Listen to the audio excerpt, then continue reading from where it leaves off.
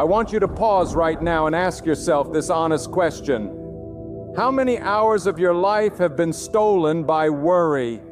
How many nights have you stared at the ceiling, heart pounding, mind racing, replaying every worst-case scenario, every problem you couldn't fix, every storm you couldn't calm?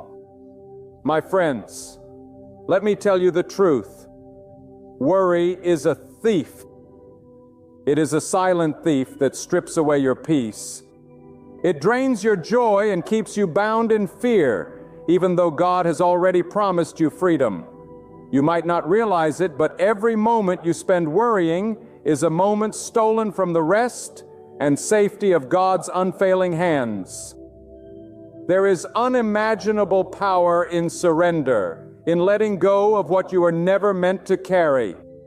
Admitting you are human is not weakness. Acknowledging that some things are beyond your control is not failure. True strength rises when you lift your heart and hands to heaven and say, "Lord, I can't do this on my own, I trust you." What a life-changing confession that is. It changes your perspective. It changes your heart, and it moves mountains that human effort alone could never move. Too often we think that faith is passive, that trusting God means sitting quietly and waiting. But faith is a mighty active force. When you place your trust in God, you are not surrendering your mind or your responsibility. You are acknowledging that there is a higher wisdom, a perfect plan, and a power far greater than anything you can muster. When you hand over your worries, when you release the anxieties that consume your days, you are not giving up. You are stepping into a life of supernatural provision and divine guidance. Consider for a moment the countless events in life that are beyond your control. You cannot stop the storms of life from coming, nor can you predict the path they will take. You cannot determine the actions of others, the sudden twists of fortune, the unforeseen tragedies that shake even the strongest among us. And yet, even when everything seems uncertain, even when chaos surrounds you, God remains. His hand is not weakened. His eye does not miss a detail. He is the eternal, unshakable source of comfort and guidance. How foolish it is for us to clutch at worry, to strain and fret when we could place our confidence in Him who holds the universe in His hands. Worry does not change the outcome. It only changes you. It steals your sleep. It poisons your mind. It clouds your judgment. But trust in God clears the fog. Trust in God brings clarity. A trust in God opens your eyes to the miracles that are already at work behind the scenes. I have watched people carry burdens too heavy for their shoulders. I have seen men and women work tirelessly to control what cannot be controlled, only to fall exhausted, defeated, and disheartened. But I have also seen the beauty of faith in action. The way a person surrendering every ounce of fear can stand in the eye of a storm, unshaken, unafraid, because God is their shield, their refuge, and their guide. And let me remind you, friends, that God's timing is perfect. We are often tempted to rush, to push, to manipulate circumstances to suit our desires, thinking that our way is faster, better, or safer. But God sees beyond the horizon. He knows the paths we cannot see. He orchestrates events, sometimes allowing the storm to rage, sometimes closing doors we beg to open, and yet always working for our ultimate good.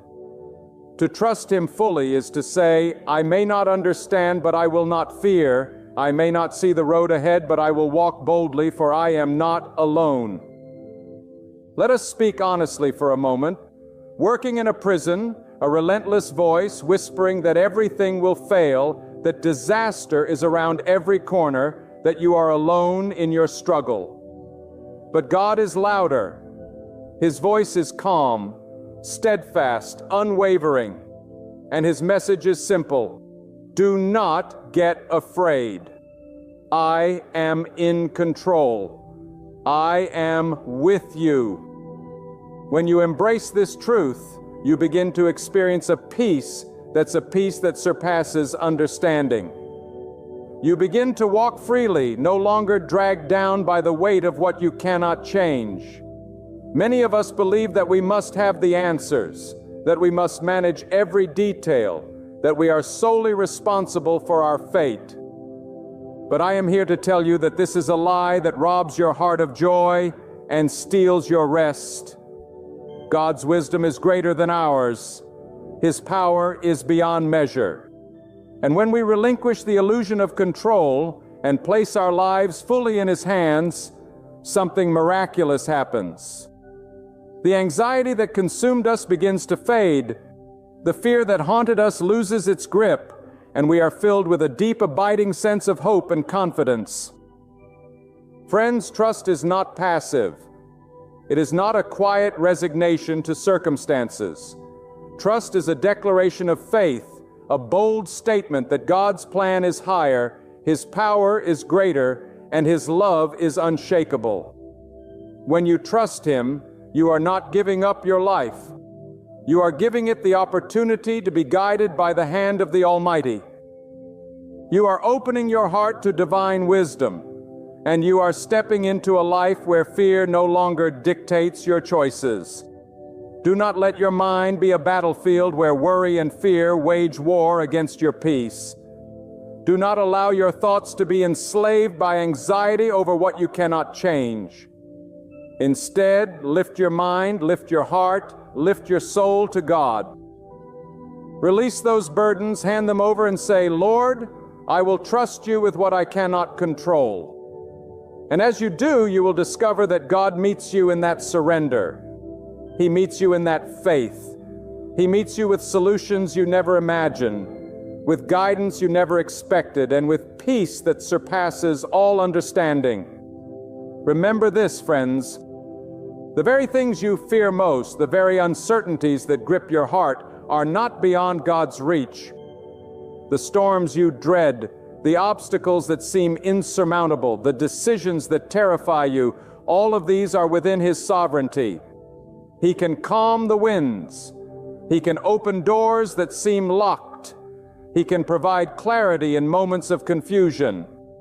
And He can bring hope where despair seems to reign. Your role is not to control, but to trust, not to manipulate, but to surrender, not to worry, but to rest in Him. I want you to understand, friends, that worry is a signal that you are trying to carry burdens that were never meant for you alone. You are not meant to fight every battle by your own strength. You are not meant to navigate every storm with mere human wisdom. God has called you to a higher path, a path where surrender becomes power, and trust becomes the weapon that defeats fear.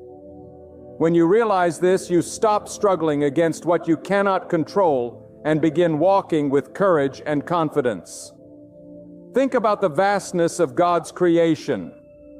The endless skies, the oceans that stretch beyond your vision, the mountains that stand unmoved through centuries. If God is able to hold the universe in His hands, can He not also hold your life? Can He not manage the circumstances that worry you? Can He not direct the steps of your days and the decisions of your heart? The answer, my friends, is yes. 1,000 times yes. And yet too often we insist on controlling what only God can govern. We attempt to plan every detail, to manipulate every outcome. And in doing so, we rob ourselves of the peace and guidance that God alone provides. It is not a small thing to trust God. It is not a fleeting hope or a casual belief. True trust requires courage. True trust requires faith that is willing to step into uncertainty with the firm conviction that God is working all things for your good. When you trust God in this way, you begin to see life differently. You no longer see challenges as threats. You see them as opportunities for God's power to be revealed. You no longer see uncertainty as danger. You see it as a field where God can sow blessings you cannot yet comprehend. Friends, consider for a moment the nature of control. How often have you attempted to control the uncontrollable only to find frustration and despair? How often have you tried to manipulate outcomes only to realize that life's twists and turns defy every plan? This is not a coincidence. This is a lesson. Life was never meant to be mastered by human effort alone. Life was designed to be navigated with God at the center, with His wisdom guiding your decisions and His power carrying you through circumstances that would otherwise crush you. There is freedom in releasing control. My friends, there is power in surrender. When you stop worrying about what you cannot manage, you begin to focus on what you can, your character, your decisions, your heart, and your faith. And God will meet you there. He will meet you in the quiet moments when you feel most vulnerable. He will meet you in the silence of surrender. He will meet when you stop grasping and start trusting. And in that meeting, you will find guidance that is clearer than any plan you could devise, strength that is stronger than any human muscle, and peace that no chaos can touch. Let me tell you something. Worry is a thief of opportunity. It convinces you that you must act even when patience is required. It persuades you that fear is wisdom even when God is calling you to courage. It whispers that you are alone even when God is beside you every step of the way. To stop worrying is to reclaim the life God intended for you. A life of clarity, purpose, and divine alignment. When you trust God with what you cannot control, you are no longer a prisoner of anxiety. You are free to embrace the plan that God has already set into motion for your life. And oh, the beauty of God's timing. How often we fret because things do not happen when we want them to or how we expect them to. We want the door to open now. We want the answer today. We want the storm to stop immediately. But God's timing is never wrong. It is perfect. It is precise. It is a design to bring about results that exceed our understanding. When you trust God, you trust in His timing. You trust that what is coming is exactly what you need, even if it is not what you imagined. And when you embrace this, worry loses its grip. Because the truth is clear. God is always working, always watching, always providing. Consider the simplicity of surrender. It is a decision to release what you cannot control into the hands of one who can.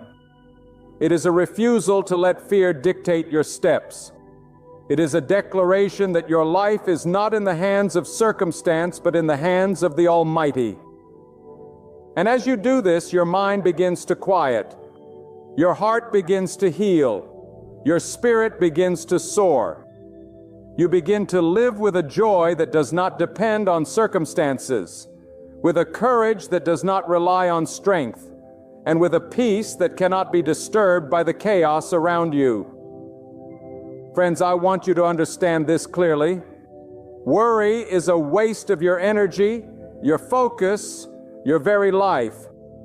God never intended for you to live in fear. He never intended for you to be trapped by doubt. He never intended for you to be burdened by the uncontrollable. He intended for you to live in freedom, in faith, in trust.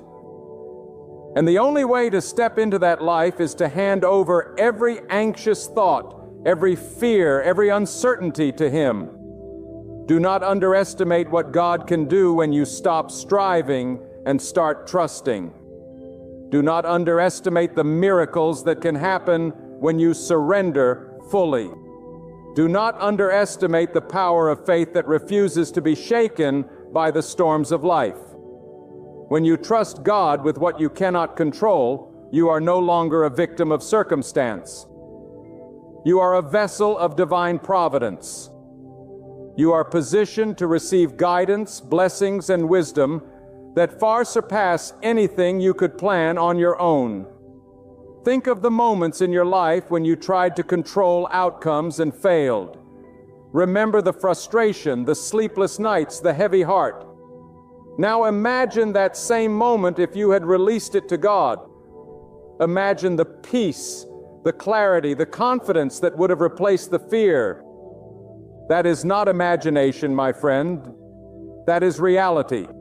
When you choose to trust God, that is the life God is calling you to. A life where fear is replaced by faith, worry is replaced by surrender, and uncertainty is replaced by the unwavering assurance that God is in control. I want you to hear me clearly. Worry is not only a thief of peace, it is a barrier to the blessings God has already prepared for you. Every moment spent consumed by fear, fretting over what you cannot control, is a moment stolen from the life God intended for you. Do you understand that God's plans for you are vast, His wisdom immeasurable, and His timing flawless, but He cannot pour into a heart that is full of anxiety and doubt? You must first make space by surrendering, by releasing, by saying, "Lord, I will trust you with what I cannot control." That simple act opens the door for divine intervention, for guidance, for clarity that surpasses human understanding. Think about the burdens you carry today. Some are visible financial struggles, challenges in relationships, obstacles at work. Others are hidden. The unspoken fears, the quiet anxieties, the questions you dare not voice. And yet God knows each one. Every heartbeat, every sigh, every whispered worry is seen, known, and understood by Him. The one who holds the universe also holds you. There is nothing too small, nothing too insignificant, nothing too heavy for Him to carry. And when you entrust these worries to God, they do not vanish because you ignore them. They vanish because God meets you with power, wisdom, and provision beyond what you can imagine. Many of us mistake worry for preparation, believing that by worrying, we somehow gain control or insight. But worry is not preparation. It is paralysis. It is the trap that convinces you to act out of fear rather than faith. It is the voice that tells you must do this alone when God is already at work on your behalf. Real preparation, true readiness comes when you align your heart with God's wisdom, when you act with courage inspired by faith, when you step forward knowing that every step is guided by the one who cannot fail. That is the difference between a life dominated by anxiety and a life directed by divine purpose. Consider the storms of life, the unexpected job loss, the sudden illness, the betrayal of trust, the crisis that appear without warning. These storms are not sent to punish you. They are part of life's test. And they are also part of God's plan to draw you closer, to strengthen your faith, and to reveal His power. But you cannot see this when your mind is clouded with worry. You cannot hear His guidance when fear is drowning out His voice. And that is why trust is not optional. It is essential. Trust is the lens through which you see clearly, the anchor that holds you steady, the compass that guides you through turbulence. I tell you, friends, there is a profound difference between those who worry and those who trust God. The worried live in chains, constantly reacting to circumstances they cannot control, constantly fearing the future, constantly drained of energy and hope.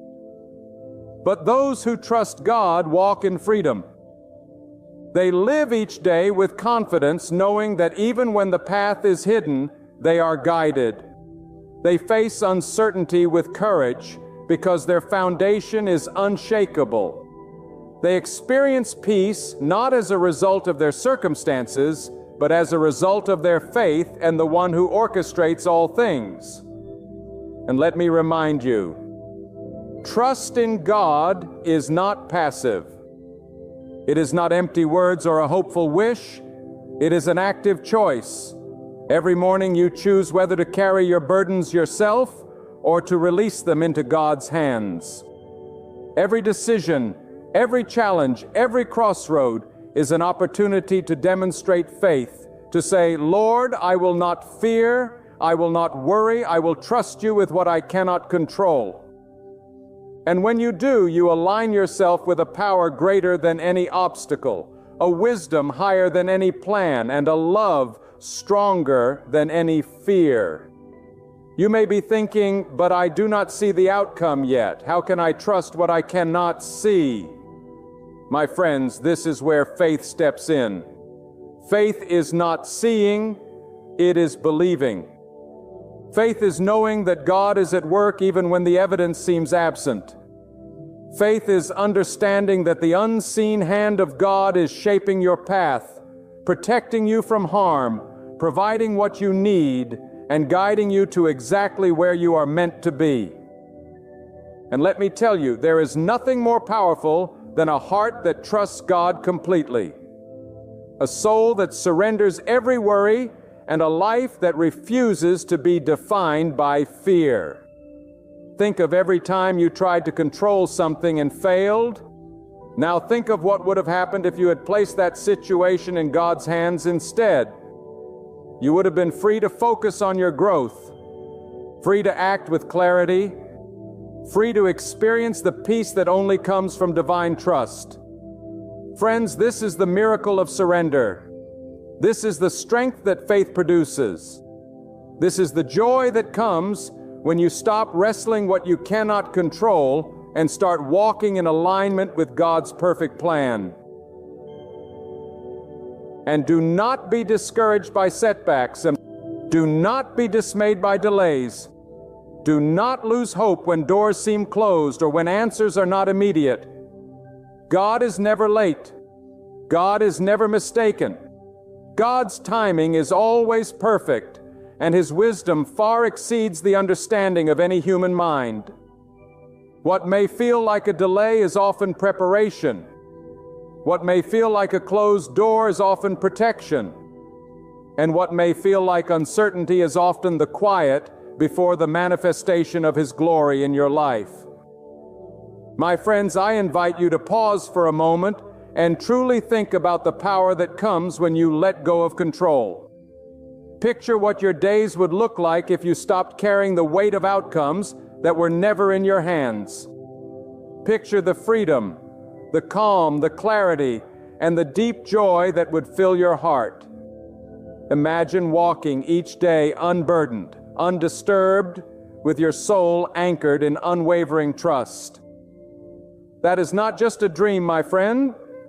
That is the life that begins the moment you choose to trust God completely. Hear me when I say this, my friends. Your mind is the greatest battlefield you will ever face. Each day it is bombarded with worry, doubt, fear, and the endless what-ifs that threaten to drown your peace. But the same mind that has been shackled by fear can be renewed through trust. The same thoughts that once trembled at uncertainty can rise strong in the confidence of God's wisdom and His power. The choice, my friends, will always be yours. Will you allow your thoughts to be dominated by what you cannot control, or will you place them under the guidance of one who can control all things? Every worry you carry is like a stone placed on your heart, weighing you down, clouding your vision, and stealing your strength. But when you lift that stone and place it in God's hands, something remarkable happens. Your heart feels lighter, your vision becomes clearer, and your steps grow stronger. You begin to realize that life is not about controlling every circumstance. It is about walking faithfully one step at a time, knowing that the one who holds the universe is guiding each step you take. Do you see, friends, how trust transforms your perspective? When you trust God, you begin to view challenges differently. Obstacles are no longer walls meant to trap you. They are opportunities for God's power to be revealed. Delays are no longer frustrations to resent. They are moments of preparation, moments in which God is aligning everything for your ultimate good. Uncertainty is no longer a source of fear. It becomes a field where faith can flourish, where patience is refined, and where trust is strengthened. Consider the countless examples in life where control is an illusion. The seasons change, the wind blows, rivers flood, markets shift, hearts change. These things are beyond your control, yet they are not beyond God's. He who set the stars in place, who measures the oceans, who charts the paths of the sun and moon, is the same God who watches over your life. When you realize this, worry loses its power, fear retreats, anxiety dissolves. You begin to walk in the freedom of trust, knowing that God is orchestrating every detail, even those you cannot see, and the peace that comes from surrender. Friends, this is not a quiet, passive peace. It is a powerful, unshakable peace. It is a peace that holds you steady in the midst of storms. That calms the turbulence of your mind, that protects your heart from despair. When you place your life in God's hands, worry has no place. Fear has no foothold. Doubt cannot linger, because the hand that created the heavens is the same hand that guides your path, and it is a hand you can rely upon without hesitation or reservation. Do not be fooled into thinking that you must have the answers or that you must control every outcome to be safe. That is the lie that keeps many enslaved to anxiety. True safety, true security comes not from control, but from trust. True guidance comes not from your understanding, but from aligning your will with God's. True wisdom is not found in human scheming, but in listening, obeying, and following the direction of the one whose knowledge has no bounds. And let me speak plainly, the very act of surrender is a declaration of strength. It is a statement that your faith is greater than your fear.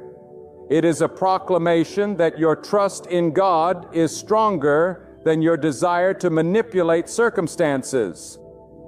It is a demonstration that your hope is anchored in the eternal, not the temporary, the invisible, not the seen. When you surrender your worries, you are not giving up. You are stepping into a power far greater than your own. You are allowing God to work in ways you cannot imagine, to open doors you cannot see, to provide solutions you cannot create. Now think about the life that awaits you when worry no longer dominates your mind.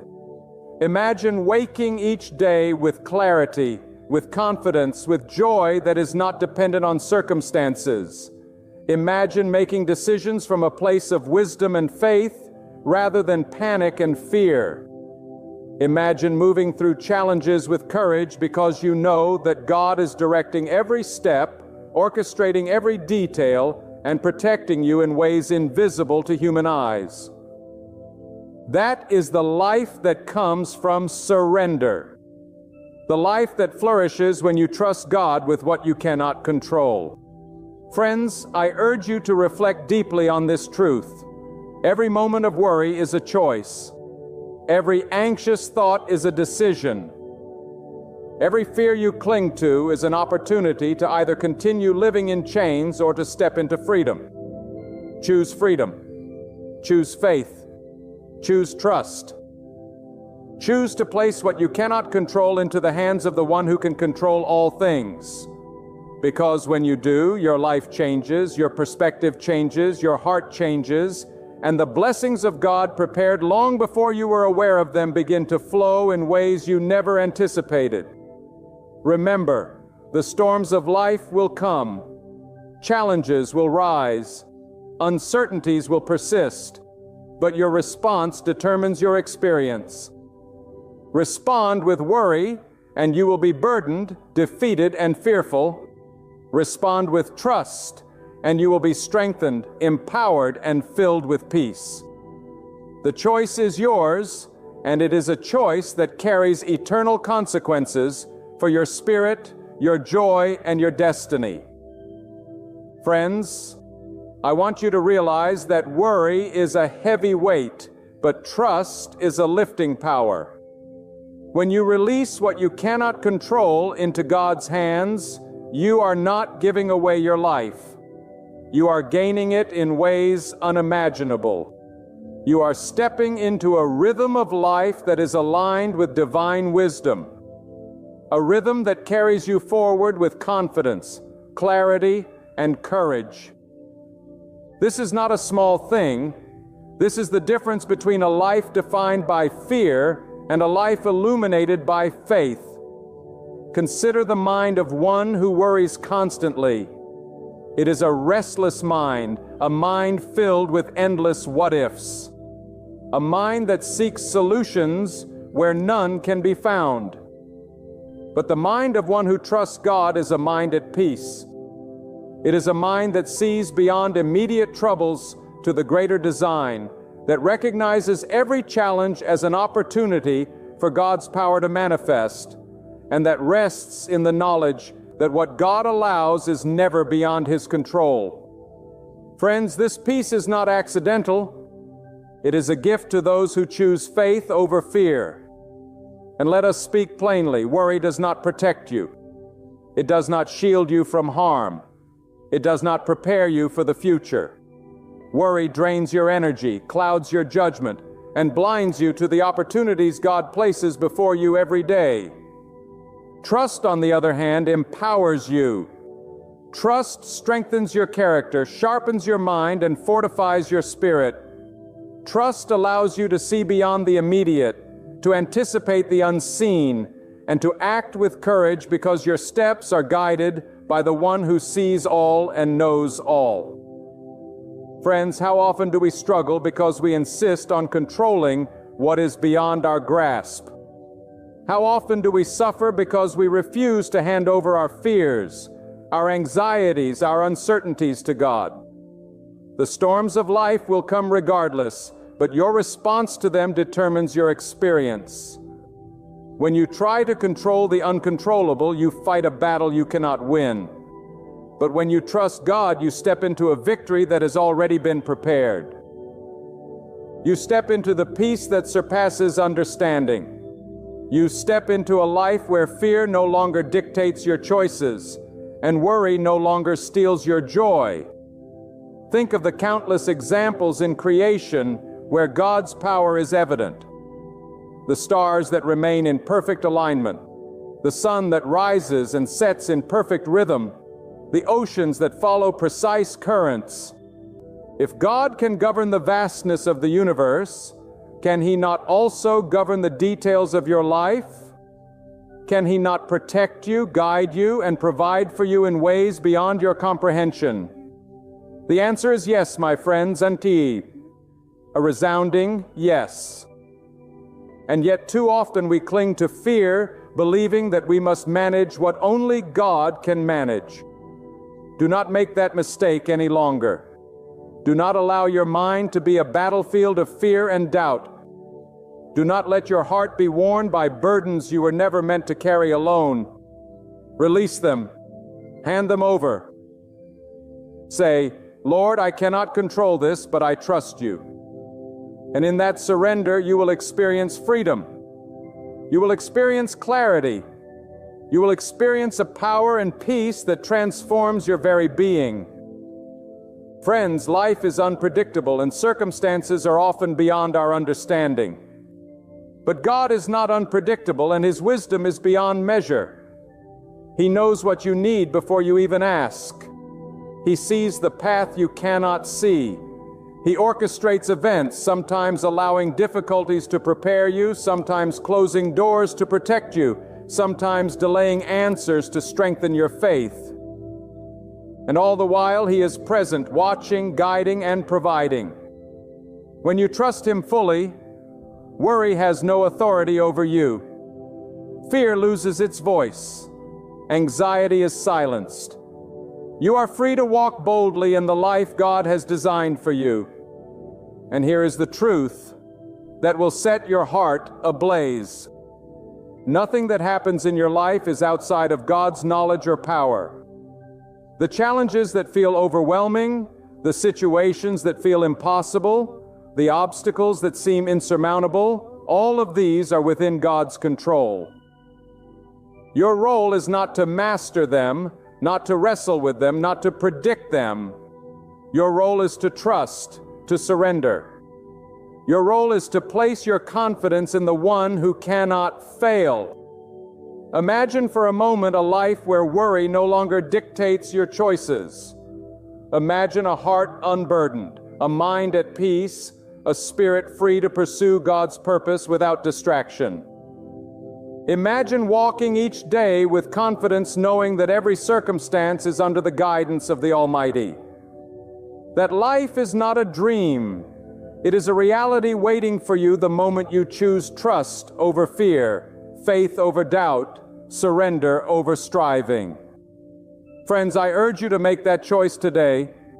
I urge you to release every worry that grips your heart. I urge you to surrender every fear that weighs you down.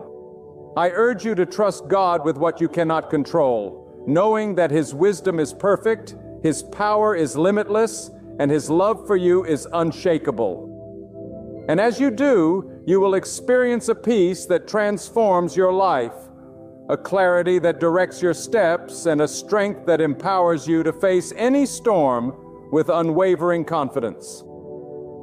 And now, my friends, let us reflect on the life that God desires for each of us.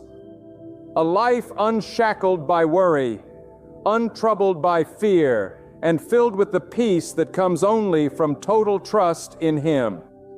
Understand this: every burden you carry, every fear that keeps you awake at night, every circumstance that seems beyond your grasp, these are not meant to remain with you. They are meant to be lifted, surrendered, and placed in the hands of the Almighty, who knows, who sees, who governs, and who provides in ways beyond our understanding. Do not allow the illusions of control to rob you of your joy. Do not allow the shadows of doubt to obscure the brilliance of God's plan. Life is fleeting. Time is precious, and each moment spent consumed by worry is a moment lost, a gift squandered, a step away from the destiny God has already prepared. The storms will come, friends. They always do. But the one who holds the universe in His hands is also holding you. He is orchestrating every detail, guiding every step, and preparing the outcome for your ultimate good.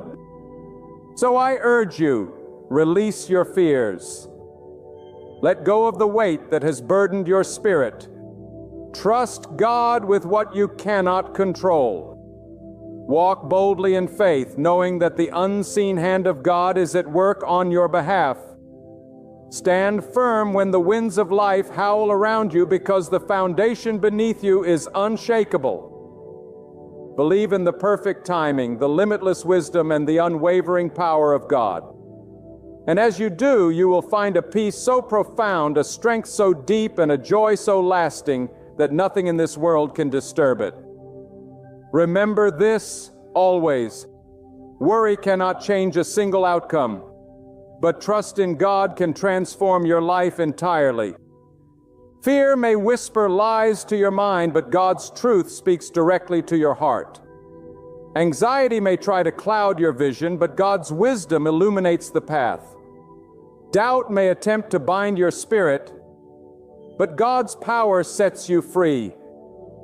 You are never alone. You are never forgotten. You are never beyond the reach of His love and providence. So today, make the decision that will shape the rest of your life. Lay down the burdens that were never yours to bear. Let go of the fears that have chained your heart. Put every ounce of your trust in God. Walk forward with boldness. Walk forward with faith. And walk forward with the unshakable confidence that the Creator of heaven and earth is directing your path, meeting your needs, and unfolding a story far greater than anything you could ever dream. For when you release control and choose to trust instead of worry, you will experience a freedom this world cannot give. A peace that calms every storm and a joy that no hardship can steal. You will stand strong, steady, fearless, and secure in the truth that God reigns over every detail. God is with you, and His plan for your life is flawless. There will be seasons in your life when you face something so impossible, so far beyond your reach, that you can't imagine it ever becoming yours. You look at what you hold in your hands and it's not enough. You look at the doors around you and none of them seem to open. You see the road ahead and every turn feels blocked. But deep within your heart, God has planted a longing, a dream, a vision that refuses to die. And here is the truth you must hold on to with everything inside you. God is able to place your name on blessings you didn't work for, couldn't afford, and never saw coming. The favor written for your life cannot be intercepted or claimed by another. What He has reserved for you, no enemy, no mistake, no weakness can take away. When God chooses to bless, He doesn't ask permission from the world. He doesn't check your savings or your status. He doesn't measure you by human standards. Long before you knew how to ask, God had already written your name on the blessings meant for your life. There are blessings right now being prepared with your name already engraved on them. And they are not dependent on what you can afford or what you can prove. They are dependent on the sovereign power of God, who delights in lifting His children higher than their circumstances. Think about this. You walk into a room and your name is on the seat. You didn't pay for the seat. You didn't reserve the seat. You didn't even know the seat was there. But because God ordained it, nobody else can sit there. That is how His blessings work. The position, the promotion, the healing, the restoration, the opportunity. If God has written your name on it, it doesn't matter who lines up against you. It will not pass you by. The world may say you don't deserve it, but God says it belongs to you. Some of you have been living with a spirit of lack, believing you will always come up short, that there will always be someone ahead of you, someone stronger, someone smarter, someone more connected. But hear me clearly. When God decides to release a blessing into your life, no competitor can outrun it. No adversary can block it, and no doubt can cancel it. That blessing has your name carved into it by the very hand of the Almighty. And if God wrote your name, who can erase it? So often we exhaust ourselves chasing after things, believing that if we hustle harder, if we strain longer, if we manipulate circumstances enough, maybe then we'll get what we desire. But the greatest blessings of God are not earned by manipulation. They are not purchased with money, and they are not secured by human effort. They are signed, sealed, and delivered by God's will. And He delights in putting your name on what others said you would never have. That is why you must stop measuring your future by what is in your hands and start measuring it by the greatness of the God who holds your life. There is someone listening right now who feels like the doors of opportunity have been closed to them. You've knocked and the doors have not opened. But I tell you today, when God writes your name on a door, you don't have to bang on it until your fists bleed. The door will swing open in His timing because the door knows your name. It will not respond to another. It was built for you, designed for you, prepared for you. And you may say, but I have failed too many times. Surely my name has been scratched off. No, my friend, God does not erase your name when you stumble. He does not revoke His promise when you fall. His blessings are not dependent on your perfection. They are rooted in His mercy. What He has spoken over your life is still alive, still active, still waiting for the appointed hour to come forth. There are blessings waiting for the sound of God's command. Blessings that have been stored up. Blessings with your name on them that have not expired and they are still coming. Don't you see? Your life is not defined by what you can accumulate through sweat alone. Your life is defined by the blessings that only God can pour out. Some of you are living proofs. You've walked into rooms you weren't qualified to enter. You've been handed opportunities you didn't deserve on paper. You've been lifted from places you thought would bury you. That wasn't luck. That wasn't coincidence. That was God proving that when He writes your name, the blessing is already secured. The world tells you that everything has a price tag, but God tells you that some blessings are prepaid in His grace. Some blessings are covered by His goodness. Some blessings are marked, paid in full by His mercy before you even thought to ask. And all you must do is walk faithfully, trust deeply, and believe that if He said it is yours, then it is yours indeed. I want you to picture this truth. There are unseen hands right now preparing the table where you will eat. There are unseen plans being arranged to open doors you haven't yet approached. There are unseen voices speaking your name in rooms where decisions are being made. You are not forgotten. You are not overlooked. God is orchestrating a symphony of events, aligning people, opportunities, and resources to bring you into the place He promised. And when you arrive, you will discover that your name was written there long before you showed up. But let me warn you, when God blesses you in ways that cannot be explained by human effort, there will be people who will question it. They will say, "How did you get that? How did you deserve that? How did you qualify for that?" And your only answer will be, "God put my name on it." Because when He blesses, it silences every critic, it confounds every skeptic, and it humbles every enemy. They cannot argue with the evidence of what He has done. And here is something else you must remember. Sometimes God allows you to go through seasons of lack, of waiting, of struggle, not because He has forgotten you, but because He is preparing you to handle the blessing when it arrives. If you received it too soon, you might mishandle it. If you were given it before the appointed time, it might destroy you instead of bless you. But when you endure the season of preparation, when you learn to trust Him in the dry places, then when the blessing finally comes, you will treasure it, protect it, and use it for His glory. There are some blessings money cannot buy. Peace of mind, restoration of dignity, healing in your body, joy in your heart, reconciliation in your family. These are blessings that God alone can deliver. And He writes names on those blessings every day. Maybe today is the day your name is being written. Maybe right now the blessing is being dispatched. You don't have to figure out how it will happen. You only need to believe that the same God who made the heavens and the earth is capable of putting your name on a blessing that nobody else can touch. I tell you with urgency, do not give up just before your blessing arrives. Some of you are standing on the edge of giving up, the edge of surrendering to despair, the edge of settling for less than what God promised. Don't quit now.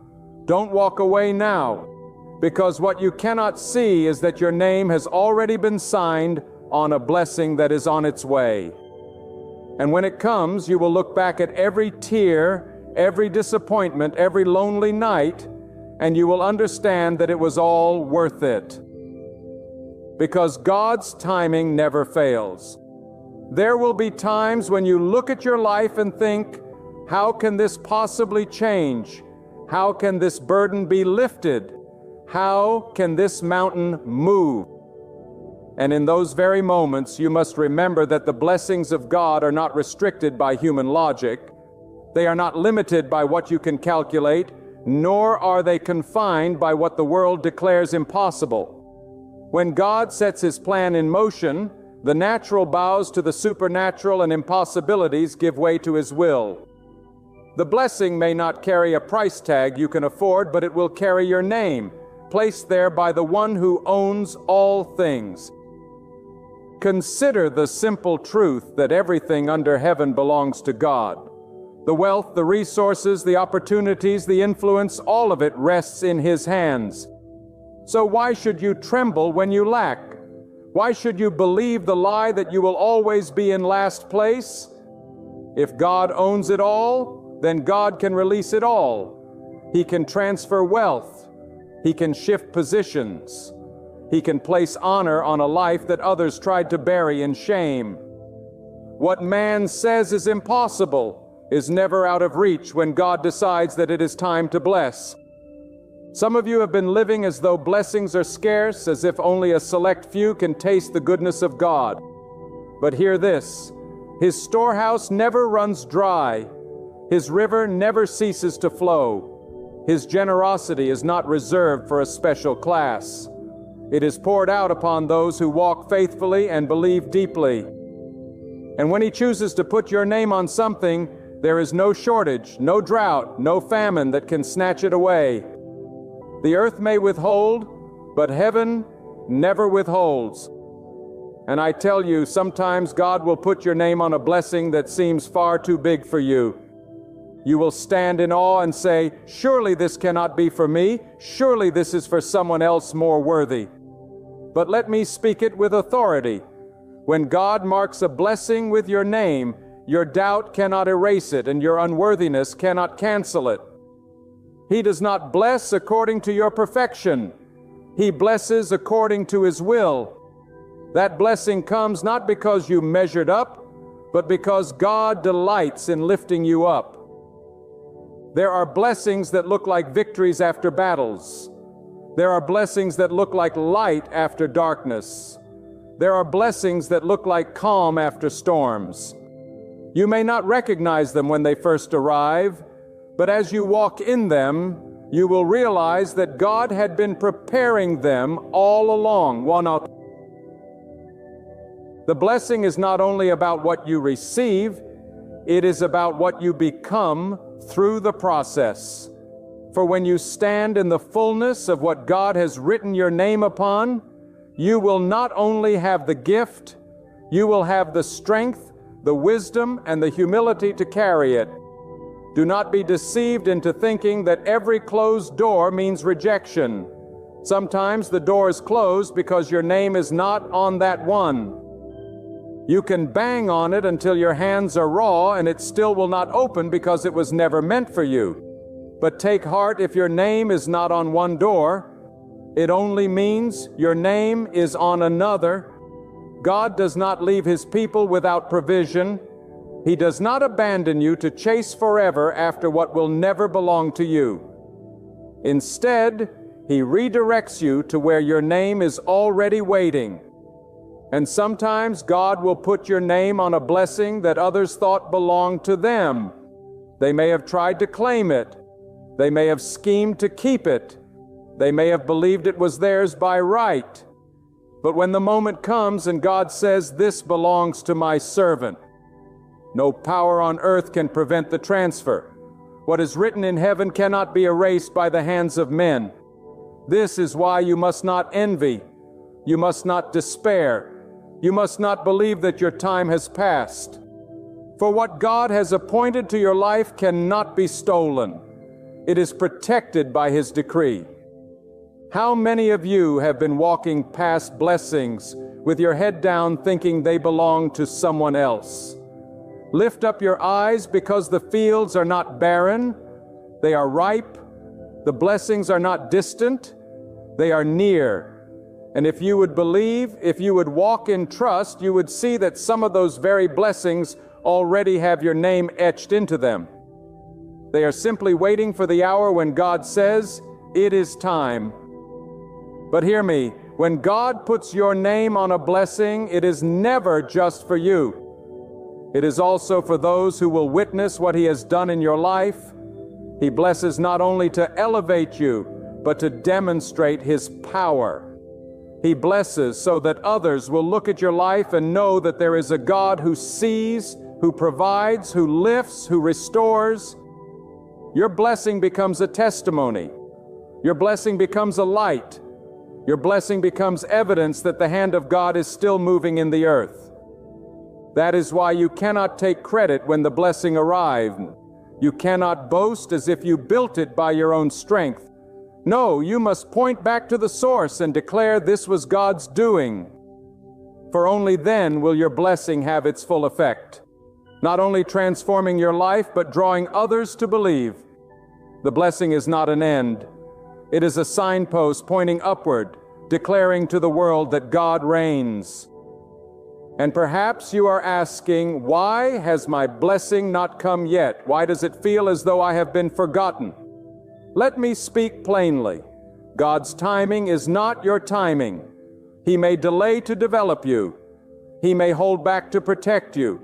He may wait until the moment when the blessing will bring the greatest glory, not just to your life, but to His name. Do not mistake delay for denial. Do not mistake silence for absence. Even now He is arranging the details. Even now He is writing your name on what is to come. One day you will walk into a moment that you could not have planned and everything will align.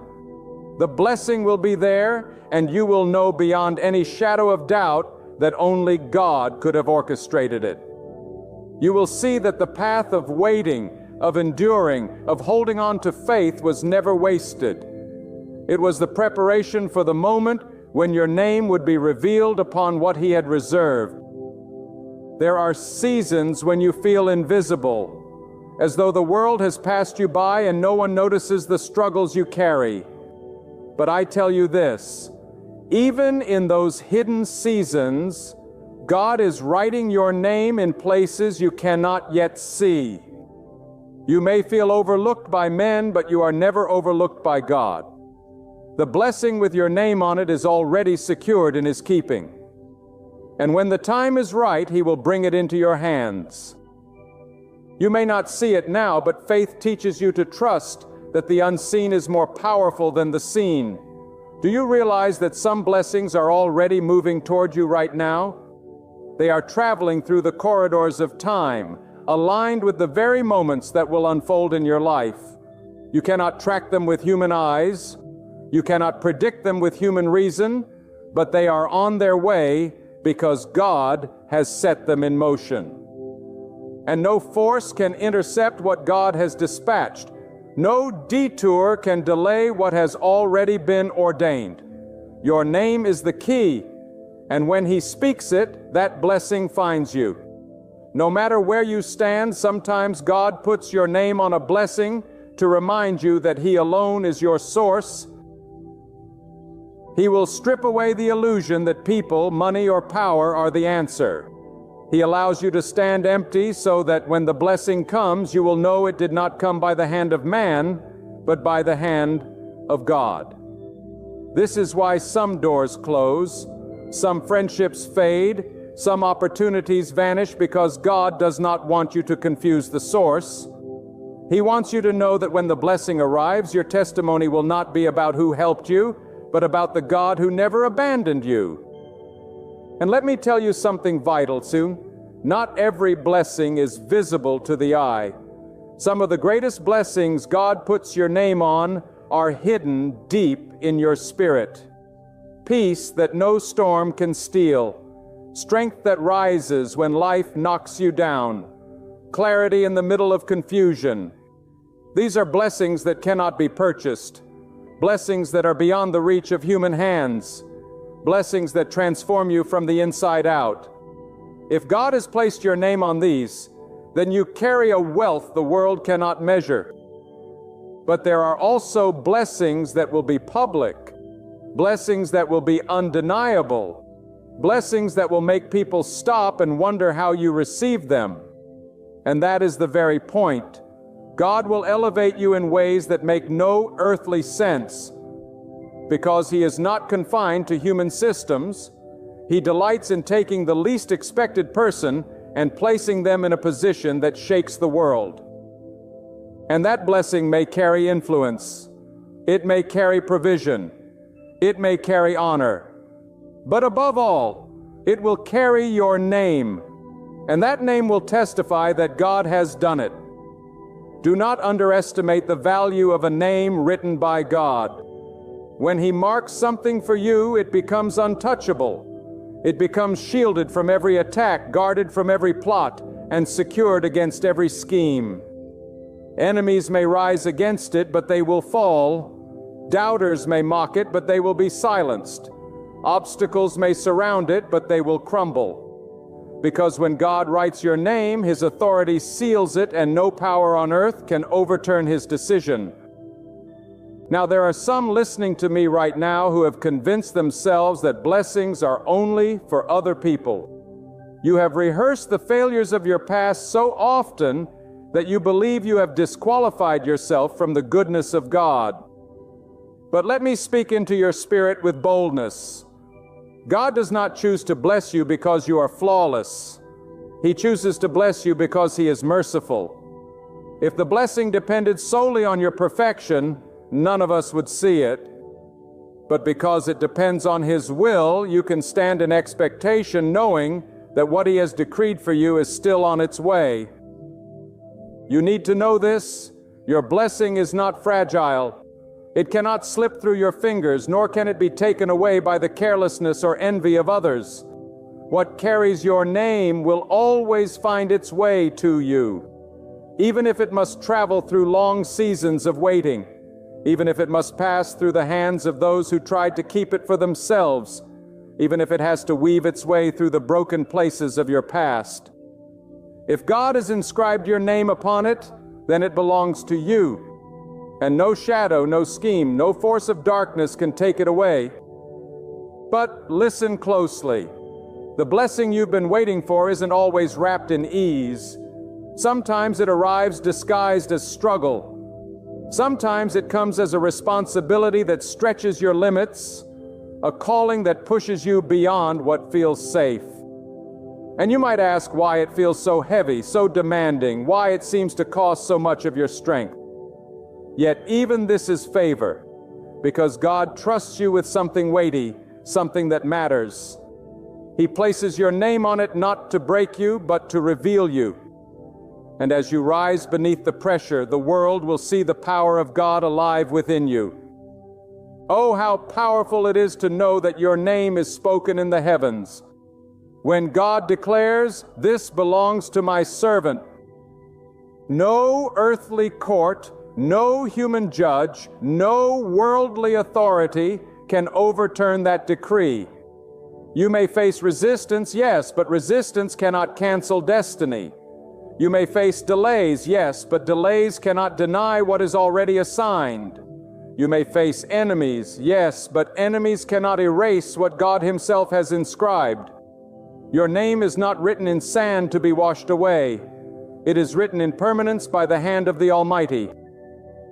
And here is something you must hold close. Blessings are not only about receiving, they are also about becoming. When God places your name in a blessing, He also places His trust in you to steward it. That means the blessing will refine you, discipline you, and call you to live higher than before. Because blessings are not toys, they are tools. They are not trophies for you to admire. They are resources for you to use. And if your name is on them, then you must rise to honor the responsibility that comes with them. But oh, the joy of walking into a blessing that had your name on it all along. The joy of stepping into a moment where you realize that every disappointment was only preparing you. Every closed door was only redirecting you. Every tear was only watering the soil for the harvest now standing before you. When you taste that moment, you will know beyond doubt that God has been faithful every step of the journey. There are blessings that God places on your path, not only to lift you, but to change the direction of generations after you. When God writes your name on a blessing, it is not confined to this moment. It can ripple through time, touching your children, your grandchildren, and those who will carry your legacy long after you are gone. A blessing with your name on it is never small. It carries within it the seed of multiplication. That is why you must not despise the day of small beginnings, because what seems small now can blossom into something vast when God has ordained it. When you think about the ways of God, you realize He never wastes His power. If He assigns a blessing to your life, it is because that blessing has purpose. It is not random. It is not accidental. It is strategic. He knows exactly when to release it and why. And when you finally step into it, you will discover that it not only lifts your head, but it also becomes a pathway for others. People will see the blessing on your life and realize that if God can do it for you, He can surely do it for them. But do not be surprised when the blessing comes in ways you did not expect. God is not limited to the patterns you imagine. He does not have to use the methods you think are most likely. In fact, many times He will confound human logic by sending the blessing through unusual channels. That way, when it arrives, you cannot point to coincidence. You cannot give credit to luck. You cannot even take credit yourself. You will only be able to declare, "This was the hand of God, for only He could have brought it in this way." Some of you have prayed for blessings that you have not yet seen, and you've wondered whether God has turned His face from you. But I tell you, those prayers have not been lost. They are stored in the treasury of heaven, waiting for the appointed time. God has not forgotten the nights you cried out to Him, the days you humbled yourself before Him, the moments when you chose to trust even when you did not understand. Those seeds of faith have not gone unnoticed, and when the blessing comes with your name on it, it will be the harvest of every unseen prayer you sowed. There are also times when God blesses you in secret, before He blesses you in public. He gives you peace when no one is watching. He strengthens your heart when no one is listening. He whispers encouragement to your spirit when no one else believes in you. These are blessings no crowd will applaud, but they are the blessings that keep you alive. They are the blessings that sustain you in the wilderness, the blessings that prepare you for the day when your name will be revealed on something far greater. Do not confuse the silence of God with the absence of God. His silence often means He is working behind the scenes, writing your name in places you cannot yet enter. Think of it this way. Before a banquet is served, the table must be set. Before the curtain rises, the stage must be prepared. Before a crown is placed, the battle must be fought. So if you are in a season of waiting, do not despair. The delay may be the very evidence that God is arranging details so perfectly that when the blessing comes, it will fit into your life without flaw. And here is a truth that will shake you. Sometimes the blessing God puts your name on does not look like a blessing at first. Sometimes it arrives disguised as struggle, hidden in hardship, wrapped in difficulty. You may resist it. You may even resent it. But when you endure, you will discover that what you thought was breaking you was actually building you. That hardship was your training ground. That difficulty was shaping your character. That storm was strengthening your faith. And when the season passes, you will realize that even in the trial, God had written your name on something that would later bless you beyond measure. Do not think the enemy will sit quietly while your blessing approaches. He will try to discourage you, distract you, and convince you that God has forgotten. But remember this, the enemy cannot touch what God has sealed. He may shout, but he cannot erase. He may resist, but he cannot reverse. He may delay, but he cannot deny. The blessing with your name on it is guarded by the authority of heaven, and no scheme of darkness can snatch it from your life. When the day comes, and it surely will, you will walk into places you never imagined standing, and people will ask, "How did this happen?" And your answer will be simple and powerful. God put my name on it. That testimony will silence doubt. It will ignite faith in others, and it will remind you that your story was never just about you. It was always about God's glory shining through your life. There comes a moment in every life when you realize that what you have been chasing cannot be secured by your own strength. You may have run hard, you may have fought long, you may have done everything within your power, and still the prize remains out of reach. That is when God steps in to remind you that the blessing is not earned by exhaustion. It is granted by His will. It is not about how much you can carry on your back, but about what He chooses to place in your hands. And when He places it, it comes without sorrow, without regret, without the chains of striving, because the blessing is complete in Him. Some of you have been living beneath your calling because you believed you had to buy what God already decided to give. You thought you had to beg for what God already promised. You thought you had to prove yourself worthy for what God already marked with your name. But hear me now. You do not need to chase what God has already claimed for you. You need only to walk in faith, trusting that in His appointed season, the blessing will be released. And when it comes, it will not be late and it will not be early. It will be perfect. And sometimes the very reason you have not yet stepped into that blessing is because God is enlarging your capacity to hold it. If He gave it to you too soon, it might slip through your fingers. If He handed it over before your roots were deep enough, the weight might topple you. But God is wise, and He does not waste His gifts. He will strengthen your shoulders before He lays the crown upon your head. He will stretch your faith before He entrusts you with the harvest. He will refine your heart so that when the blessing arrives, you will not idolize the gift, but honor the giver. Never forget this. The blessing is not random. It is purposeful. God does not put your name on something to entertain you. He does it to fulfill destiny. That is why the blessing cannot be transferred to another. That is why it cannot be misplaced.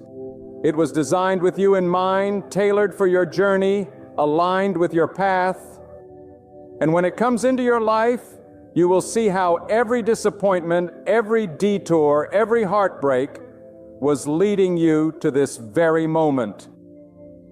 Do not be discouraged if others seem to receive before you. Their blessing has their name, and your blessing has yours. What is assigned to them cannot be taken by you, and what is assigned to you cannot be taken by them. Envy is wasted energy because blessings are not distributed by competition. They are distributed by God's will. The storehouse of heaven is vast enough for all who trust Him. Your neighbor's harvest does not diminish your own. Your friend's breakthrough does not delay your own. When it is your time, it will be your time, and nothing on this earth can prevent it. Sometimes God even allows others to hold your blessing for a season, but only as caretakers. They may believe it is theirs. They may even boast about it. But when the hour comes, God will transfer it into your hands because your name has always been on it. That is why you do not need to fight with flesh and blood for what belongs to you. The battle is already won because the decree of God stands higher than the schemes of men. And when the blessing comes, it often arrives bigger than you asked for. Because God does not just answer prayers, He exceeds them. He does not simply fill your cup, He causes it to overflow. He does not only meet your needs, He reveals Himself as more than enough. That is the nature of His blessing. It is pressed down, shaken together, and running over. So when you pray, do not pray small prayers out of fear. Pray bold prayers out of faith, knowing that God is not limited by your imagination.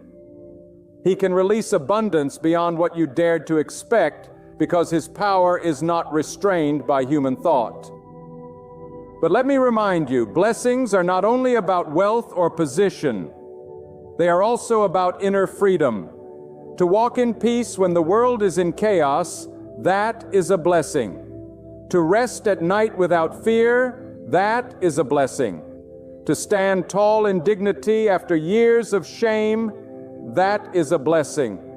To rise each morning with hope in your heart, that is a blessing. And each of these blessings can bear your name when God says it is yours.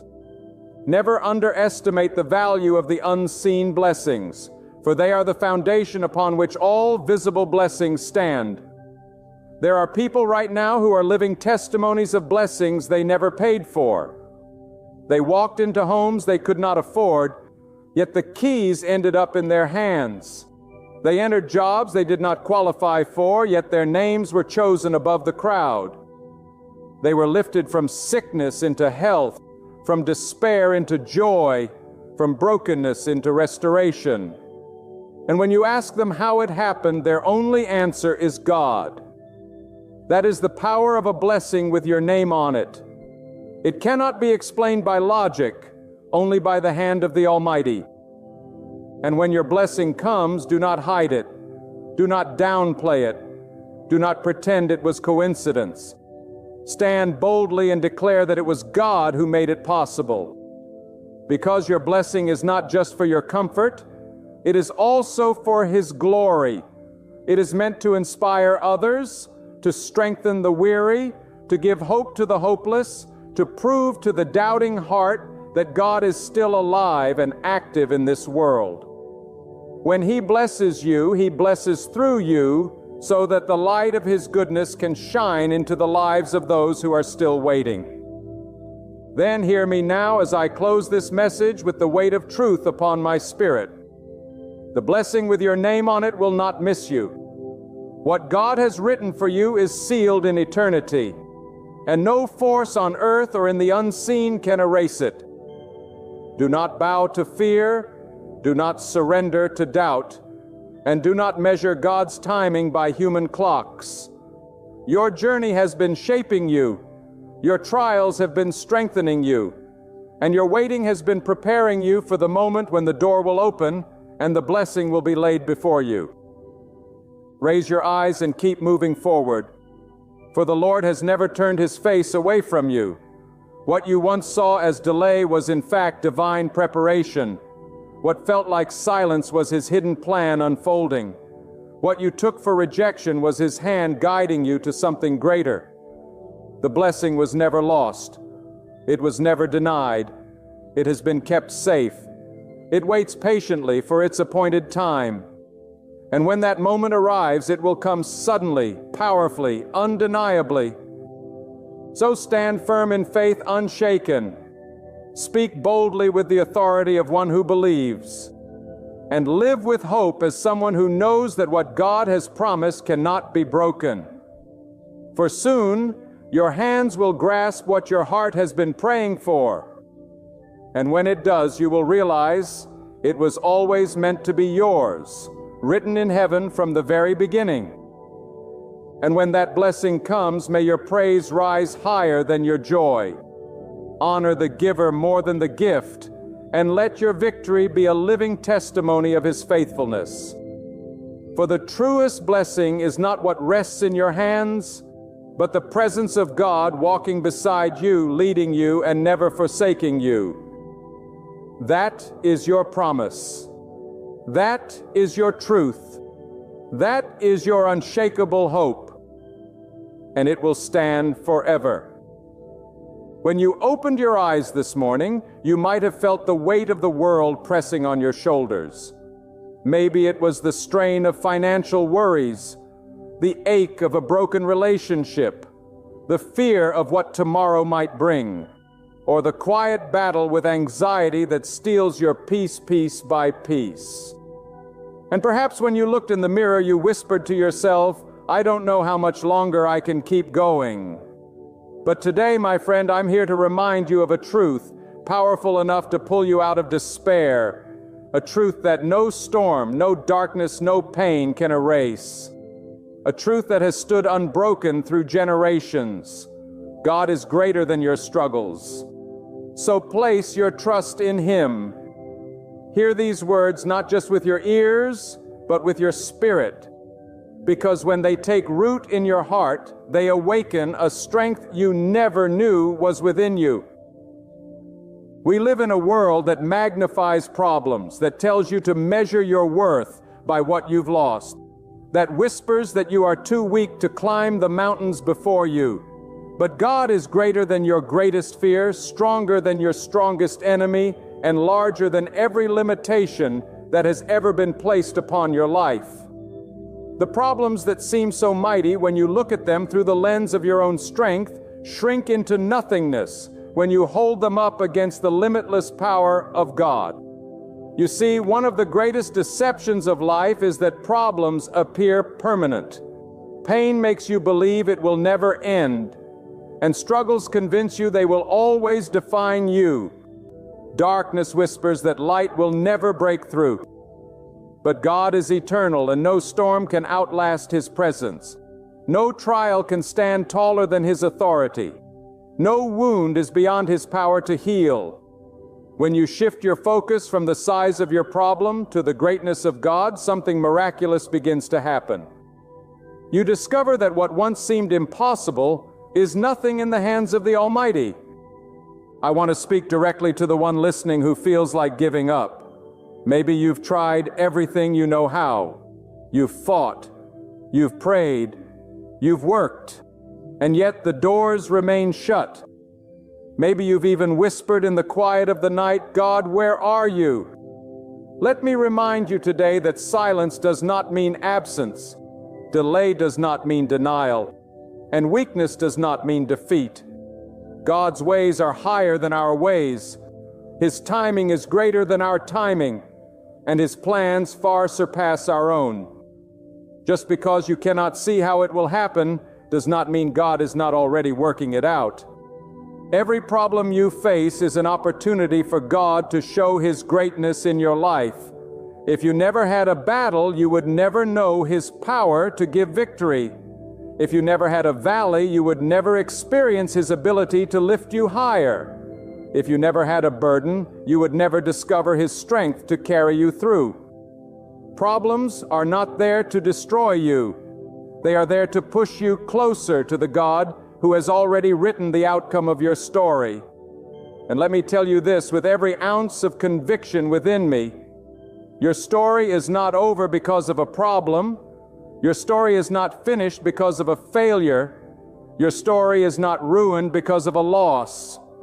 As long as God is on the throne, and He always is, you still have hope. Think about the problems that keep you awake at night, the bills that stack higher than your paycheck, the illness that medicine cannot seem to cure, the betrayal that has shattered your trust, the anxiety that grips your chest so tightly you can barely breathe. All of these things look so enormous when you stare at them alone. But the moment you lay them before God, their size diminishes in the light of His power. You don't serve a small God. You don't serve a God limited by human weakness. You serve the Creator of the heavens and the earth, the one who speaks and worlds are formed, the one who holds galaxies in His hands. If He can sustain the stars, do you not believe He can sustain you? So why then do we so often allow our problems to dictate our peace? Why do we give fear the authority to dominate our minds when God alone deserves that authority? The truth is, most of us spend more time telling God how big our problems are instead of telling our problems how big God is. We rehearse the difficulty. We magnify the pain. We replay the fear until our vision is clouded and our faith feels small. But when you rise up and declare, "Yes, I have problems, but my God is bigger," something shifts in the atmosphere. Faith takes root. Hope begins to bloom. Peace that passes understanding floods your soul. Let me ask you this. What problem do you believe is too big for God? Is it a broken marriage? He can restore. Is it financial ruin? He can provide. Is it a heart weighed down with sorrow? He can comfort. Is it a future clouded with uncertainty? He can guide. There is no problem beyond His reach, no pain beyond His healing, no obstacle beyond His power. The issue is not the size of your problem. The issue is the size of your trust.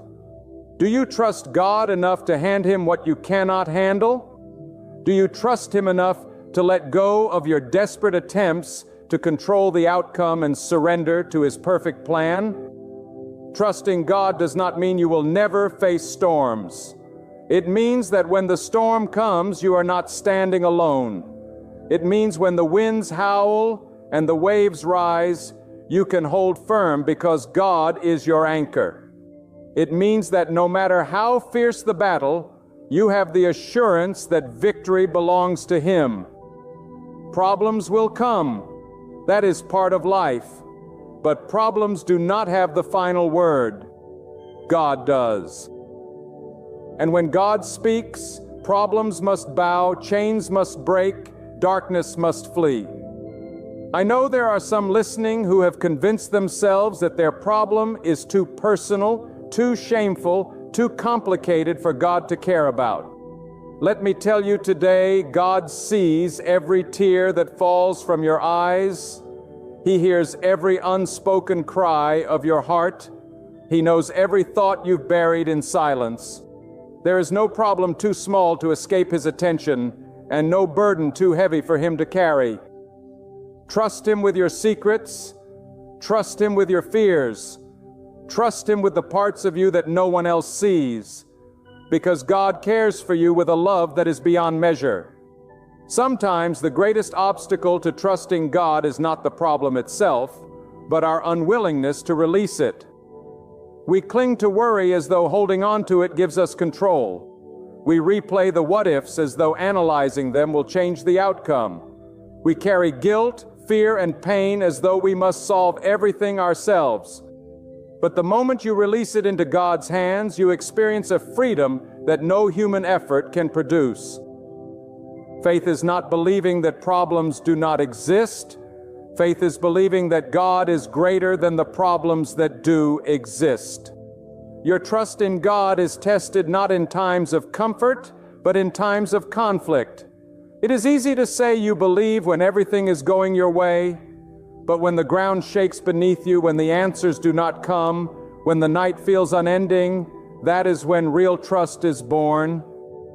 That is when you choose to say, God, even if I don't understand, I will trust you. Even if I cannot see the way forward, I know you hold my future. Even if the problem remains, I will not be shaken, for you are bigger than all of it. I cannot promise you a life without problems, but I can promise you a God who is bigger than every problem you will ever face.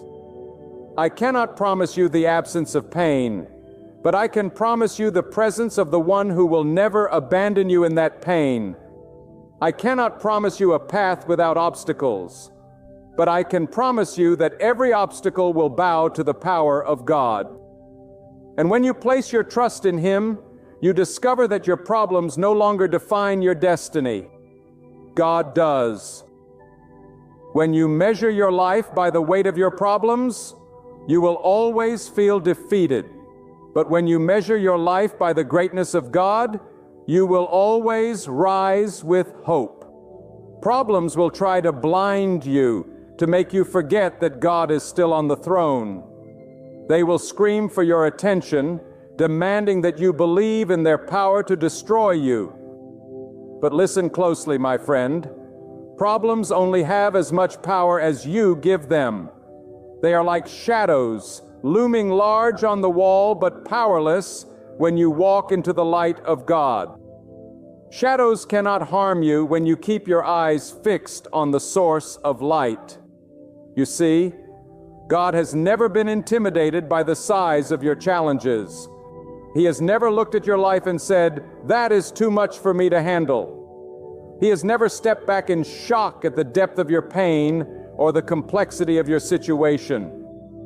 While you and I are limited in our strength, God is limitless. While we see obstacles, God sees opportunities. While we cry over closed doors, God sees the greater path He is preparing beyond them. Your vision may be clouded by worry, but God's vision is perfect. He sees the beginning, the middle, and the end all at once, and He weaves them together into a purpose that is for your good. Do not let your current situation fool you. What looks like the end is often the very place where God begins. Sixes. What feels like loss is often the soil where God plants something greater. What seems like failure is often the path God uses to shape your destiny. The problem may appear as a wall, but in God's hands it becomes a doorway. The problem may feel like chains, but in God's timing, it becomes the very key that unlocks your freedom. And here is the truth you must remember, that trusting God is not passive. It is not simply waiting with folded hands hoping something changes. Trusting God is active. It is choosing to believe in His power even when everything around you suggests defeat. It is declaring with boldness, God is greater than what I see. God is greater than what I feel. God is greater than every force against me. Trust is a weapon. Trust is an anchor. Trust is the shield that extinguishes the fiery darts of fear and despair. Some of you listening right now are facing problems that have lasted for years. They have become part of your identity. You've said to yourself, this is just who I am now. This is just my life. But God never created you to be defined by your problems. You are not your mistake. You are not your struggles. You are not the sum of your disappointments. You are a creation of God, sustained by His power, loved with an everlasting love, and destined for more than the chains that hold you. The problem you've carried does not have the right to write the final chapter of your life. Only God does. But here is where the choice comes in. Will you continue to magnify your problems, or will you magnify your God? Will you feed your fear, or will you feed your faith? Will you let problems sit on the throne of your heart, or will you surrender the throne to the one who deserves it? Trusting God means placing Him above everything else. It means refusing to bow to the voice of worry, refusing to surrender to the weight of doubt, and refusing to believe that your problems are greater than His promises. Let me paint this image for you. Imagine you are standing before a mountain. It rises so high that the peak disappears into clouds. It looks immovable. It looks impossible. That mountain is your problem. You could spend the rest of your life staring at it, crying at its base, or trying to climb it in your own strength and collapsing in exhaustion. Or you can remember that God created the mountain, and the one who created it can move it, flatten it, or give you the strength to soar above it. The mountain does not define the journey. God does. When you truly trust God, problems lose their ability to paralyze you. Yes, they may still be there. The bills may still come. The pain may still ache. The future may still look uncertain. But your heart will not be shaken because you know the one who holds tomorrow. Trust in God is not about pretending the problems don't exist. It is about acknowledging that even in the midst of problems, He is still greater. Some of you may say, but I've been trusting for so long and nothing has changed. And to that I say, do not confuse waiting with wasting. When you are waiting on God, nothing is wasted. Every tear is counted. Every prayer is heard. Every moment of endurance is shaping you, molding you, preparing you. God is not only working on the solution to your problem, He is working on you. Because sometimes the greatest miracle is not that the problem disappears, but that you are transformed in the middle of it. And transformation is what God desires for you. He does not want you to be crushed by the weight of life. He wants you to rise above it. He does not want you to live in constant fear. He wants you to live in unshakable trust. He does not want you to bow before your problems. He wants you to walk with the confidence that you belong to Him and that no problem has the authority to take away the destiny He has placed within you. Let me tell you, problems have a way of testing what we truly believe about God. It is easy to say, "I trust Him," when life is calm.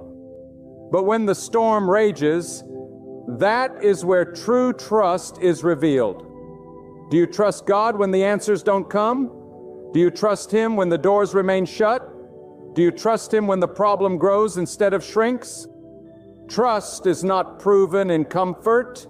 It is proven in conflict. And if you hold fast, if you refuse to give up, if you keep declaring His greatness, even when your circumstances look bleak, you will see that God never fails those who trust Him. Sometimes the greatest act of trust is simply to keep standing, to say, "I may not know how, I may not know when, but I know that God is greater than this." That kind of trust shakes the very foundations of fear. That kind of trust moves you from despair to hope. That kind of trust transforms problems into platforms where God reveals His power. And hear me clearly, your problem is not the end of your story. Your problem is the beginning of a testimony. One day you will look back and realize that what you thought was meant to destroy you was the very thing God used to strengthen you. One day you will see that the valley you walked through led you to higher ground. One day you will testify that the problem you dreaded was the place where God's greatness became undeniable in your life. There comes a moment in every life when the weight of problems feels unbearable. The kind of moment when you whisper, "I can't take this anymore." But that very moment is often the place where God's strength begins to rise within you. It is when your strength ends that His power is made most visible. You see, as long as you rely only on yourself, your problems will seem like giants.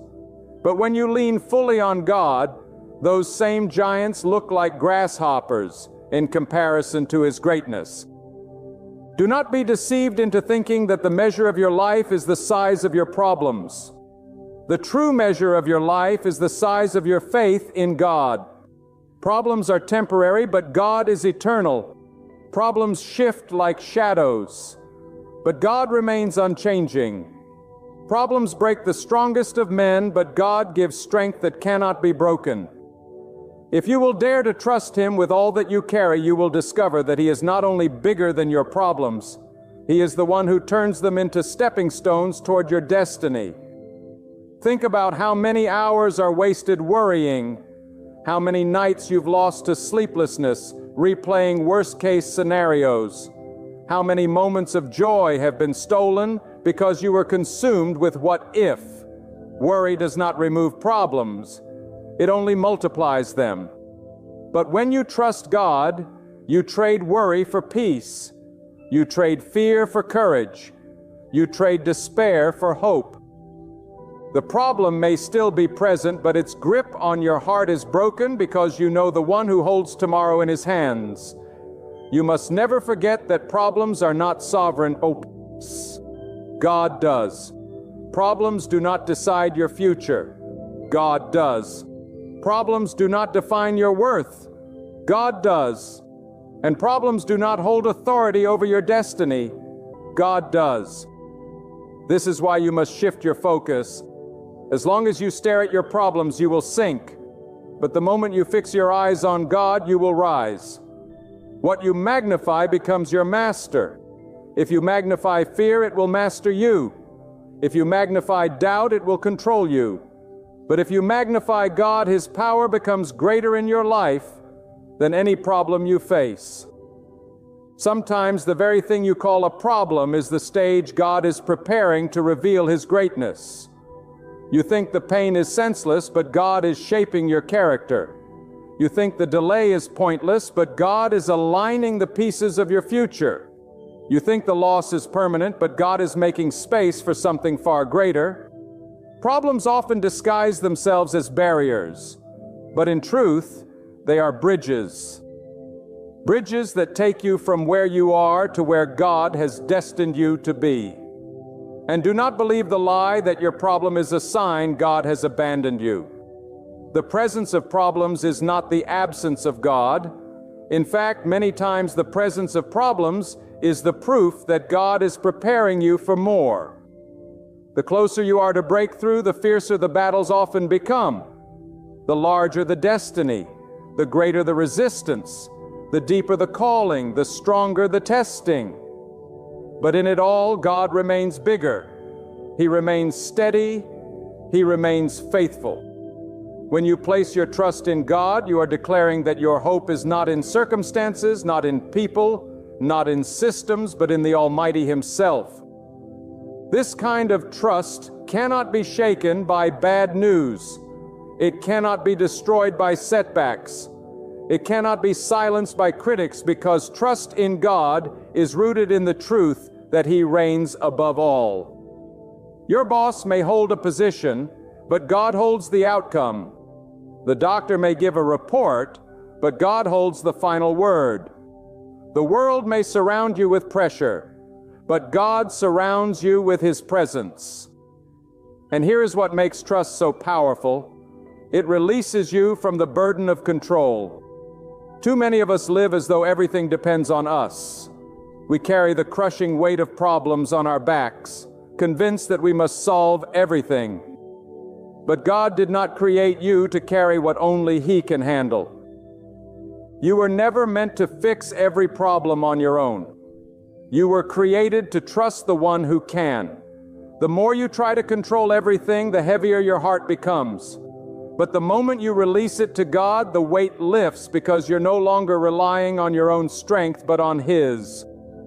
Tell me, what has worry ever done for you? Has it ever opened a single door? Has it ever healed your pain? Has it ever increased your blessings? No, it hasn't. Worry drains your soul, but trust restores it. Worry holds you back, but trust pushes you forward. Worry clouds your vision, but trust lifts your eyes toward the promise beyond the problem. When you choose to trust God, you're declaring that your life will not be defined by the storm. It will be defined by the one who commands the waves to be still. And here's something you must not overlook. Sometimes God allows the storm to linger, not to punish you, but to strengthen the foundation beneath you. If every challenge vanished the moment you prayed, you'd never grow deeper roots.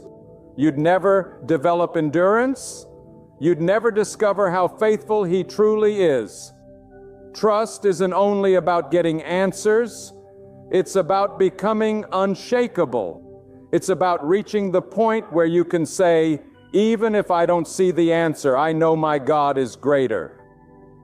I know there are some listening who feel surrounded by debt, surrounded by sickness, surrounded by doubt, surrounded by fear.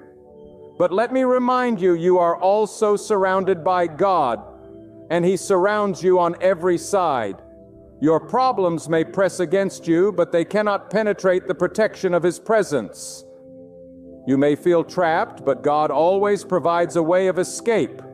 You may feel crushed, but God will not allow you to be destroyed.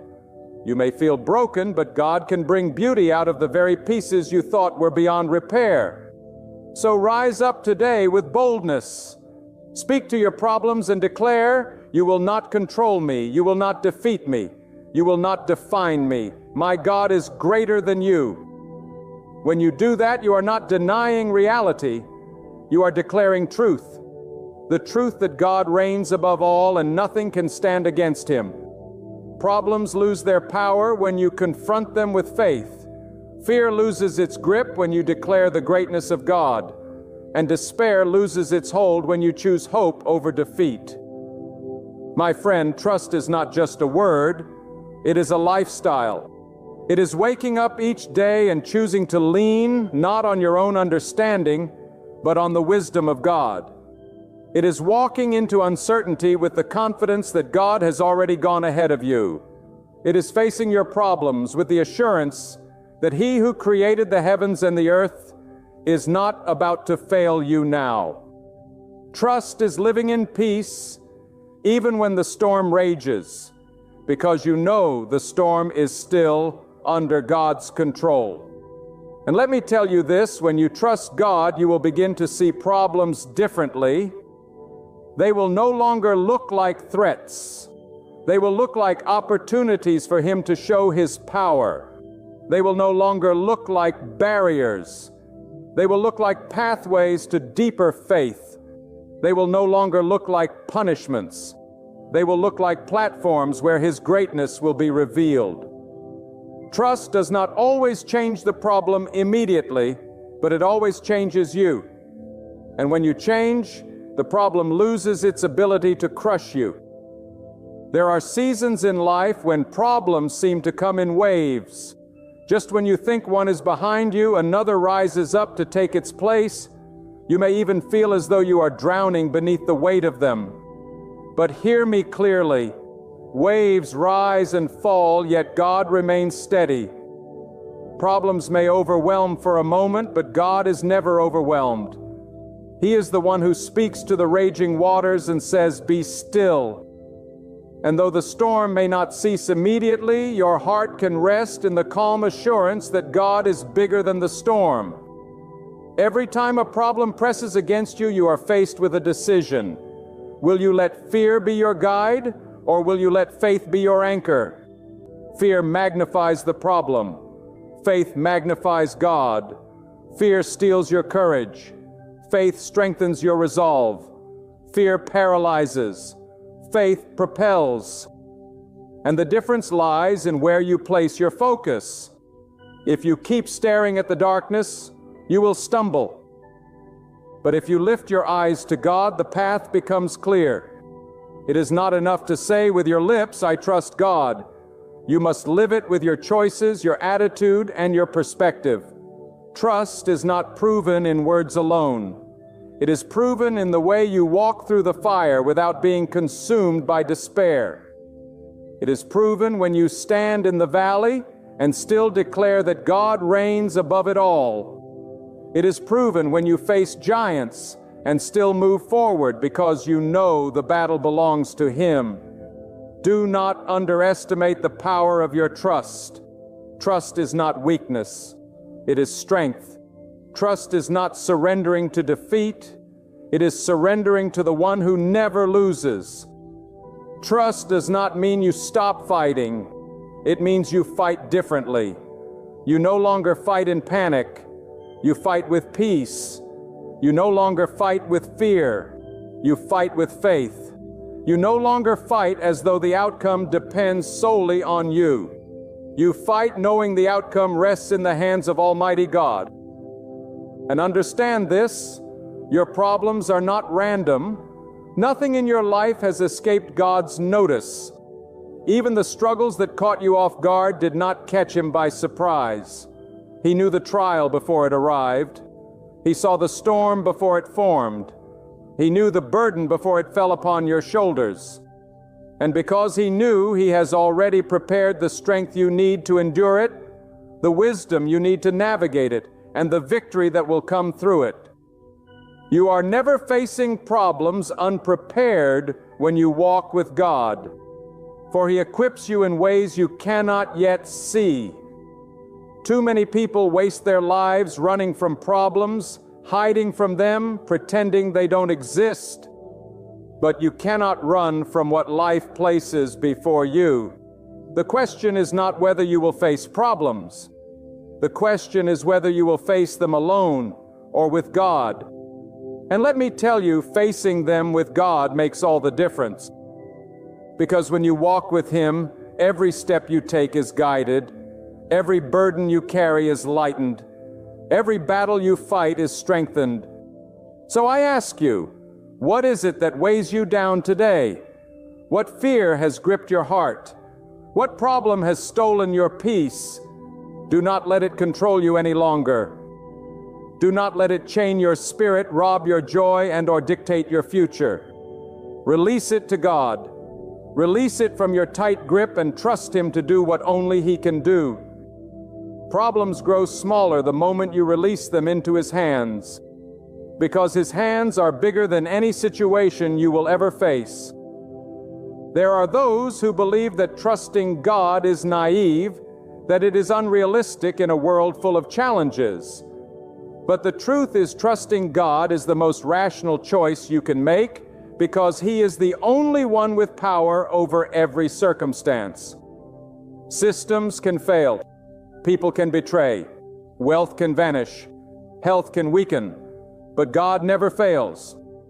Trusting Him is not blind, it is the clearest vision of reality, because reality is this: God rules above all, and no problem can diminish His power. Let me remind you of something profound. Every problem has an expiration date, but God has none.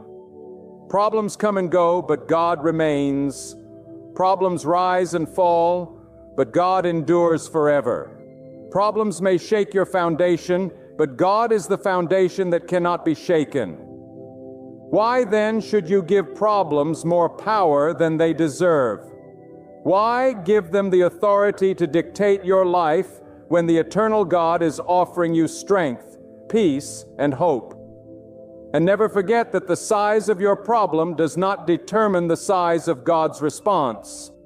God does not measure His power based on the scale of your challenge. Whether it is a small inconvenience or a life-altering crisis, He is equally able to handle it. Sometimes we only turn to God when problems feel insurmountable.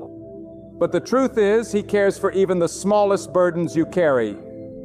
Trust Him not only in the great battles, but in the everyday struggles.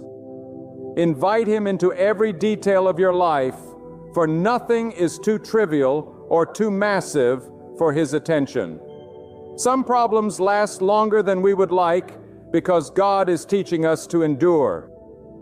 Patience is not weakness, it is strength under control. It is the ability to remain calm when everything inside you wants to panic. And patience is born from trust. The one who trusts God can wait because they know His timing is always perfect.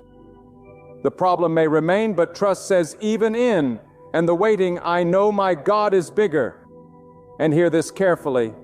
Sometimes the greatest miracle is not that the problem disappears, but that you are given peace in the midst of it. Peace that allows you to sleep when the storm rages. A peace that allows you to smile when the world expects you to collapse. Peace that allows you to keep walking when others thought you would quit. This peace does not come from escaping problems. It comes from entrusting them fully to God. So I urge you today, lift your heart to Him. Speak boldly, not timidly. Of God, I will trust you above all. I will not let problems. I will not let fear master me. I will not let despair silence me.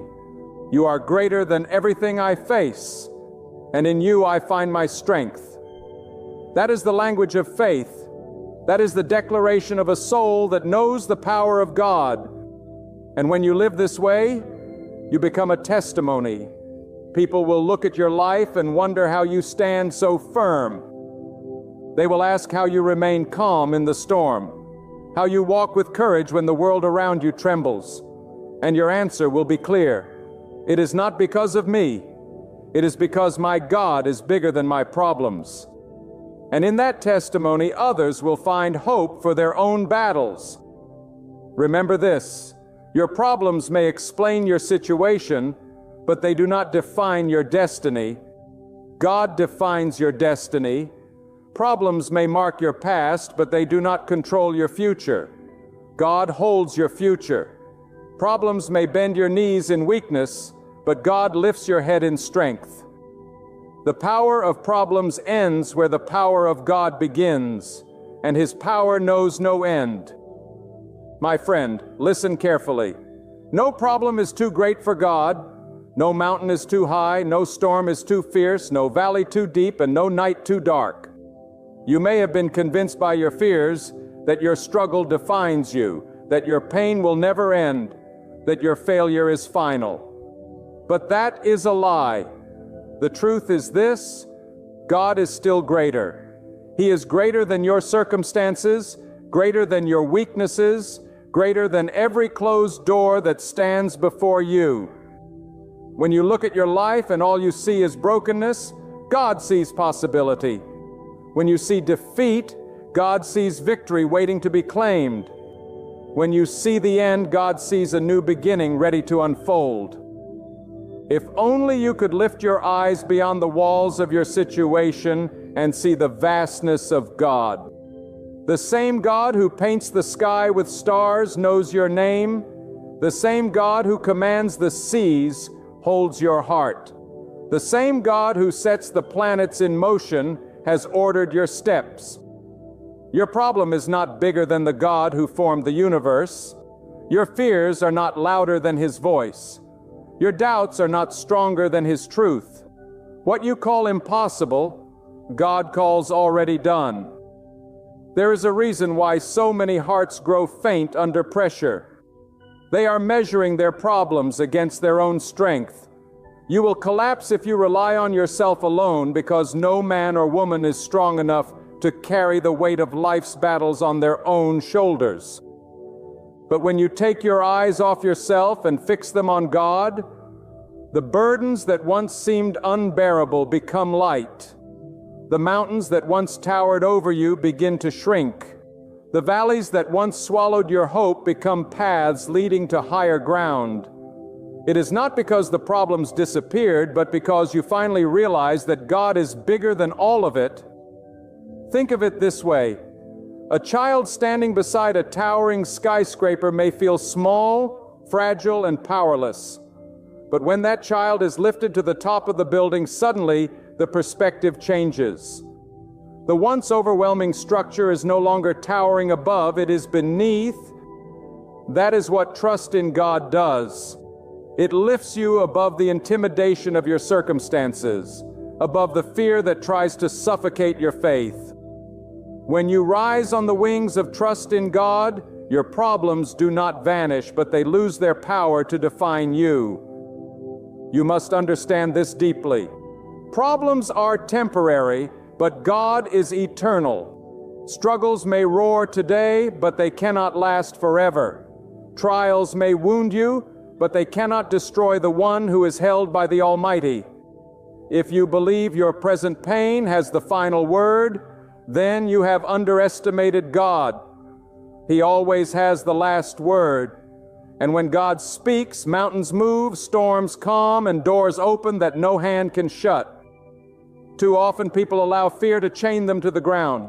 Fear whispers, "You'll never overcome this. You'll never rise above this. You'll never be enough." But fear is nothing more than the shadow of doubt. It has no substance, no power unless you give it authority. And why would you hand fear the keys to your future when God already holds them? Fear builds walls, but God tears them down. Fear blinds the eyes, but God restores sight. Fear weakens the knees, but God strengthens the heart. Fear silences the voice, but God fills it with courage. Every problem you face is an opportunity to witness the greatness of God. The greater the problem, the greater the stage for His power to be revealed. Do you think the Red Sea was parted for no reason? Do you think giants were slain without purpose? Do you think fires were walked through without a lesson? These trials were recorded so that every generation would know God is bigger than the impossible. If He could deliver, then He can deliver now. If He could overcome, then He can overcome now. If He could bring hope in the darkest hours of history, He can bring hope in the darkest hour of your life. And let me tell you something powerful. Your problem is not meant to destroy you. It is meant to shape you.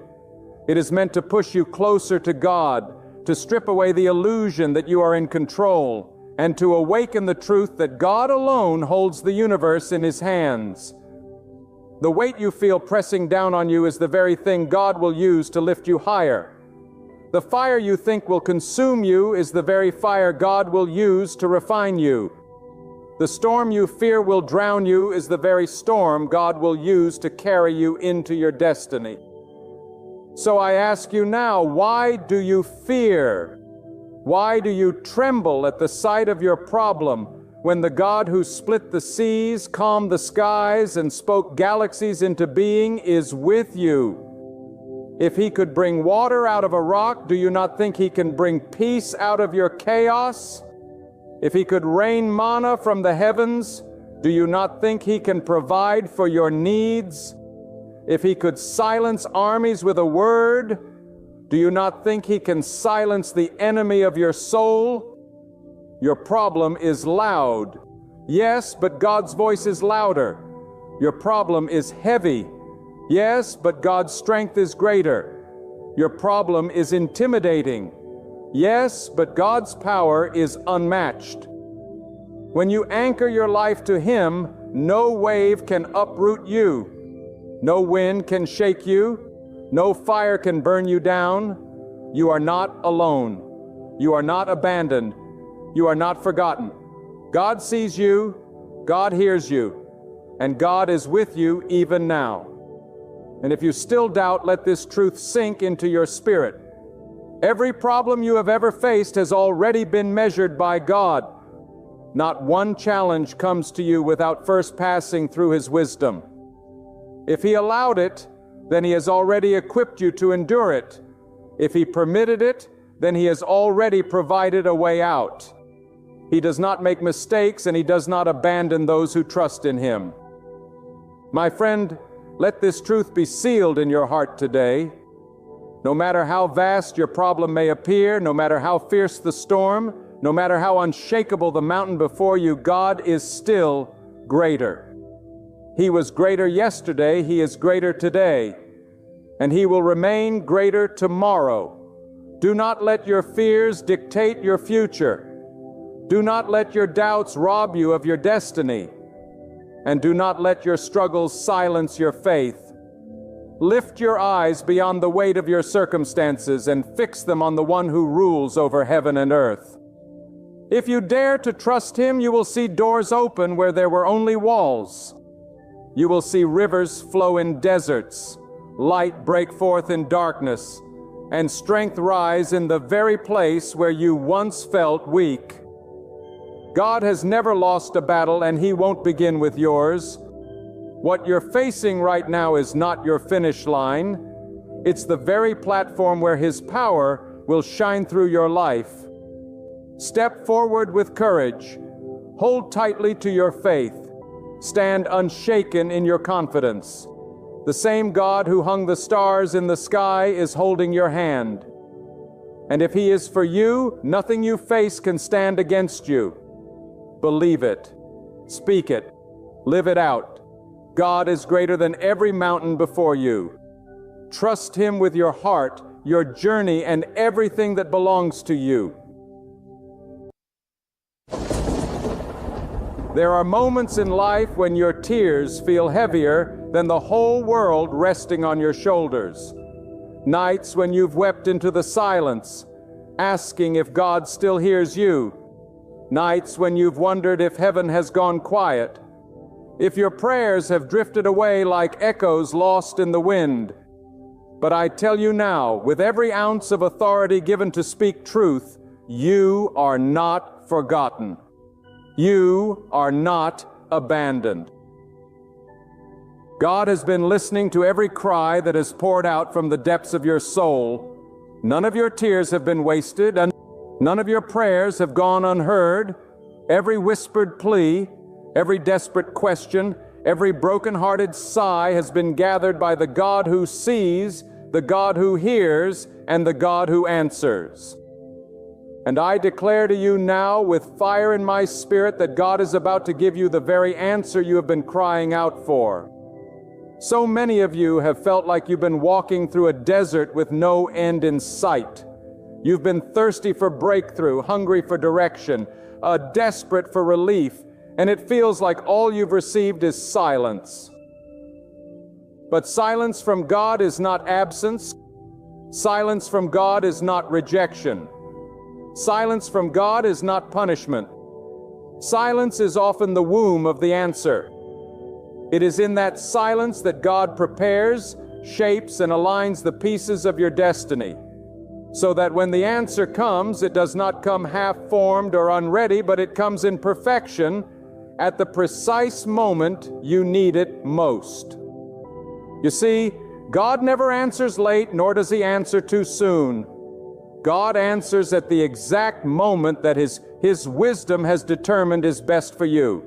You may think you are ready, but God sees deeper. You may think the time is now, but God knows the season.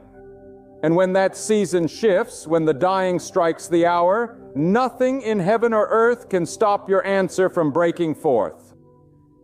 Right now, some of you are sitting in situations that feel unbearable. You've prayed, you've waited, and you've wondered if God has turned His face away. But I want you to understand something. Your waiting has not been wasted. Every second of waiting has been building something within you. It has been forging strength. It has been deepening trust. It has been teaching you to cling to God when everything else shakes. And when God finally moves, and He is about to move, you will see that the waiting was not punishment. It was preparation. You will discover that every tear watered the soil of your faith. And now the harvest of that faith is about to break through the ground.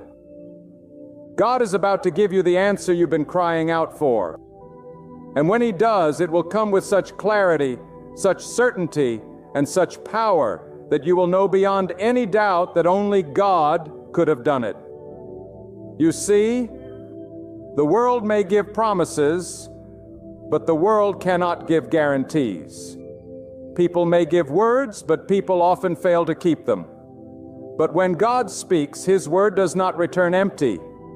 When God promises, His promise cannot be broken. When God declares that He will answer, the answer is as sure as the rising of the sun and the turning of the tide. You may not know how, you may not know when, but you can know this: God will not let your cries go unanswered. The tears you shed in the midnight hour are not wasted. They are seeds planted in the garden of His timing. And the rain is coming. The answer is coming. The very thing you thought had been delayed beyond, repair is about to arrive in its fullness. There are some of you listening to me who feel like you've been forgotten, like God has passed you by.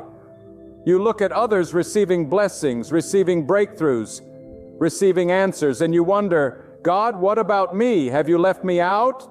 Have you turned your ear away from me? And I want you to hear me. God has not forgotten you.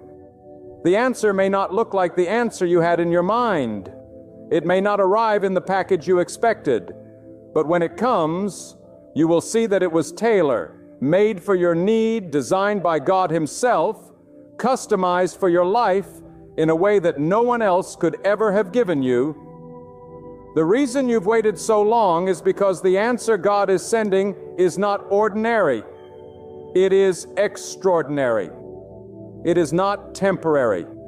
It is eternal. It is not shallow. It is deep, and it required time to be prepared. Think about the battles you've fought, the storms you've weathered, the nights you've wept until your body ached. Did you think all of that was for nothing? No, my friend. God has been watching.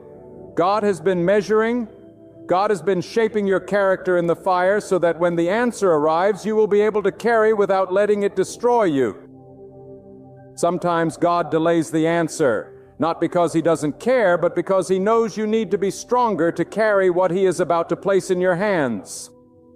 And now the time has come. Now the preparation has been completed. Now the season is shifting, and the God who heard you on the first day you cried out has already set in motion the events that will deliver the answer you've been seeking. I want you to picture this. Your prayers have not been floating aimlessly into the sky.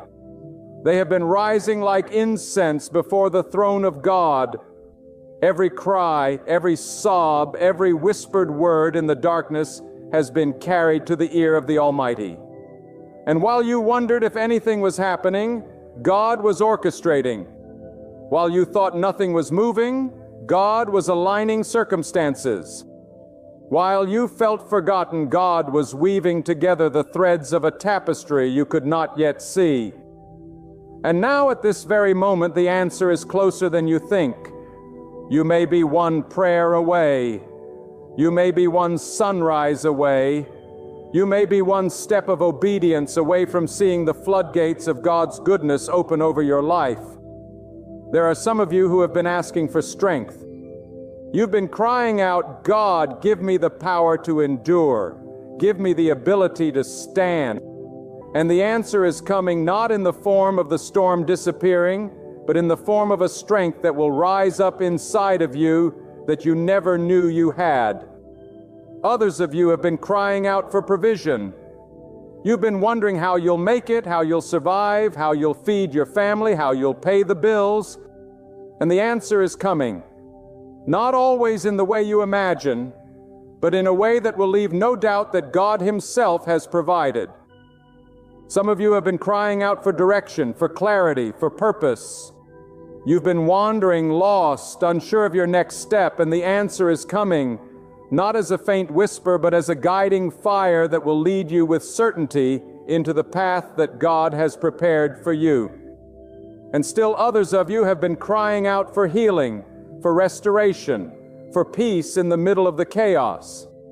And the answer is coming, not in human strength, but in the divine touch of God that brings wholeness where there was brokenness and light where there was darkness. Do not mistake the silence for rejection. Do not mistake the waiting for denial. The answer is on its way. The God who split seas, who brought water from rocks, who made the sun stand still, is the same God who hears your cry. The same God who clothed the lilies of the field and feeds the birds of the air is the same God who knows your need. And if He cares for the smallest detail of creation, how much more does He care for you? You are not forgotten. You are not abandoned. Your cries have reached heaven, and heaven has already released the answer. You see, when God answers, it is not always in the way you expect, but it is always better than you imagine. You may have asked for a small blessing, but God has prepared an overflow. You may have begged for a little relief, but God has planned a full deliverance. You may have prayed for a door to open, but God is about to tear down the whole wall and make a way where there seemed to be no way. That is the power of the God who hears your cry. He does not simply patch wounds, He makes you whole. He does not simply give temporary relief, He gives eternal provision. He does not simply answer the prayer you prayed, He answers the prayer you were too afraid to pray, the prayer you didn't even know was in your heart. And I tell you right now, the answer is nearer than you think. Some of you will look back on this very season and say, that was the night everything shifted. That was the day everything changed. That was the moment I realized God had been listening all along. And when that answer comes, it will not only meet your need, it will strengthen your faith. It will remind you that God is faithful. It will build in you a confidence that you can trust Him with every cry, every burden, every longing of your heart. My friend, I want you to understand something that can change the entire way you look at your waiting. You're crying. You're pleading. God has not been silent out of neglect. He has been silent out of love. Because silence, when it comes from God, is not absence. It is orchestration. While you are waiting, God is moving in the pieces you cannot see. While you are crying out, God is aligning doors that would have destroyed you if they opened too soon. While you are groaning in pain, God is strengthening the roots beneath the soil so that when the fruit finally bursts forth, it will not be weak and wither, but strong enough to last through every storm. Do you hear me? The silence has been a stage. The delay has been a design. And the answer is already on its way. Many times we think the answer we seek is simply about the thing we prayed for. You prayed for a job. You prayed for provision. You prayed for healing. You prayed for peace. But God sees far beyond the surface. He knows the desires of your heart even better than you know yourself. You think you need a job to survive, but God is preparing a place where your purpose will flourish. You think you need money to pay your bills, but God is preparing abundance that will free you from the chains of constant worry. You think you need the storm to end, but God is preparing to strengthen you so that even in the storm you will stand unshaken. What you asked for was good, but what God is about to give you is greater. And when that greater blessing comes, you will fall to your knees in awe, because you will know it was not your strength, not your effort, not your cleverness. It was the hand of God alone. Some of you right now are saying, "But I have been waiting for so long. I have prayed until I had no words left. I have cried until I had no tears left. When will it happen? When will God finally answer?" And I tell you, God's timing is not your timing. But His timing is always perfect. You may think the delay is destroying you, but it is not destroying you. It is shaping you. You may think the waiting is breaking you, but it is not breaking you. It is preparing you.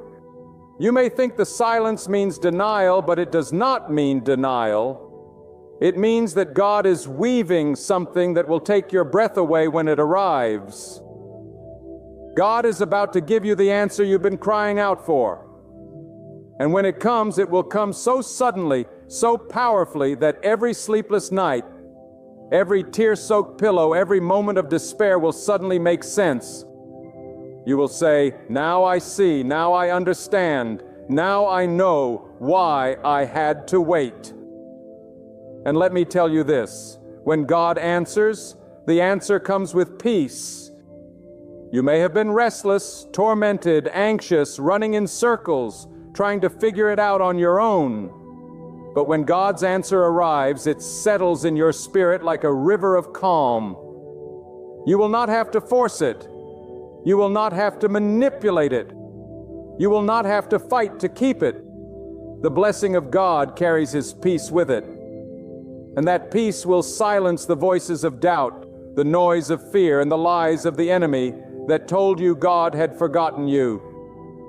That peace will cover you, surround you, and carry you forward into the next chapter of your life. Now, I want you to lean into this truth. Sometimes the answer does not come in the way we think, because God knows what is best for us. Some of you prayed for God to remove certain people from your life, and when they left, you thought you were being abandoned. But what you didn't know was that God was answering your prayer not by giving you what you expected, but by removing what was holding you back. Some of you asked for strength, and instead of taking away the storm, God left you in the storm. And in that storm, you discovered that you could endure far more than you ever thought possible. That was your answer. Some of you prayed for doors to open, and every door slammed shut. But it was not rejection, it was protection. God closed the doors that would have led to destruction because He was preparing a greater door that no one could shut. That was your answer. You may not recognize it in the moment, but one day you will look back and realize that God was answering you all along. You see, God does not only hear the words of your prayer, He hears the cry of your soul. Even when your lips could not form words, even when you had no strength left to pray, even when all you could do was groan in silence, God heard that. And God responds not only to the words you speak, but to the depths of your heart. Some of the most powerful prayers are the ones you never said aloud. And God is about to answer those prayers too. The unspoken cries, the hidden desires, the silent longings. God has seen them, and the answer is on its way. But let me give you a warning with love. When the answer comes, do not forget the one who gave it. Do not take the blessing and run. Do not take the provision and forget the provider. Do not take the healing and neglect the healer. Too many times people cry out in desperation, and when God answers, they forget the very God who heard them. But you, my friend, must not be like that. When the answer comes, and it will, lift your eyes, lift your hands, and give glory to God. Because the answer is not just about your comfort, it is about His glory. The answer is not just about solving your problem. It is about revealing His power in your life. And hear me carefully. Sometimes God delays the answer because He wants to deepen your relationship with Him. If He answered too quickly, you might forget who gave it. If He provided too easily, you might stop seeking His face. So He allows the delay, so that in the waiting, you learn to trust Him more than the gift, to desire Him more than the blessing, to cling to Him more than the answer. Because the greatest answer of all is not the thing you receive. It is the God you come to know in the process. And when you understand that, when you hold on to Him above all else, then you are ready to carry the blessing without it carrying you away. Right now, I speak to the weary soul, to the one who is at the edge of giving up, to the one who thinks maybe I should stop praying, maybe I should stop hoping, maybe I should just accept defeat. Do not give up. Do not quit. Do not lay down your hope because you may be standing on the very edge of your breakthrough.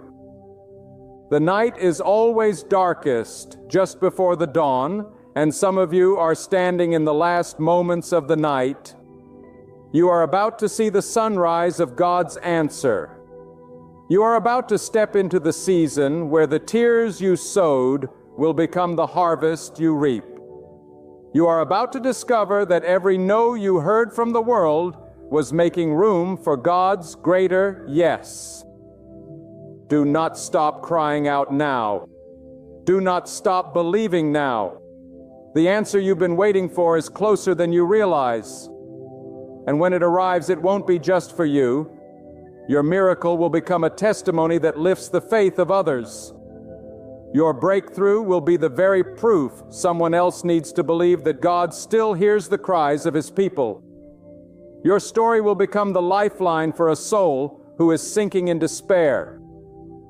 Because God never blesses you only for yourself.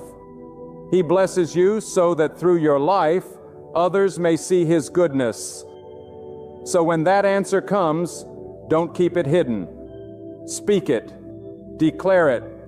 Let the world know that the same God who heard your cry will hear theirs too. There are moments in your life when the very ground beneath your feet shakes and you feel as though nothing is certain. You look around and everything seems unstable. Your plans, your health, your relationships, your future, and you begin to wonder if there is anything solid you can hold on to. But I tell you this with all the fire of truth in my soul. You can hold on to God. You can hold on to the unshakable, unmovable, eternal God who sits above the storms and yet bends low enough to hear the faintest cry of His child. God is not distant. God is not unaware. God is not indifferent. God is close to you right now, and His answer is nearer than you imagine. You see, God is not confined by the limitations that confine you. He is not restricted by time, nor hindered by space, nor bound by circumstances. What looks impossible to you is nothing to Him. What looks hopeless to you is already solved in His mind. The answer you've been waiting for has not been lost. It has been preserved in the chambers of His timing, waiting for the exact moment when He will release it into your life. And when He does, it will come in such a way that you will say, surely this was God's doing. Surely this was the hand of God. Some of you have been asking, why does it take so long? Why does God wait until I am at the very edge? And the reason is this: it is often in the last stretch of waiting that your faith is purified. It is when everything else has failed you that you finally come to see that God is enough. It is when you have no one else to lean on that you discover the everlasting arms of God are carrying you. And once you learn that, once you taste the sweetness of His sufficiency, you will never fear the waiting again, because you will know that the waiting is not a waste. It is the birthplace of faith. God is about to give you the answer you've been crying out for. But listen to me carefully. When He gives it, you will know it was not your striving that brought it, not your wisdom that earned it, not your strength that created it. It was God alone. He allows the waiting so that when the answer comes, there will be no doubt. He strips away the props, the false supports, the illusions of control, so that you stand face to face with the truth that the answer came from His hand alone.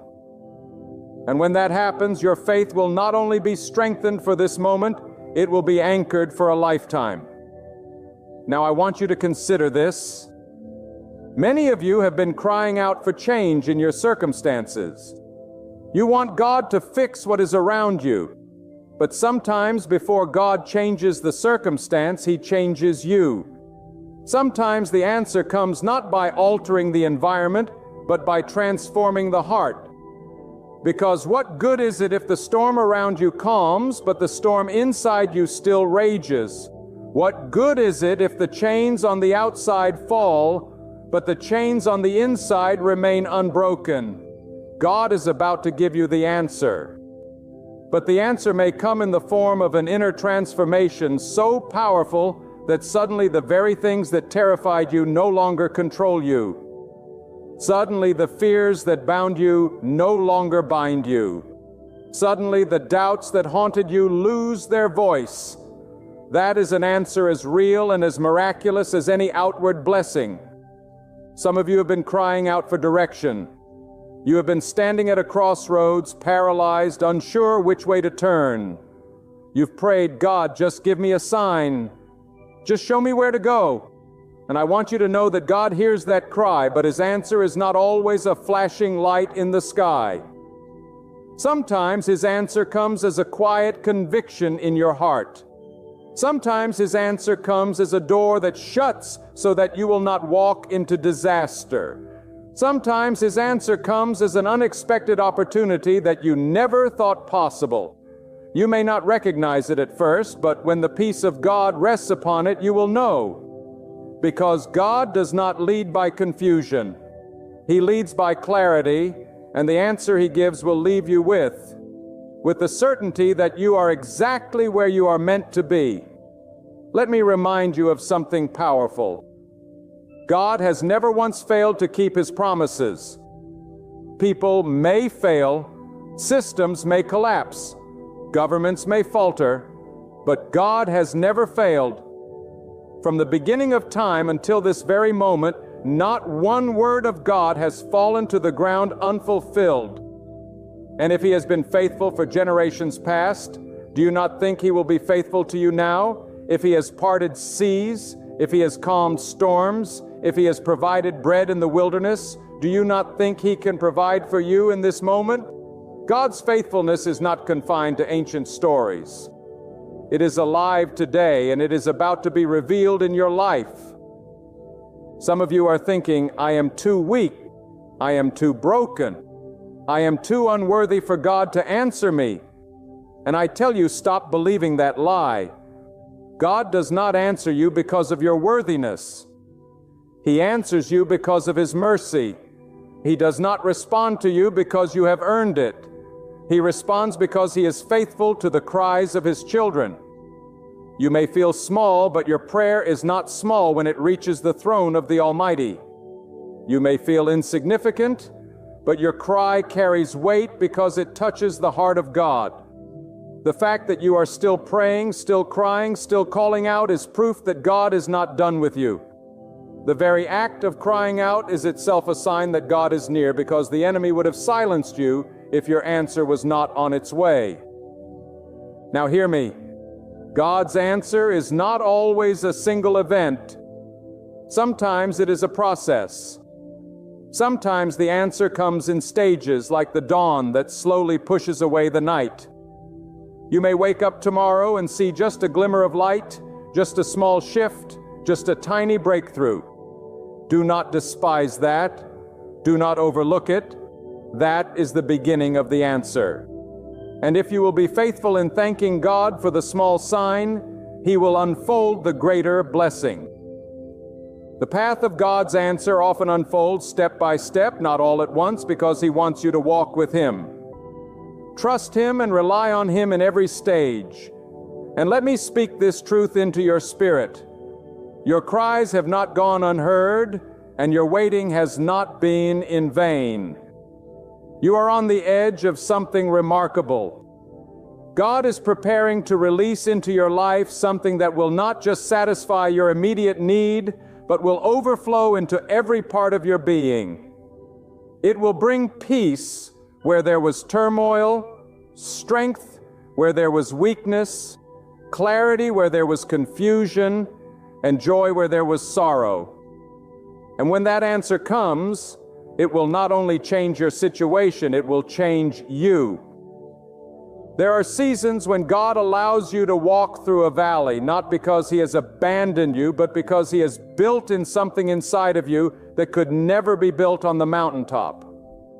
The valley teaches you to listen more closely, to lean more fully, to depend more deeply on God. You may not understand it now, but one day you will look back and realize that it was in the darkest valley that your faith grew roots. Roots that cannot be shaken by wind or storm. And those very roots are what make you ready to carry the answer that God is about to release. Some of you are being prepared for an answer so great that it could crush you if it came too soon. Think of that for a moment. What you've been crying for is not small. It is weighty. It is significant. It carries responsibility. And God in His mercy will never give you something that will destroy you. That is why the waiting has been long, the refining has been intense, and the fire has been hot. Because God has been making you strong enough to carry the weight of the blessing. Do not despise the fire. Do not curse the delay. Thank God for it, because it is shaping you for what is about to be placed in your hands. When God answers, His answer is whole. His answer is complete. His answer is perfect. He does not give half measures. He does not deal in scraps. He does not hand out fragments of blessings. When He opens His hand, it is full, overflowing, pressed down, shaken together, running over. You may have asked for a drop, but He is preparing to pour a river.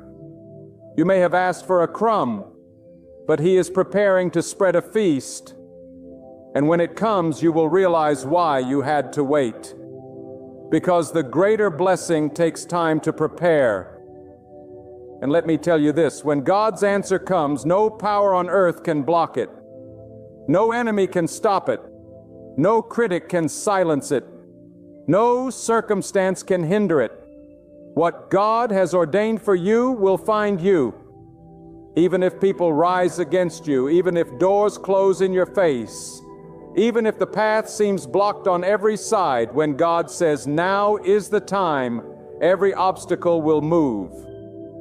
Every barrier will crumble. Every chain will break. Because when God sends His answer, it cannot be resisted. It will pierce through the darkness like lightning. It will shatter the silence like thunder. It will arrive with force, with certainty, with divine authority.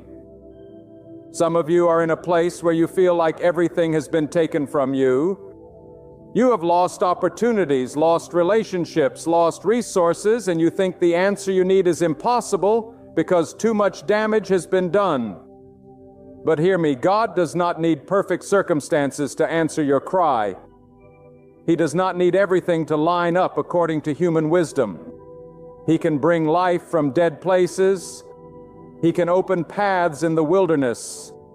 He can make water flow from dry ground. What you thought was ruined beyond repair, God can restore in an instant. What you thought was over, God can resurrect with one command.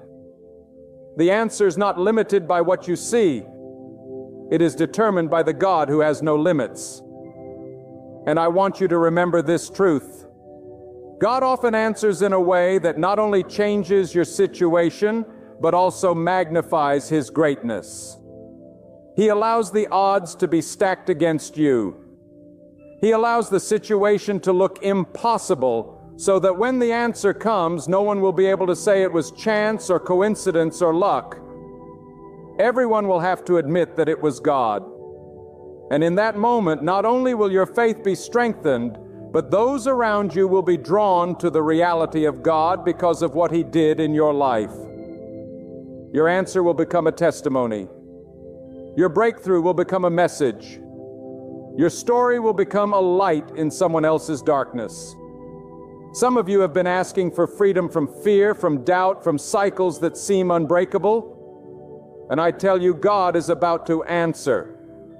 He is about to break the chains that have held you down for years. He is about to silence the voices that have tormented you. He is about to lift the burden that has weighed on your shoulders. And when He does, you will know a freedom that no person, no system, no circumstance could ever give you. This freedom will not come from outside. It will rise up within you, because it is God Himself breathing strength into your spirit. Others have been asking for restoration. You've been crying for relationships to be healed, for hearts to be mended, for years of pain to be redeemed. And though it may look impossible, though it may seem too far gone, remember that with God, nothing is beyond reach. He can heal wounds you thought would never close. He can restore what was shattered into pieces. He can bring unity where there has only been division. And when He does, the love that flows will be stronger than it was before, because it will not be built on human effort.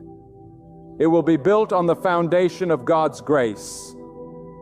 And some of you have been crying out for peace. You've been living in constant turmoil, unable to sleep, unable to think clearly, tormented by worry and fear. And I tell you, God is about to speak peace into your storm. Not the fragile peace that the world offers, not the temporary relief that fades with the next problem, but a deep, unshakable peace that flows from the presence of God. A peace that guards your heart. A peace that steadies your mind. A peace that no circumstance can steal. That peace is the answer to the cry of your soul, and it is coming. There are times when God allows the silence to linger longer than our hearts can bear. Not because He has abandoned us, but because He is building within us the strength to carry the answer when it comes. You see, the answer is not just about the relief of your pain. It is about the transformation of your soul. God is not simply trying to give you what you ask for. He is shaping you into someone who will be ready, steady, and unwavering when the breakthrough arrives. Many pray for doors to open, but few prepare themselves for the responsibility of walking through them. And God, in His perfect wisdom, will never release something into your hands that would destroy you because you were unprepared to handle it. That is why the silence has purpose. And that is why the waiting is holy. And that is why the answer, when it comes, will not only satisfy your cry, but reveal the greatness of God's timing and the precision of His plan. When you cry out to God, every word is gathered. The tears you have shed are not forgotten. They are stored as testimony. And though the world may look at your situation and call it hopeless, God looks at your heart and calls it preparation. The answer you've been crying for is not delayed. It is being perfected. God is aligning circumstances, moving unseen pieces, orchestrating details so fine and intricate that you could never perceive them with human eyes. You see only the closed door, but God sees the hallways, the rooms beyond, the corridors that stretch into eternity. You feel the weight of unanswered prayers, but God feels the weight of your destiny, and He is shaping it with His mighty hands.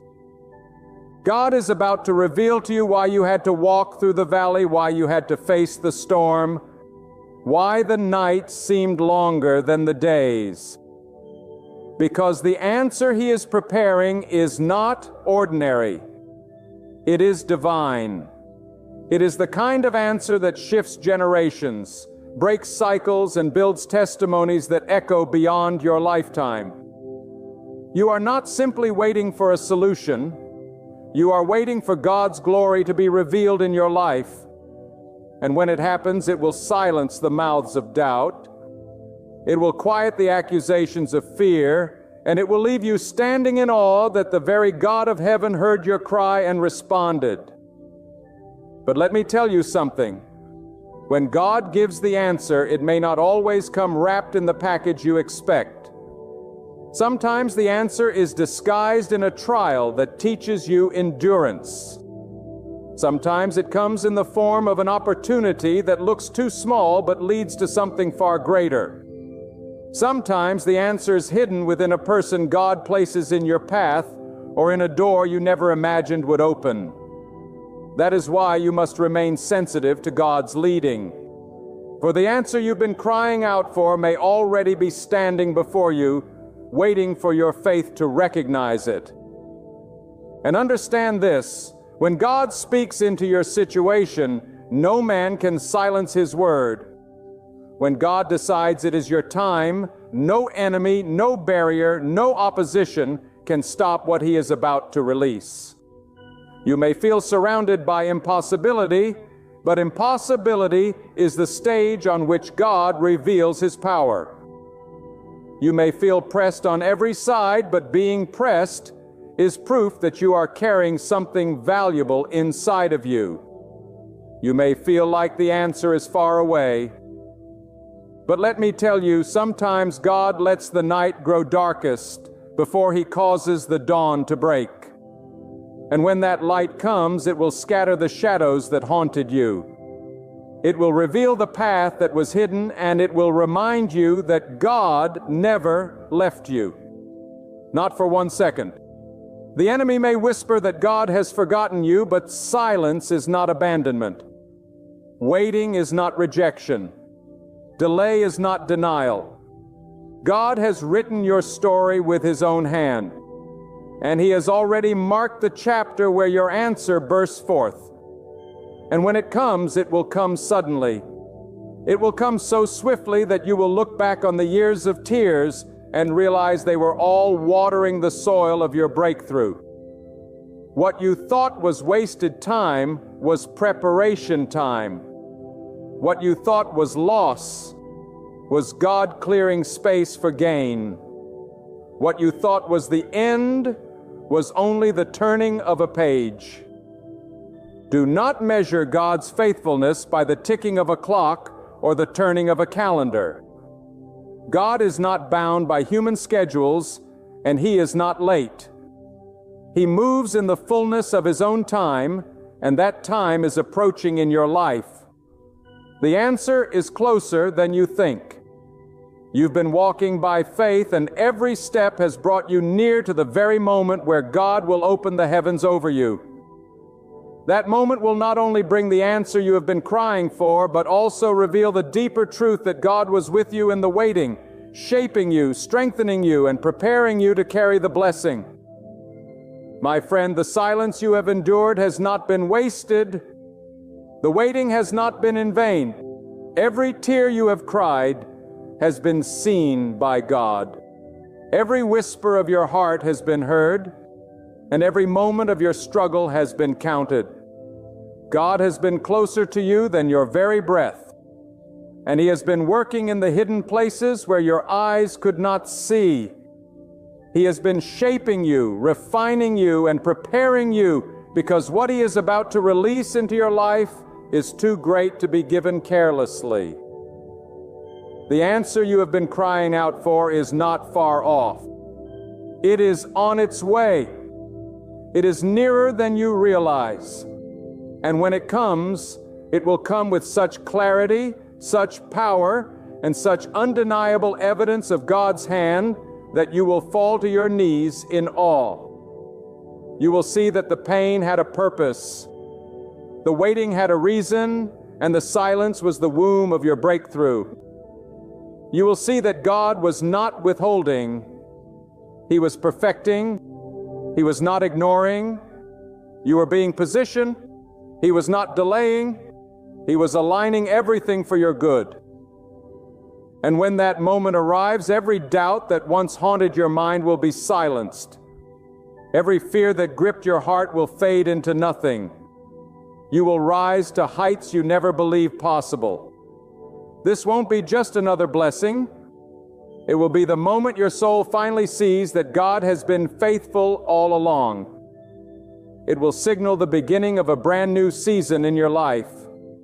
A season where you no longer walk in hesitation, but in unshakable confidence that the Almighty, the Eternal One, the ruler of heaven and earth, not only heard your cry, but chose to respond in His perfect timing. So lift your eyes, strengthen your heart, steady your faith. The very God who sustained you through the storm is now bringing you into still waters. The same God who stood beside you in the valley is preparing to place you upon the mountain. The God who once seemed silent is about to speak with undeniable power into your life. And when He does, you'll realize it was worth every tear, every prayer, every long night of waiting. Don't give up now. Don't turn back. Don't let despair rob you of what faith has been building. God is about to deliver the answer you've been crying out for. And when it arrives, your heart will be flooded with gratitude. Your spirit will be renewed with strength. And your entire life will shine with the unmistakable truth that God hears, God answers, and God always keeps His word. When life feels uncertain, when your way forward seems hidden, and every door before you looks sealed shut, I want you to grasp a truth that can completely shift your perspective. God is not leaving you behind. God is setting you in place. You are not being held back. You are being guided. You are not unseen. You are being prepared. Every step you take right now through moments of joy or seasons of struggle is shaping you for the purpose that God already designed for your life. That purpose cannot be buried. That calling cannot be erased. And that destiny cannot be denied. God is arranging pieces of your life that your eyes cannot yet see. He is rearranging circumstances, aligning opportunities, and preparing people you have yet to meet. All so that when the time comes, you will stand exactly where your purpose will flourish. You see, the hand of God does not misplace you. God does not position you by accident. You may look around and see confusion, but God sees order. You may feel the sting of rejection, but God sees redirection. You may question why a door closed, but God knows it is because there is a greater door ahead that will not just open. It will swing wide because He has ordained it. Your life is not random. It is not left to chance. It is not drifting in uncertainty. It is under the sovereign hand of God. And where God places you, no power on earth can uproot you. Some of you have been crying out, asking, why am I still here? Why am I stuck in this place? Why has my breakthrough not come? And the answer is this: because God is still working in the soil of your spirit. He is strengthening your roots before He allows your branches to bear fruit. He is fortifying your heart before He enlarges your territory. He is stripping away what cannot go with you into your destiny. If you are in the waiting season, you are not being punished. You are being positioned. And when God positions you, it is never in vain. Think of how seeds are planted. They are buried, hidden beneath the ground where no eye can see them. If you only judge the seed by what you could see in that moment, you would assume it had been forgotten, lost in the darkness of the soil. But beneath the surface, unseen by human eyes, the seed is breaking open, pushing down roots and being made ready to push upward into the light. That is exactly what God is doing in your life right now. You may feel buried, but you are actually planted. And when God plants you, He intends for you to grow. Do not despise the hidden seasons. Do not curse the days when no one calls your name. When your efforts go unnoticed, when your labor feels unseen, those are the very days God is shaping your character, sharpening your spirit, and molding your endurance. God knows that public victories require private preparation, and He loves you too much to let you rise without roots. If He promoted you before your foundation was secure, the weight of your destiny would crush you. But because He is faithful, He positions you in places where your soul will be strengthened before your purpose blossoms. Some of you feel like you are standing still, but in reality, God is moving you into alignment. Alignment is more important than speed. You can run fast in the wrong direction and never reach your purpose. But if you wait on God, even if the pace feels slow, you will arrive exactly where you are meant to be. God does not measure progress by how quickly you move, but by how faithfully you trust Him with each step. And when the moment comes, the very ground you stand on will testify that you were positioned there by the hand of God. You may be surrounded by people who misunderstand you, who cannot see what God has placed inside you, who speak against your dream and doubt your calling. But let me tell you, the opinion of man does not determine the positioning of God. People may overlook you, but God cannot overlook what He Himself has planted within you. People may reject you, but God's acceptance carries you into places their rejection cannot block. People may try to push you aside, but when God says, "This is where your purpose will flourish," no voice, no enemy, no circumstance can remove you from that position.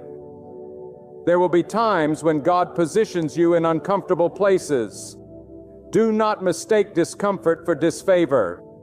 Sometimes the most uncomfortable seasons are the most necessary seasons because they strip away what weakens you and strengthen what will carry you. A tree does not grow strong in calm winds, but in storms. It is the storm that forces its roots to dig deeper, that makes its trunk resilient, that teaches it to stand tall even when the winds howl. In the same way, God uses the storms in your life to anchor you so that when your season of flourishing arrives, you will not be easily shaken. God does not just position you geographically. He positions your mind, your heart, your spirit. He removes relationships that were draining you. He redirects opportunities that would have distracted you. He closes doors that would have led to your destruction. You may not understand it in the moment, but one day you will look back and say, "God, I see it now. Every no was leading me to the greater yes. Every delay was preparing me for the right time. Every disappointment was making room for the blessing you had ordained." God never positions you to stay stuck. He positions you to step into purpose. You must trust the timing of God. Too many of us want the promise without the process. We want the palace without the wilderness. We want the harvest without the planting. But God is not rushed. He knows exactly when to elevate you. He knows the precise moment your life must intersect with opportunity. If He placed you too early, you would not be ready. If He placed you too late, you might miss it. But when God positions you, It will be right on time. His timing is perfect, and His positioning is purposeful. I want you to hear this clearly.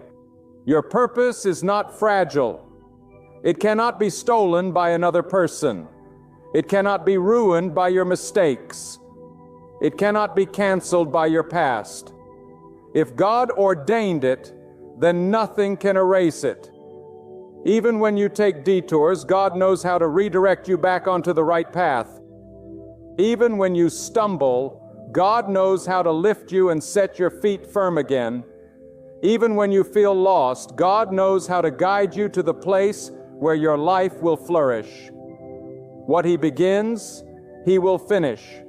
What He plants, He will bring to harvest.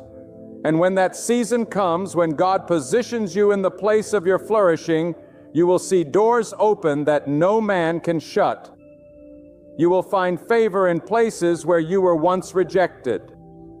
You will discover opportunities that align perfectly with the gifts He placed in you. And you will realize that it was not your strength, not your connections, not your strategies that brought you there. It was the positioning of God. That awareness will humble you, strengthen you, and remind you to always give glory to the one who orchestrated every detail of your journey. There are moments in life when we think the silence of God is abandonment. We mistake His stillness for absence, His patience for neglect. But I tell you today, the silence of God is not absence. It is strategy.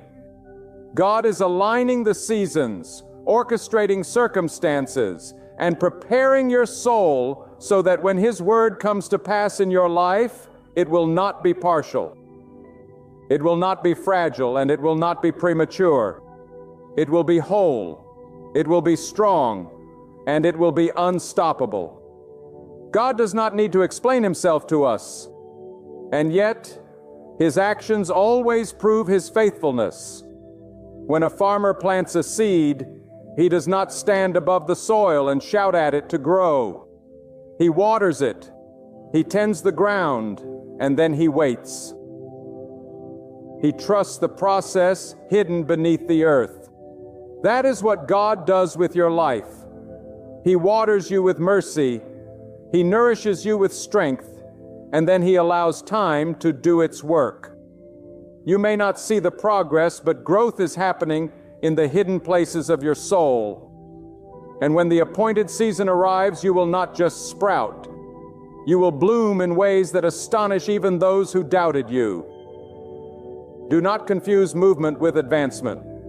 You may see others racing ahead, building their lives, achieving goals, gaining recognition, while you remain where you are, feeling as if nothing is changing.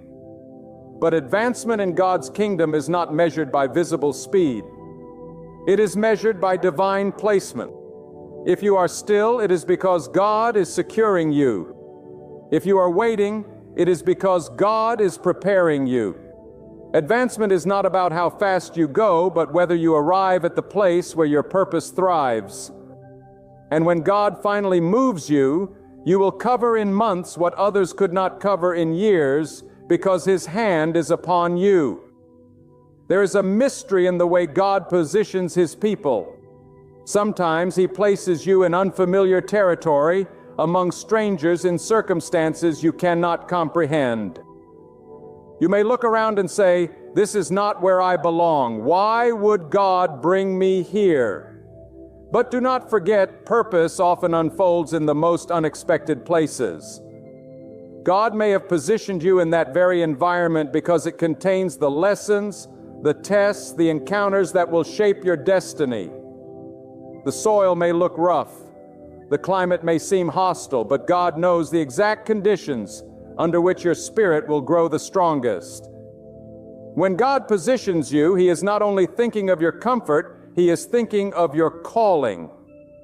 And callings are refined in fire, not in ease. You will be stretched beyond what you think you can endure. You will be tested in ways that feel overwhelming. But every test is a teacher, every trial a sculptor, every hardship a tool in the hands of God to chisel away what does not belong in the person He is molding you to become. When you feel pressure, it is not to destroy you, it is to shape you. And when the shaping is complete, you will find yourself fit perfectly into the place God has prepared for you. Some of you are struggling because you are trying to force your own positioning. You are knocking on doors God never intended you to walk through. You are exhausting yourself, chasing opportunities that look glittering but are not ordained for you. And you wonder why those doors remain closed. Let me tell you, when God closes a door, it is mercy, not punishment. He knows what lies beyond that door would derail your purpose, weaken your faith, or distract your spirit. Stop fighting for what God has already rejected. Stop crying over what God has already removed. If He blocked it, it is because He has reserved something greater. If He denied it, it is because it could not contain your destiny. True faith is not proven when God says yes. It is proven when God says, wait. Can you trust Him in the silence? Can you believe Him in the stillness? Can you remain faithful when nothing seems to move? This is where many falter because the human heart craves control. We want to see evidence. We want to touch proof. But God calls us to trust what we cannot yet see. He asks us to believe that behind the curtain of time, He is weaving threads into a masterpiece we cannot yet imagine. And those who dare to trust Him in the unseen will one day stand in awe when He reveals what He has been preparing all along. Your destiny is not fragile. God's positioning of your life is not easily overturned. Do not fear that others can take what belongs to you. No one can steal what God has set apart for you. They may attempt to hinder, but they cannot halt. They may try to sabotage, but they cannot succeed. What God ordains is beyond the reach of human hand. He alone lifts up and He alone sets down. If He has declared that your purpose will flourish, then no power in heaven or earth can silence that declaration. Your responsibility is simply to remain faithful where you are until He positions you where He intends you to be. You may look at your life right now and see nothing remarkable, nothing that resembles the greatness God has whispered into your heart.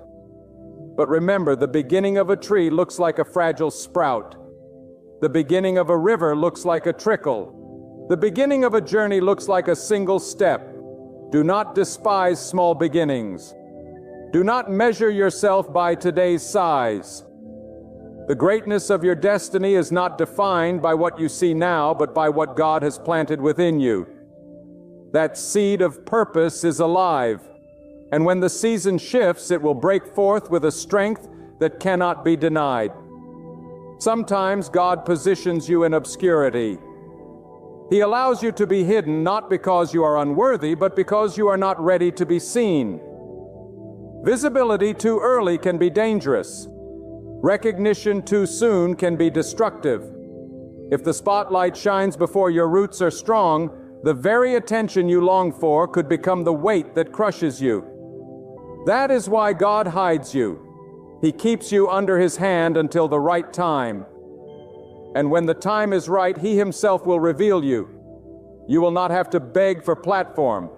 You will not have to manipulate for opportunities. You will not have to chase recognition. God Himself will bring you forth. And when He does, no one can deny that His hand is upon you. There is a deeper truth here.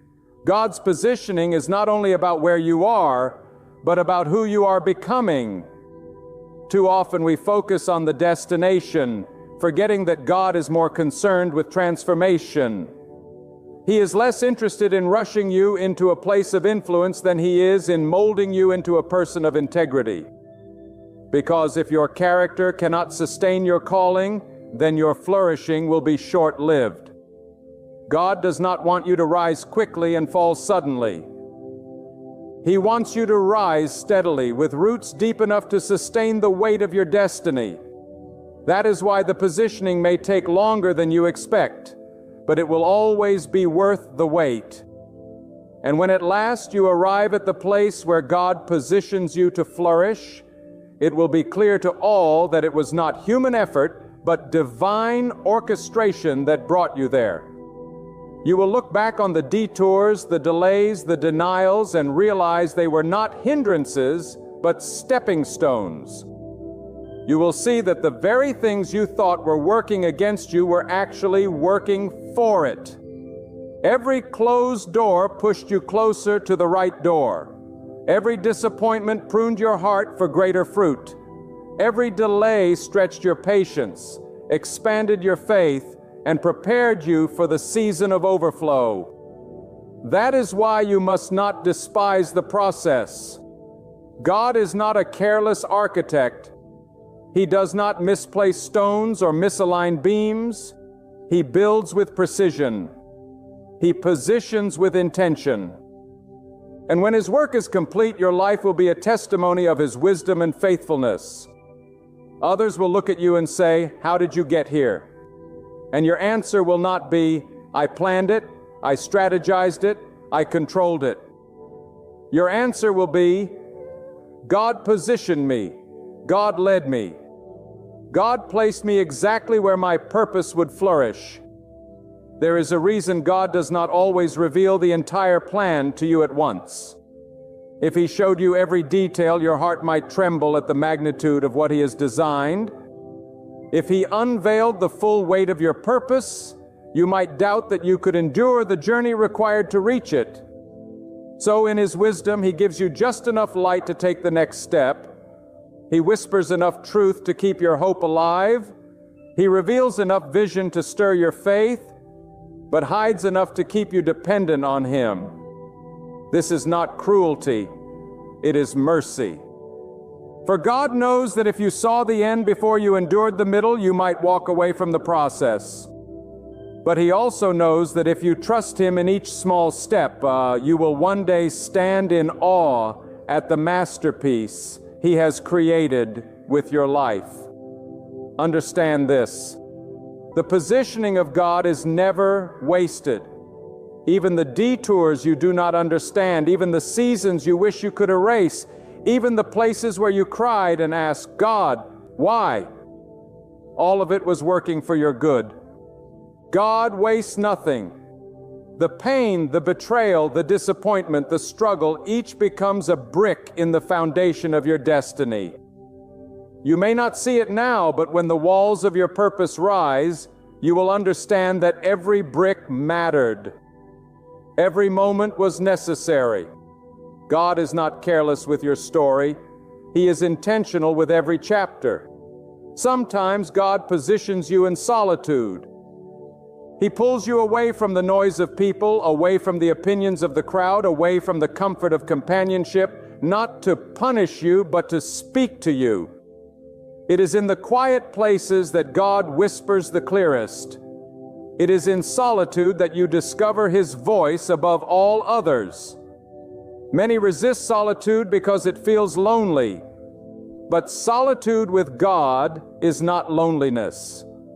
It is preparation. It is where you learn that your strength comes not from applause, but from His presence, not from recognition, but from His assurance. When you have been positioned in solitude, you emerge stronger, more focused, and ready to stand in the place where your purpose will shine. Do not mistake the pruning of God for the rejection of God. A gardener prunes a tree not because it is dying, but because it is living. He cuts away branches not to harm it, but to multiply its fruit. The same is true for you.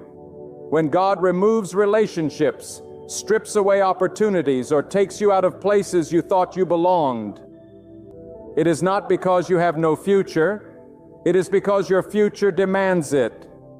He prunes because He sees what you cannot. He removes what is hindering your growth, so that when your season comes, you will not just produce fruit. You will produce abundance. The positioning of God often feels uncomfortable because it breaks the patterns of your comfort zone. God may ask you to walk away from what feels comfortable so you can step into what feels uncertain. That uncertainty is not there to freeze you in fear. It is there to stretch your faith deeper. Comfort may feel safe, but it can quietly smother your purpose. If you never move beyond the boundaries of what you know, you will never uncover what God has already prepared for you. So when He unsettles your peace, when He shakes the ground beneath your feet, when He calls you into unfamiliar territory, it is because He knows your purpose cannot thrive in complacency. It thrives in courage, in obedience, in trust. Remember this: God does not need to ask your circumstances for permission before fulfilling your destiny. He does not ask permission from your background, your past, or your limitations. If He has chosen to position you, then nothing in your history disqualifies you. People may look at you and see failure, weakness, or insignificance. But God looks at you and sees potential, resilience, and destiny. He positions not based on human approval, but on divine purpose. And when God positions you, no opinion, no criticism, no doubt can undo it. Your positioning may not look like progress to those around you. Others may mock you, asking, "Where is your success? Where is your breakthrough?" But do not measure yourself by the timelines of people. God's positioning is not bound by human calendars. He does not rush because of pressure. He does not delay because of doubt. He moves in His perfect timing. And when that timing collides with His positioning, your purpose will erupt with power. What once looked stagnant will suddenly overflow. What once looked delayed will suddenly accelerate. That is the rhythm of God. Silent preparation followed by sudden manifestation. When you arrive in the place God has prepared for you, it will not just benefit you, it will impact others. God's positioning is always bigger than the individual. He positions you not only for your flourishing, but so that through your flourishing, others may find hope, strength, and direction. Your testimony becomes their encouragement. Your breakthrough becomes their faith. Your purpose becomes the seed that sparks purpose in others. That is why you must endure the process faithfully. Because when you step into your flourishing, the ripple effect will reach far beyond what you can imagine. Do not be deceived into thinking that ease equals blessing. Sometimes the most blessed positioning of God comes wrapped in hardship.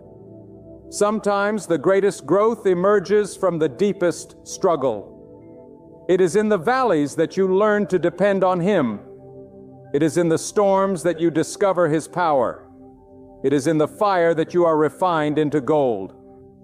Do not curse the fire. Thank God for it is in that fire that impurities are burned away and your true strength emerges. The fire does not destroy what God has placed within you. It reveals it. One of the greatest dangers you face is trying to position yourself outside of God's will. You may think you know the right path, the right place, the right timing, but if it is not where God has placed you, it will not flourish. You may achieve temporary success, but it will lack permanence. You may gain recognition, but it will lack fulfillment.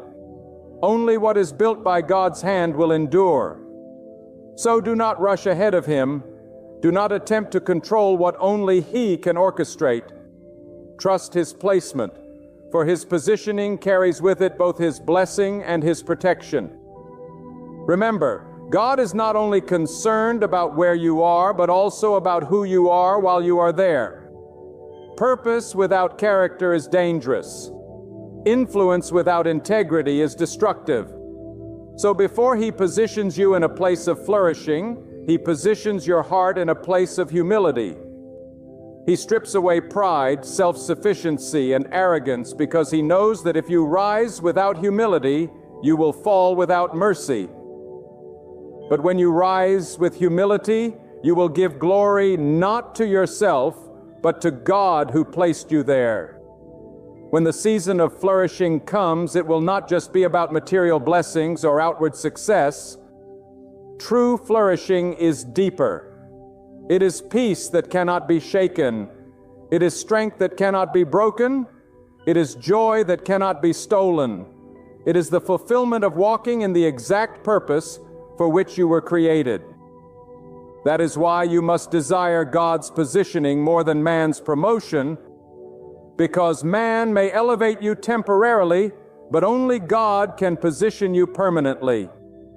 And hear this, flourishing in your purpose does not mean life will be free of challenges. The storms will still come. The winds will still blow. But you will stand firm because you are rooted where God placed you. The same storm that uproots a tree planted in shallow soil cannot move a tree whose roots are deep in the ground. Likewise, when you are positioned by God, the storms of life will not uproot you. They may bend you. They may stretch you, but they cannot break you. For your strength is not in the soil of circumstance. It is in the hand of the one who planted you there. There comes a time in every life when the waiting stretches so long, the silence grows so heavy, and the journey feels so uncertain that doubt begins to whisper. You wonder if God has forgotten you, if He has overlooked you, if He has left you behind. But I tell you now with unshakable conviction, God has not forgotten you. The one who created the stars knows your name. The one who set the boundaries of the oceans knows where you stand. The one who breathed life into your lungs has not abandoned the very purpose for which He made you. What you call delay, He calls design.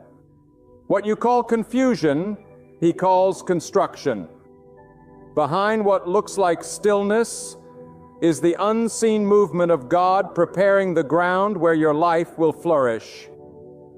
Do not mistake hiddenness for insignificance. God often works most powerfully in the places where no one is watching. Think of how rivers are formed. They do not begin as mighty streams rushing through the land.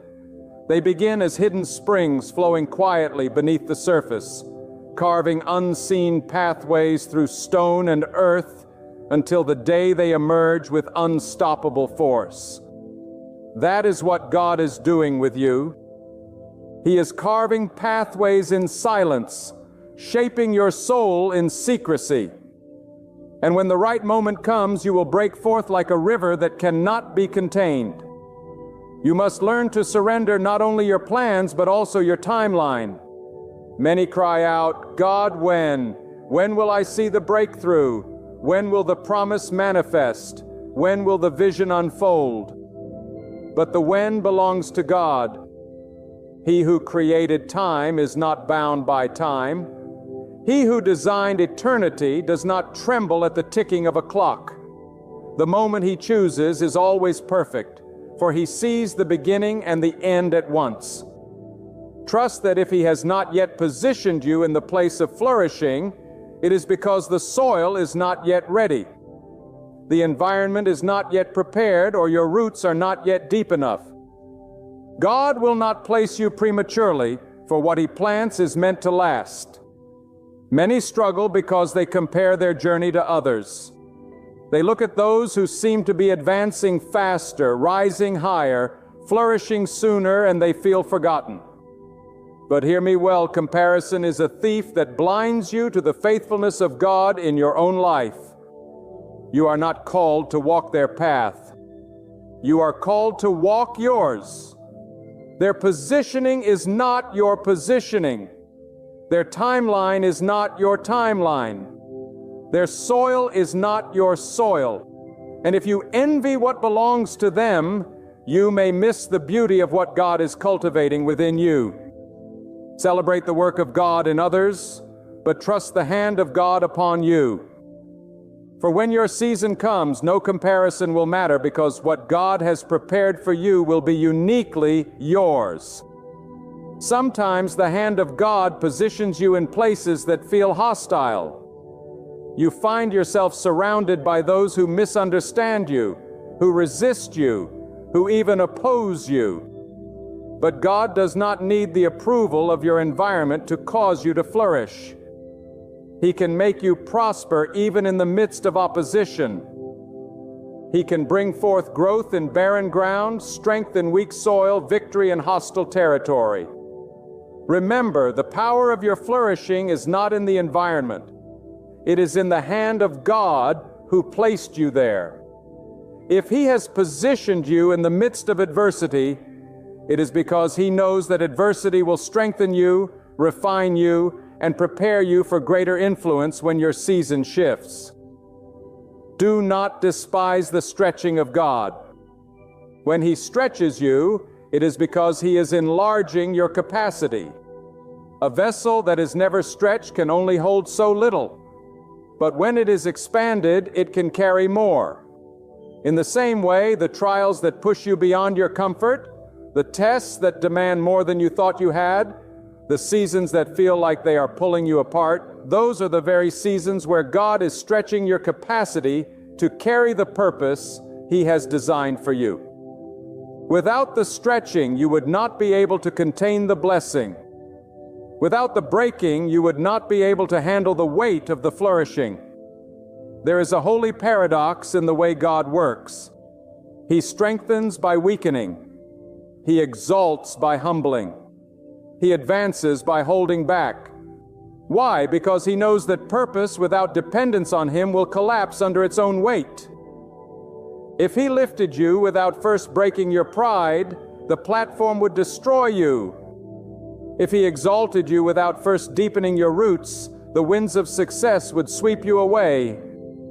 But when you learn to depend entirely on God, when you acknowledge that your strength, your wisdom, your future all rest in His hands, then He can position you with confidence, knowing that you will flourish without falling. Look back on your life for a moment. Think of the doors that closed, the plans that failed, the people who walked away. At the time you wept over those losses. At the time you thought those moments marked the end of your dreams. But if you are honest, you can now see that many of those disappointments were blessings in disguise. What you thought was rejection was actually protection. What you thought was a setback was actually preparation. What you thought was abandonment was actually repositioning. God sees what you cannot.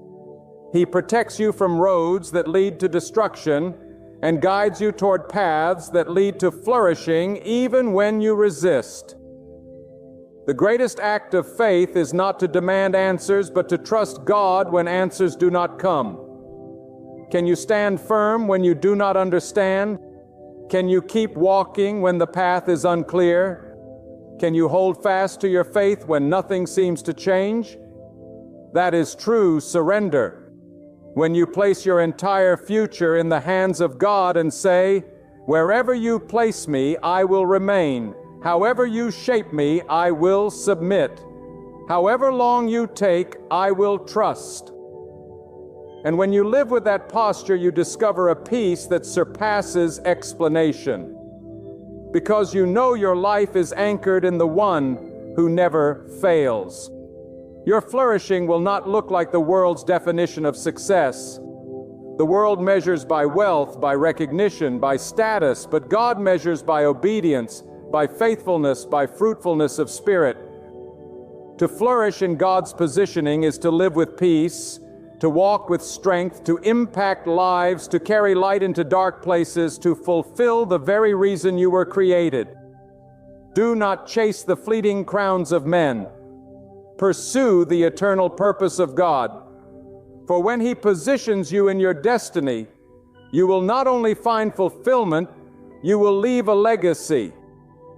And when that moment arrives, when you step into the place God has been preparing all along, you will realize why the waiting was necessary, why the silence was holy, why the pruning was merciful. You will look back and see the wisdom of God in every step. You will say, "If not for the valley, I would not have learned strength. If not for the loss, I would not have discovered dependence. If not for the delay, I would not be ready for this moment.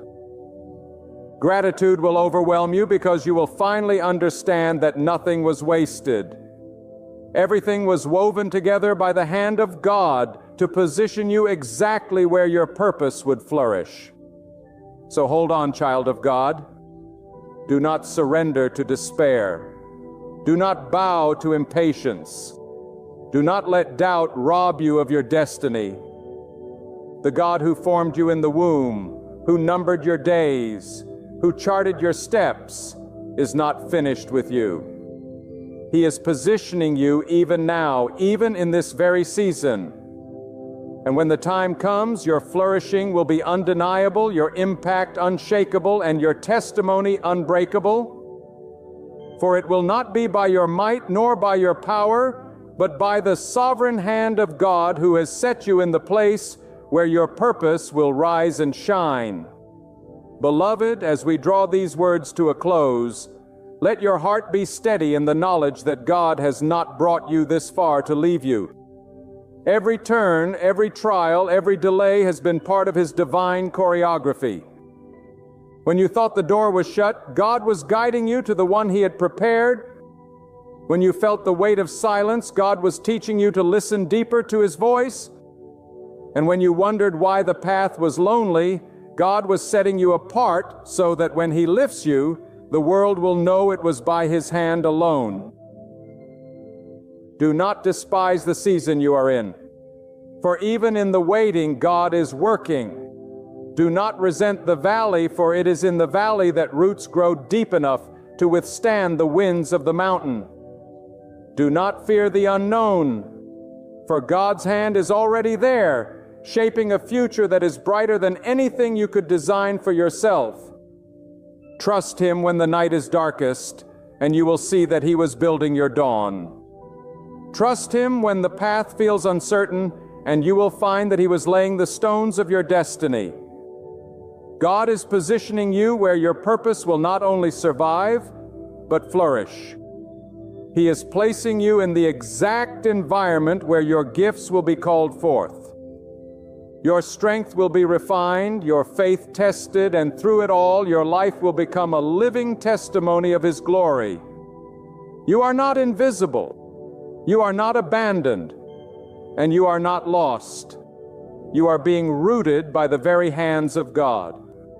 When your appointed season arrives, you will rise not by coincidence, not by luck, but by divine design. So keep walking forward with boldness, with faith, and with unwavering trust. Lift your gaze beyond the noise and uncertainty of today and fix it firmly on the unshakable truth of His plan. For the one who shaped galaxies holds your tomorrows, and the same voice that breathed creation into being is now breathing life into your destiny. Stand firm, because the moment is coming when you will see that every hardship, every step, and even every silence was guiding you here, to the very place where your purpose will bloom under the mighty hand of God. Have you ever stood in the middle of a storm so fierce that you couldn't even see your next step? Have you ever felt the weight of life pressing so hard on your shoulders that you wondered if you could make it through another day? Have you ever whispered into the stillness of the night, God, where are you? Do you see me? Do you know what I'm facing? My friend, I'm here to tell you tonight with unwavering conviction in my heart. God sees you. God knows you. And God has already made a way out of the season you're in. You may not see it yet, but it's there. You may not feel it yet, but it's real. What looks like a dead end to you is a doorway to God. What feels like the end of your story is the beginning of something far greater. So don't give up now. Don't walk away now. God is about to show you the way out. The world will tell you that when life grows dark, when pain becomes unbearable, when failure keeps knocking at your door, you are finished. But God does not measure you by your storms. He measures you by His promise. Your struggle is not a sign that God has abandoned you. It is often the very evidence that He is preparing you, shaping you, stretching you because He has something greater ahead. Sometimes the darkest season is the clearest signal that God is about to do something mighty in your life. You may be in the valley, but the valley is not your home. You may be pressed, but you are not crushed. You may be surrounded, but you are not forsaken. You may be in the fire, but you will not be consumed. God will show you the way out. I want you to hear me tonight, not with your ears alone, but with your soul. That God is not absent in your suffering. God is not silent in your hardship. God is not powerless in your storm. Every tear you have cried, He has counted. Every prayer you have whispered, He has heard. Every sleepless night you have endured, He has watched. And while you were doubting, while you were worrying, while you were carrying the weight of your burden, God was already making a way. Do you understand what that means? It means you do not have to manufacture your own escape. You do not have to force the breakthrough. You do not have to fight alone. The God who created the heavens and the earth is the same God who is working in the shadows of your life to bring you out of this hard season. And when He brings you out, He will not simply deliver you, He will elevate you. Some of you are facing financial struggles so deep you feel like you are drowning. Some of you are battling sickness that has drained your body and crushed your spirit. Some of you are walking through heartbreak that has shattered your dreams. Some of you are weighed down by guilt, regret, or the mistakes of your past. And some of you are simply tired of fighting, tired of waiting, tired of hoping. But I declare to you, you will not remain in this place forever. God has already declared an appointed time for your deliverance. He has already written a day on the calendar when the burden will be lifted, the door will be opened, and the light will break through. Until that day comes, He is strengthening you. He is molding you. He is teaching you to trust Him beyond your understanding. Because what God wants to give you is not just an exit from your trial. He wants to give you endurance, wisdom, and a testimony that will carry you into every season of your life. The enemy of your soul wants you to believe this is the end. He whispers that you will never escape this pain, that you will never overcome this failure, that you will never rise again. He wants you to believe that your hard season defines you. But let me remind you, your season is not your identity. Your storm is not your destiny. Your hardship is not your future. Your true identity is that you are known and loved by God. And your future rests not in the hands of men or circumstances, but in the hands of the Almighty. Do not define yourself by what you are going through. Define yourself by the one who is bringing you through. He is the God who opens seas, who parts rivers, who crumbles walls, who breaks chains. Do you think your trial is too big for Him? Do you think your burden is too heavy for Him? Do you think your sorrow is too deep for Him? He will not only make a way, He will make a way that no one can shut. Now, I know what some of you are thinking. If God is going to show me the way out, why hasn't He done it already? Why am I still in the middle of this pain? Why am I still carrying this load? Why hasn't the breakthrough come? My friend, God's timing is not our timing. We see only the moment. God sees eternity. We want deliverance now. God wants transformation. We cry for relief. God is working for our release. Sometimes God does not remove the storm immediately because the storm is doing something in you that nothing else could accomplish. Sometimes God allows the fire because the fire refines you. Sometimes God allows the waiting because the waiting strengthens you. Sometimes God allows the struggle because the struggle teaches you who He is. The very delay you are despising may be the very tool God is using to prepare you for the blessing He is about to pour out.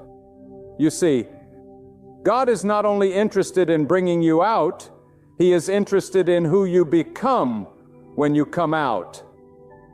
Let me tell you this: the same God who shut the mouths of lions, the same God who calmed raging seas, the same God who fed His people in the wilderness, the same God who lifted men and women from pits to palaces.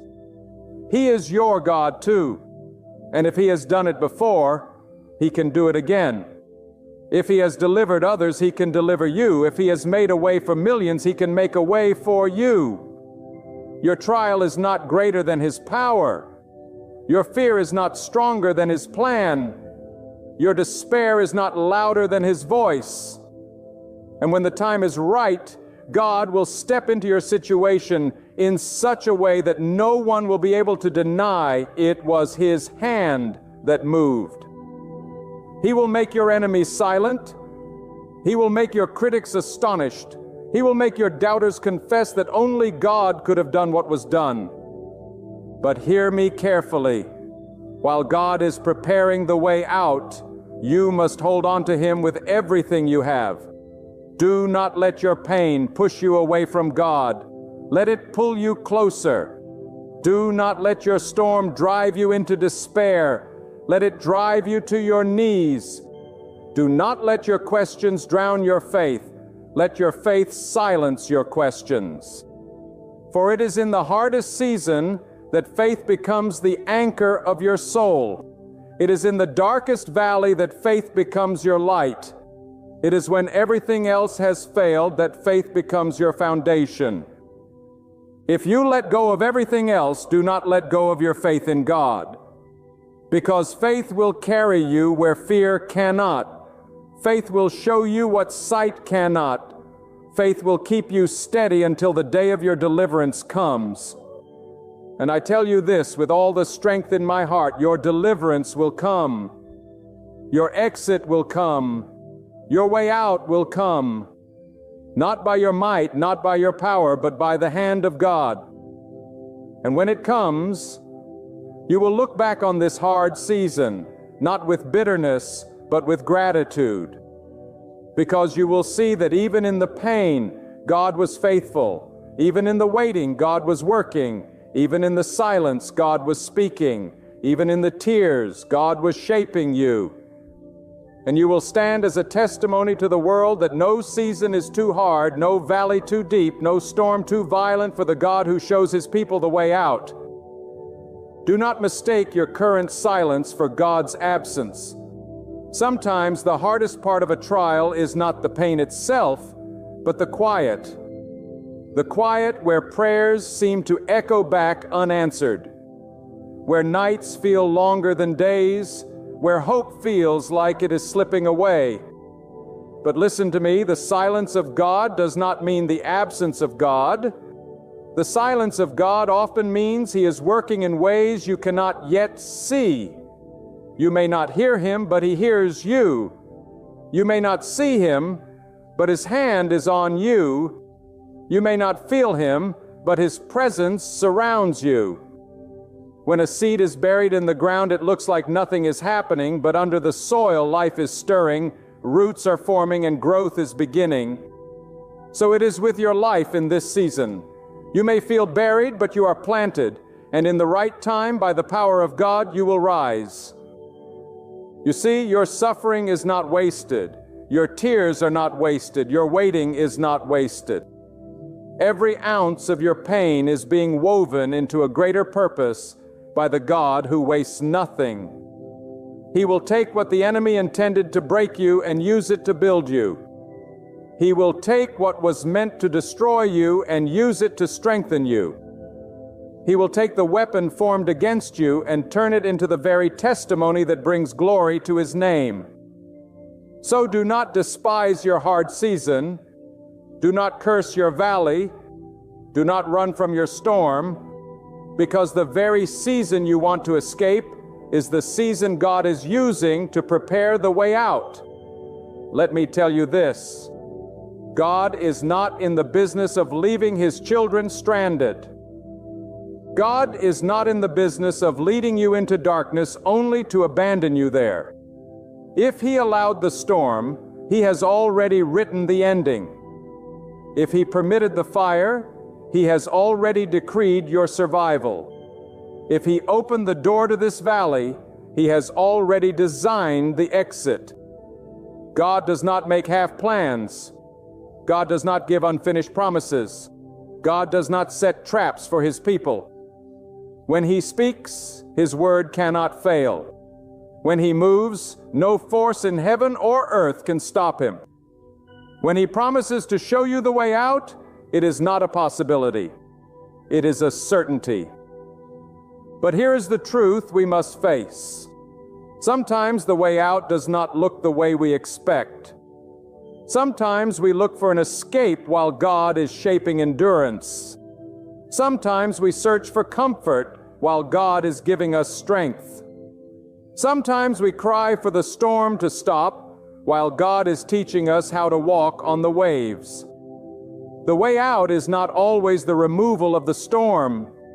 It is the revelation that you are not alone in it. The way out is not always the elimination of the pain. It is the discovery that the pain cannot destroy you. The way out is not always an open door. It is the power to stand in the hallway until God opens the right one. Think about this. The hardest battles in life are often fought right before the greatest victories. The darkest nights come just before the dawn. The fiercest winds howl just before the calm. The enemy rages the loudest when he knows his defeat is near.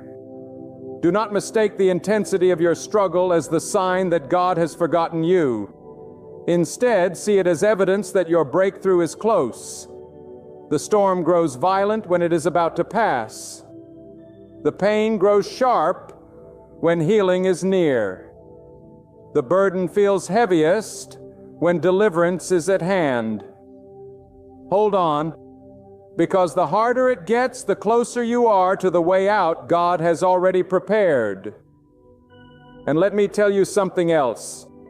Sometimes the way out is not just about you. Sometimes your storm is the stage for someone else's faith. Sometimes your valley becomes the lesson that lifts another soul. Sometimes your scars become the map for another person's healing. God is not only writing your story, He is weaving your story into the lives of others. When you come out of this hard season, others will see it and say, "If God could carry them through, then surely He can carry me too." Your testimony will become someone else's lifeline. Your survival will become someone else's strength. Your victory will become someone else's vision. This is why you cannot quit. This is why you cannot give up. Because God is not only showing you the way out, He is using your journey to show someone else that there is a way out. And I want to remind you of this truth. God's way out is always better than your way out. We try to scheme. We try to fix. We try to manipulate. We try to run. But our ways always fall short. God's way is higher. God's way is wiser. God's way is perfect. When you wait on Him, when you trust in Him, when you lean not on your own understanding, but on His promise, you will discover that the way out He provides is not only an escape, it is a promotion. It is not just relief, it is renewal. It is not just survival, it is transformation. God does not just deliver His people, He positions them for something greater. There comes a moment in every person's life when the weight of hardship makes them question whether they will ever see light again. It is in that moment that the human heart feels most fragile. But hear me with all the force of truth. You are never as alone as you feel. And God has promised that even in the valley of shadows, His presence is there. Even in the furnace of affliction, His hand is steady. Even in the silence of despair, His Spirit is whispering strength into your soul. Your feelings may betray you, but God never abandons you. Do not let the lies of despair be louder than the voice of faith. You are not forsaken. You are not forgotten. You are not finished. One of the greatest dangers in a hard season is to let hopelessness settle in your heart. Hopelessness blinds you. It tells you there is no way forward, no reason to keep fighting, no point in believing. But hopelessness is a lie. For as long as God lives, hope is alive, and God is eternal. His power does not expire. His mercy does not diminish. His promises do not weaken with time. As long as God reigns, your hope has a foundation that cannot be shaken. Do not surrender to hopelessness, because the very season that feels like your end may be the season God is using to bring about your new beginning. Your hard season is not meant to destroy you. It is meant to reveal what cannot be destroyed. Gold is proven in fire. Diamonds are formed under pressure. Warriors are trained in battle. So your spirit is refined in the crucible of hardship. When you come through this, you will not just come out. You will come out stronger, purer, sharper, more unshakable. You will discover that what you thought was going to end you was actually the tool God used to establish you. You will realize that the breaking of your heart was the making of your strength. You will look back and see that every tear watered the ground for a harvest you never imagined. Some of you right now are praying for escape, but God is giving you endurance. You are asking for the storm to stop, but God is teaching you how to stand in the storm until it passes. You are pleading for the mountain to move, but God is strengthening your legs to climb it. The way out is not always sudden, and it is not always simple. Sometimes it is a process. Sometimes God leads you step by step, one day at a time, one prayer at a time, one small victory at a time. But do not despise the process, because every step you take in faith is leading you closer to the day of release. And here is something you must never forget. The way out that God provides is permanent. When you make your own escape, you often find yourself back where you started. But when God delivers you, He delivers you fully. When He breaks chains, they cannot be put back on. When He opens doors, no one can shut them. When He removes burdens, they cannot be laid on you again. When God leads you out of a season, it is not to return you to where you were, but to bring you to a higher place, a safer place, a stronger place. Do not be fooled into thinking that your way out depends on people. Too often we look to others to rescue us, to fix us, to deliver us. But people are limited, circumstances are unstable, and human promises are fragile. God alone is your deliverer. God alone is your refuge. God alone is the one who makes a way where there seems to be no way. And when He shows you the way out, He does it in such a manner that no man can take the credit. No friend can claim the glory. No enemy can deny the miracle. It will be God's hand and God's hand alone. There will be times when you are tempted to quit, times when the weight feels unbearable, times when the silence feels endless. But I say to you, hold on, because the dawn always follows the night. Hold on, because the storm always runs out of rain. Hold on, because the pit is never the final destination. Hold on, because God is faithful to His word, and He will never leave His children trapped in despair. Hold on, because your way out is not just a hope, it is a certainty. And let me speak boldly to your soul tonight. Do not waste your hard season. Do not go through it complaining and bitter, cursing the very ground you walk on. Lift your eyes and see what God is doing. He is shaping you into someone who will not be moved by every storm, someone who will not crumble under every pressure, someone who knows how to walk with faith even when the path is unclear. He is not only bringing you out, He is raising you up. He is not only setting you free, He is setting you apart.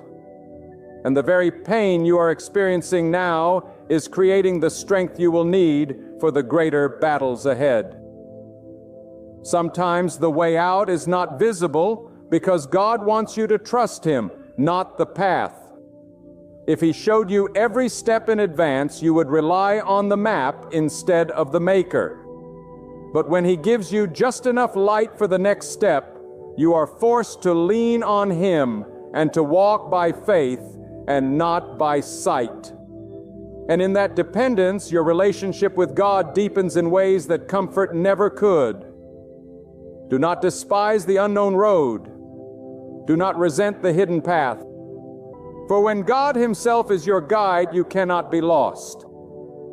The truth is, many of us want the way out, but we resist the transformation that comes with it. We crave relief without refinement, deliverance without discipline, victory without the struggle. Yet God loves you far too much to leave you unprepared. He will not offer an escape that leaves you fragile. He will give you a deliverance that strengthens you. He will not hand you freedom that can be taken away.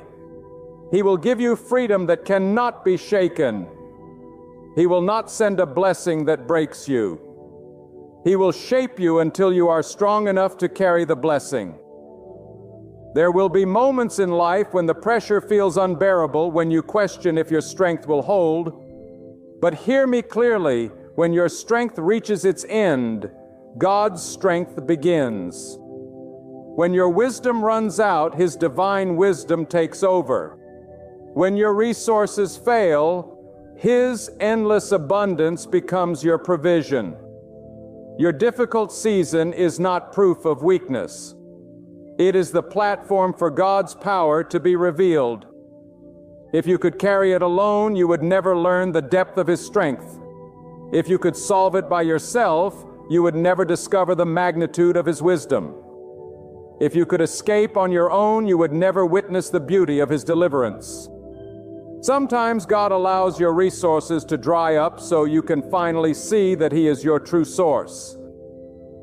The human heart often clings to control. We want to know the plan, to hold the map, to secure the outcome. But God does not call you to control. He calls you to trust. And trust is not proven in comfort. It is proven in crisis. Trust is not easy when the road is clear. It is tested when the path is hidden. And in the testing, your faith grows muscles that cannot be torn down. The way out is not just about God removing you from the storm. It is about God building a faith in you so unshakable that no storm will ever overcome you again. And let us speak plainly, not every door you see is the way out.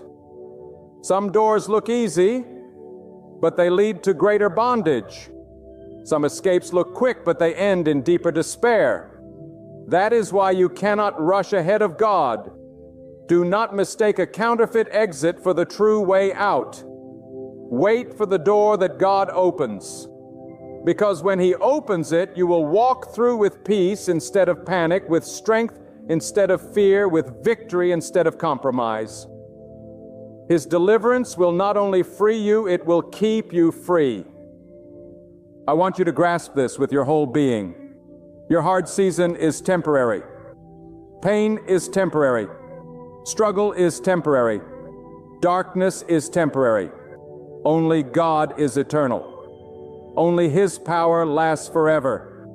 Only His promises endure through every generation. Do not build your identity on a temporary season. Do not decide your destiny based on a temporary storm. Do not surrender your hope to a temporary burden. The same God who ruled before your trial began will rule long after it has ended. Lift your vision beyond what is fading and fix it on the one who never fades. And remember this, every step of your life is seen by God. Nothing you face takes him by surprise. He saw your tears before they fell. He knew your questions before they were spoken.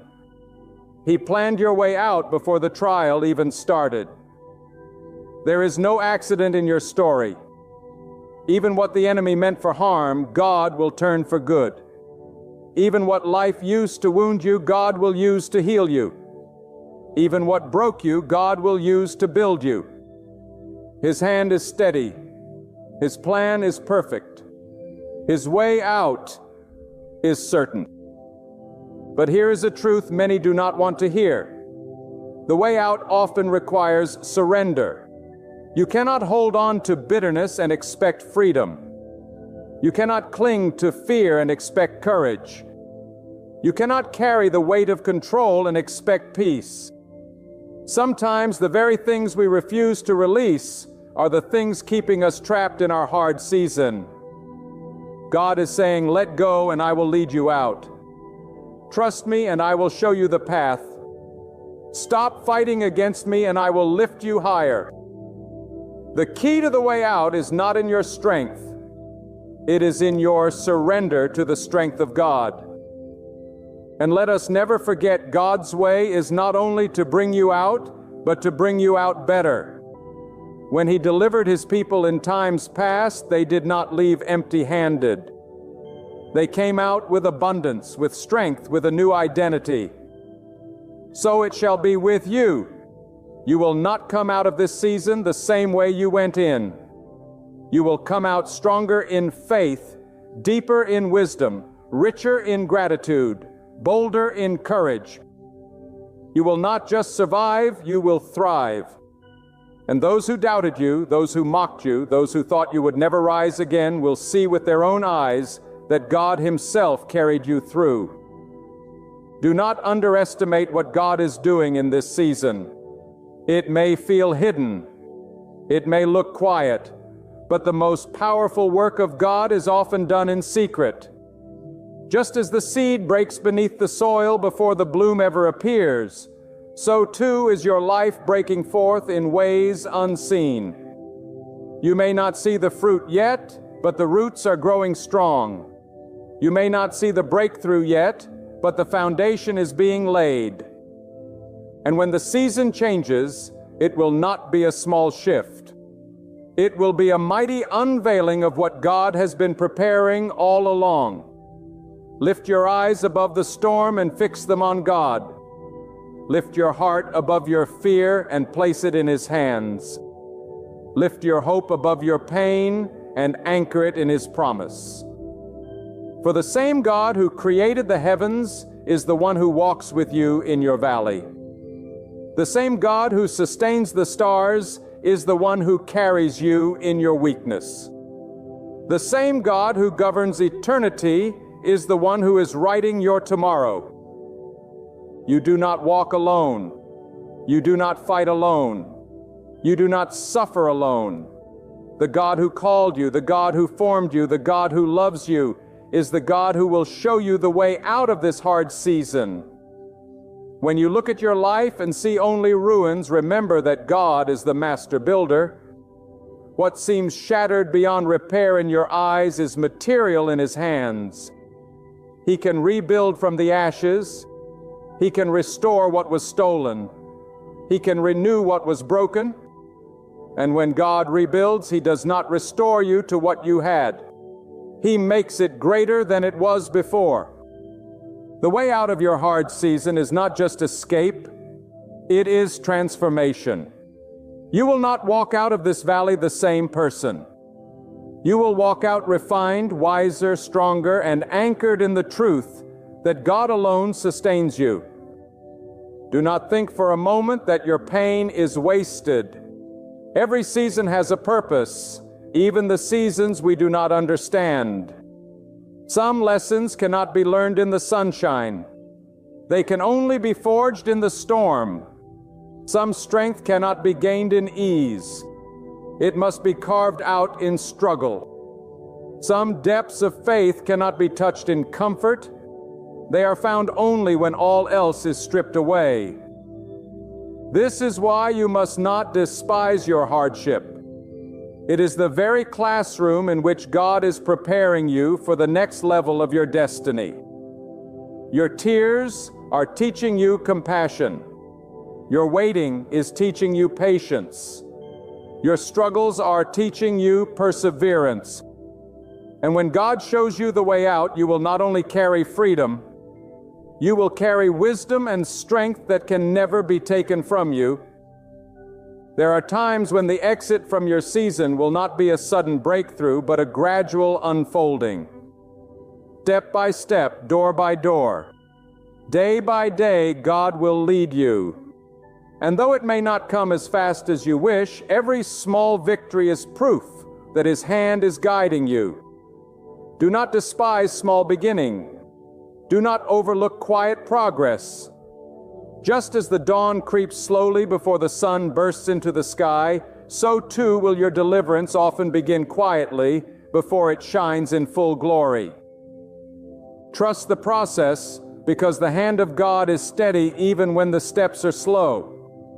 But let me warn you, one of the greatest threats in a hard season is the temptation to compromise when you are desperate. You may be tempted to accept less than what God has for you. You may be tempted to take shortcuts, to cling to unhealthy things, to grasp at false solutions. But do not sell your future for temporary relief. Do not abandon your integrity for a moment of comfort. Do not sacrifice the promise of God for the convenience of man.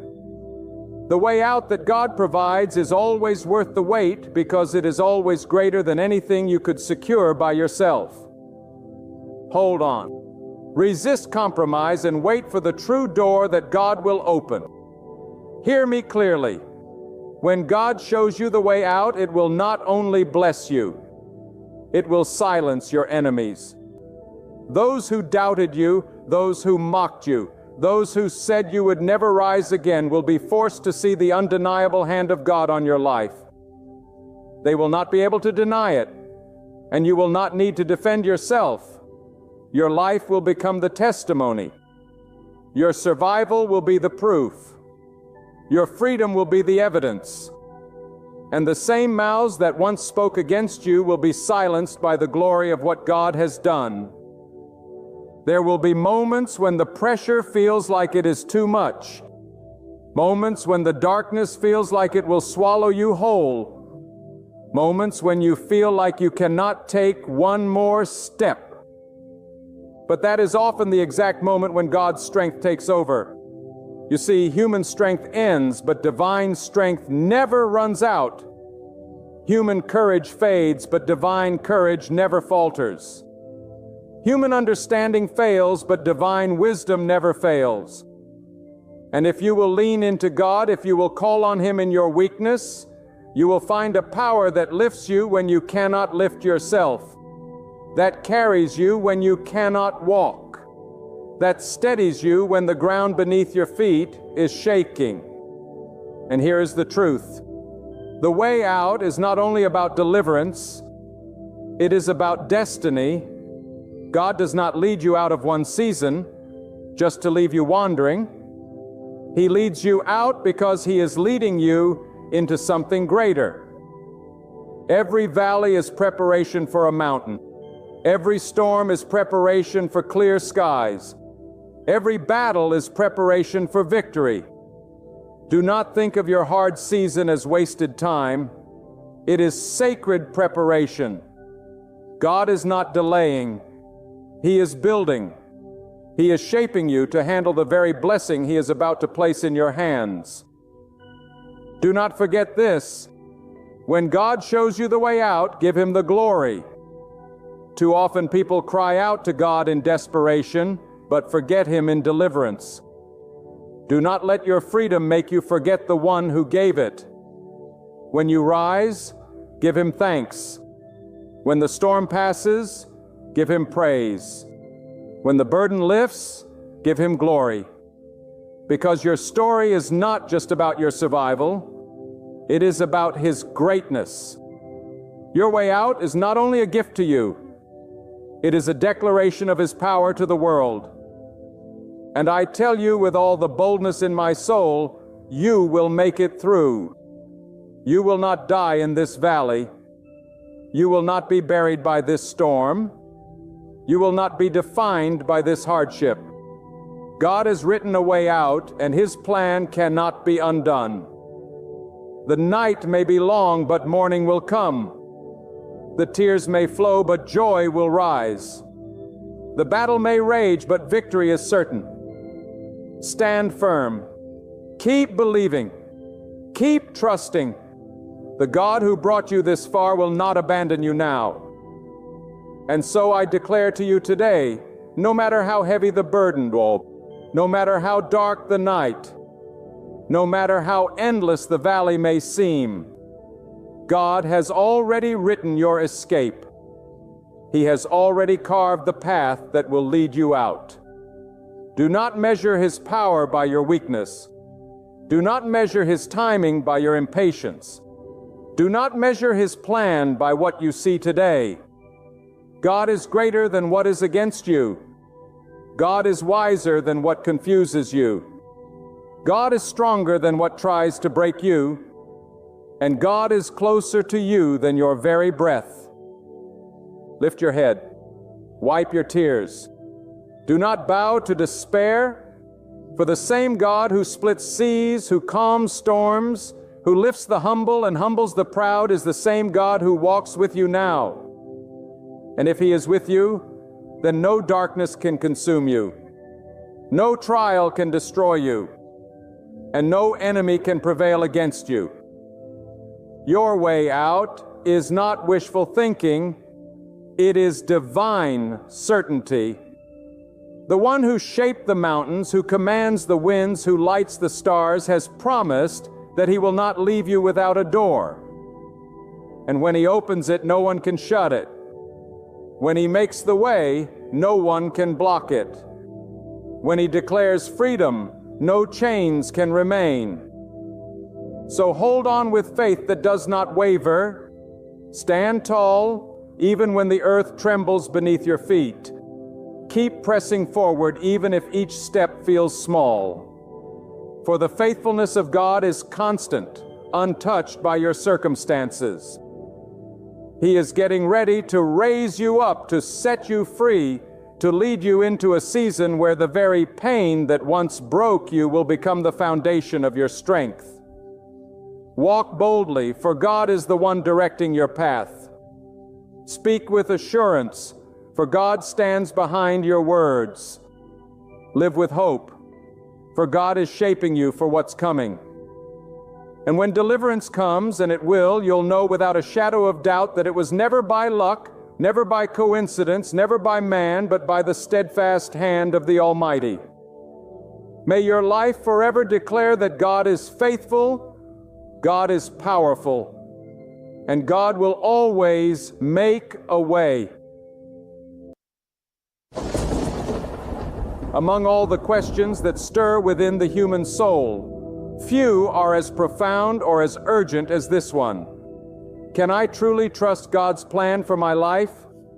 Some of you have walked through the valley of disappointment for so long that you've begun to wonder if light will ever touch your path again. Others have endured rejection, betrayal, and deep loss. And in the quiet hours, your heart whispers, God, do you still remember me? But hear me now, with a faith that does not waver, your journey is about to turn. Not because of luck, not because of your own strength, but because the hand of Almighty God has been guiding every step from the very beginning. Even when your eyes could not see it, even when you felt abandoned, there comes a season in every life when the questions sound louder than the answers, when the weight of waiting feels heavier than the promise itself, Maybe that is where you stand right now, staring at the shattered pieces of what you once dreamed, wondering why God allowed it to fall apart. But I declare to you, God never wastes a broken piece. He never leaves a single tear uncounted. He never overlooks a cry whispered in the midnight hour. His plan is not delayed. His hand is not weak, and His promises are not empty. You may think your journey has stalled, but God is preparing a shift. And when He moves, everything changes. Trusting God's plan means loosening your grip on the timeline you've drawn for your life. We are quick to tell God when, where, and how He should work. We think His silence is abandonment when, in truth, it is preparation. Just as the seed must lie hidden in the soil before it bursts into life, so too must you sometimes be concealed in seasons of waiting before God unveils His purpose. The hidden years are not wasted years. They are the furnace where faith is refined, the soil where roots grow deep. You may feel unseen, but you are being planted, not buried. And when God determines the time, the harvest will break forth, not by your strength, but by His. Some of you have fought battles in silence. You have endured storms that others could not see, and the enemy has whispered that you are forgotten. But hear me today. The unseen battles you have endured are the very places where God has been shaping your destiny. The scars you carry are not marks of defeat, but evidence of survival. Every trial you have faced has prepared you for the shift about to come. God's plan is not only to bring you out of the storm, but to establish you stronger because of it. He does not merely restore, He multiplies. He does not just heal, He makes new. The reason so many falter in trusting God's plan is because they measure it by their circumstances. When doors close, when opportunities vanish, when relationships crumble, they assume the plan has failed. But what if the closed door was protection? What if the delay was alignment? What if the rejection was redirection? God sees beyond the horizon. And what seems like a setback to you may be the very step that secures your future. Trust is not proven in sunshine. It is forged in storms. Faith is not tested when the road is smooth, but when it winds through shadows. And the God who holds the universe in His hand is also holding your life, weaving every detail into a design that you cannot yet comprehend, but will one day marvel at. Your journey is about to change not because of who you are, but because of who God is. He is not limited by your weakness. He is not hindered by your past. He is not threatened by your doubts. God has taken ordinary people, broken people, fearful people, and turned them into vessels of power and influence throughout history. If He can part seas, move mountains, and call the stars by name, what makes you think He cannot turn your situation around? The very moment you surrender your will to His, you unlock the flow of divine power that transforms ordinary journeys into extraordinary testimonies. There are those who say, "But I've waited too long, my time has passed." Let me tell you, God is not bound by human clocks. He is not late, He is not early, He is always on time. The plan He has written for your life takes into account every failure, every detour, every delay. What you thought disqualified you has only positioned you. And what you thought ended your story is only the turning of a page. Trusting God's plan means believing that even in the darkest chapter, the author has not abandoned the book. I want you to think of the journeys of those who came before you. None of them reached their destination without trial, and none of them tasted triumph without tears. But every single one who trusted God discovered that His way was higher, His path was straighter, and His end was greater than anything they could have orchestrated on their own. The same God who guided them is guiding you. The same hand that lifted them will lift you. The same power that delivered them will deliver you. And let me speak to those who are weary. You feel as though you have prayed and nothing has changed. You have waited and the answer seems delayed. You have hoped and yet the doors remain closed. I tell you, your waiting is not in vain. God has heard every prayer.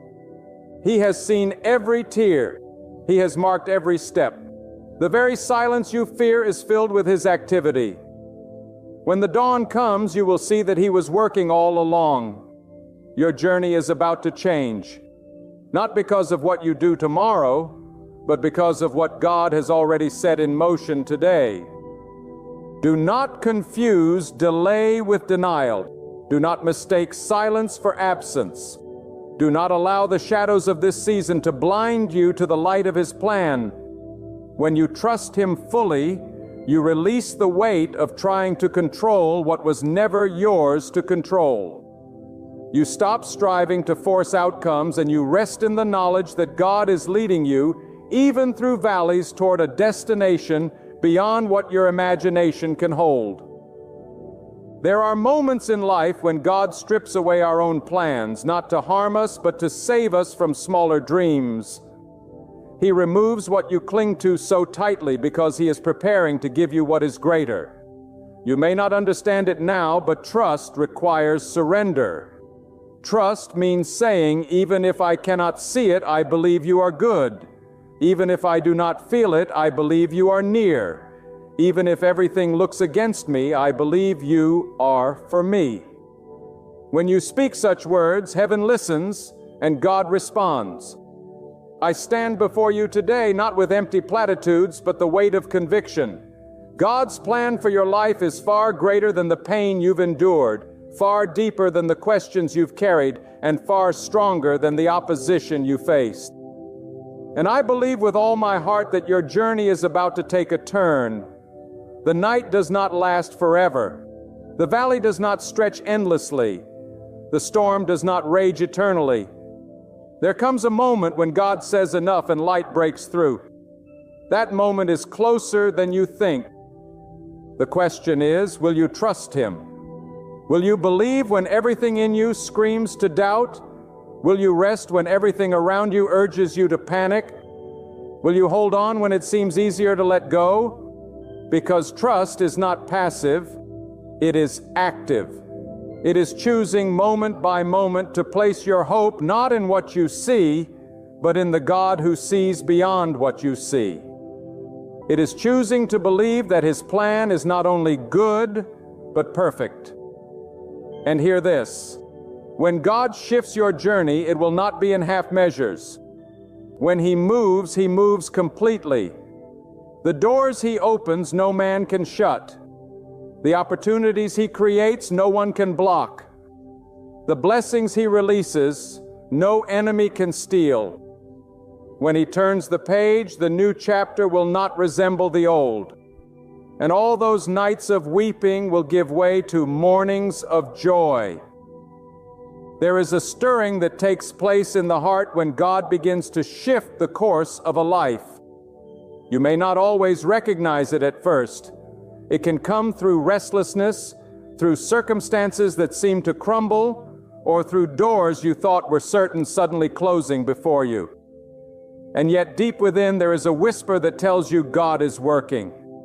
The soil is being turned. The foundation is being shaken, not to destroy, but to prepare for what is coming. When God begins to move you from where you are to where He has destined you to be, the journey will feel uncomfortable, but it will be necessary. We are quick to hold on to what is familiar. The known feels safer than the unknown. But the God who formed you did not create you to stay stagnant. He calls you to walk into the unseen, to step into the waters where your feet cannot touch the ground, because it is there that trust becomes real. Trust in God's plan means believing that when He calls you out of what you know, He will not abandon you to sink. He will uphold you. He will steady you. He will guide you. And though you may not see the whole path, you can be certain that every step is being ordered by His hand. I tell you this, when God begins to change your journey, the shifts will not always make sense to those around you.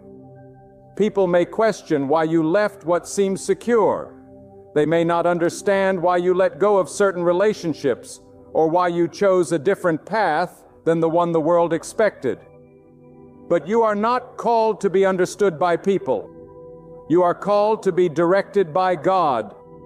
When you trust Him fully, you will not measure your life by human approval, but by divine alignment. And when God aligns you, no opinion, no opposition, no obstacle can undo what He has ordained. Many of you feel the weight of time pressing against you. You look at your age, your opportunities, your resources, and you wonder if it is too late. You wonder if the doors have closed forever, if the dream you once held has slipped beyond your reach. But I say to you with absolute certainty, God is not bound by the limitations of time. He is not restricted by your age, your education, your background, or your failures. When He has purposed a thing, He will bring it to pass. The calendar you cling to may say it is over, but the author of your story has declared otherwise. Trust His timing, for it is flawless. Let me tell you, there is no wilderness too vast, no valley too deep, no night too dark, where God cannot reach you. The very places that feel barren, the very paths that feel endless, are the places where His presence becomes most evident. Do not despise the wilderness, for it is in the wilderness that God teaches you dependence. It is in the dry place that He proves He can still bring water from the rock. It is in the emptiness that He reveals He is your sustainer. The wilderness is not punishment, it is preparation. And when the preparation is complete, the journey will shift and you will understand why God led you through it. Some of you have mistaken silence for abandonment.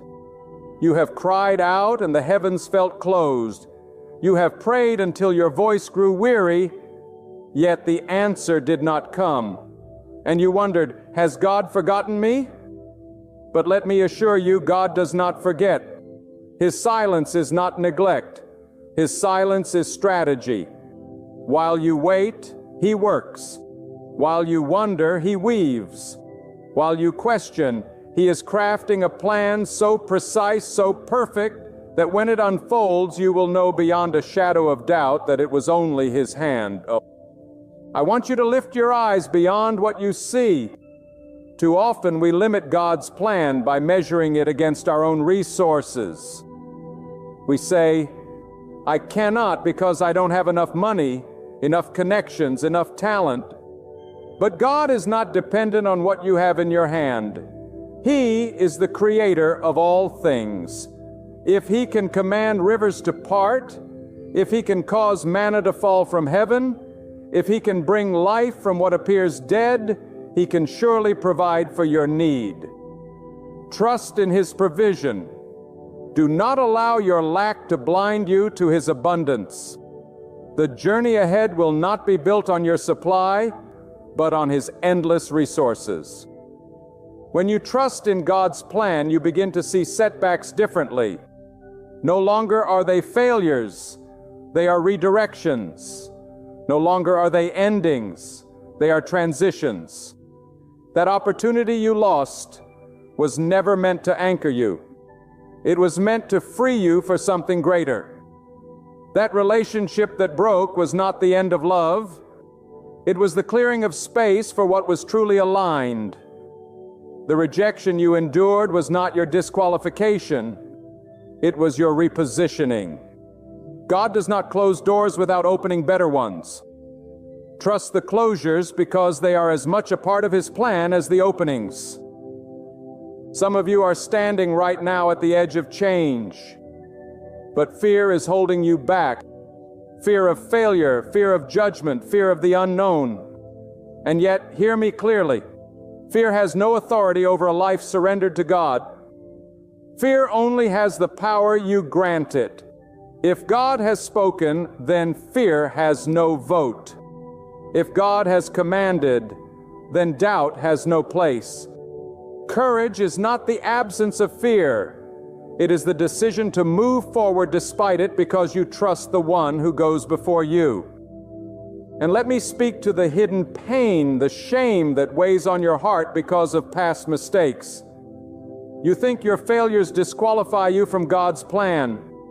You think the wrong turns, the poor decisions, the sins of yesterday have permanently derailed your destiny. But God does not write people off so easily. His plan is big enough to redeem your past, strong enough to cover your missteps, and wise enough to weave even your failures into the tapestry of your future. Trust Him with your scars, because those scars will become testimonies of His grace and power. You may be in a season where you cannot trace His hand, but you can trust His heart. God has not brought you this far to abandon you now. Every valley, every detour, every delay has been leading you to this moment. And though the road has been long, though the nights have been hard, though the questions have been many, your journey is about to change. The breakthrough is near. The shift is coming. The tide is turning. And when it does, it will not be because of your striving, but because of God's faithfulness. Lift your head, child of God. Do not walk as one defeated, but as one who knows their steps are being ordered by a higher hand. Do not speak as one hopeless, but as one who knows that the author of life is still writing. Do not live as one abandoned, but as one carried by everlasting arm. The future you fear is already secured by the God who loves you. And when you look back one day, you will see that every twist, every turn, every unanswered question was part of a greater plan than you could have dreamed. When you truly decide to trust in God's plan, something begins to happen inside of you. The weight of fear starts to lift. The confusion that once clouded your vision begins to clear. The burden of control that you carried for so long falls from your shoulders. And though the circumstances around you may not shift immediately, your heart begins to sense a quiet strength, a deep assurance that God is guiding every detail. This is not blind optimism. It is the unshakable confidence that the one who shaped the mountains and hung the stars is orchestrating your life with precision and care. But let me be honest with you, trusting God's plan does not mean you will always understand it. In fact, more often than not, His plan will bewilder you. It will take you down roads you never would have chosen. It will sometimes feel like you are walking backward instead of forward. But it is in those moments of confusion that trust becomes most powerful. Trust is not built on clarity, it is built on conviction. You may not know why, but you know who. You may not see the outcome, but you know the one who holds it. And when that conviction takes root in your soul, no storm, no loss, no disappointment can uproot you. God does not ask you to see the whole journey. He asks you to take the next step. That step may look small, but it is sacred. Each act of obedience, each moment of surrender, each prayer whispered in the dark builds a path toward the destiny He has written for you. Too often we wait for the entire map to be revealed before we move. But God calls us to walk by trust, not by sight. And with every step you take, His plan unfolds a little more. His timing reveals itself a little clearer, and His purpose draws a little nearer. Let me remind you of something powerful. God's plan is not fragile. It is not easily broken by your weakness, nor is it disrupted by the schemes of others. What He has spoken over your life cannot be canceled by human hands. People may oppose you, circumstances may resist you, even your own doubts may attempt to derail you. But nothing can overthrow the will of God. When He says it will be, it will be. When He opens the door, no one can shut it. When He declares the change, no force in heaven or on earth can stop it. This is why you can rest even in uncertainty, because the one in control cannot fail. And hear me on this. Sometimes the very things you call detours are the path itself. You thought that loss was a step backward, but it was the exact turn that placed you on the road to your destiny. You thought the waiting was wasted, but it was there that you developed the patience and resilience you would need for what is ahead. You thought the closed door meant rejection, but it was protection. God is not only moving you toward the destination, He is shaping you into the person who can thrive once you arrive. A gift given too soon can destroy. A position received before you are ready can overwhelm. But when God's timing and your preparation align, nothing will be able to stop what He has planned. Do not let despair rob you of this. Truly, your journey is about to change.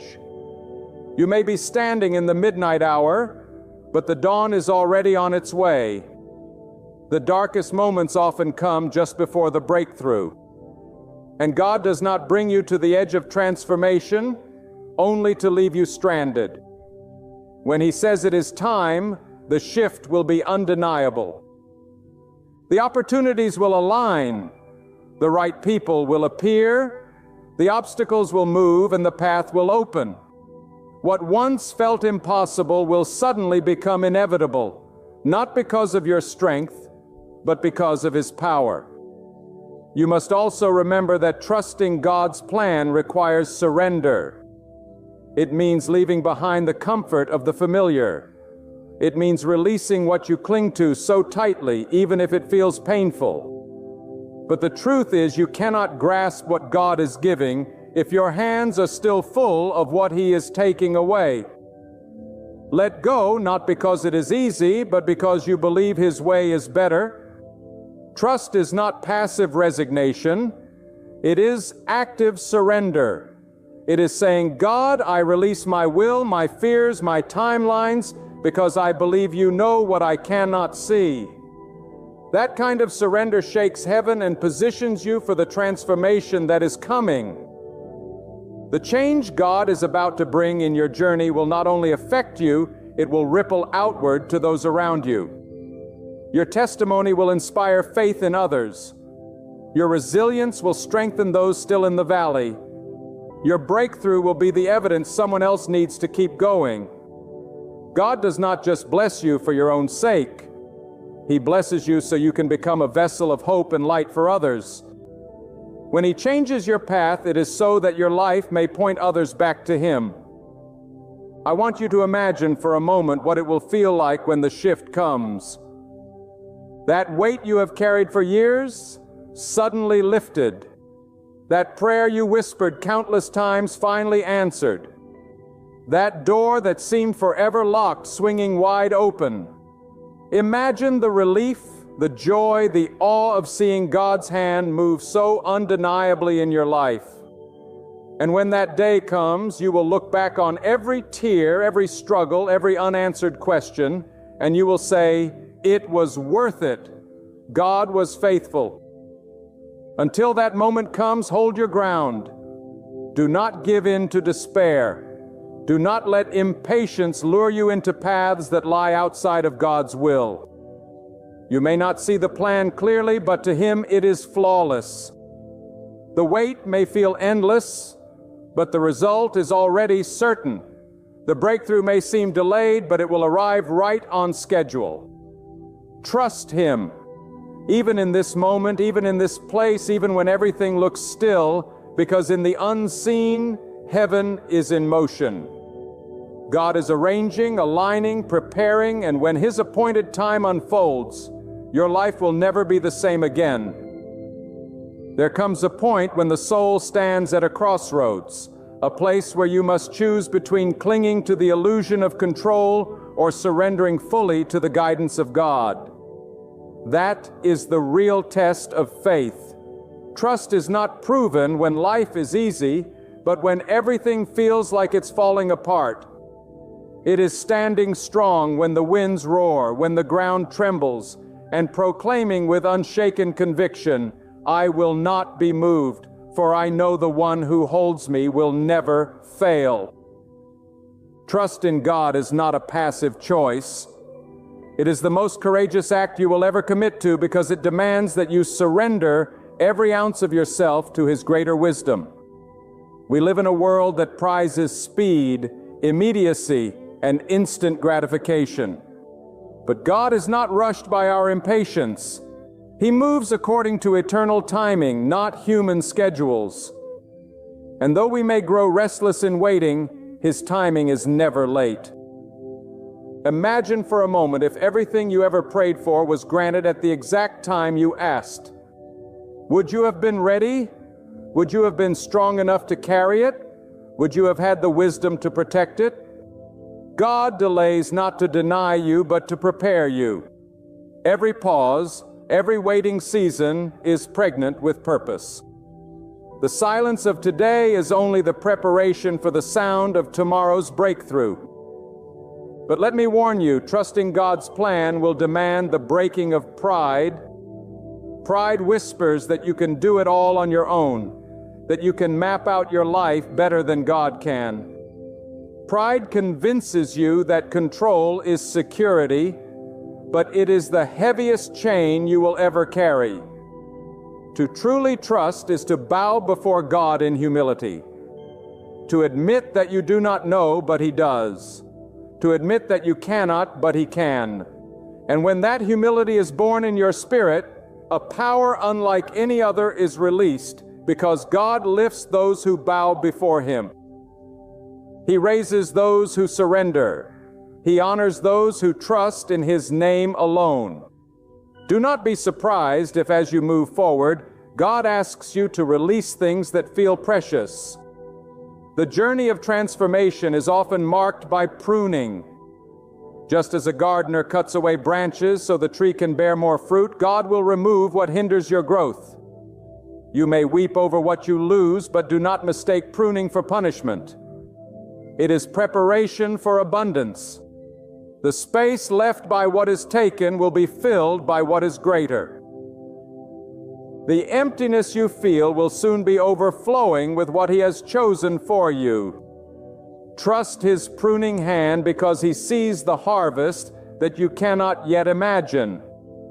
And hear this, trust is not a one-time act. It is a daily decision. Every morning when you wake, you will face the temptation to lean on your own understanding, to worry, to fear, to doubt. And every morning you must choose again.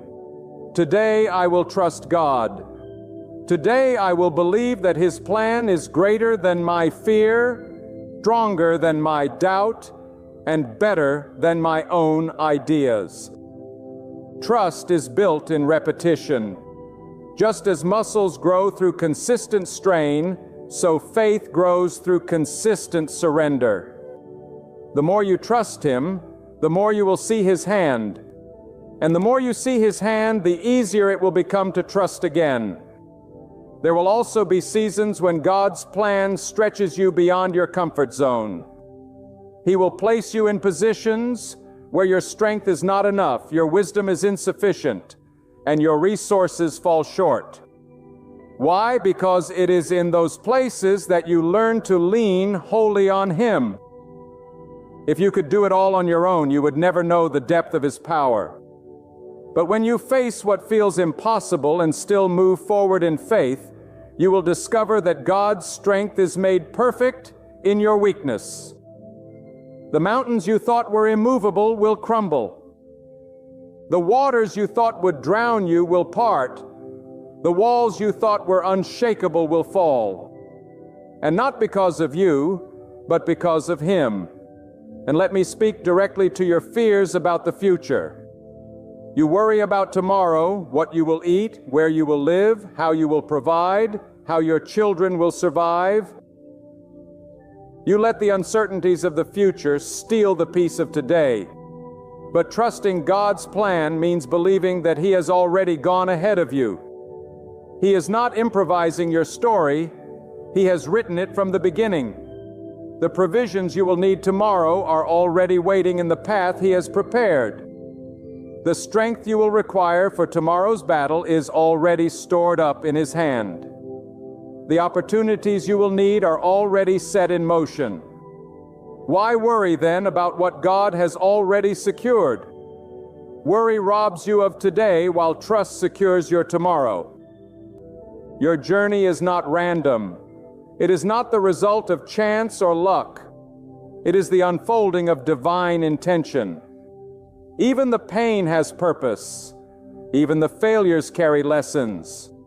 Even the darkest valleys are part of the road that leads to the mountain of destiny. Do not curse the valley. It is the only way to the summit. Do not despise the climb. It is the very process that builds the strength to stand once you arrive. God wastes nothing. Every chapter of your story, even the ones you would erase, are part of the book He is writing in your life. Some of you feel as though you are surrounded by enemies, by opposition, by resistance, by voices that mock your faith and question your hope. But when you trust God's plan, you can stand boldly in the face of opposition and declare, "No weapon formed against me shall prosper." God is not intimidated by your enemies. He uses them as instruments to sharpen you, to elevate you, to push you into the very place He designed for you. What the enemy meant for harm, God will turn for good. And when your journey changes, those who once laughed at your faith will marvel at what God has done.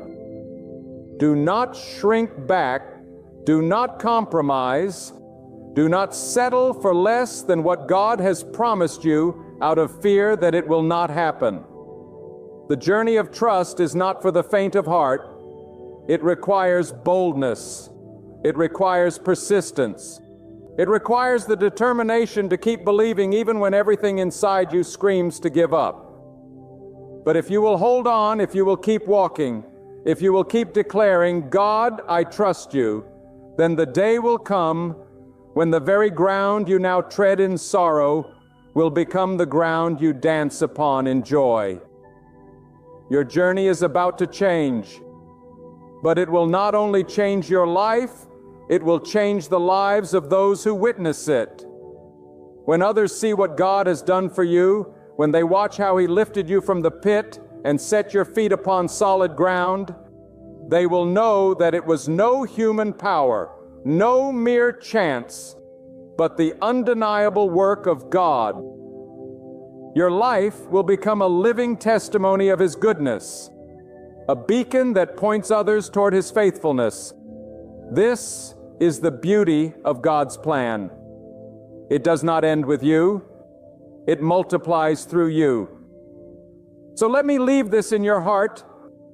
Trust in God even when it costs you everything familiar, because what He has prepared is greater than what you leave behind. Trust in God when the night feels endless, because the dawn is already rising. Trust in God when the voices of doubt surround you, because His word is stronger than every lie. Trust in God when the journey feels uncertain, because He has already marked the destination. And know this with unshakable conviction: your journey is about to change, not by accident, not by coincidence, but by the mighty hand of God Himself, who has never failed and never will. There are moments in your life when the ground beneath you begins to tremble, when everything you thought was stable seems to shift. That is not the sign of destruction. It is the sign of construction. God is rearranging the stones of your path. He is laying a foundation for something new. And if you could see with the eyes of faith, you would understand that the shaking you feel is not meant to break, but to prepare you for greater strength. Trust that God does not allow a storm unless He intends to bring rain for a harvest, and He does not allow pain unless He intends to shape your soul for a purpose beyond your imagination. When God changes the direction of your life, it rarely looks comfortable at first. It feels like being uprooted, like being taken from the soil you've grown used to and planted in unfamiliar ground. But God knows that the soil you once thrived in is no longer enough to sustain your growth. He knows that your roots must reach deeper, that your branches must stretch wider, and that your fruit must feed more lives than you ever imagined. And so He moves you. He shifts you. He places you where the rain will fall, where the sun will shine, and where His hand will guard you through every season. That transition is never easy, but it is holy because it is directed by the one who knows the end from the beginning. Too often we pray for God to change our situation, but resist when He begins to answer. We cry for freedom, yet when the chains start to loosen, the weight of the unknown frightens us. We ask for blessings, but when God rearranges our life to make space for those blessings, we cling to what is familiar and delay the very miracle we long for. That is why faith is not just about asking, it is about trusting. It is about surrendering your limited understanding to the infinite wisdom of God. It is about saying, God, even when I do not see the full map, I trust the hand that guides me. Even when the night is long, I trust that you have already written the dawn. The greatest transformations in life happen not when everything goes according to our plan, but when our plan collapses and God's plan begins to unfold. Think of how many people in history were taken from obscurity into greatness, not by their own design, but by God's. The shepherd boy tending his flock never knew he was being prepared for a throne. The ordinary laborer never realized he was being shaped to lead a people. The one cast aside by society never understood they were being chosen by God for a higher purpose. What does that teach us? That what looks small in your life today may be the seed of greatness tomorrow. That what feels like rejection may be divine redirection. That what looks like the end may in fact be the opening chapter of God's greatest story for you. You see, God's plan is not about ease, it is about destiny. It is not about giving you everything you think you want, but everything He knows you truly need. And sometimes that means doors must close so better doors can open. Sometimes that means people must leave so the right ones can enter. Sometimes that means you must be pressed, stretched, and refined so that your character can carry the weight of the blessings He has in store for you. Because what use is a blessing if your heart is not ready to hold it? What use is abundance if your spirit has not been disciplined to steward it? God does not only prepare blessings for His people, He prepares His people for blessings. So if you feel uncomfortable, if you feel uncertain, if you feel as though the journey you are on no longer looks like the one you planned, rejoice. That is the evidence that God's hand is upon you. That is the signal that your story is being rewritten. Trust that nothing in your life is wasted when it is placed in the hands of God. The pain you endured, the setbacks you faced, the disappointments you carried, each of them is being woven into a tapestry that you may not understand now, but one day you will look back and say, "It was good that God led me this way." Remember this, when God is about to change your journey, He often strips away the illusions of control. He allows you to face the truth that you are not the author of your own destiny. And that is not meant to discourage you. It is meant to liberate you. Because once you realize you are not the author, you can rest in the fact that the author is greater than your fears, wiser than your doubts, and stronger than your enemies. You can step forward with courage, knowing that God's script is flawless, His timing is perfect, and His ending is victory. Do not measure God's plan by today's circumstances. Do not judge His faithfulness by the size of your current struggle. For the night does not define the morning, and the storm does not dictate the harvest. What God has spoken over your life will come to pass. It may not arrive when you expect it. It may not unfold in the way you envisioned it. But when it arrives, you will know beyond all doubt that it was not your doing, not your power, not your wisdom. It was the hand of God guiding your every step. My friend, let this truth settle deeply into your heart. God has never abandoned you. Not for a single moment. Not in your darkest night, not in your weakest hour, not in the silence when you thought no answer would come. He has been writing your story with hands that do not tremble, guiding your steps with wisdom that cannot fail, and covering your life with a mercy that never runs dry. The detours, the disappointments, they were not the end. They were the preparation. You have been carried through valleys to teach you strength. You have been pressed by trials to refine your faith. And you have been stretched by uncertainty to teach you trust. Now, as you stand on the threshold of a new season, I tell you with urgency and with assurance, trust in God's plan. Do not let fear paralyze you. Do not let doubt chain you. Do not let the whispers of despair rob you of the destiny that God Himself has prepared for you. Lift your eyes above the storm, for beyond the clouds is a sky painted with promise.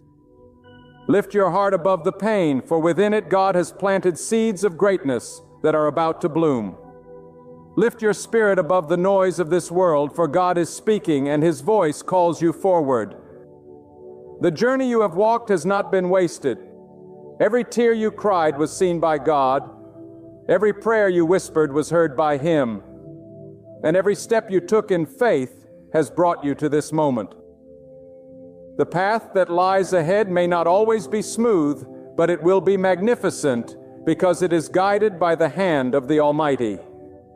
When God redirects your path, it is never meant to reduce you, but to raise you higher. Never to wound you, but to make you whole. Never to take away your joy, but to replace it with a joy so deep that no storm can steal it. So step forward with courage. Believe that the author of your story has already written victory across every chapter of your life. Believe that the same God who has carried you this far will never abandon you now.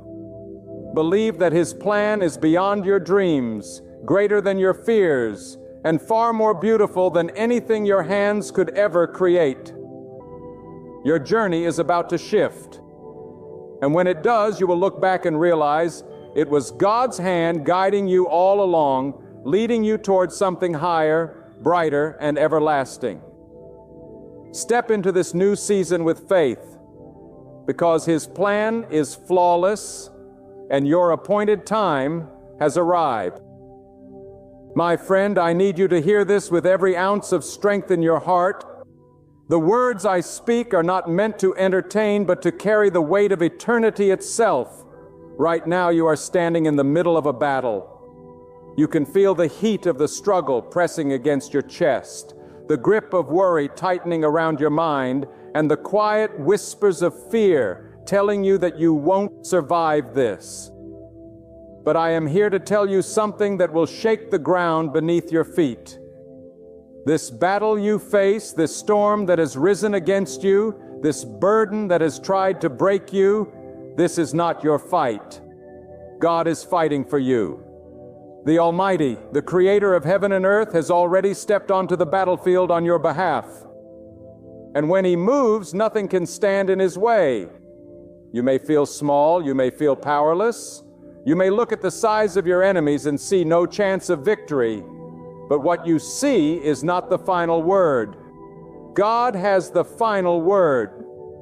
What you cannot do, He can. What you cannot see, He sees. What you cannot overcome, He has already defeated. And when God fights for you, no enemy has the power to stand. No mountain is too high, no valley too deep, no darkness too heavy, for the one who spoke light into existence fights on your behalf. So many of you have been carrying battles that were never yours to carry. You have been trying to solve problems with your own strength, to climb mountains with your own hands, to silence storms with your own voice. And all the while, God has been saying, stand still, be still, watch what I will do for you. The reason you are weary, the reason you feel like you cannot take another step is because you have been trying to fight what belongs to God. You are swinging at shadows. You are exhausting yourself against forces that bow only to the command of the Almighty. And today, God is calling you to lay down your weapons and trust Him to fight. The enemy wants you to believe that you are alone. He wants you to think that you are outnumbered, that no one sees, that no one cares. He wants to convince you that you are powerless, forgotten, abandoned. But hear this. God has not left you, not for a single moment. God has not abandoned you to the wolves. He has not thrown you to the lions. God is standing with you in the fire. And He has declared that the flames will not consume you. He is standing with you in the flood, and He has promised the waters will not drown you. He is fighting battles on your behalf that you do not even see, protecting you from dangers you never even knew were near. You may say, but the pain is real, the fear is heavy, the situation looks impossible. And yes, in your eyes it is impossible, but God is not limited by impossibility. The word impossible is a word for men, not for God. When He speaks, doors open that no man can shut. When He raises His hand, armies crumble and giants fall. When He declares victory, no force in the universe can overturn it. What is impossible for you is already finished for Him. This is why you must stop measuring your future by the size of your problem and start measuring it by the size of your God. If you keep your eyes on the problem will grow bigger.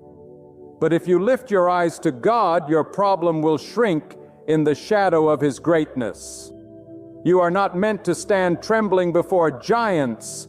You are meant to stand strong in the knowledge that the one who created those giants has power over them. Some of you are listening right now and you have been fighting battles in your home. You have been fighting for peace, fighting for hope, fighting to keep your family together. And you have been doing everything you know how to do, but it feels like the harder you fight, the more the enemy presses in. I want you to hear me. The outcome does not depend on your strength. The outcome depends on God's power. When you step back and let Him take the field, when you stop relying on your own arm and trust the arm of the Almighty, then and only then will you see victory. Others of you have been fighting battles in your mind, thoughts that won't leave you alone, fear that rises in the middle of the night, anxiety that grips you by the throat, lies that whisper in your ear day after day, and you have tried to silence those voices, but they keep screaming louder. You have tried to fight with reason, with logic, with willpower, but the battle has not ended. And that is because this is not a battle of logic. It is a battle of spirit. Only God has the power to silence the voice of fear. Only God can calm the storm inside your soul. Only God can bring peace to a restless mind. And there are some of you who feel crushed by battles of loss, of rejection, of loneliness. You wake up in the morning and wonder if you can make it through another day. You go to bed at night and feel the ache of emptiness pressing down on your chest. You wonder if anyone truly sees you, if anyone truly cares. Let me tell you, God sees, God knows, God cares, and He is not just watching from a distance. He is stepping into your pain, into your loneliness, into your heartbreak, and He is fighting to carry you through it. You may not feel it, but He is closer than the breath in your lungs. Do not let the weight of the battle deceive you into thinking you have been abandoned. You are not abandoned, you are not forgotten, you are not alone. God has marked you as His own. And when the Almighty marks someone, no enemy can erase that mark. You belong to Him. And because you belong to Him, your battles belong to Him as well. This is why the wisest thing you can do today is to surrender. Not to your enemies, not to your fear, and not to your circumstances, but to God. Surrender the fight into His hands. Surrender the outcome into His hands. Stop carrying the weight that was never yours to carry. Stop fighting wars that were never yours to win. Step aside and let the one who never loses take over. Because when God fights, He does not fight to survive. He fights to conquer. He does not fight for a draw. He fights for complete victory. And when He declares victory over your life, no enemy can stand against it. The greatest mistake many make in the heat of battle is to believe that the outcome depends on them. They believe that if they just push harder, if they just fight longer, if they just try one more strategy, they will finally prevail. But do you not see, my friend, that this is the very trap that steals your strength? The enemy wants you exhausted. He wants you fighting in your own might, because he knows that as long as you fight alone, you are limited. But the moment you recognize that the Almighty is on your side, the moment you step aside and let Him fight for you, then the battle turns. Then victory is assured, because God cannot lose. And think about it. Do you know why the enemy tries so hard to convince you that you are fighting alone? It is because he knows the truth. He knows that if you ever open your eyes to the reality that God Himself is fighting on your behalf, He will have no more power over you. He knows that the very moment you believe God's strength is greater than your weakness, He must flee. So He lies. He distorts. He magnifies your problems until they look bigger than they are. But truth does not change. And the truth is this: God is fighting for you. When God fights, He does not fight with hesitation. He does not weigh the odds. He does not calculate chances. He fights with certainty, with power, with authority. He commands the winds and they obey. He speaks to the seas and they grow calm. He calls the stars by name and they shine without fail. This same God, the one who holds the galaxies in His hand, has taken up your cause. And if the one who created all things is fighting for you, then who or what could ever stand against you? You may be standing in the middle of the storm right now. The winds are howling, the waves are crashing, and everything in you wants to run. But God is not asking you to run. He is not asking you to fight with your fists. He is asking you to trust Him. He is asking you to be still long enough to see that His power is greater than the chaos that surrounds you. And when you put your trust in Him, when you stand firm instead of panicking, you will see what you could not see before. The mighty hand of God breaking through the darkness and making a way where there was no way. Some of you feel surrounded right now. The enemy is pressing in from every side, and your resources are running out. Your strength is failing. Your hope is slipping.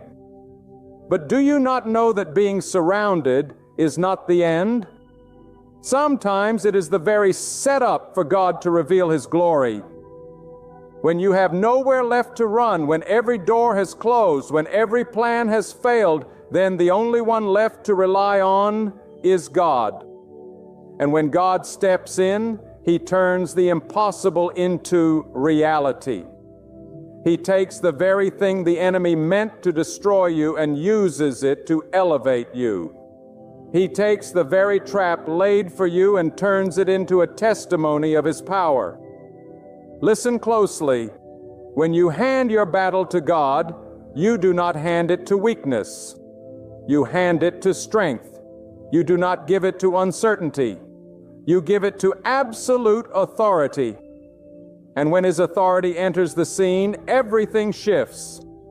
Mountains move, chains break, doors open, not because of who you are, but because of who He is. There is a freedom that comes when you finally understand that the fight does not depend on you. You can stop carrying the burden of control. You can stop worrying about the outcome. You can stop tormenting yourself with questions of what if.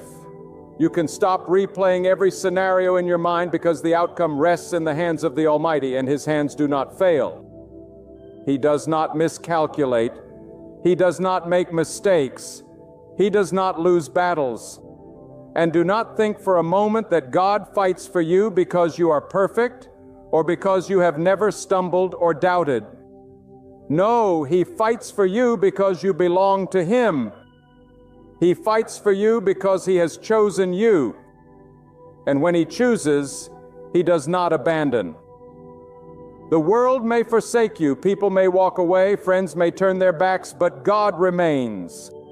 God stands, God holds. And His commitment to you is not fragile, it is unshakable.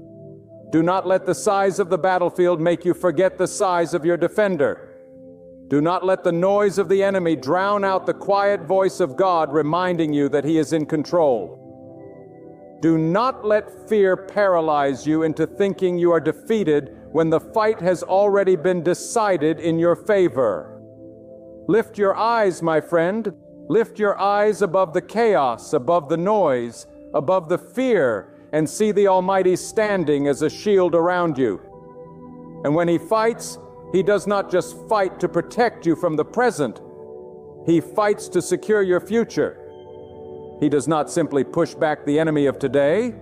He clears the path for the victory of tomorrow.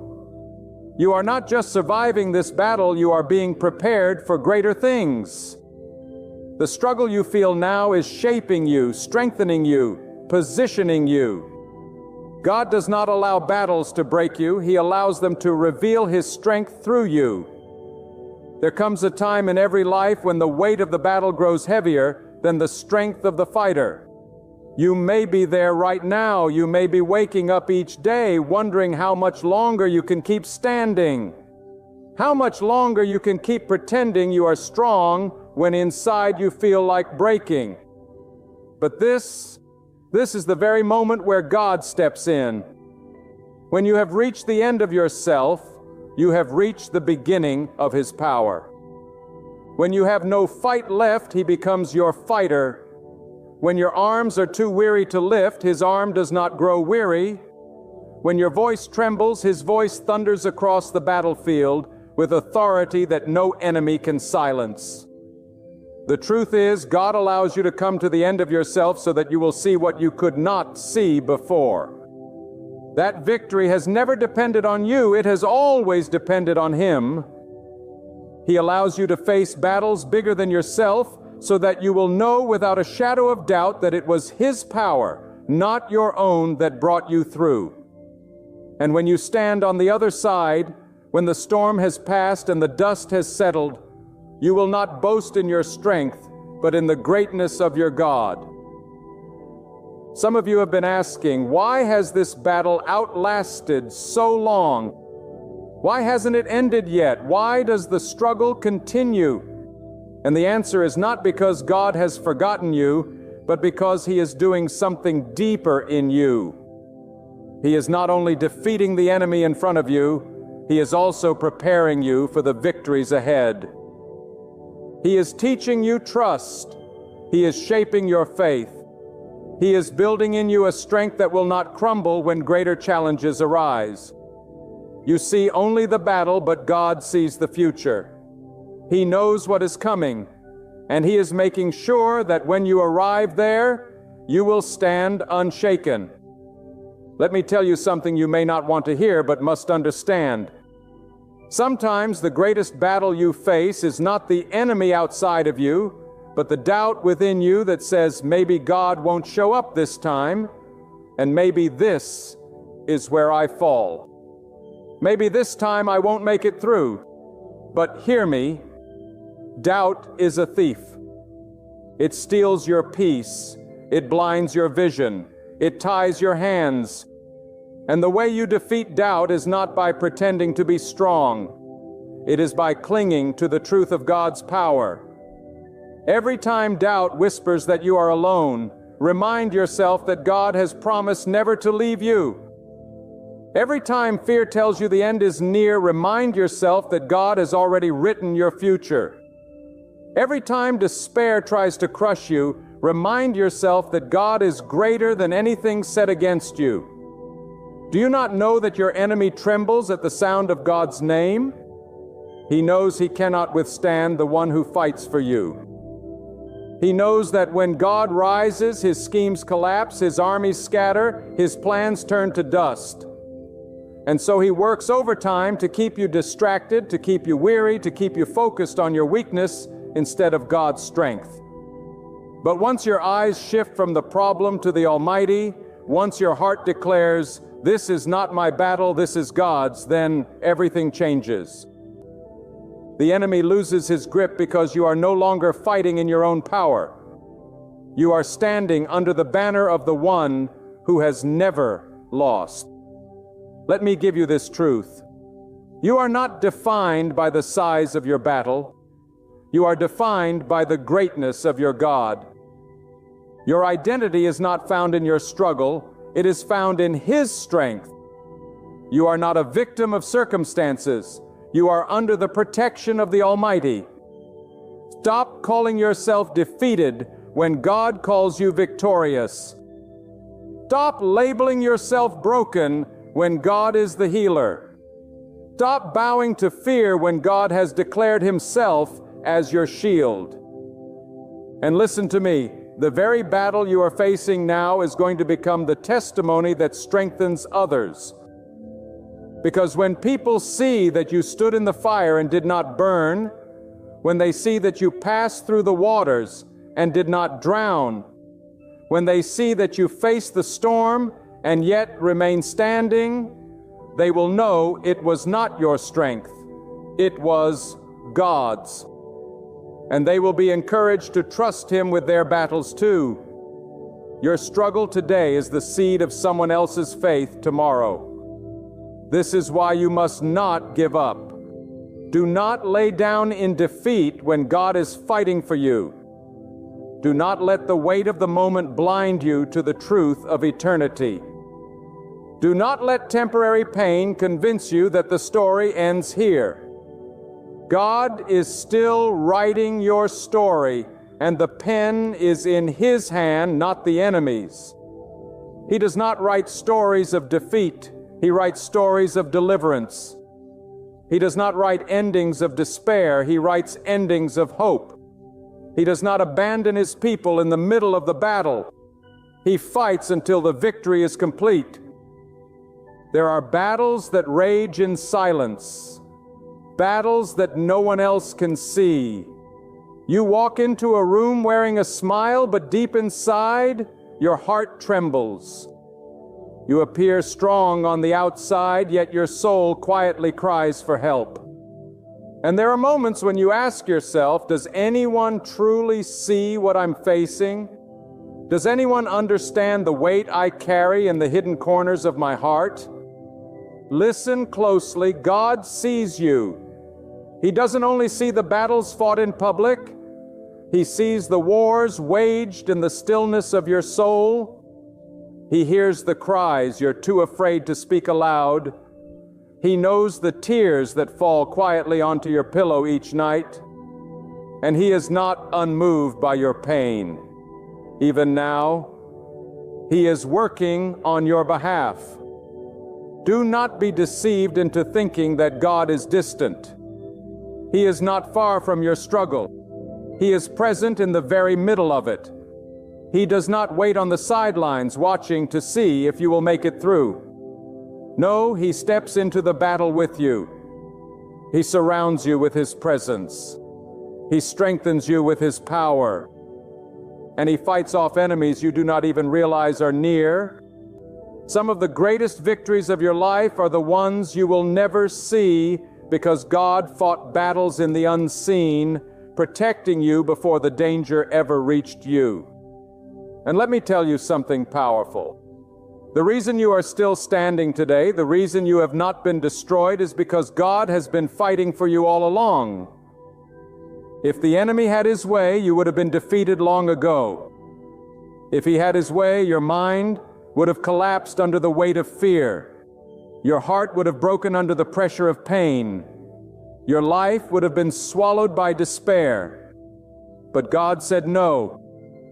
God raised His hand as a shield and declared, "This one belongs to me." That is why you are still here. That is why you are still breathing. That is why you still have hope even when everything around you has tried to extinguish it. And do you not realize that the enemy is not fighting you because of your weakness? He is fighting you because of your destiny. He sees what God has placed inside you. He sees the future God has written for you. He sees the light you carry, the purpose you were created for. And He knows that if you ever step fully into the power of God's plan, you will shake the very foundations of darkness. So He fights to discourage you. He fights to distract you. He fights to make you give up before you reach what God has promised. But do not be deceived. The battle is not a sign of your defeat. It is a sign of your significance. The greater the opposition, the greater the purpose God has placed over your life. You may ask, if God is fighting for me, why do I still feel the struggle? Why do I still face opposition? Because, my friend, victory does not always come by removing the battle. It comes by proving God's power in the middle of it. If God removed every challenge before it reached you, you would never know the depth of His strength. You would never see the fullness of His protection. You would never realize how mighty He is until you see Him fight and win on your behalf. It is in the heat of the battle that His glory is revealed. It is in the midnight hour that His light shines brightest. It is in the place where you feel weakest that His strength becomes undeniable. And this is why you must not despise the battle. Yes, it is painful. Yes, it tests every fiber of your being. But it is also the place where God reveals Himself most powerfully. The battle is not meant to destroy you. It is meant to display Him. It is not meant to end you. It is meant to elevate you. It is not meant to silence your voice. It is meant to amplify His glory through your life.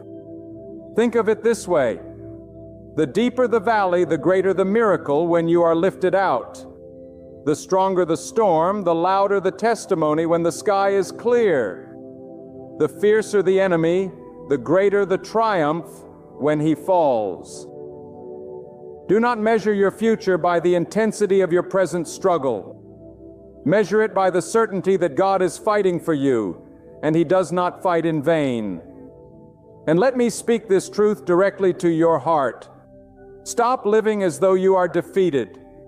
Stop walking with your head bowed down as if the battle is already lost. God has not called you to cower in fear. He has called you to stand in faith. He has not brought you this far to abandon you now. He has not lifted you from the pit only to throw you back into chains. He has not carried you through storms only to let you drown at the shore.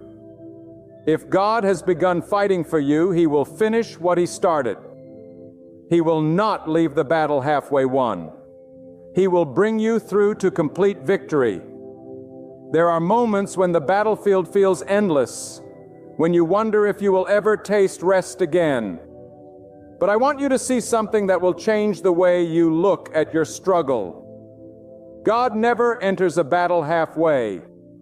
When He rises to fight for you, He does not stop until victory is complete. He does not settle for partial deliverance. He secures the outcome with finality. That is why you cannot give up in the middle of the fight. If God has begun, He will finish. If He has spoken, He will perform. If He has lifted His hand in your defense, then not one weapon formed against you will prosper. You may not understand the timing. You may wonder why the victory has not come today, why the breakthrough has not yet arrived, but God's timing is perfect. He does not act a moment too soon, and He does not wait a second too long. Sometimes He holds the battle longer than you wish, not because He has forgotten you, but because He is positioning everything for a greater outcome than you imagine. While you are crying for immediate relief, He is building a testimony that will not only deliver you, but inspire countless others. He is shaping a victory that will echo through your life and prove that He alone is God. And hear me, God does not just fight for you, He fights with precision. He knows exactly where the enemy's weakness lies. He knows how to dismantle strategies you cannot see. He knows how to break chains you did not even realize were binding you. He is not like men who swing wildly in the dark, hoping to strike a blow. No, He strikes with accuracy. He sees the beginning from the end. And when He fights with wisdom beyond human comprehension. So why do you fear? Why do you tremble at the sight of the enemy? Do you not know who stands at your side? The same God who parted seas, who calms storms, who brings life out of barren ground, that God is the one who has taken your battle into His hands. And if He commands the earth and sky, do you not believe He can command the outcome of your fight? If He governs the rise and fall of nations, do you not think He governs the rise and fall of your enemies? If He holds the stars in their place, do you not believe He holds your life secure in His hands? Some of you have been praying and waiting, and the silence of God has made you doubt His presence. But silence does not mean absence. Silence is often the sign that He is working in ways unseen. The most powerful battles are not always loud.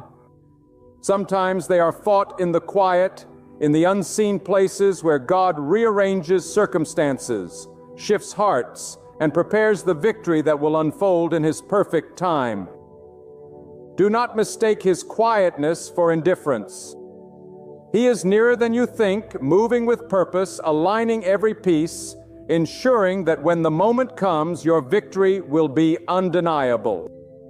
And let me speak to the weary soul, the one who feels they have no strength left to endure. God has not asked you to carry this weight. He has not asked you to fight with empty hands. He has asked you only to trust, to stand, to believe. The weight you feel pressing on your shoulders is not yours to carry. Lay it down. Release it into His hands. The outcome does not depend on how strong you are.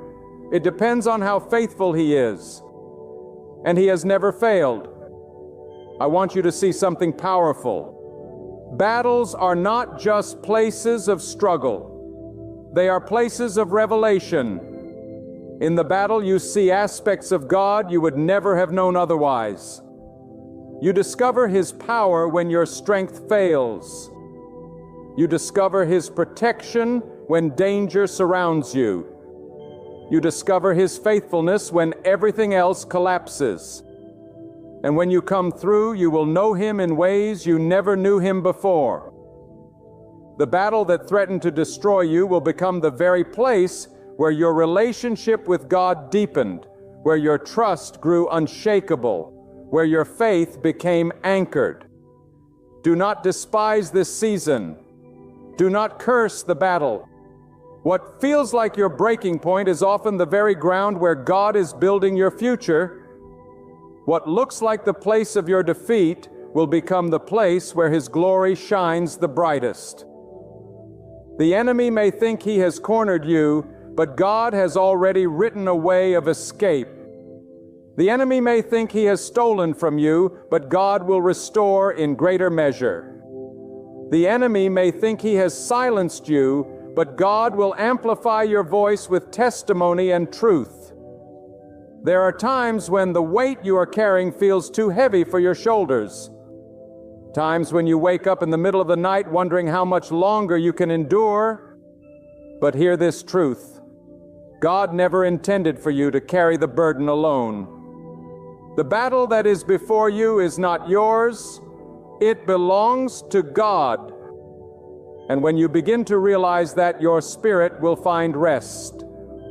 For you are not fighting by your own strength, and you are not standing on fragile ground. You are standing on the unshakable foundation of the Almighty God, who commands the winds, who speaks to the seas, and who controls every outcome under the heavens. When storms rise against you, they may roar and crash, but they cannot overthrow the one who holds dominion over them. When enemies surround you, they may threaten and scheme, but they cannot overcome the power of God, who sets a hedge of protection around those who trust in Him.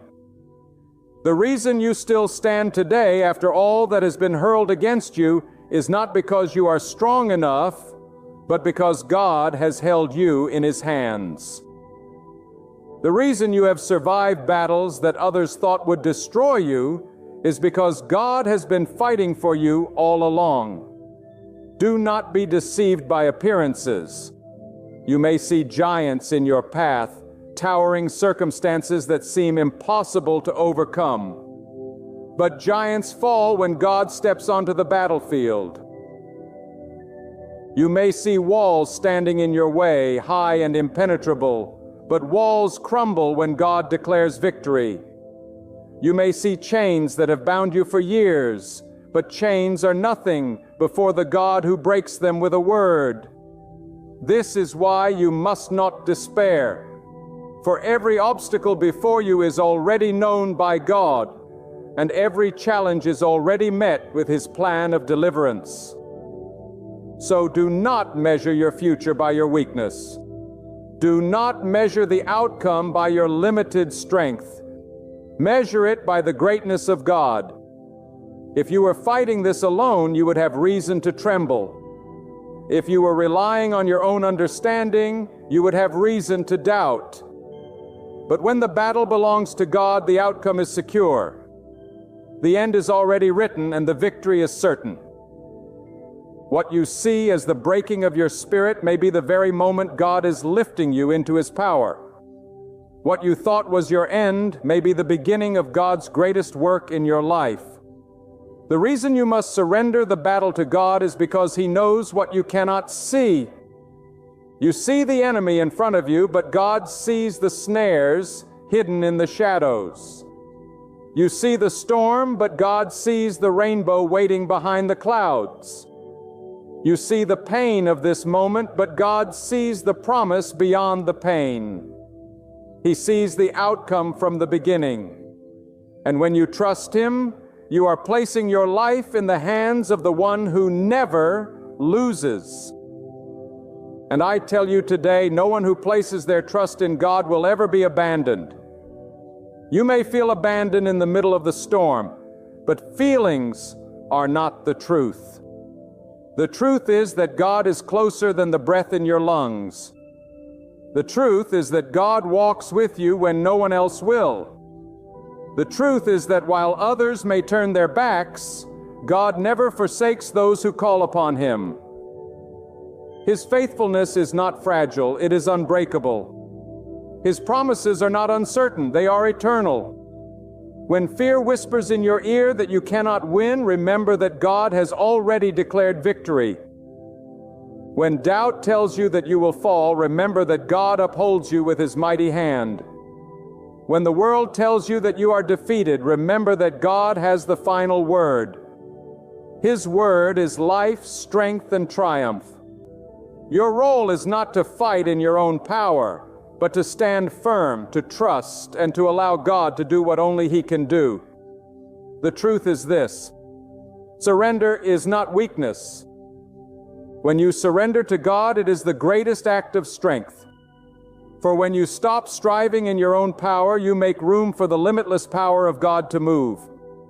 When you lay down your weapons of worry and fear, God raises up His shield of protection and His sword of victory on your behalf. And when you step back and trust, you will witness battles won in ways you could never have orchestrated yourself. Look back at your life and remember, was it your wisdom that carried you through the darkest nights? Was it your strength that saved you from dangers unseen? Was it your ability that lifted you out of the pit? No, it was God. It has always been God. And the same God who brought you through before is the same God who will carry you through again. He does not grow weary. He does not change. And He does not abandon His own. And now I speak to your heart with the full weight of truth. You do not have to keep fighting as if you are alone. You do not have to keep carrying the weight that bends your back and breaks your spirit.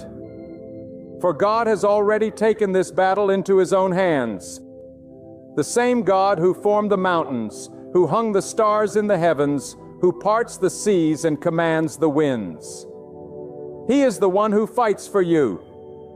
And when God fights for you, there is no power in earth or in the unseen that can overthrow His decree. Lift your head, for you are not defeated. Wipe your tears, for your weeping will not last forever. Strengthen your heart, for the dawn is nearer than you think. God has written your story, and the final chapter is not destruction. It is victory. Those who once mocked you will witness your rise. The storms that came to drown you will instead nourish the soil of your destiny. The very chains that tried to restrain you will shatter beneath the power of God's hand. So don't lose heart now. Don't give in to hopelessness. Surrender, not to defeat, but to the God who has never failed. Lay every fear at His feet. Anchor your trust in His unshakable promise. Step forward even if the path ahead is hidden, for God Himself is clearing the way before you. And when victory arrives, it will. Let all know it was not by your strength or ability, but by the mighty hand of the living God. This battle was never yours to carry. It has always belonged to Him. And when He fights on your behalf, you are already walking in triumph. Stand firm in that truth. Move with confidence and live in victory, for God is with you. And if God is for you, nothing and no one can stand against you. My friend, I need you to take this deep into your soul. God is revealing to you ahead of time that something extraordinary is on its way. This is no accident. This isn't just another passing phrase or fleeting inspiration. It's not a random thought that will fade by tomorrow. No, this is a divine alert, a sacred declaration, a trumpet echoing within your spirit. God is awakening you, stirring you, shaking you, because He is about to release something powerful, unstoppable, and undeniable in your life. So mighty that the enemy won't contain it and the world won't be able to explain it. You are not hearing these words by mistake. God Himself has brought you to this very moment because He wants you prepared. He wants your heart steady, your faith focused, your vision lifted, your spirit awake. For when God moves, He never moves small. When He speaks ahead of time, it is because something greater is already forming behind the scenes. Too often we live as though tomorrow will mirror today, as though the miraculous could never touch the ordinary. But I'm here to tell you, the God who split the seas, who raised up kingdoms, who shook the powers of the earth, that same God is speaking directly to your soul right now. He never gives a warning without purpose. He never stirs your heart without a plan in motion. If He is telling you in advance, It is because He is preparing you for a transformation so profound that it will change the trajectory of your life forever. You see, when God tells you something big is coming, it is not meant to make you fearful. It is meant to give you faith. It is not meant to paralyze you. It is meant to prepare you. It is God's way of saying, I have already gone before you. I am already in your tomorrow. I am already working the details. I am already making a way where there is no way. When He speaks in advance, it is because He wants you to walk with confidence, not confusion. He wants you to be strong when others are fainting, to be calm when others are panicking, to be steady when others are falling. God is equipping you because the weight of what He is about to release requires a spirit that is anchored, a heart that is faithful, and a mind that is clear. Now listen to me closely. The enemy would love for you to shrug this off, to dismiss it as another empty word, to believe that God never speaks to people like you. But the very fact that you are hearing this message proves otherwise. God has already set His eyes on you. God has already marked you for this moment. God has already chosen to reveal to you that something is on its way. And when He gives you a glimpse of the future, you must decide whether to ignore it or embrace it. Think about this. If God warns in advance of a storm, it is because He wants you to build your shelter. If God warns in advance of a blessing, it is because He wants you to enlarge your tent. If God warns in advance of a battle, it is because He has already placed victory in your hands. When God speaks ahead of time, it is an act of mercy, an act of love, an act of divine care. He does not want you caught off guard. He does not want you stumbling in darkness. He does not want you to miss what He has prepared. He wants you ready, awake, aware, and standing firm. But here is the truth. Many people will hear the warning and still do nothing. Many people will sense that something is coming, but will brush it aside. Many people will feel the stirring of God, and yet go back to business as usual. Do not be one of them. Do not silence the voice of God. Do not numb the urgency in your spirit. Do not harden your heart when God is speaking. If you ignore Him now, you will miss the very thing He is trying to give you in advance. But if you respond, if you prepare, if you believe, then you will stand as a witness to His mighty hand when the moment arrives. Hear me again. Something big is coming. And it is not just for your comfort. It is not just for your convenience. It is for the glory of God. He is not preparing you just so you can say you survive. He is preparing you so you can stand as a living testimony of His power. When this comes to pass, people will look at you and say, how did you endure? How did you overcome? How did you receive such a breakthrough? And your answer will be, because God told me in advance, because God prepared me, because God never left me. When God announces something before it happens, it is a call to align your life with His will. He is saying, clean your heart, strengthen your faith, watch your steps, because if you carry old habits, old doubts, old fears into the new thing He is about to release, you will not be able to handle it. The weight of the blessing will crush you if you are not prepared to hold it. The size of the opportunity will overwhelm you if you do not have the character to sustain it. God does not reveal the future to excite your emotions. He reveals it to shape your preparation. And so I ask you today, what will you do with this word? Will you treat it as noise, or will you treat it as a divine announcement? Will you act as though nothing has been said, or will you step into the seriousness of this moment? Because I tell you again, God is not wasting His breath. If He is telling you something big is coming, it is because He has already set it in motion. The wheels of heaven are already turning.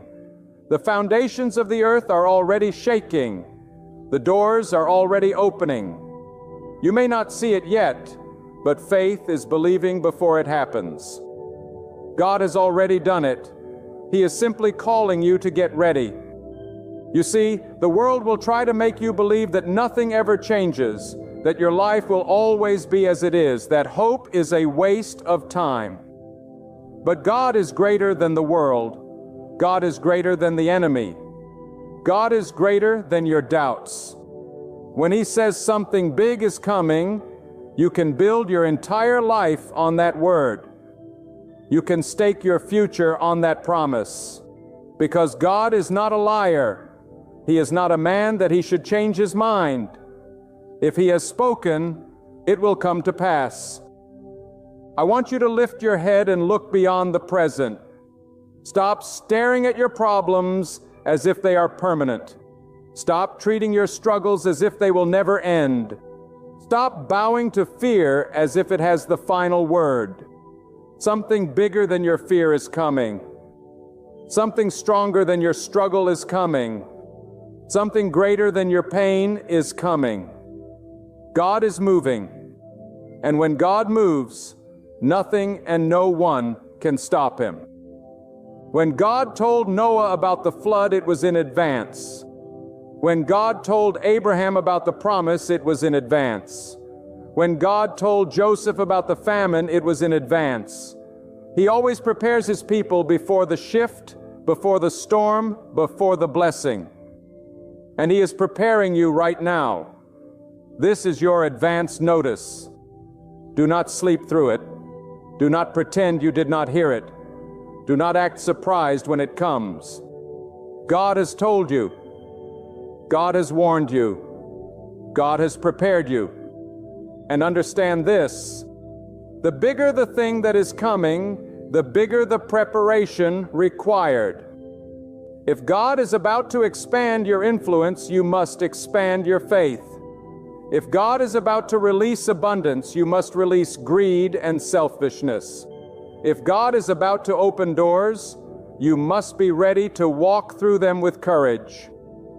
Do not sabotage your own blessing by clinging to yesterday's mindset. Do not block your own breakthrough by refusing to let go of what God has already called you to release. My friend, the message is clear. God is telling you in advance. He is giving you time. He is granting you space. He is pouring His mercy on you so that when the day comes, you will not be caught unprepared. He does not want to surprise you with His goodness. He wants you to stand ready to receive it. He does not want to overwhelm you with His plan. He wants you to step into it boldly.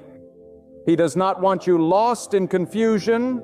He wants you anchored in confidence. When God gives you advance notice, it is never a casual whisper. It is the sound of eternity breaking into time. It is the voice of the Creator stepping into your world and declaring that the seasons are shifting, that what was once hidden is about to be revealed. And if you ignore that voice, you will find yourself clinging to yesterday while the future rushes past you. But if you believe, if you embrace what God is saying, you will stand ready to walk into a destiny larger than anything you could have imagined. Something big is coming. And the reason God is warning you is He does not want you crushed by the weight of it. He wants you strengthened for it. He does not want you to be caught doubting when the doors open. He wants you walking through them with confidence. He does not want you fumbling when the opportunity arrives, and He wants you ready, prepared, and fearless. God never prepares a soul without intention, and He never speaks without purpose. If He is speaking to you now, it is because His hand is on you in a way that demands attention. Consider this. When a king is about to visit a city, there is preparation, an announcement, a trumpet sound. The roads are cleared. The people are alerted. The land is prepared.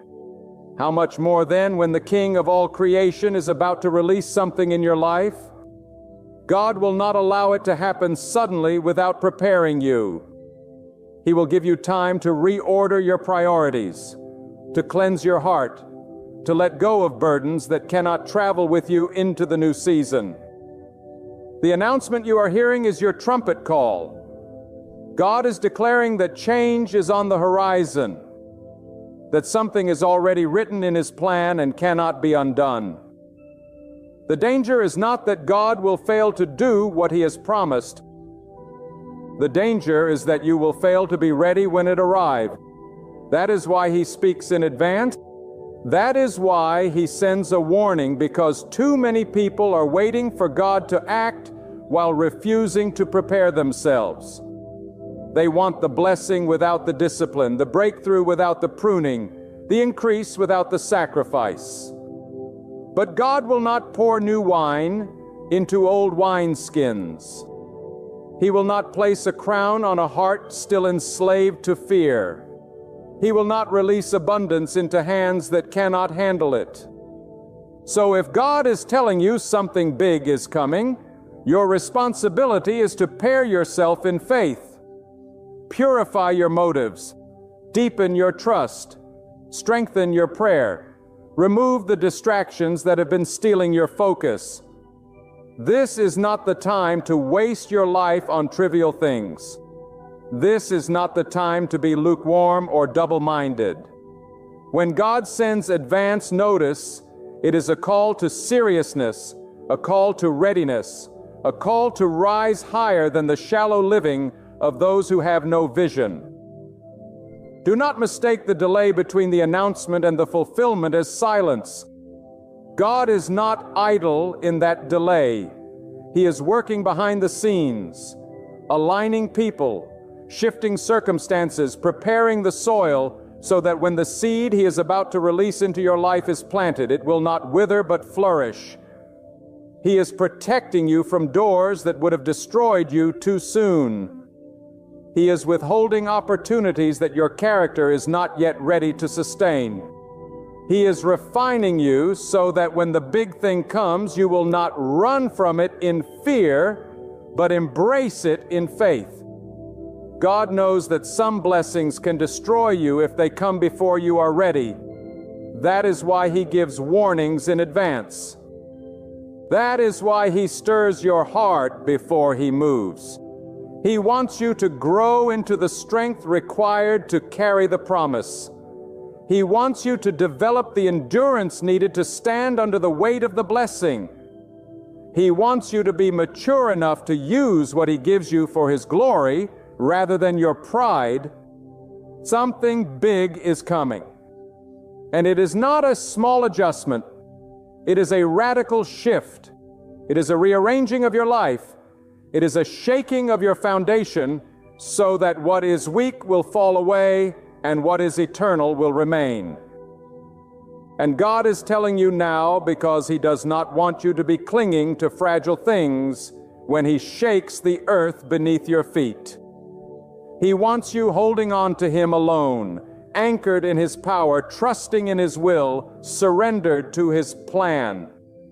The enemy will try to sow doubt in this season.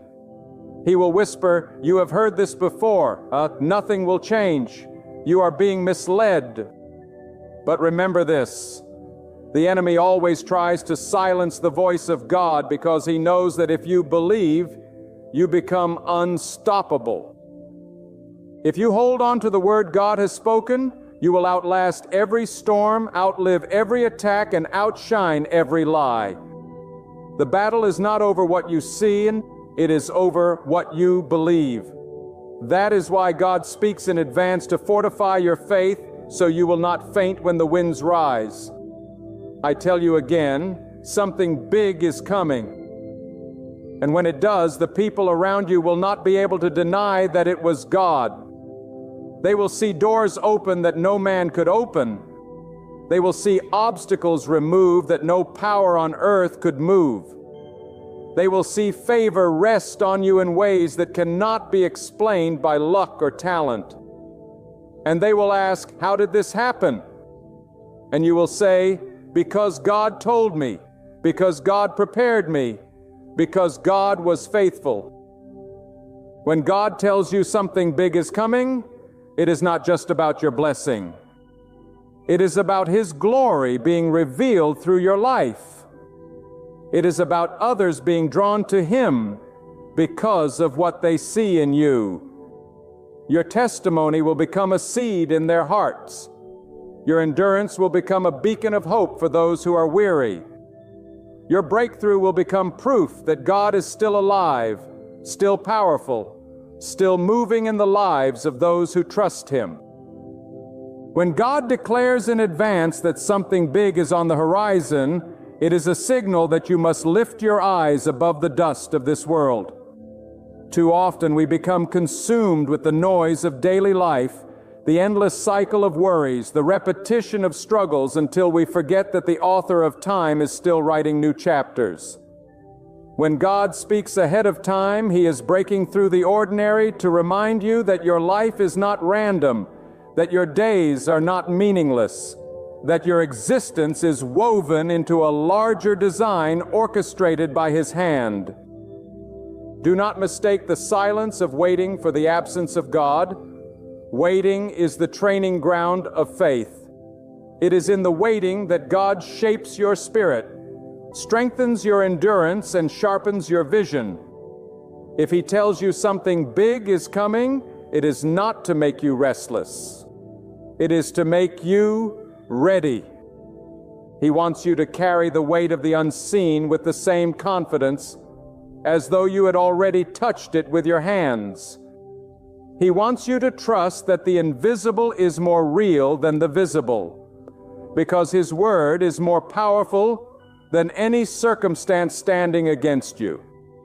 Something big is coming, and that means a shift is required in you. You cannot step into the next season with the same mind that kept you bound in the last one. God is calling you to stretch, to rise, to leave behind the small thinking, the shallow faith, the half-hearted devotion that has kept you chained.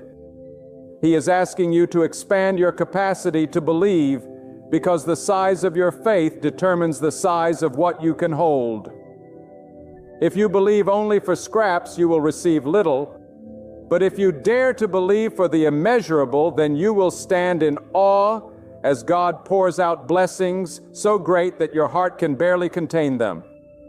There is a reason God tells you in advance. He wants to separate the doubters from the believers.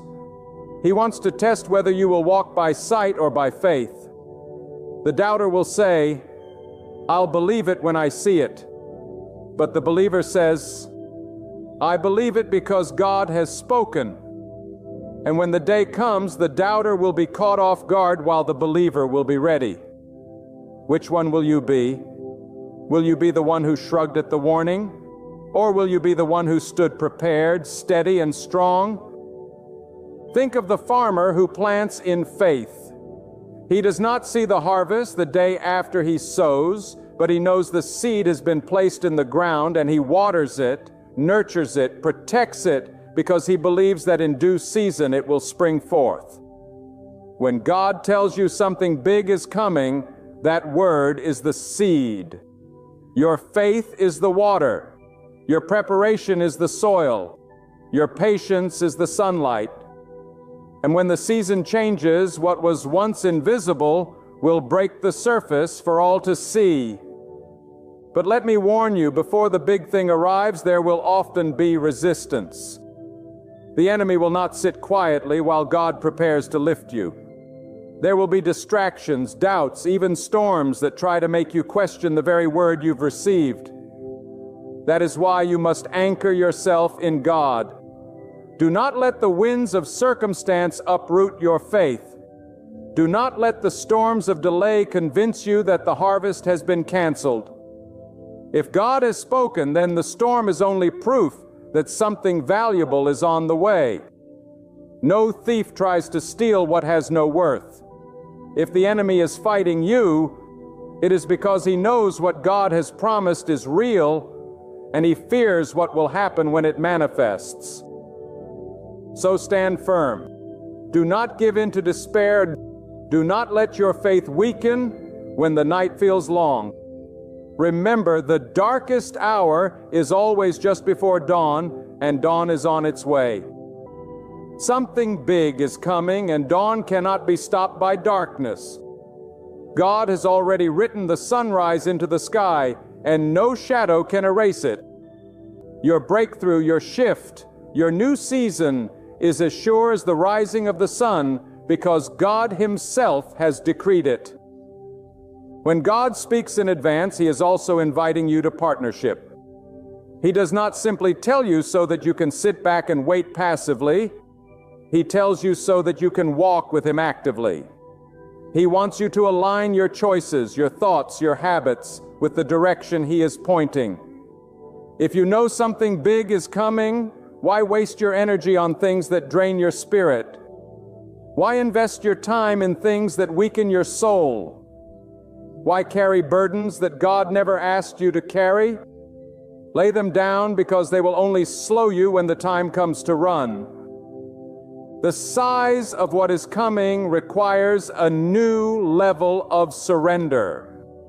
You cannot cling to what is small and expect to receive what is great. You cannot hold on to the familiar and expect to step into the extraordinary. God is telling you in advance so that you will have the courage to let go now. Release the bitterness, the fear, the unforgiveness, the doubt. They cannot travel with you into the promise. They are weights that will keep you grounded when God is calling you to soar. And remember this, God's advance notice is also His protection. He does not want you destroyed by surprise. He does not want you crushed by blessings you are not prepared to handle. He does not want you to stumble into opportunities unprepared. His warning is His mercy. His announcement is His love. His voice is His shield around you. If He is speaking to you today, it is because He has chosen to protect you from missing what is ahead. When God declares in advance that something mighty is approaching, it is not a casual announcement. It is the sound of eternity brushing against time. It is the stirring of heaven that interrupts the noise of earth to awaken your heart. And you must not take it lightly. When God speaks before something happens, it means the event is too important for you to be caught unready. It means the blessing is too weighty, the shift too significant, the breakthrough too powerful for you to enter it without preparation. God is merciful enough to warn you because He does not want you overwhelmed. He wants you ready. Something big is coming, and that is why your spirit feels unsettled. That is why your heart feels stirred in ways you cannot explain. God is moving you from the comfortable into the purposeful. He is loosening your grip on what is small so He can place into your hands what is great. He is whispering to your soul because the hour is approaching when His plan will collide with your reality, and the life you have known will no longer be the life you live. God's advance notice is His invitation to trust, to surrender, to rise in faith to the level required for what He is about to release. Think about the wisdom of God. Before He created light, He prepared the heavens and the earth. Before He delivered His people, He raised up a leader. Before He brought abundance, He warned of famine. He has always revealed in advance what is about to unfold. Why? Because He is a God of order. He does not delight in chaos. He does not delight in confusion. He delights in preparing His children so that when the moment arrives, they are not stumbling in fear, but standing in faith. If God is stirring your heart right now, it's because something has already begun to move in the spiritual realm. You may not see it yet, but it's already alive beyond what your eyes can perceive, waiting for its appointed moment to unfold. But listen carefully, every revelation carries responsibility. God doesn't speak to thrill your emotions. He speaks to realign your heart and your direction. When you know something great is on its way, your life should mirror that awareness. You cannot afford to drift in distraction. You cannot waste your days chasing what has no meaning. You cannot let fear keep you frozen. If you truly believe God has spoken, then your actions, your words, your prayers, and your priorities must come into harmony with that promise. Faith without preparation is just empty hope. But faith with action is the proof that you believe what God has said. And make no mistake, when God tells you in advance, it will often sound unbelievable. His promises always outstretch the limits of human logic. He does not warn you about things you could handle on your own. He warns you of things that will require His strength, His timing, His power. That is why it feels impossible. That is why it shakes you. That is why it demands courage to believe. Because if you could see how it would unfold, you would not need faith. But God calls you to walk in faith, to trust His unseen hand, to believe His word even when nothing around you confirms it. This is why you cannot lean on your understanding. In this season, your reasoning will try to convince you that nothing will change, that life will remain the same. But when God has spoken, your reasoning bows to His authority. The natural world cannot cancel what the supernatural has decreed. If God has said something big is coming, then even the mountains must move. Even the seas must part. Even the seasons must shift to make room for His plan. His word is not a suggestion. It is a decree. His voice is not a guess. It is certainty. And you must choose whether to cling to your doubts or cling to His promise. Let me tell you this. Every great move of God is preceded by a season of preparation. Think of the builder who lays the foundation before the structure. Think of the farmer who tills the soil before planting the seed.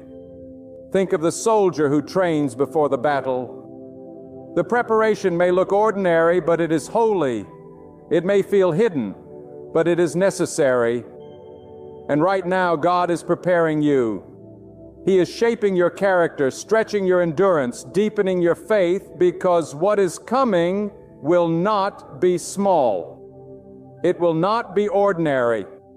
It will not be forgettable. It will be big, and it will demand a stronger version of you. Do not despise the process of preparation. Do not complain in the waiting. Do not curse the silence. This is the proving ground of faith. This is the time when God strengthens you for what is ahead. He is removing the fragile so you can hold the unshakable. He is pruning away what is unnecessary so you can carry what is essential. He is training you to lean on Him so that when the big thing comes, you will not mistake it as your own doing. You will know it was God alone. Something big is coming, and when it arrives, it will silence the voice of every doubter. It will confound those who mocked your faith. It will astonish those who thought you would never rise.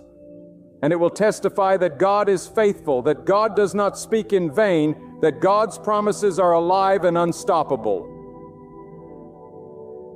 This is why the enemy trembles when God gives advance notice, because he knows that a prepared believer is a dangerous believer. A believer who has heard and believed cannot be shaken, cannot be broken, cannot be defeated. When God declares that something big is coming, it is not only a promise of what He will do, it is also a revelation of who He is. He is showing you that He is sovereign over time, that He stands at the end before the beginning, that He knows what you cannot see.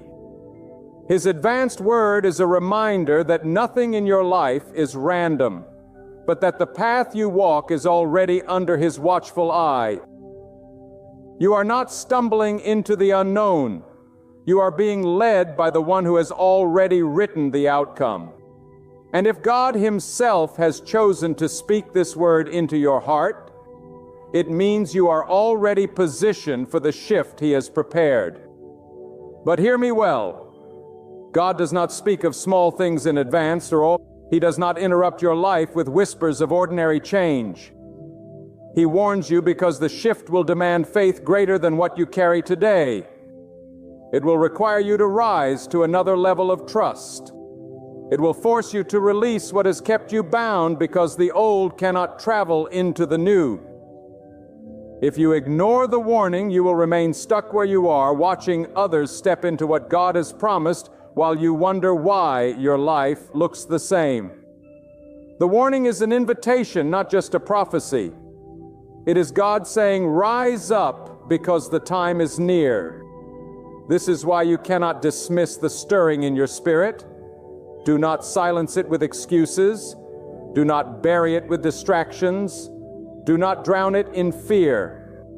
God is awakening you now so that when the moment arrives, you will not hesitate. The greatest tragedy is not that people never hear the Word of God. It is that they hear it and remain unchanged. They sense something is coming but continue living as though nothing is required of them. They treat holy warnings as background noise. Do not make that mistake. If God has gone out of His way to tell you in advance, then your response must be urgency, reverence, and faith. Something big is coming, and it will not arrive quietly. When God moves, He shakes foundations. He dismantles what cannot stand and establishes what is eternal. You will see doors open that were bolted shut. You will see chains fall that seemed unbreakable. You will see pathways appear where there was once nothing but wilderness. And all of it will declare the greatness of God.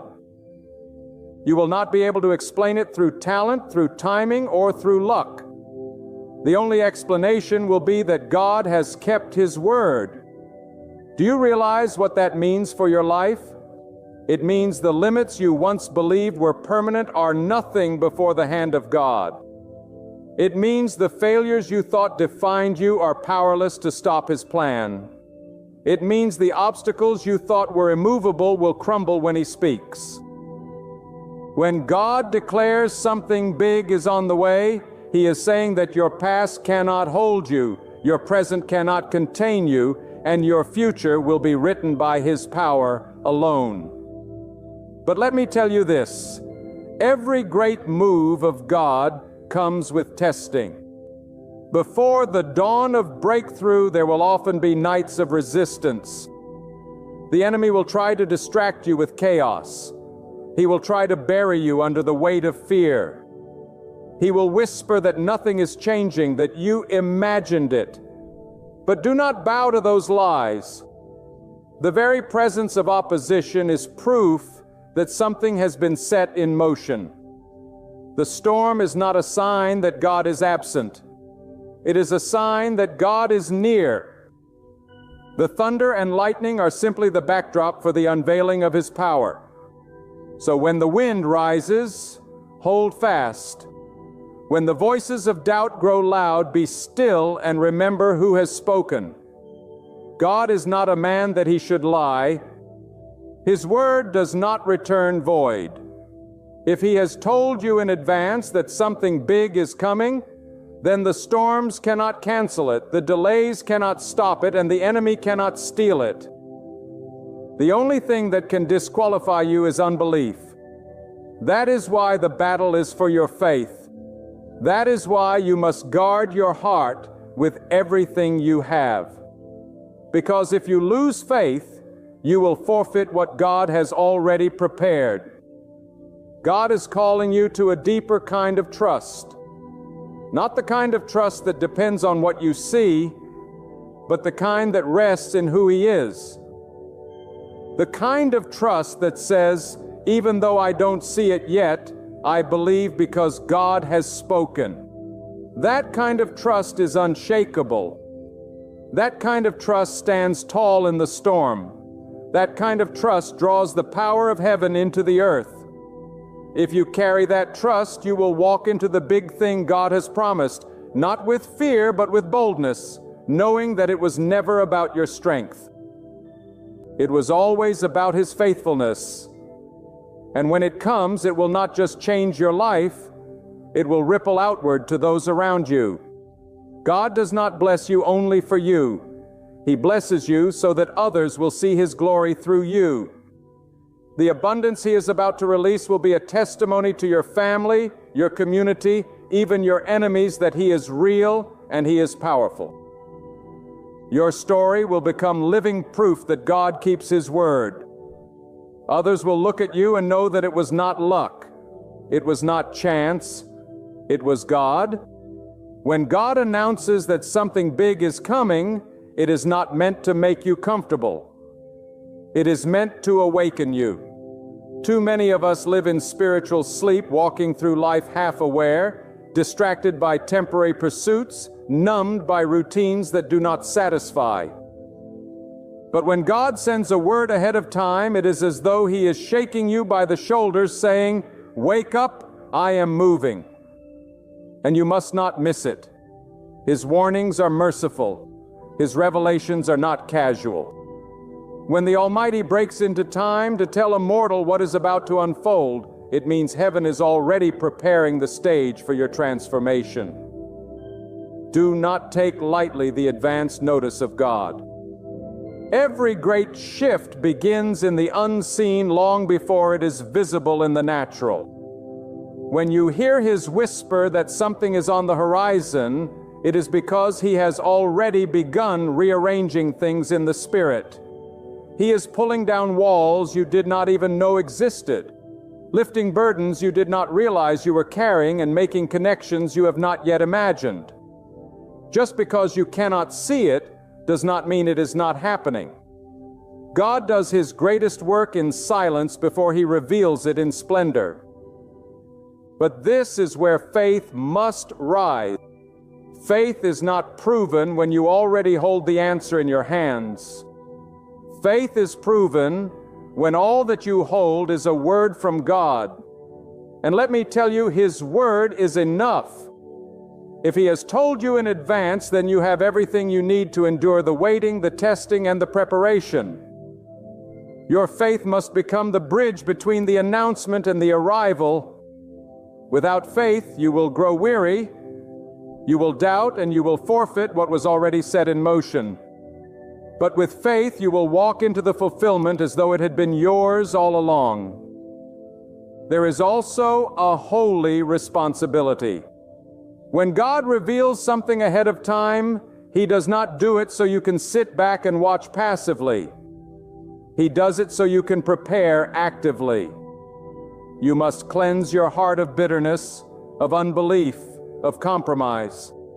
You must align your life with His word so that when the big thing comes, it finds you ready to steward it well. God does not place great blessings in careless hands. He entrusts them to those who have been proven faithful in the waiting. The advance word is your chance to get your house in order, to set aside every distraction, to sharpen your spirit for the new level you're about to walk into. And hear me well, when God moves, it will not look like the world's version of success. It may not be what you pictured, but it will be far greater than what you imagined. Sometimes the big thing He is bringing is not riches or recognition, but peace that cannot be stolen, strength that cannot be shaken, clarity that cannot be confused. Sometimes the breakthrough is an inner shift so powerful that it redefines your entire life. And from that inner transformation flows blessings beyond what you could have grasped before. Do not limit God to your own imagination. If He says something big is coming, trust that He defines big by eternity, not by fleeting applause. Let me tell you this. The announcement of God is also a test of obedience. Will you trust Him when the path grows narrow? Will you follow when He calls you to leave the familiar? Will you obey when His command seems costly? Too many hear the promise but refuse the process. They want the big outcome, but not the faith journey that shapes them into the vessel God can use. Do not fall into that trap. The very fact that He told you in advance means He is inviting you into partnership. He is saying, "Walk with me and I will show you what I have prepared." This is why you cannot afford to doubt. Doubt is not just an emotion, it is a thief. It steals your expectation, it clouds your vision, it drains your strength. And if left unchecked, doubt will cause you to sabotage the very blessing that was meant for you. But faith multiplies. Faith sharpens your eyes to see the signs of God's hand at work. Faith steadies your heart when circumstances shake. Faith keeps you moving forward even when the ground feels unsteady beneath your feet. With faith, you will not only hear God's advanced warning, you will also walk boldly into its fulfillment. And when it happens, when the big shift finally manifests, it will silence every critic and every doubt. Those who mocked you for holding on will have no words to speak. Those who questioned your faith will see with their own eyes that God is faithful. Your testimony will become undeniable evidence that when God speaks, His word cannot be overturned. And you will stand in awe not of yourself, but of the one who orchestrated it all from beginning to end. This is why you must not faint in the waiting. This is why you must not despise the days of preparation. Because God has already chosen you to be a witness of His greatness. He has already placed your life as a canvas for His glory. And when He has told you in advance that something big is coming, He is giving you the privilege of anticipation, the strength of preparation, and the certainty of victory. You are not forgotten. You are not overlooked. You are not wandering aimlessly through life. God has spoken, and His word is alive. Hold it close. Guard it with your heart. Live in expectancy. And you will see that what He has promised is already on its way. When God tells you in advance that something big is coming, it is not just a message for your ears. It is a summons for your soul. He is calling you out of fear into faith, out of doubt into confidence, out of passivity into boldness. The Almighty does not waste word. If He has spoken into your heart, then heaven has already moved. And what is written in His decree cannot be erased by men, by time, or by circumstance. Your role is to believe, to prepare, and to stand firm when the winds of resistance blow. Lift your head. For the same God who shaped the mountains, who set the stars in their place, who knows the beginning from the end, has chosen to reveal His plan to you. That means your life is not ordinary. Your steps are not wasted, and your future is not fragile. Something big is on the horizon, not because of your strength, not because of your worthiness, but because of His greatness. So take your next step with boldness. Do not retreat when the path grows tight. Do not allow fear to silence the gentle echo of His promise. Cling to the word He has breathed into your heart and let it shape your prayers, your choices, and your faith. The same God who spoke it before it began is the one who will bring it to pass. And when that moment arrives, you will stand amazed, realizing that every tear, every struggle, and every season of waiting was preparing you for the glory now unveiled. Something extraordinary is on the horizon. Believe it. Walk in it, and let your life testify that God is faithful, God is mighty, and God fulfills every promise He makes. The world is holding its breath, waiting for a miracle. Some of you listening right now are standing on the edge of despair, wondering if there is any way forward. You've given everything you have. You've prayed, you've fought, you've wept, you've begged, and deep inside your heart you whisper, Can God really do this? Can He really turn it around? And I've come to tell you today with fire burning in my spirit, with a word that will not let me stay silent until I release it. Yes, God will do it. The impossible is about to unfold. The very thing you thought was lost forever, the situation you believed was too shattered, the dream you buried long ago, God is breathing life into it again. The impossible is becoming possible, for when God moves, no power in heaven or on earth can stand in His way. Do not look at your life through the eyes of limitation. Do not measure your tomorrow by the weight of your yesterday. God is not bound by what you see, nor is He restricted by what you lack. When God decides to move, He does not consult your circumstances to see if they agree. He does not check with your enemies to see if they approve. He does not knock on the door of your doubts to ask for permission. God speaks and it is done. God commands and it stands firm. God declares and creation itself bends to obey His word. That is the God I am telling you about. That is the God who is about to move in your life. That is the God who will do it. You may be in a place right now where your back is against the wall. The reports are negative. The bank account is empty. The family is divided. The door seems shut, locked, sealed, and barred. But I want you to understand this truth. The doors that men lock, God can open. The mountains that stand in your way, God can move. The rivers that seem uncrossable, God can part. And the chains that bind you, God can break. He does not tremble at impossibility. He is not shaken by the weight of your circumstances. When you say, "There is no way," God whispers, "I am the way." When you say, "It is over," God declares, "I am just beginning." When you say, "I cannot," God says, "I can."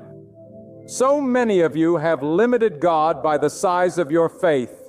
You look at your situation and you say, "This is too big, too complex, too far gone."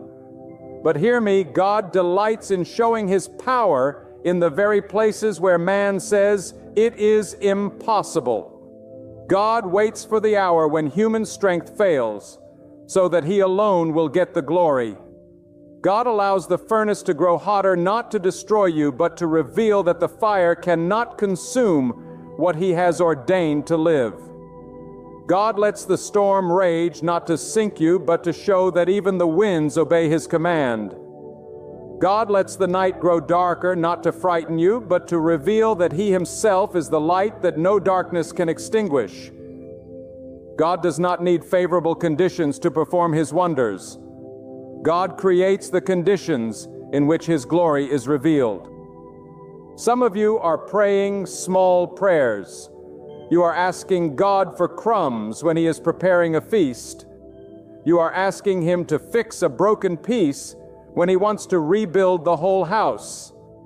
You are asking Him to heal a wound when He wants to give you a new heart. You are asking Him to open a window when He is preparing to open the heavens. Do not limit God with small thinking. Do not dishonor Him with weak faith. Lift up your eye. Stretch your vision. Dare to believe that God is not only able, but willing to do exceedingly and abundantly above all you could ever ask or think. God is bigger than your problem, greater than your fear, stronger than your enemy, and more faithful than your doubts. God will do it. I am speaking to the one who has been waiting for years. You've been crying out in the silence, wondering if God has forgotten you. You've watched others receive their answers while your prayers seem to hang unanswered in the heavens. Let me tell you something. God has not forgotten you. God has not abandoned you. God has not overlooked you. He has been working behind the scenes, arranging, shifting, preparing, setting things in motion that you cannot see. What looks like delay is not denial. What feels like silence is not absence. God is not late. He is right on time. And when the time is right, when the moment has been fully prepared, when the stage has been set, God will step in. And it will happen suddenly. The doors will swing wide. The answer will come forth. The breakthrough will burst like the dawn after the longest night. God will do it. Some of you are trapped in the prison of fear. You have told yourself, I cannot, I will not, I should not. You have chained yourself to impossibility. And every time you try to step forward, those chains pull you back. But I tell you, those chains are lies. Those chains are illusions. Those chains cannot stand in the presence of God. When God speaks, the shackles fall. When God commands, the walls crumble. When God moves, nothing in earth or hell can hold you bound. You are not defined by your past. You are not limited by your mistakes. You are not imprisoned by your failures. God is greater than all of these. And if you dare to trust Him, if you dare to step forward, if you dare to believe, the impossible will happen in your life. I want you to imagine for a moment the power of the God who made the universe. Every star, every planet, every galaxy hangs in space because He commanded it. The oceans roar and stop at the boundary He set. The sun rises and sets because He ordered it. Seasons change, winds blow, rivers flow, all because God has spoken it. Now ask yourself this: if the God who governs the universe is able to do all this, do you not think He can handle your life? Do you not think He can heal your body? Do you not think He can restore your family? Do you not think He can lift you out of debt, out of despair, out of defeat? The God who made all things holds all power. Nothing is too hard for Him. Nothing is beyond His reach. Nothing is impossible for God. Some of you are standing in the valley of decision. You are asking yourself, should I believe? Should I risk it? Should I hold on? Let me be plain. You cannot afford not to believe, because without faith you will surrender to fear. Without faith you will bow to circumstance. Without faith you will die in the wilderness of doubt. But with faith you can climb mountains. With faith you can walk through fire. With faith you can stand in the storm. With faith you can look the impossible in the face and say, my God will do it. Faith is not denying the reality of your problem. Faith is declaring the greater reality of your God. Faith does not say there is no storm. Faith says, my God is greater than the storm. Faith does not say there is no mountain. Faith says, my God moves mountains. Faith does not say I have no weakness. Faith says, in my weakness, God shows His strength. I tell you, we are living in a time when God is calling men and women to rise up with bold faith. Not timid, not wavering, not half-hearted, but bold, unshakable, unbreakable faith. Faith that dares to believe when everything says otherwise. Faith that speaks life when surrounded by death. Faith that declares hope when all looks hopeless. Faith that says, I will not be moved, I will not be shaken, I will not be silenced, because I know my God and I know my God will do it. And when you begin to walk in that faith, you will see the impossible unfold before your very eyes. The world will look at you and say, how did it happen? And you will say, God did it. There are moments when God allows the pressure to increase, not because He wants to crush you, but because He is stretching your capacity for the miracle that is coming. You think the weight you carry now is unbearable, but what you do not see is that this very weight is preparing you for the blessing ahead. Just as the ground must be broken before the seed can take root, so too must your heart be stretched before the promise can unfold. God is not punishing you with difficulty. He is preparing you for destiny. The impossible is not an obstacle for God. It is an opportunity for His glory to be revealed through your life. And when He shows His hand, you will not doubt who has done it, for no man could take the credit. It will be clear that God has done it. You see, God specializes in the moments when hope seems lost. He waits for the hour when all human help has failed. When your resources have run out, when your friends have walked away, when your strength has collapsed, then He steps in. Why? Because when the human effort is silenced, the divine voice is heard more clearly. When your ability is exhausted, His ability is magnified. When you are at the end of yourself, you discover the beginning of God's power. And it is in that moment when all seems gone that the impossible begins to bow to His command. That's when chains break. That's when doors open. That's when miracles manifest. Not because of what you have done, but because He has spoken. I tell you this, if you want to see the impossible, you must learn to trust God even when the evidence tells you otherwise. Faith is not proven in comfort. Faith is proven in conflict. Faith is not demonstrated on the mountaintop. Faith is proven in the valley. Anybody can believe when the sun is shining, when the bank account is full, when the family is thriving, when the body is strong. But it takes a man or woman of faith to say, even if the night surrounds me, I will trust God. Even if the doors remain closed, I will wait on God. Even if the waters rise higher, I will stand still and see the salvation of God. That is the kind of faith that moves the hand of God. That is the kind of faith that unlocks the impossible. I want you to understand something vital. Your impossibility is not God's impossibility. What you see as the end is often the beginning for Him. What you see as destruction, He sees as transformation. What you call defeat, He calls redirection. What you interpret as loss, He has marked as preparation. God's perspective is higher than yours. His timing is wiser than yours. His methods are greater than yours. Do not measure God by the limits of your understanding. Do not shrink Him to the size of your logic. Do not confine Him within the walls of your reasoning. God cannot be boxed in. He cannot be analyzed, minimized, or categorized by human intellect. He is greater than your thoughts, higher than your imagination, stronger than your comprehension. When God decides to act, the impossible has no choice but to surrender. So many of you are standing at the edge of breakthrough.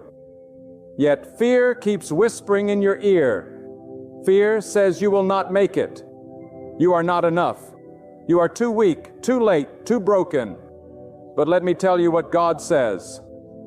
He says, I am with you, I am for you, I will strengthen you, I will uphold you, I will deliver you. Fear paralyzes, but faith propels. Fear weakens, but faith strengthens. Fear looks at the storm, but faith looks at God. And when you dare to look at God, suddenly the storm loses its power. The wind may still blow, the waves may still crash, but deep inside your heart, a calm assurance rises that says, God is in control and He will do it. There is power in expectation. When you begin to expect God to move, you align yourself with His will. Expectation is the soil in which miracles grow. A heart that waits on God is a heart that prepares room for His glory. See, too many of us live with low expectations, content with survival when God has promised abundance. But I say, raise your expectation. Do not come to God with a thimble when He is ready to pour out oceans. Do not ask for a flicker when He is ready to light the skies with fire. Do not settle for scraps when He has prepared a banquet. Expect great things from God because He is a great God, and great is what He does. The impossible is about to happen, not because you deserve it, not because you earned it, but because God delights in showing Himself strong on behalf of those who believe. Some of you are weary because you have been fighting too long. You have carried burdens. You have cried tears. You have prayed prayers. And yet, you still wait. Let me encourage you. God has heard every prayer. God has seen every tear. God has counted every sleepless night. And though the answer tries, it will come. Though the vision waits, it will speak. Though the seed lies hidden, it will break forth. God is not mocked. He is not forgetful. He does not turn a blind eye or a deaf ear. At the appointed time in the appointed way, through the appointed means, He will bring forth what He has promised. Hold on. Do not give up now. You are closer to your miracle than you realize. The impossible is not far. It is near. The breakthrough is not delayed. It is on its way. God will do it. I must speak to those of you who are in the place of surrender. You have said in your heart, "It is no use, I cannot go on, I am finished." And yet, even as you say it, there is a whisper deep within that refuses to die. That whisper is God. That quiet voice saying, "Stand up again, believe again, hope again." Do not silence that voice. Do not drown it out with despair. Do not bury it under hopelessness. For that whisper is the very spark that will ignite the flame of your miracle. God does not need the crowd to believe in you. He does not need the world to stand with you. He only needs you to say, "Yes, God, I believe." And with that yes, the impossible begins to shift. With that yes, the walls begin to crumble. With that yes, the heavens begin to move. Never underestimate the power of one heart surrendered fully to God. You may think you are unworthy of the miracle. You may think your mistakes disqualify you. Your failures discredit you. Your past condemns you. But God does not choose based on perfection. He moves based on faith. He is not looking for flawless people. He is looking for believing hearts. You do not need to have it all together. You do not need to fix yourself before God moves. All you need is to say, "God, trust." That is enough. That is sufficient. That is the key that unlocks the impossible. God is not hindered by your weakness. He is glorified in it. He is not stopped by your lack. He supplies it. He is not bound by your failure. He redeems it. If you would only believe, the impossible would not be impossible for long. There are times when God allows you to be pressed on every side, not to destroy you, but to prove that what is within you cannot be crushed. You may feel surrounded by trials, by voices of doubt, by the weight of circumstance, but remember, if God has placed His hand upon you, no pressure can break you. What others see as the end of your story, God sees as the birthing place of a new chapter. It is often in the furnace of affliction that God forges the steel of destiny. The impossible becomes the very stage upon which He reveals His majesty. Because when all eyes say there is no way, He creates a way that no man can deny. God will do it. And when He does, not even your enemies will be able to dispute it.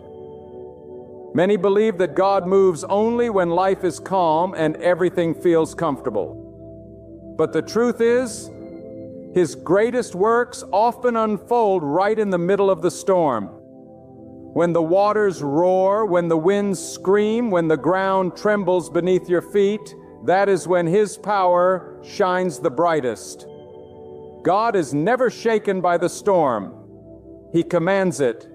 He does not run from the impossible. He takes it head on and bends it into submission.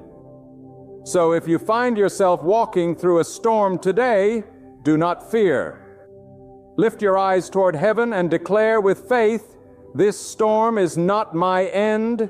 It is the path where God's glory will be revealed." What you see as disaster, God sees as a doorway. What you call an ending, God calls a new beginning. Hold on tight, for the impossible is about to turn in your favor. There is something powerful about the waiting season. Nobody likes to wait, yet waiting is often where God does His deepest work. Waiting tests the heart. Waiting refines faith. Waiting strips away the illusion of control and forces you to lean on the only one who truly has control. When you cannot rush the process, when you cannot bend the timeline, when you cannot force the outcome, you are left with only one option: to trust God. And when you trust Him, even in the silence, even in the delays, even in the unanswered questions, you will discover a strength that cannot be shaken. Waiting is not wasted time when God is in it. Waiting is preparation for the impossible. Because when the answer comes, it will come with such clarity, such force, such undeniable timing that you will say, "Surely God has done this." Do not measure God by the size of your problem. Measure your problem by the size of God. Too often we magnify our troubles while we minimize our Creator. We rehearse our fears, but we forget His power. We calculate the odds, but we fail to remember that God is not bound by odds. He is not a God of probability. He is a God of certainty. What He declares must come to pass. What He has ordained cannot be overturned. If He says it will happen, then it must happen. If He has decreed it, no force on earth or in the heavens can reverse it. Stop bowing to fear and start bowing to God. Stop exalting your limitations and start exalting His limitless power. The impossible is not a barrier to God. It is the canvas upon which He paints His glory. Some of you are in hidden places right now. You feel unseen, overlooked, forgotten. But do not mistake obscurity for abandonment. God does some of His greatest work in the hidden places. The seed is hidden in the soil before it breaks forth in life. The roots grow underground before the tree ever appears. The foundation is laid deep before the house is built. So if you feel hidden, know this: God is working. He is shaping you. He is strengthening you. He is protecting you. When the time is right, He will bring you into the open, and no man will be able to deny what He has placed upon your life. Trust the hidden season, because it is often the preparation for the impossible breakthrough that is to come. Let me tell you something else. God is not limited by what you do not have. He is not restricted by your lack of resources, your lack of connections, your lack of strength. God does not need much to do much. In fact, He often starts with little to show that He is the source of all. You may say, "I don't have enough to make it. I don't have enough to fight this battle. I don't have enough to survive this season." But hear me, God is your enough. God is your portion. God is your strength. God is your supply. What seems small in your hand is mighty in His hand. What seems insignificant in your eyes is powerful in His eyes. Do not despise what you have, for when God breathes on it, the little becomes more than enough, and the impossible becomes possible. The human mind is quick to give up when the way forward is unclear. But God is not bound by clarity as you define it. You may not see the whole path, but He does. You may not understand the process, but He does. You may not know the outcome, but He does. And He is not asking you to understand everything. He is asking you to trust Him in everything. Trust is the key to unlocking the impossible. Trust says, even though I cannot see it, I believe God is doing it. Trust says, even though I do not understand, I know God has a plan. Trust says, even though the night is long, the morning will come because God has promised it. And when you dare to trust Him, you position yourself for the miraculous. You align yourself with the one who holds the end from the beginning, and you will find yourself walking into doors that no man could have opened, standing in places no man could have prepared, and holding blessings no man could have delivered. There are times when God will strip away every crutch you lean on so that you learn to lean on Him alone. You may lose what you thought you needed. You may see doors close you thought would remain open. You may be separated from people you thought would never leave. Yet all of this is not to destroy you, but to direct you. God does not allow subtraction unless He intends multiplication. He does not allow pruning unless He intends fruitfulness. What you thought was lost is often God's way of clearing the ground for something greater. The impossible does not happen in clutter. It happens when God removes what cannot carry you into the next season and makes room for what only He can provide. When you feel empty, that is when God is preparing to fill you. Do not confuse delay with denial. When the answer does not come quickly, the human heart grows restless. But God is not bound by the impatience of man. His timing is not controlled by your clock.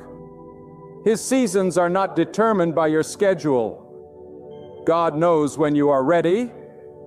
He knows when the conditions are right. And He knows when the impact will be greatest. What looks to you like a late arrival is often His perfect alignment. If you could see what He sees, you would understand that every day of waiting has been part of a divine arrangement to bring forth the impossible in the most undeniable way. God does not rush and He does not stall. He is always exactly on time.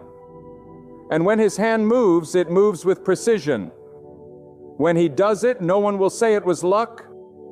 No one will call it coincidence. They will know it was God. There are also seasons when God will test the strength of your faith by giving you a glimpse of the promise, but withholding the fullness of it. This glimpse is not cruelty. It is mercy. It is the invitation to trust Him further, to walk with Him deeper, to believe Him beyond what you see. The glimpse is enough to ignite your hope, but not enough to remove your dependence. God gives you just enough light for the step you're on, not for the entire road ahead. Why? Because if you saw the whole road, you would stop depending on Him. He knows the human heart is quick to rely on itself. So He gives you a taste to keep you moving, a whisper to keep you listening, a sign to keep you believing. And as you walk with Him step by step, faith grows strong, and the impossible becomes inevitable. Never underestimate the power of a single prayer. Words whispered in the stillness of your room can shake the heavens. Cries uttered in weakness can summon strength from above. God hears even when you feel unheard. God sees even when you feel invisible. God responds even when you feel forgotten. Do not think your prayers are wasted. They are seeds, and seeds once planted do not remain hidden forever. They may lie beneath the soil of time, unseen, unnoticed, but in the right season, they will break forth with life. Every tear you have shed has watered the ground of those prayers. Every moment you have waited has strengthened the root beneath the soil. And when God decides the time is right, those seeds will burst forth, and what seemed impossible will spring to life before your very eyes. God never ignores the cries of His people. Some of you have been taught to lower your expectations, to stop believing for great things, to accept survival as enough. But I tell you, survival is not God's plan for you. He did not create you to crawl through life weighed down with despair. He created you to rise, to thrive, to walk with strength and dignity, to live as a testimony of His power. The impossible becomes possible when you begin to expect God to be as great as He is. Expectation is not arrogance, it is faith. It is not presumption, it is trust. To expect little from God is to insult His greatness. But to expect much from God is to honor His glory. Lift your faith. Stretch your vision. Believe that the God who placed the stars in the heavens has no trouble rewriting the story of your life. He delights in doing what no man can take credit for. He delights in making the impossible bow before His name. Let us speak plainly. Faith is not for the faint-hearted. Faith requires courage. It requires the courage to believe when the world mocks you, the courage to hope when reality argues against you, the courage to walk forward when the ground beneath you looks uncertain. Courage is not the absence of fear. Courage is trusting God in the presence of fear. You may tremble, but you walk forward anyway. You may not see the outcome, but you move forward anyway. You may not have all the answers, but you trust God anyway. And when you take that step of courage, heaven meets you on the road, and what seemed impossible begins to shift because God responds to faith. And faith is proven not in words, but in action. And here is another truth. God does not require a crowd to accomplish the impossible.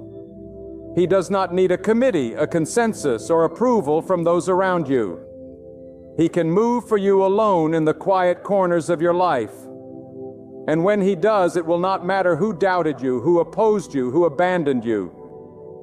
When God decides to do it, He does it in such a way that no voice of opposition can undo it. You may stand alone among people, but you are never alone. When God is with you, and when the impossible unfolds, those who doubted will have no choice but to confess that it was God who did it. There are times when God will allow the night to grow darker so that His light can shine brighter. The human heart trembles in darkness because darkness blinds our eyes, confuses our steps, and stirs our fears. But darkness is not stronger than God. Darkness has no power to silence Him, no ability to resist Him. In fact, it is in the darkest places that His glory is seen most clearly. The stars shine only against the backdrop of the night. The candle only reveals its strength when the room is shadowed. And so it is with God when the world around you grows dim. When the future looks uncertain, when your soul feels heavy, remember that God is not absent in the darkness, He is present. He is moving, and He is preparing the impossible to break forth. Like the morning after the longest night, hold on, for dawn is near, and when it comes, no power can stop it. Some of you are weighed down by memories of failure. You replay your mistakes in your mind as if they are a prison that holds you captive. You whisper to yourself, because of what I have done, God cannot move in my life. But let me declare to you with all the authority in my soul, your failure does not cancel God's power. Your past does not erase His promises. Your mistakes do not diminish His ability. God does not look at you and see the chains of your past. He looks at you and sees the possibility of your future. He does not define you by where you have been. He defines you by what He has planned. And what He has planned is greater than your failures. stronger than your regrets, higher than your shortcomings. The impossible is not hindered by where you have been. It is ignited by where God is taking you. Do not underestimate the power of surrender. The world teaches us to cling tightly, to control everything, to force our own outcomes.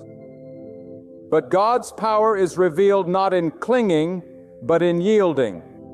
When you release your grip, you make room for His hand. When you surrender your plan, you open the door for His plan. And His plan is always higher, always wiser, always better than anything you could imagine. Many people never see the impossible because they never let go of the possible.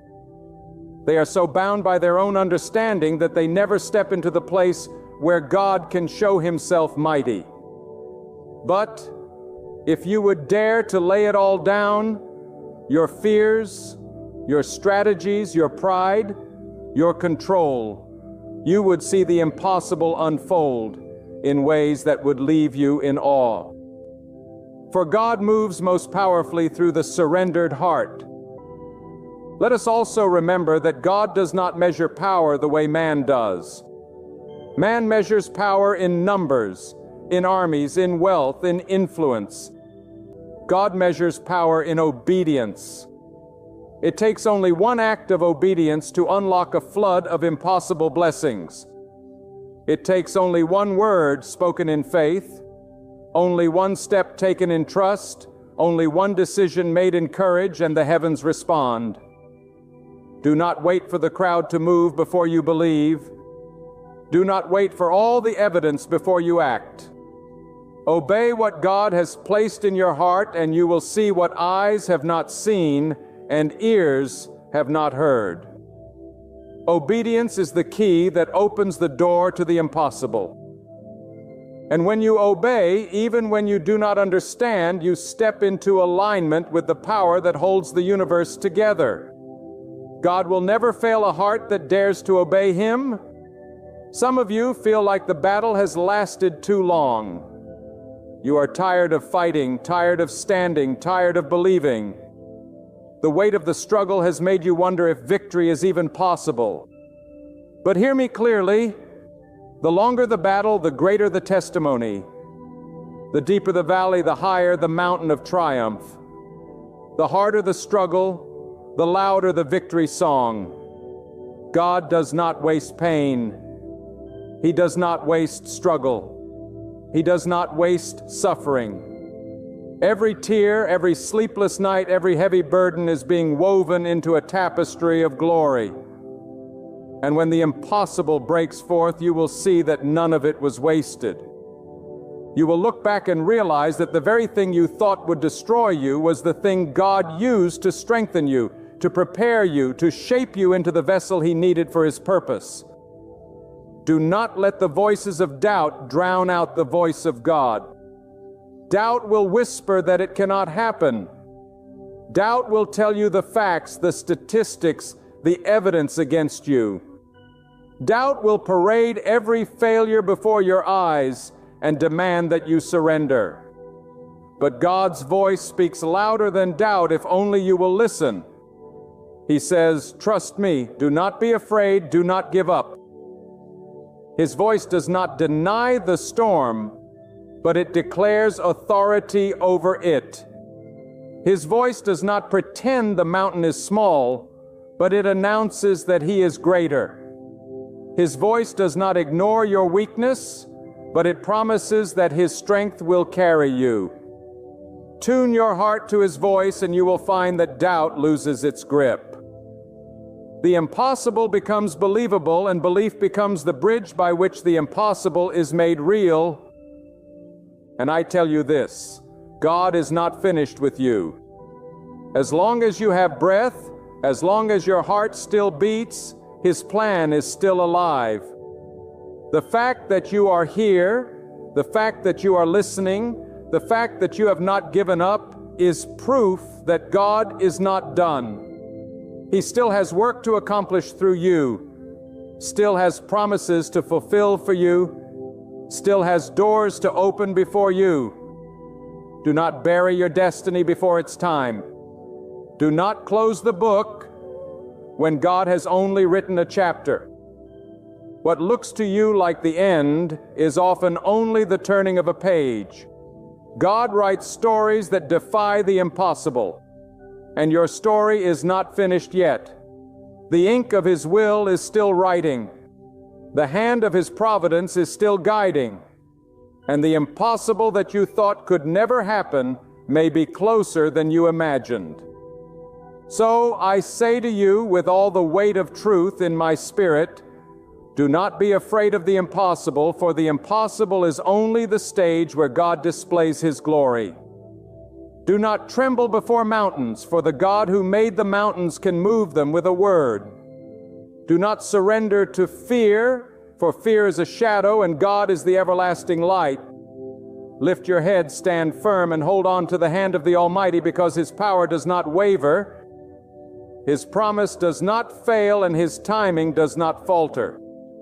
He has already gone before you. He already holds the outcome, and He already knows the day when your waiting will end and your breakthrough will come. The same God who stretched out the heavens, who set the stars in their courses, who commands the oceans and gives life to every living thing. That same God knows your name, knows your struggle, and knows the exact moment when He will bring forth what no man can take credit for. Your part is not to understand every detail, but to trust Him with every heartbeat. Your part is not to fight in your own strength, but to rest in His strength. Your part is not to figure out the path, but to walk faithfully on the one He has placed before you. And when that moment arrives, when every door swings open, when the chains fall to the ground, when the impossible bends before the power of God, you won't stand there and boast, "Look what I have accomplished." You will lift your hands high and declare, "Look what God has done." Because it will be undeniable. It will be unshakable. And it will stand as a testimony that no one can silence. Let the world see that God still reigns in power, that He remains faithful, that He is still the one who carves a way through walls where no path exists. So move forward with courage. Do not retreat. Do not hesitate. Do not let fear steal what God has already set apart for you. Stand firm with boldness. Walk in faith and trust completely that the same God who created you, who upholds you, who leads you, will bring to completion every work He started in you. He will never abandon you. He will never forsake you, and He will never fail you. Hold on, for before the Almighty God, nothing is impossible. My friends, there comes a point in every journey when the weight of the battle feels unbearable, the night stretches endlessly, and the silence of waiting echoes through the deepest parts of your soul. Yet it is right there in that quiet ache of being overlooked that God is secretly preparing the most powerful breakthrough of your life. Listen to me closely today. The pressure you feel is not meant to break you. It is meant to shape you. The hardship before you is not punishment. It is preparation. God is not pushing you down. He is propelling you forward. Every tear, every restless night, every unanswered prayer has been aligning to this divine turning point. A breakthrough only the hand of God could design. You may be wondering why life seems to resist you at every turn. You pray, yet the answer seems delayed. You knock and the doors stay closed. You strive and the ground feels like it shifts beneath your feet. But let me tell you something powerful. God has not forgotten you. God has not abandoned you. The very resistance you are experiencing is proof that God is at work. For when God is ready to lift you into your purpose, He often allows you to walk through seasons that stretch you, seasons that strip away what cannot go with you into your destiny. Do not misinterpret delay as denial. Do not confuse silence with absence. God is nearer to you in the valley than you have ever realized on the mountaintop. When a seed is buried in the ground, it looks as though it has been lost, as if it has been swallowed by darkness. But the truth is, it has not been buried to die. It has been planted to rise. And you too have been planted in the soil of hardship, not to remain hidden, but to grow into something greater than you can imagine. God is pushing you beneath the surface, pressing you into places of waiting, watering you with tears and covering you in the soil of struggle, because He knows that your roots must go deep before your life can reach high. The storm that beats against you is strengthening your foundation. The waiting that tests you is sharpening your faith, and the darkness that surrounds you is preparing you to burst forth with light. Your breakthrough is not behind you. It is ahead, and God is pushing you toward it with every trial you face. You may say, "But I am too weak. I don't have the strength to endure another day." Yet it is in your weakness that the strength of God carries you. You are not called to hold yourself together by your own power. God is the one who sustains you. God is the one who carries you when your legs cannot move. God is the one who whispers to your heart in the midnight hour, reminding you that the story is not over. Every trial that you have survived has been a testimony that God's hand is upon you. If the enemy could have destroyed you, he would have done it already. The fact that you are still breathing, still standing, still reaching for hope is proof that God is not finished with you yet. He has preserved you for something greater, and He is pushing you toward it even now. Some of you are wondering why the path had to be so painful, why the doors closed, why the people you trusted walked away, why the opportunities slipped through your fingers. But have you ever considered that it was God Himself who closed those doors? That it was God who removed those people? That it was God who blocked that path because He saw what you could not see? He knew what you could not know. He understood that some things, some people, some places were never meant to carry you into your divine breakthrough. God will strip away what cannot bless you in the next season.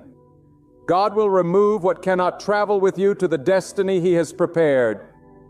And though it hurts now, you will look back one day and thank Him for every door that never opened, for every hand that let go, for every path that turned you away, because you will see that it was pushing you into the one path that mattered most. Breakthroughs do not come in comfort. Breakthroughs are born in the fire. They are born in the crushing, in the pressing, in the refining of your soul. And many of you right now are walking through that fire. You are being pressed on every side, yet not destroyed. You are being crushed beneath weight, yet not consumed. You are being tested, stretched, refined. But it is only because God is shaping you into a vessel worthy of carrying the blessing He is about to pour out. Diamonds are formed under pressure. Gold is purified in fire, and lives are transformed in trials. Your trial is not the end. It is the evidence that something greater is on the horizon. You see, God is not trying to break you. He is breaking the chains that have held you. He is not trying to wound you. He is wounding your pride, your fear, your doubt, so that you may rise in faith. He is not trying to delay you. He is directing you. And when He pushes you, He pushes with purpose. You may not understand the purpose now, but when the breakthrough comes, when the light pierces through the darkness, when the miracle unfolds before your eyes, you will see that every step was necessary. Every tear had meaning. Every struggle had weight, and every moment was divinely orchestrated. Right now, you may feel like you are standing at the edge of your limit. You may feel like you cannot take one more step. But what if I told you that this very moment is the threshold of your breakthrough? that the pressure you are under is not meant to crush you, but to launch you forward. That God is positioning you, aligning you, moving you, pushing you, because the breakthrough is nearer than you think. My friend, the darkest hour always comes before the dawn. And the fact that your night feels so long, the fact that your battle feels so heavy, the fact that the storm feels so fierce is because the dawn is about to break. The battle is about to be won, and the storm is about to cease. God is pushing you to the edge because He is about to reveal what He has prepared. And I want you to understand this truth. Breakthroughs are not random. They are divine. They are not accidents. They are appointments. God has set an appointed time for your breakthrough. And nothing in this world, not man, not failure, not even the enemy, can cancel what God has appointed. When the time comes, no force can stop it. When God says it is time, doors will open that no man can shut. When God declares it, the impossible becomes possible. And you are being pushed toward that appointed time. That is why the pressure is so great. That is why the resistance is so fierce. Because the closer you get to breakthrough, the harder the enemy will try to convince you to give up. But hear me, you cannot give up now. You cannot walk away now. You cannot throw in the towel now. You are too close. You are closer than you have ever been. And God is pushing you the final distance. When God begins to move you toward a breakthrough, it will rarely look like what you expect. Many times it will come dressed in disappointment, in challenge, in difficulty, in moments that stretch your faith beyond what you thought possible. That is why so many miss the very thing they've been praying for, because they mistake the process for punishment. But let me tell you, God's process is never designed to crush your destiny. It is designed to reveal it. He knows what He has placed inside you, and He knows that if He left you where you were, you would settle for less than what He has prepared. So in His wisdom, He pushes you into places you never thought you'd go. Not to harm you, but to lift you. God always sees the end from the beginning.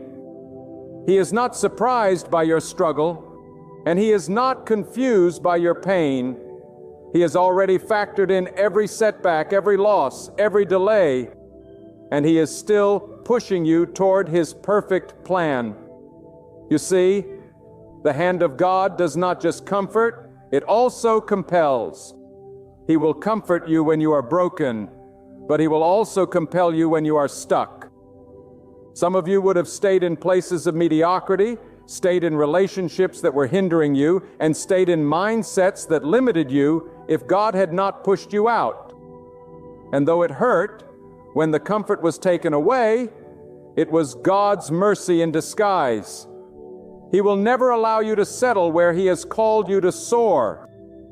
That's why you've been uncomfortable. That's why things have been shifting. That's why doors that once opened so easily have now closed. It is God saying, I am pushing you forward because what I have for you cannot be found where you are standing. The push may not feel good, but it is for your good. Think of the eagle teaching her young to fly. She stirs the nest, making it uncomfortable, pulling away the soft layers until the sharp sticks press against her young. Why? Because she knows they were never meant to remain in the nest. They were created for the skies. And sometimes God will stir your nest. He will make the things that once felt easy suddenly feel heavy. He will allow the job that once satisfied you to no longer fill you. He will allow the friendships that once carried you to no longer sustain you. And it is not because He wants you to live in loss. It is because He wants you to discover your wings. The stirring is not your end. It is your beginning. God is pushing you out of the nest because He knows you were born to soar on the winds of His purpose. Do not despise the push of God. Do not resist the seasons where He disrupts your comfort, because every disruption carries a divine instruction. God is whispering to your soul, do not fear this season. Do not curse this storm, for I am with you in it, and I am shaping you through it. You see, God never wastes a storm. He never wastes a tear. He never wastes a trial. Everything you walk through has meaning in His hands. Even the broken pieces of your life can be rearranged by His design into a masterpiece of glory. What feels like the end is often the very doorway to a new beginning. God specializes in taking what looks impossible and turning it into the stage where His power is revealed. And let me tell you this truth. Your breakthrough will always cost you something. It will cost you the comfort of the familiar. It will cost you the security of what you've always known. It may even cost you relationships with those who cannot see what God is doing in your life. But though it costs, it never leaves you empty. God never removes without replacing. He never takes without giving greater. If He allows something to leave, it is because He has something better on the way. Your part is to trust the push even when it feels like you are being pulled away from everything you thought you needed. God knows the way forward, and He is pushing you there. Some of you feel like you have been overlooked, forgotten, bypassed. Others have been promoted while you have remained still. Opportunities have been given to those around you while you remain in the waiting. But hear this, God does not overlook His children. Man may pass you by, but God never forgets you. He has a specific moment with your name on it, a divine breakthrough that no one can take from you. And sometimes He allows others to move ahead of you, not because you are less, but because your moment is different. Your path is unique. Your blessing is distinct. And when God pushes you into it, no comparison will matter. What is for you will not miss you. And what misses you was never for you. That is the assurance of God's sovereignty. Do not allow the whispers of doubt to deceive you. Do not allow fear to convince you that this is all there is. For fear is the greatest thief of destiny because it paralyzes the heart and blinds the eyes to what God is doing. But God has not called you to live in fear. He has called you to walk by faith even when the ground beneath your feet feels uncertain. And the truth about faith is that it is most alive in the unknown. When you cannot see the way, when you cannot predict the outcome, when you cannot control the circumstances, that is where faith is forged. That is where trust is proven. God does not ask you to have all the answers. He asks you to trust that He does, and He is pushing you forward. Not because of your strength, but because of His promise. You may think the breakthrough depends on you. You may believe you have to fight harder, pray longer, strive more. But I want you to understand something. Your breakthrough depends not on the size of your effort, but on the power of your God. He is the one who opens doors that no man can shut. He is the one who turns the hearts of rulers and leaders. He is the one who makes a way in the wilderness and rivers in the desert. If He has declared it over your life, no force on earth can overturn it. Your task is to remain faithful, to keep walking, to keep believing even when the path is steep. Because it is not your striving that secures the breakthrough. It is your surrender. It is when you release control and say, God, I trust your hand. Even when I do not understand your plan, that He moves in ways beyond your imagination. And sometimes the breakthrough is not a sudden explosion of change, but a quiet shift of direction. Sometimes it is not the walls falling in a moment, but the steady erosion of the barriers that held you back. Do not despise the small signs of progress, for they are evidence that God is pushing you forward inch by inch, step by step into what He has prepared. The enemy wants you to believe that nothing is happening. But do not be deceived. God often works in silence. He moves in the unseen. And just because you cannot trace His hand does not mean you cannot trust His heart. Right now, behind the curtain of your circumstance, God is aligning people, arranging opportunities, preparing resources, and setting the stage for your breakthrough. And when the appointed time comes, what seemed impossible will unfold before your very eyes. There are moments when God will allow the very ground beneath your feet to shake, not because He wants you to fall, but because He wants you to move. Too often we grow comfortable in places we were only meant to pass through. We mistake temporary seasons for permanent destinations. And so, in His mercy, God shakes us loose from what we cling to, forcing us to step into the unknown. That shaking you feel is not a sign of His absence. It is the evidence of His hand. For God will never allow you to stay in a place that diminishes the greatness He has placed within you. He is pushing you forward out of what is familiar and into what is divine. You must understand that breakthroughs require courage. God can open the door, but you must have the faith to walk through it.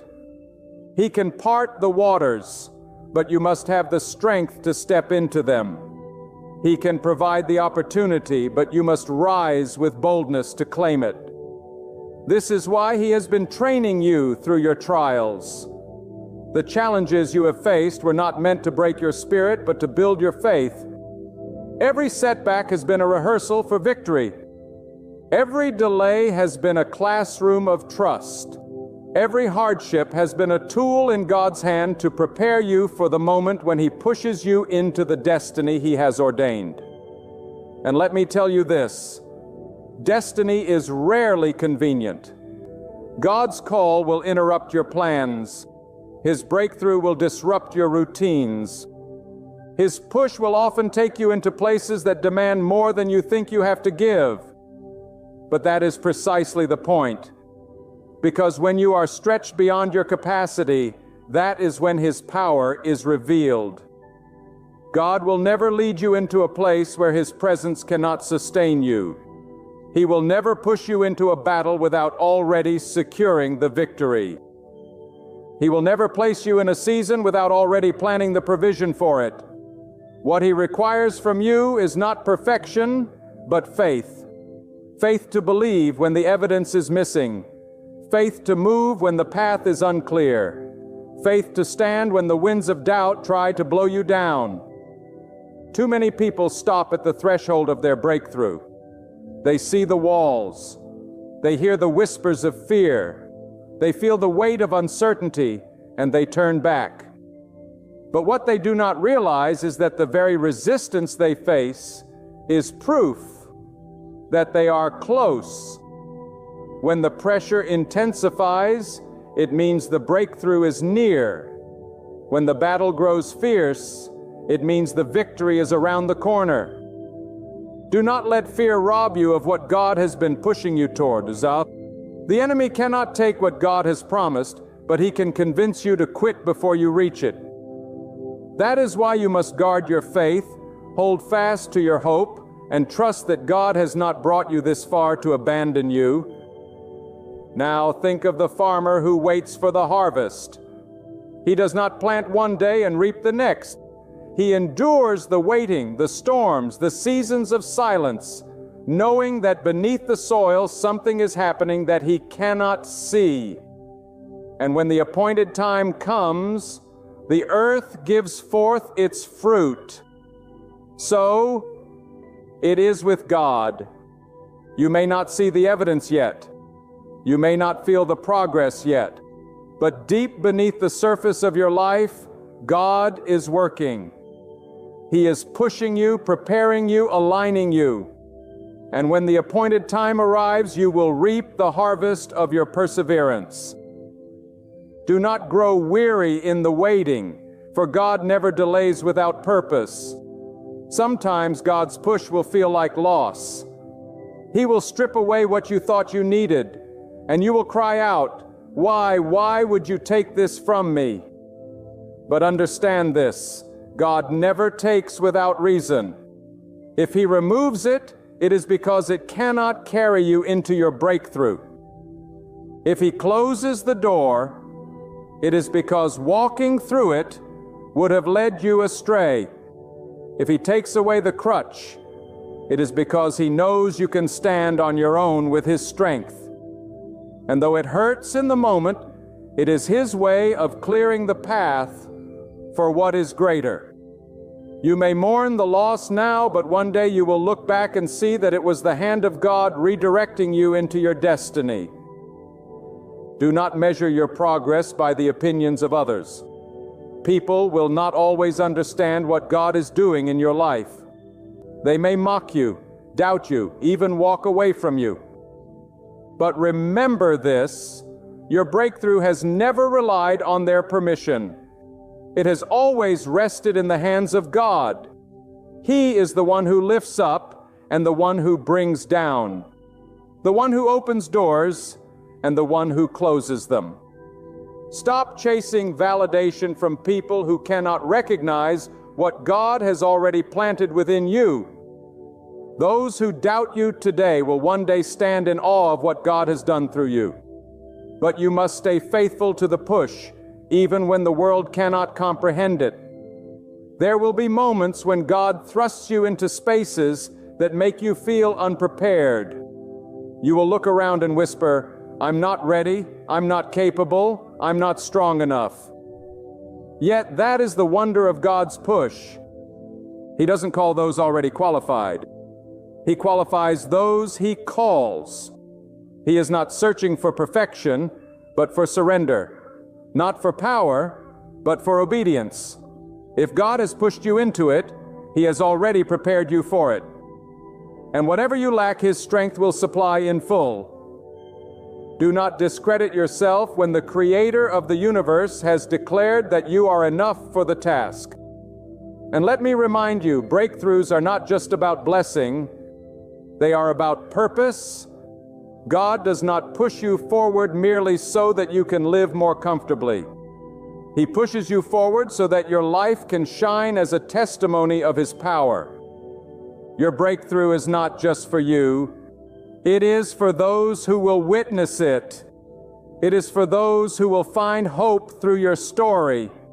It is for those who will believe in God because they saw what He did in you.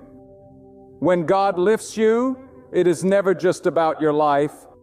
It is about the ripple effect of faith that will spread through your testimony. This is why you must not quit. This is why you must keep pressing forward, because your breakthrough carries the power to ignite faith in others. There is something sacred in the way God moves. His timing is not rushed by our impatience, nor is it slowed by our hesitation. When God begins to push you toward a divine breakthrough, it is because the time has been appointed in His wisdom, not in your will. Too many of us live chained to the calendar of man, measuring our progress by years, months, or seasons. But God does not operate on human schedules. He works according to His perfect plan. And when He determines it is time, no delay can hinder Him.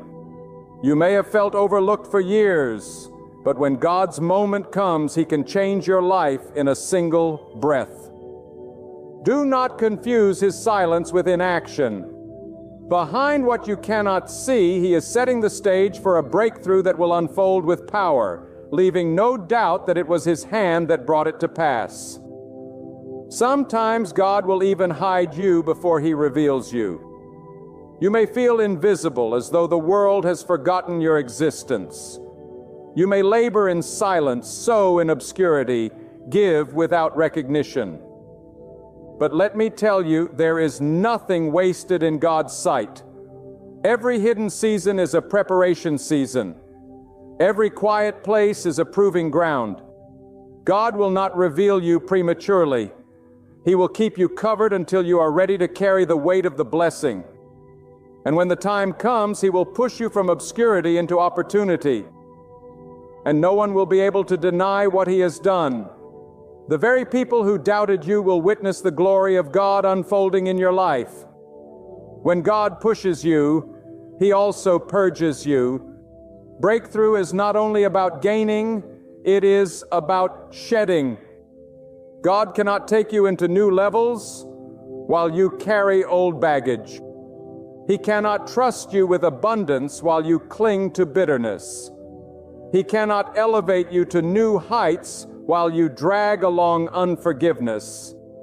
That is why He allows you to walk through fire, because the fire burns away what does not belong.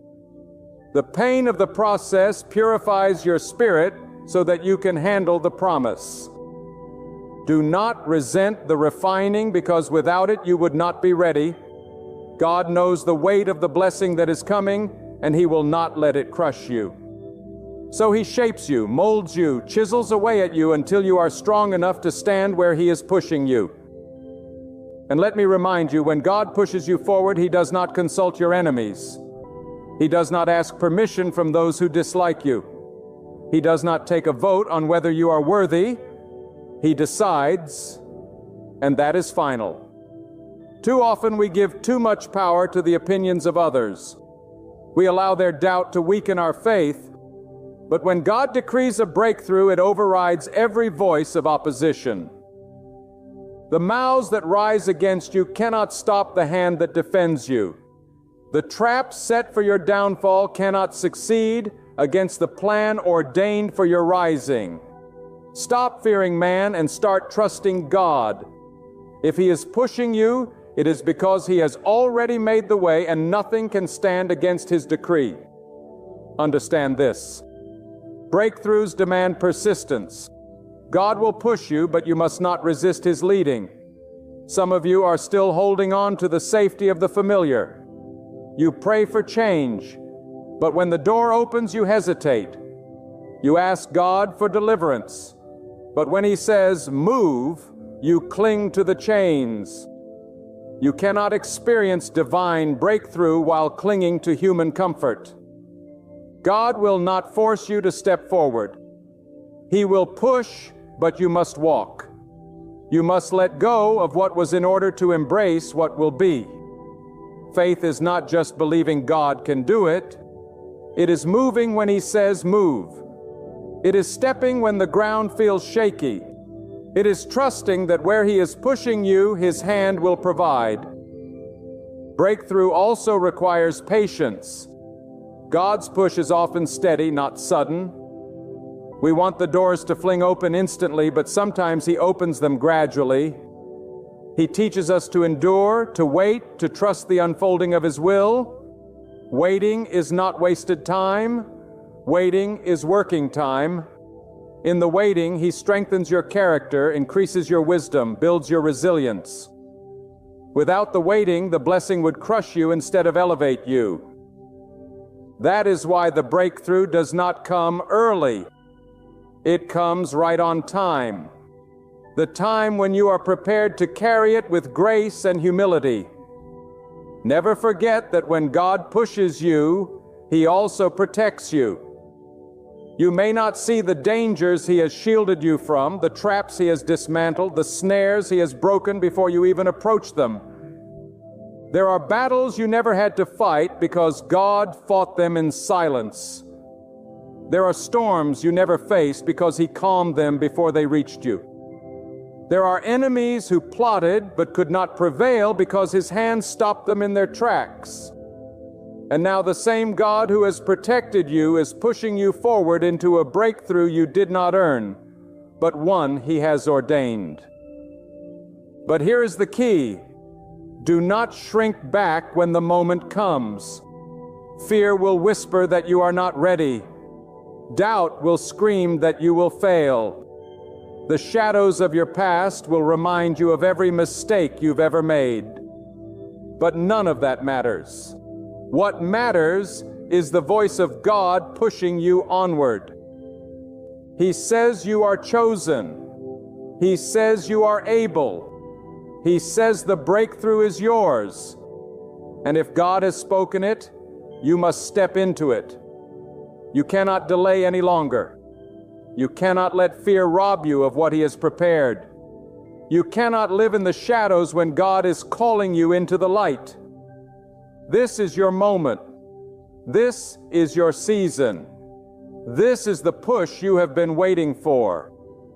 And let me tell you something even deeper. The breakthrough God is pushing you toward is not just about changing your circumstances. It is about changing you. It is about lifting your perspective, stretching your faith, strengthening your spirit. The true breakthrough is not when the door opens, but when your heart learns to trust God fully. Because when you have that kind of faith, no closed door can discourage you. No delay can shake you. No storm can break you. You become unmovable because you are anchored not in circumstance, but in the unchanging hand of God. When God begins to push you toward your divine breakthrough, you will often feel the weight of resistance like never before. Pressure increases when something is about to be born. Just as a child must pass through travail before entering the world, so too must your destiny press through the pain before the promise can be revealed. The struggle is not a sign that God has abandoned you. It is the clearest evidence that He is at work. You see, the enemy does not fight what is stagnant. He fights what is moving. He does not oppose what has no future. He rises against the one whom God is pushing into greater ground. So if you are under attack, if you are facing storms, if everything seems to rise against you, take heart. You are not losing, you are transitioning. God is pushing you through the storm into the sunrise of your breakthrough. And do not be surprised if the breakthrough comes in a way you did not anticipate.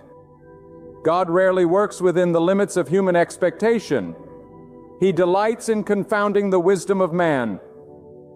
You may think your opportunity will come from one direction, but God can open a door from another. You may think your provision will arrive in one form, but God can release it in a way you could never have conceived. He is not bound by your imagination. He is the author of all creation. That is why you must not lean on your own understanding. Trust Him when the way looks strange. Trust Him when the path curves unexpectedly. Trust Him when the blessing does not look like the picture you painted in your mind. Because when it comes, it will not just meet your expectations, it will exceed them. There is a divine wisdom in the way God pushes His people. He does not rush you into a place you cannot sustain. He does not thrust you into a season that would overwhelm you. Instead, He equips you layer by layer and through every challenge you face. Think of it this way. Every hardship is training. Every disappointment is discipline. Every closed door is a lesson. You are being prepared for the weight of what is coming. And though it feels painful now, you will one day realize that if God had given you the breakthrough sooner, you would not have been ready to carry it. He loves you too much to give you a blessing that would break you. So He builds you, shapes you, strengthens you until the day comes when the breakthrough arrives and you are able to stand tall under the weight of glory. Sometimes God's push is subtle. It comes as a restlessness in your spirit, a stirring that will not allow you to settle where you are. You may not even know why you feel unsettled, but deep within God is telling you that you were made for more. Pay attention to that restlessness. It is not emptiness. It is calling. It is God's way of awakening your heart to greater horizons. And if you ignore it, you will find yourself dissatisfied even in places of comfort. Because once God begins to push you, no comfort can hold you back. No routine can satisfy you. No ordinary life can contain you. The divine stirring will keep pressing you until you step into the fullness of what He has ordained. Other times, God's push is dramatic. He will close doors abruptly. He will allow things to collapse around you. He will strip away what you depended on. And though it may feel like devastation, it is actually redirection. God knows that if He did not close certain doors, you would never move. If He did not end certain chapters, you would keep rewriting them instead of writing the new ones He has prepared. So when you face sudden shifts, do not curse them. Thank God for them, because the very ending you fear may be the divine push that sets you on the path to your greatest beginning. And remember, breakthrough is not just about external change, it is about internal transformation. Too many people want God to change their situation without allowing Him to change their spirit. But what good is it to walk into a new season with the same old mindset?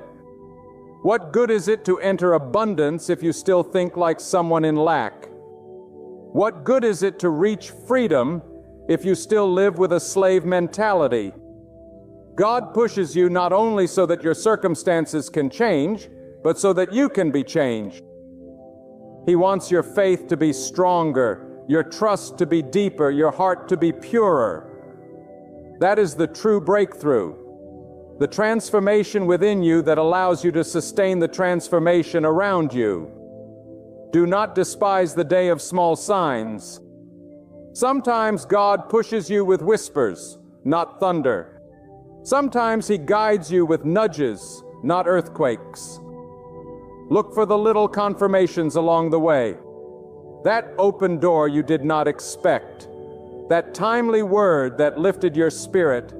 That moment of strength when you thought you had none left. These are not coincidences. They are divine signals that God is at work, pushing you closer to the appointed time.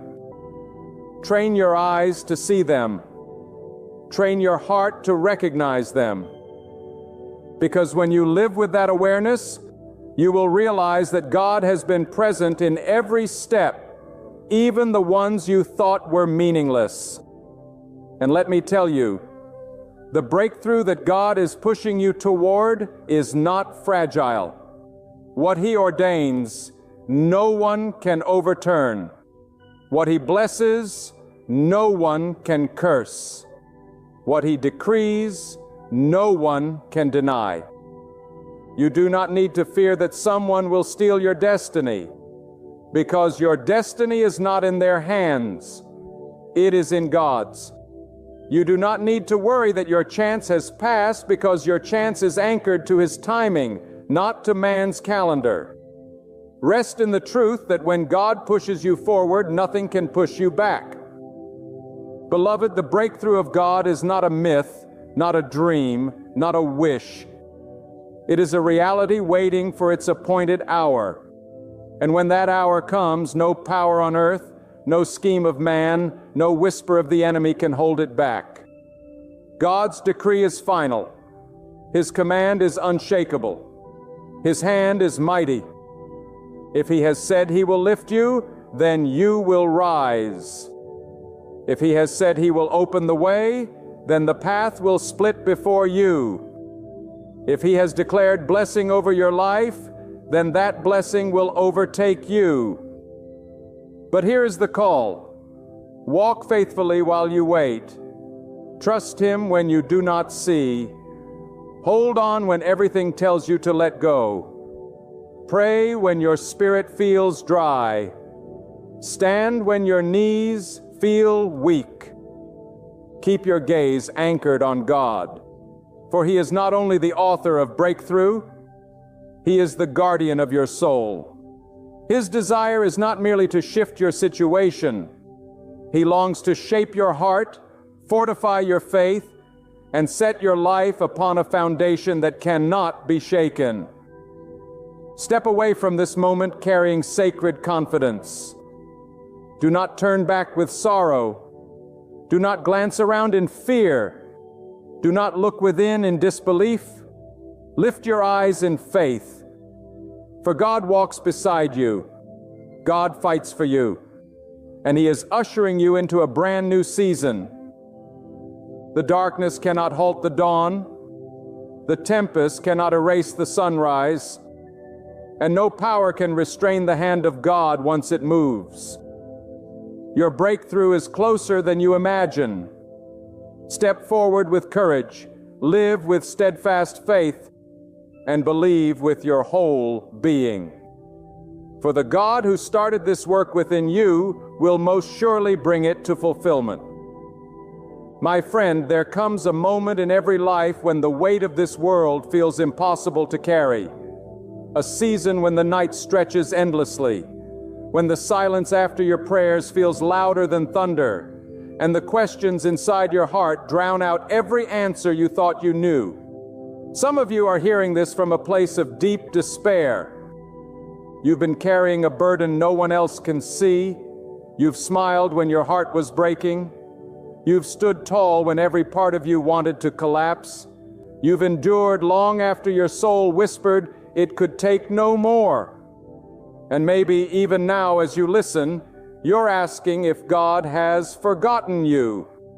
If your struggle has somehow slipped through the fingers of His mighty hand, hear me clearly. God will not abandon you. He has not overlooked you, and He will step in, turning your situation around in His perfect way and at His perfect time. I'm not speaking to you about a distant or indifferent God, but about the one who formed you in your mother's womb, who breathed life into your lungs, who counts every strand of your hair, and who holds the galaxies in His palm. If God is mighty enough to command the stars into their places, is He not mighty enough to command peace into your storm? If He can set the boundaries for the oceans and declare how far the waves may go, is He not powerful enough to set boundaries around the trouble in your life? Do you not know that the same God who painted the skies with the brilliance of dawn is the same God who can paint light into the darkest corners of your despair? Your situation is not too complex for Him. Your pain is not too deep for Him. Your need is not too great for Him. God will turn Him, and God will solve what you cannot solve. Many of you have tried everything in your own strength. You've called on friends, and they could not carry you through. You've worked harder, and the walls still would not fall. You've reasoned and planned and pushed, and still the way forward remains shut. But let me remind you, my friend, that when your strength ends, the strength of God is just beginning. When your wisdom fails, the wisdom of God still speaks. When the last door has slammed in your face, the God who holds the master key can unlock a way you never imagined. You may think you are at the end, but you are only at the end of yourself, and that is where God begins His greatest work. Do not think for a moment that your suffering is wasted. Do not think for a moment that your tears are ignored. Every tear that has fallen has been seen by the God who sees all. Every cry that has left your lips has been heard by the God whose ears are never deaf to His children. You may feel invisible in your struggle, but you are not invisible to God. You may feel trapped in your situation, but God is already writing your deliverance. You may feel surrounded by enemies, but God is already surrounding you with His protection. You may feel powerless, but God is power itself, and He will not leave you without help. I have seen men and women on the brink of despair, men who thought they could never rise again, women who thought their story was over. But I tell you, when God steps in, the story changes. When God turns toward you, the impossible bends. When God enters the scene, what looked like an ending becomes a new beginning. The God who raised nations from dust, the God who humbled kings, the God who turned deserts into rivers. He is the same God who is watching over you right now. He does not grow weary. He does not forget. And He does not fail. I know some of you have prayed for years, and still you wait. You have asked, and the answer seems slow in coming. You have pleaded, and the silence has tested your faith. But let me tell you something. God's delay is not God's denial. His timing is not bound by your clock. His ways are not shackled by your expectations. Sometimes God allows the waiting not to break you, but to build you. Sometimes He holds back the answer, not to punish you, but to prepare you. Sometimes He withholds what you think you want, so He can give you what you truly need. The God who sees the end from the beginning knows the precise moment to step in and turn it all around. Think of it, my friend. How many times in your life have you thought the door was closed forever, only to see it swing wide when you least expected it? How many times have you thought the night would last forever, only to see the dawn break in radiant light? How many times have you been on the edge of giving up, only to find that God lifted you just in time? He has done it before, and He will do it again. The same God who carried you yesterday will carry you today. And the same God who carries you today will not fail you tomorrow. God will turn in and God will solve your situation. I want you to lift your eyes from the ground of your despair and fix them on the heavens of God's promise. You are not defined by the pit you are in. You are defined by the power of the God who will pull you out. You are not chained to your circumstances. You are anchored to the God who commands circumstances to bow. You are not a prisoner of what is happening around you. You are the beloved of the one who controls it all. And I say to you with authority and conviction, God has already written the answer to your need. The moment will come when what seemed impossible will suddenly unfold. When what seemed hopeless will burst with light. When what seemed unsolvable will be solved by the hand of God. Do not underestimate the God who can make a way through the sea. Do not underestimate the God who can rain provision in the wilderness. Do not underestimate the God who can calm a raging storm with a word. Do not underestimate the God who holds your future in His hands. He is greater than the sickness in your body. He is greater than the emptiness in your bank account. He is greater than the betrayal that pierced your heart. He is greater than the mountain that stands before you. And when the moment comes that He turns His attention fully toward your situation, that mountain will crumble. That storm will bow. That darkness will scatter. And that chain will break. For there is no force in heaven or on earth that can withstand the power of God. And maybe right now, as you hear these words, you are tempted to doubt. Maybe you are thinking that is easy to say, but you don't know how deep my pain runs. You don't know how long I have waited. You don't know how much I have lost. And you are right. I may not know your specific pain, but God does.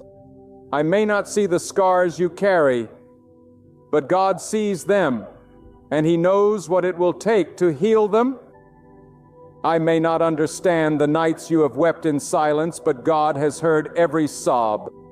I may not comprehend the battles you have fought in your mind, but God knows every thought and every fear. And the God who knows it all is not a passive observer. He is an active deliverer. He will not leave you in the valley forever.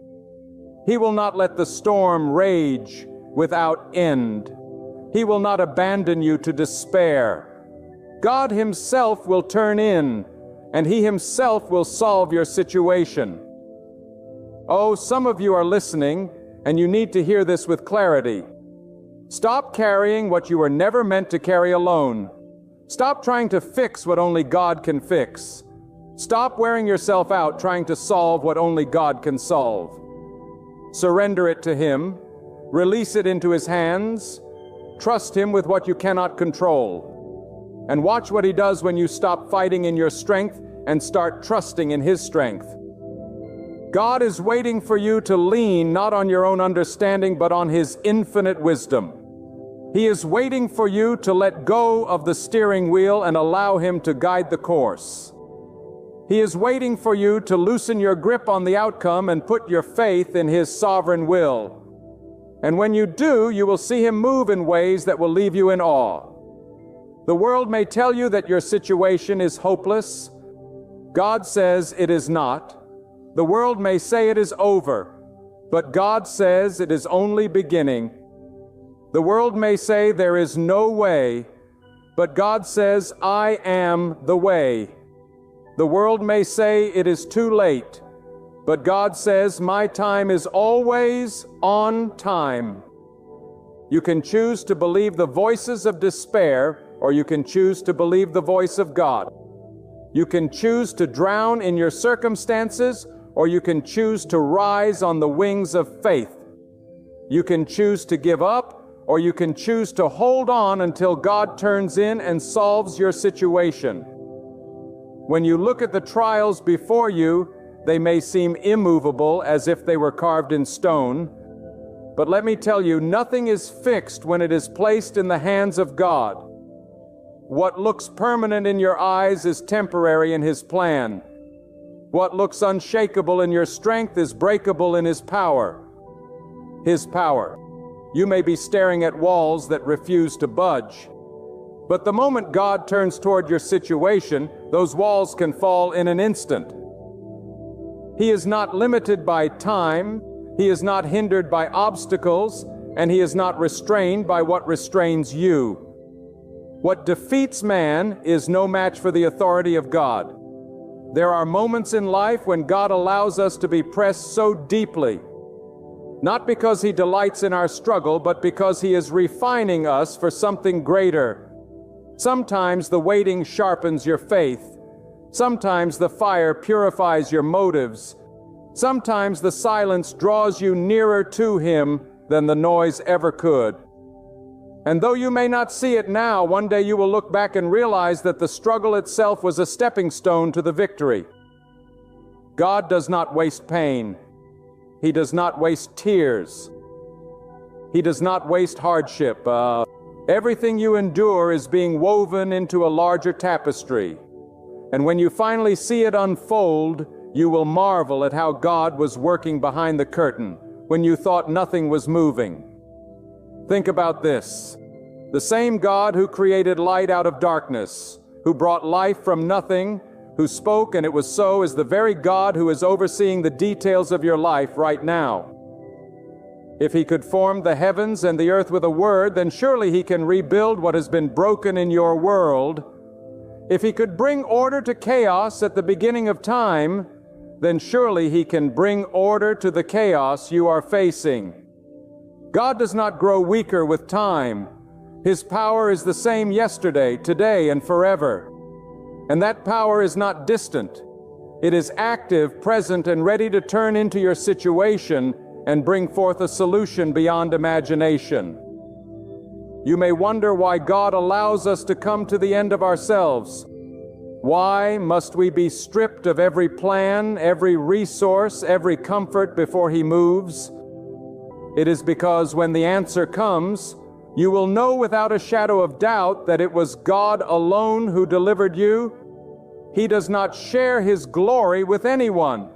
He does not want you mistaking His hand for your own ingenuity or His intervention for someone else's charity.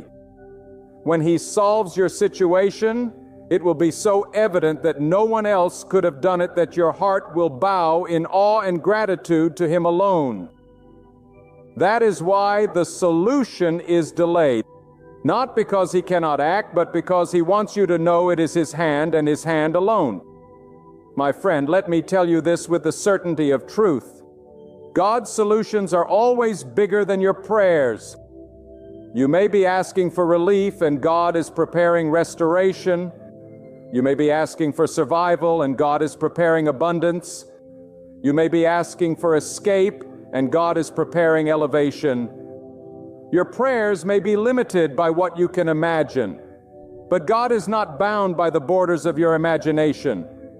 His ways are higher than your ways, and His thoughts are greater than your thoughts. So do not be surprised when the answer you receive is far beyond what you dared to hope. That is the nature of God.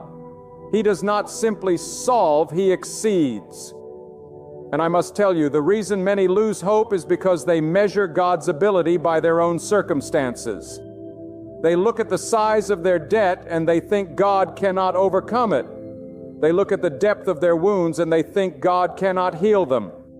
They look at the strength of their enemies and they think God cannot defeat them. But listen to me, never reduce the greatness of God to the size of your problem. Your problem may be great, but God is greater. Your pain may be heavy, but God's hand is stronger. Your storm may be fierce, but God commands the winds. Your night may be long, but God is the author of the dawn. When He chooses to move, nothing can stand in His way. Let me remind you of something powerful. God never turns in too late. You may think He has missed the moment, that the damage is already done, that the time for rescue has already passed, but God is not bound to your clock. His timing is flawless. His intervention is precise. When He steps in, He not only restores what was lost, but He redeems the time. He can make up for years of pain in a single breakthrough. He can compensate for decades of loss with one moment of favor. He can rewrite a lifetime of despair with a single stroke of His pen. Do not despair when the hours stretch long, for God knows exactly when to turn in, and when He does, it will be perfect. Perhaps right now you are carrying shame, guilt, or regret. You believe your situation cannot be solved because you feel you do not deserve God's mercy. But let me assure you, God does not move because of your worthiness. He moves because of His goodness. He does not solve your situation because you are flawless. He solves it because He is merciful. He does not turn in because you have earned it. He turns in because He has chosen to love you. His mercy is not purchased by your performance, nor is His compassion withheld by your failures. If God can forgive nations, if God can heal those who have strayed, if God can lift the broken and the weary, He can and will lift you. And let me press this into your heart. Stop fearing the future. Stop tormenting yourself with what-ifs. Stop allowing tomorrow's uncertainty to steal today's peace. The God who has carried you this far will not abandon you now. He is already in your tomorrow, preparing the way, arranging the details, and ensuring that everything aligns with His purpose.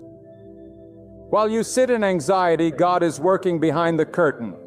While you pace the floor at night, God is aligning events you cannot see. While you worry about outcomes, God is securing the very victory you are afraid you will lose. Your future is not in the hands of men, not in the hands of enemies, and not in the hands of chance. It is in the hands of God, and His hands never fail. There is something you must understand about the way God works.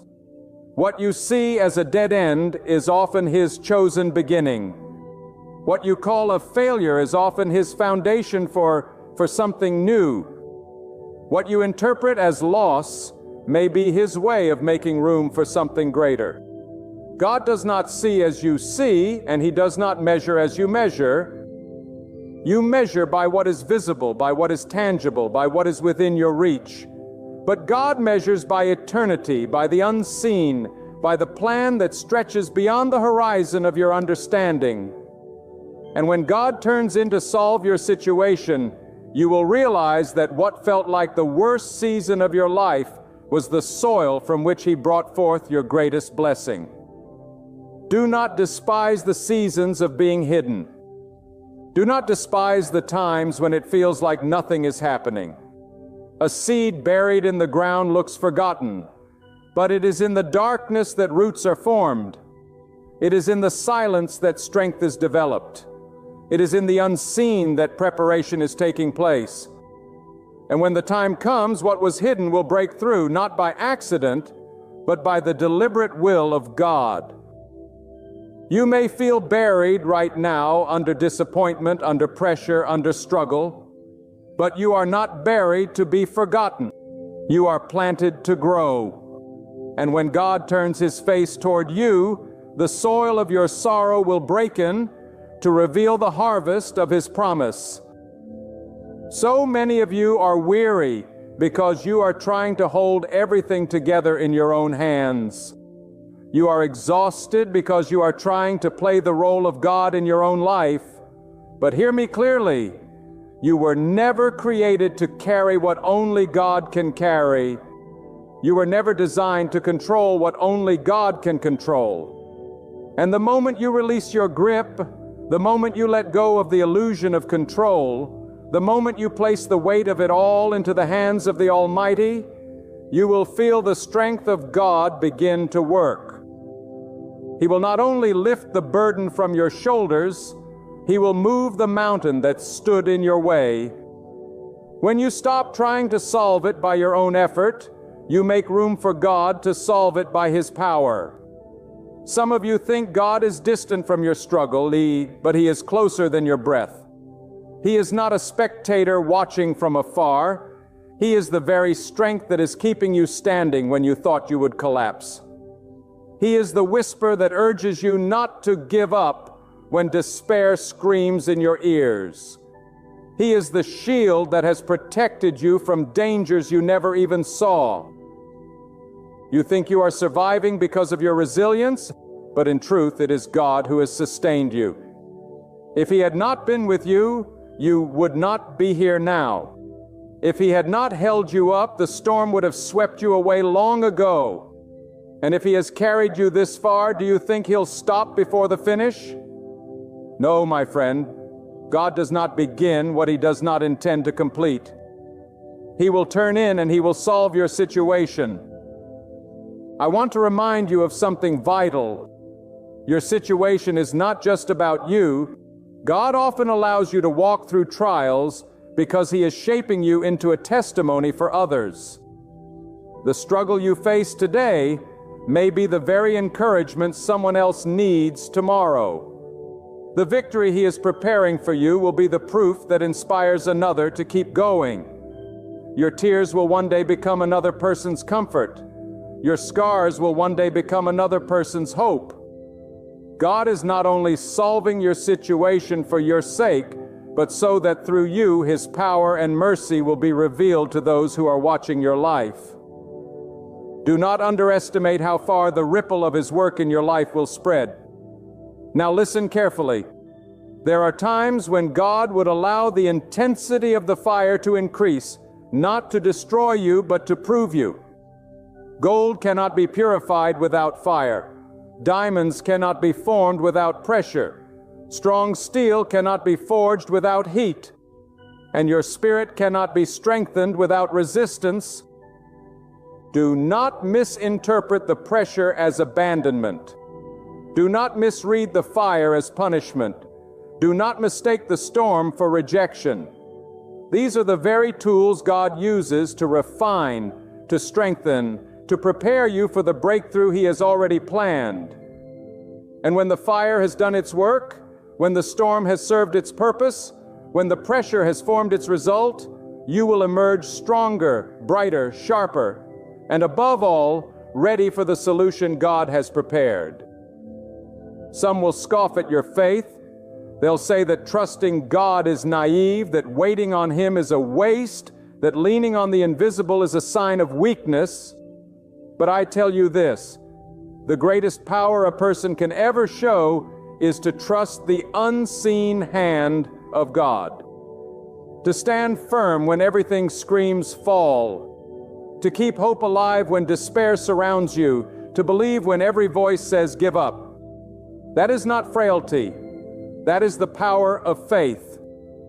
And when God moves in your situation, when His undeniable hand turns everything around, even those who doubted will have no choice but to see, it wasn't you, it wasn't luck, it was God. Do not allow fear to drown out the voice of God. Fear tells you it is impossible. Fear tells you you're alone. Fear tells you the story is over. But God speaks louder than fear. God says nothing is impossible with Him. God says He will never leave you nor forsake you. And God says He is the author, and the story is not finished until He has written the final word. Which voice will you believe? Which truth will you stand on? Fear will paralyze you, but faith in God will propel you. Fear will chain you, but faith will release you. Fear will steal from you, but faith will restore you. God is not the author of fear. He is the author of hope, of courage, of deliverance. Trust in Him and watch fear flee as His power takes hold. There will come a moment, mark this truth, when what has seemed heavy for years will suddenly lift. There will come a moment when the chains that bound you will fall. Not because of anything you did, but because God declared enough. There will come a moment when the storm will cease. Not gradually, but instantly, because God said peace. There will come a moment when the darkness will scatter in a heartbeat, because God commanded light. That moment may not be today. It may not be tomorrow, but it is coming. It is written in God's timing, and nothing can cancel it. Hold on until that moment arrives. For when it comes, the weight of every year of waiting will be eclipsed by the glory of what God has done. And I want to challenge you. When God does solve your situation, do not forget Him in your relief. Too many cry to Him in desperation and then ignore Him in victory. Too many seek Him in hunger and then abandon Him in abundance. Too many call on Him in weakness and then walk away in strength. Do not let that be your story. When God turns in and delivers you, when He lifts you up and makes a way, let your gratitude be louder than your cries ever were. Let your praise be greater than your pleas. Let your trust be deeper than your desperation. For gratitude secures the blessing, and remembrance of God keeps the heart humble and the soul anchored. There are valleys so deep that the human eye cannot see their end. And there are nights so long that the human heart cannot imagine the dawn. Yet even there, in the lowest valleys and the longest nights, the presence of God is unshaken. You may feel forgotten, but you are not forsaken. You may feel abandoned, but you are not alone. For God's presence is not limited to the mountaintops of victory. It is just as strong in the valleys of struggle. And sometimes it is in those valleys that you come to know Him in ways you never would on the heights. Sometimes it is in the night that you see the stars most clearly, and sometimes it is in the struggle that you see the strength of God most fully. Consider this. Many people want God to remove their problems instantly, but often God chooses instead to strengthen them in the middle of those problems. Why? Because if He removed every obstacle the moment you asked, you would never learn endurance. You would never know resilience. You would never discover how powerful His sustaining hand truly is. God is not only interested in solving your situation, He is interested in shaping your character, enlarging your faith, and preparing you for the greater victories ahead. The problem is not just a barrier to be removed, it is a teacher. It is a refiner. It is a stage upon which the glory of God will be revealed. But make no mistake about it. When the time is right, God will act. He may allow the storm to rage longer than you think you can handle, but He will never allow it to sweep you away. He may allow the battle to last longer than your strength, but He will never allow it to defeat you. He may allow the waiting to stretch beyond your patience, but He will never allow it to be without purpose. God is precise. He knows the exact moment when the fire has done its refining work, when the test has accomplished its shaping purpose, and when the appointed time for deliverance has come. And when that moment arrives, no force in the heavens or on the earth can delay Him. God will turn in and He will solve your situation with power, clarity, and finality. Do not underestimate the value of your faith in the middle of your hardship. Faith is not passive, it is active. Faith does not simply wait for God's answer. Faith holds on until the answer comes. Faith does not collapse under pressure. Faith declares, even in the pressure, that God is still in control. Faith does not crumble when the evidence looks hopeless.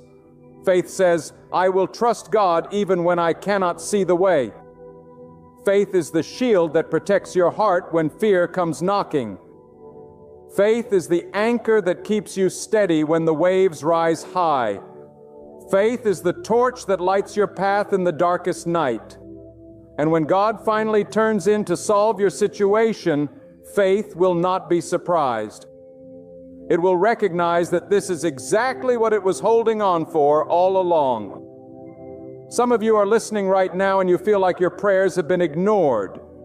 You say, I have cried out, I have begged, I have asked, and still nothing changes. But hear this truth. Silence is not absence. The silence of God is not the absence of God. Often, His silence is His strategy. He is not ignoring you. He is aligning things in ways you cannot yet see. He is not rejecting your plea. He is preparing the answer in a form you cannot yet comprehend.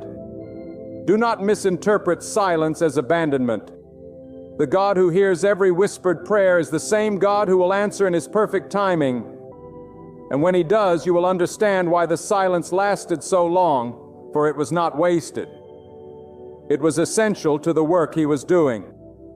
Let me speak to the one who is weary of standing.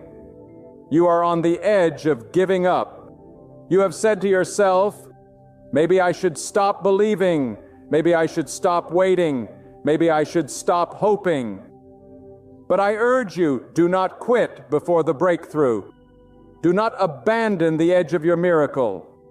Do not step back when you are one step away from the hand of God moving in your situation.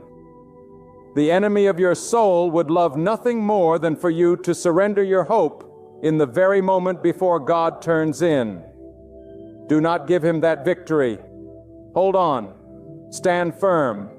Grip faith with all you have, even if it feels like only a thread remains. That thread of faith is stronger than the iron chains of despair because it is tied not to you, but to the power of God. Sometimes God allows you to be reduced to nothing so that when He lifts you, all will know it was His hand. Sometimes He allows the odds to stack against you so heavily that when the victory comes, no one will dare give credit to anyone but Him. Sometimes He allows you to reach the lowest point so that when He raises you, the height of the miracle will be undeniable. Your situation may look impossible, but remember, God specializes in impossibilities. He does not solve the easy so that you will trust Him. He solves the impossible so that you will glorify Him. If it looks hopeless, you are exactly in the place where God loves to show His power. Do not compare your journey to others, and do not envy those who seem to have it easier. Do not resent those who appear to move ahead while you remain stuck. What God is doing in your life is unique to you, and what He has for you cannot be taken by anyone else. The solution He is preparing for your situation is crafted with your name on it, designed for your path, timed for your season. What looks like delay is simply God making sure that what He brings you into is exactly what you need, exactly when you need it. If He gave it too soon, it would not bless you. If He gave it too late, it would not serve you. But when He gives it, it will be perfect. Trust His timing, for His timing is flawless. And let me say this with boldness: no enemy, no obstacle, no power can prevent God from solving your situation. They may rise against you. They may mock you. They may threaten you. But when God decides to move, they will scatter like dust in the wind. They may build their plans, but God's plan will override them. They may design their schemes, but God's decree will cancel them. They may surround you, but God surrounds them. And when He solves your situation, even your enemies will have to acknowledge that it was the hand of God that turned the tide. There are moments when you will stand at the edge of your breaking point, convinced that the night will never end and the darkness will swallow you whole. But I tell you with all authority that when God decides to step in, the night must surrender to the dawn. No situation, no matter how unbearable it feels, can remain forever when God stretches out His hand. You may think that your burden is too heavy, your struggle too tangled, your wounds too deep, but God is not limited by the chains that bind you.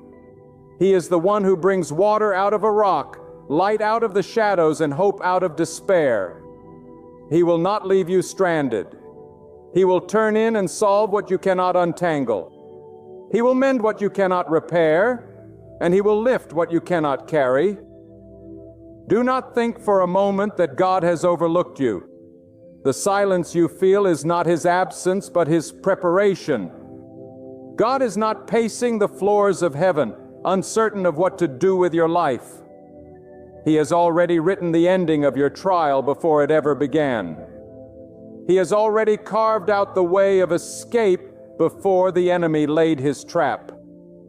He has already appointed the very moment when your weeping will end and your joy will spring forth like a fountain. God does not delay without reason. He does not allow suffering without purpose. What you call delay, He calls divine timing. What you call confusion, He calls construction. He is putting a testimony in you so powerful that when the world sees it, they will know it was no one but God. When God steps in, He does not need permission from your enemies to deliver you. He does not ask the storm if it is ready to be calmed. He does not bargain with the chains that hold you. He breaks them in His own authority. You see, man may reject you. Doors may close on you. Systems may fail you. But when God decides to intervene, He bypasses every obstacle. He can take you from the lowest valley and set you on the highest mountain in a single moment. That is the God who governs your destiny. That is the God who sees your tears when no one else notices. That is the God who will not abandon His promise to you.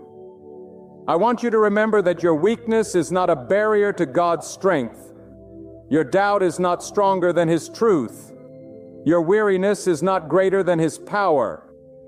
When you fall to the ground exhausted and broken, that is where God loves to reveal Himself. Because when you have no strength left to lift yourself, it is God who will raise you up. And when He raises you, no one can push you down again. When He opens the door, no one can shut it. When He blesses you, no curse can undo it. This is why you must not give up in the middle of your battle. The very moment you feel like surrendering may be the exact moment God is preparing to turn in and solve your situation. Lift up your heart today. You are not forgotten. You are not forsaken. And you are not fighting this battle alone. The same God who holds the galaxies in His hand is the God who holds your future. The same God who commands the wind and the seas is the God who will command peace into your storm. The same God who shapes kings and nations is the God who shapes your tomorrow. What looks impossible to you is only the starting point for Him. What seems permanent in your eyes is temporary in His plan. Your chains will not last forever. Your darkness will not consume you. Your trial will not destroy you, because God has already determined the outcome, and the outcome is victory. Let your faith rise like a flame within you. Do not measure God by the size of your problem. Measure your problem by the greatness of God. Do not let the voice of fear drown out the whisper of hope. For God has never failed and He never will. He does not abandon His children in the middle of the storm. He does not walk away when the fire grows hotter. He is the one who steps into the fire with you and brings you out without even the smell of smoke. He is the one who walks beside you through the valley of the shadow of death and ensures you will come out on the other side. He is the one who turns mourning into dancing, ashes into beauty, and despair into hope. My friend, hear me with all the fire and tenderness of truth. Your situation is not greater than your God. You may be weary, you may be broken, you may be standing at the very edge of despair. But God has not abandoned you. He has not turned His face away from you. The very trial that tried to crush you will be the testimony that lifts you. The very storm that tried to drown you will be the stage where God shows His power. The very night that has weighed on your soul will give way to a dawn so radiant that you will forget the heaviness of the dark. Do not stop believing now.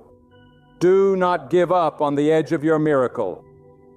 Do not silence the hope that God Himself has planted in your heart. You may not see how, but God knows how. You may not see when, but God has already appointed the time. You may not see the way, but God has already carved the path. He is not a God of confusion. He is a God of perfect order, perfect wisdom, and perfect timing. And when He turns into your situation, nothing in this world or beyond can stop Him. Then stand up in faith, lift your gaze above the storm, speak to your heart and remind it who holds your destiny. Let every fear, every doubt, and every lie of the enemy crumble before the majesty of God. For when He speaks, creation responds. When He moves, mountains tremble. When He blesses, no force can undo it. Tomorrow will not mirror today. The pain you feel will not endure forever. Every tear you've shed has meaning. God has seen it all. God has been working behind the scenes. And soon, He will reveal that He has never abandoned you. Trust Him completely. Hold tight to His promises and move forward with unwavering confidence. God will step in, and He will bring your situation to victory. Can you feel it? That deep stirring within your soul? That quiet whisper in the stillness of your heart, telling you that something is shifting. Listen closely, because God is speaking, and His message is unmistakable. The waiting is finished. The seasons of longing, of unanswered prayers, of doors that felt sealed shut, those chapters are now closed. Today, God declares that your answer is coming suddenly, swiftly, beyond anything you've dared to dream. You may have prayed, you may have cried, you may have walked through trials and burdens that felt endless. But God has witnessed every tear, every sleepless night, every unseen battle within your heart. He has not forgotten you. He has never abandoned you. And now, in the perfection of His divine timing, heaven is moving on your behalf, and the blessings He promised are racing towards you with unstoppable strength. There is a divine power in God's timing that the human mind cannot grasp. You may have wondered, you may have questioned why your prayers took so long to unfold, why doors remain closed, why hope seemed distant. But listen carefully. The delay was never denial. Every moment you have endured has been a preparation. Every trial, every setback, every whispered disappointment has been refining you, shaping you, and positioning you to receive something so extraordinary that it will overwhelm your understanding. God is not bound by human limitations. He is not delayed by circumstance. He is ready to move in ways that will astonish you. The moment you least expect, the heavens will open, and your breakthrough will arrive suddenly. Consider the stories of those who waited, the faithful souls who endured long seasons of silence, and then in an instant, the impossible became reality. These are not myths. These are testimonies of God's power, testimonies of His perfect timing, testimonies of His faithfulness. You may have prayed for years without seeing tangible results. You may have hoped when hope seemed futile. You may have whispered your desires into the empty spaces of your life. Yet God was listening. And now the moment of your miracle is approaching. It will not be slow. It will not arrive as you anticipate. It will come suddenly like a rushing wind, like a torrent of blessings poured out from the heavens. But you must prepare your heart to receive it. God's answer cannot be grasped by doubt or fear. It cannot be embraced with hesitation or unbelief. You must stand firm in faith, unwavering, knowing that what He has promised is true. Let go of every thought that whispers defeat. Let go of every fear that tells you it is too late. Let go of every voice, even your own, that doubts God's power. For when God decides to act, no power on earth can stop Him. Your answer is coming. Your breakthrough is arriving. And it will arrive suddenly in a manner so unexpected, so glorious, that it will leave you in awe of God's greatness. God is calling you to recognize the value of your perseverance. The nights you spent in prayer, the sacrifices you made, the struggles you endured, they were not in vain. Every moment has been a stepping stone, every tear a testimony, every challenge a preparation for the sudden manifestation of God's promise. You may feel weary, you may feel spent, but do not let your awareness deceive you into thinking that God has forgotten you. He has not. In fact, it is often in our moments of greatest exhaustion, in our moments of deepest desperation, that God chooses to act. The sudden answer, the breakthrough that surpasses human comprehension, is drawn near because you have waited faithfully. Do not underestimate the power of God's sudden intervention. What seems impossible to human eyes is simple to God. What seems delayed to human ears is immediate to the voice of God. The timing of God is precise, impeccable, perfect. He orchestrates the cosmos. He moves the stars. He governs the winds and the waves. And He is fully capable of arranging your circumstances in a moment so sudden, so powerful, that your life will never be the same. God delights in bringing joy to the hearts of His faithful. He delights in demonstrating His power, His mercy, and His love. Your sudden answer is an expression of that delight. It is the manifestation of His faithfulness to those who have remained steadfast in belief. And as you prepare to receive, remember this: God's blessings often arrive in ways that challenge your imagination. They may not come exactly as you pictured. They may arrive in forms that surprise you, in ways that test your perception, in ways that demand your complete surrender. But know this: God's answer is perfect, tailored to your need, greater than your expectation, and delivered at precisely the right time. He is the God who sees what you cannot see, who knows what you cannot know, who acts when you least expect it, and yet exactly when you need it. The question for you is this: will you be ready? Will you recognize the moment when God moves? Will you embrace it with faith, gratitude, and humility? Or will doubt and hesitation cause you to miss the sudden miracle He is sending? Now is not the time to falter. Now is not the time to question. Now is the time to lift your heart, open your hands, and declare that you are ready to receive. For God has said it, the wait is over. The long season of silence is ending. Your answer is arriving suddenly, and nothing can prevent it. Your life is on the brink of a transformation so profound that it will defy explanation. The prayers you whispered, the faith you clung to in the darkness, the hope you nurtured against all odds, God has heard them all. He has not forgotten a single moment. And now, like the sudden rain after a long drought, like the sudden sunrise after the longest night, your breakthrough is coming. It will not trickle in slowly. It will not come as a faint whisper. It will burst forth like a river, sweeping away every obstacle, dissolving every doubt, and flooding your life with His glory. Now listen closely, because God's timing is unlike any human schedule. The human mind wants to plan, to reason, to control, but God works in ways that surpass all understanding. You may have sought answers in your own strength. You may have tried to force solutions. You may have wrestled with patience that seemed to fail. But God has been at work behind the scenes, moving in ways invisible to human eyes. The sudden answer you are about to receive is not a coincidence. It is not the product of chance.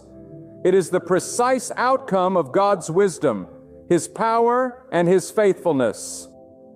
Every detail of your life has been arranged with divine precision, so that when the moment arrives, it will be undeniable proof that God's hand has been guiding you all along. Consider the depth of God's understanding. No trial you have faced, no setback you have endured, no moment of despair you have experienced has escaped His notice.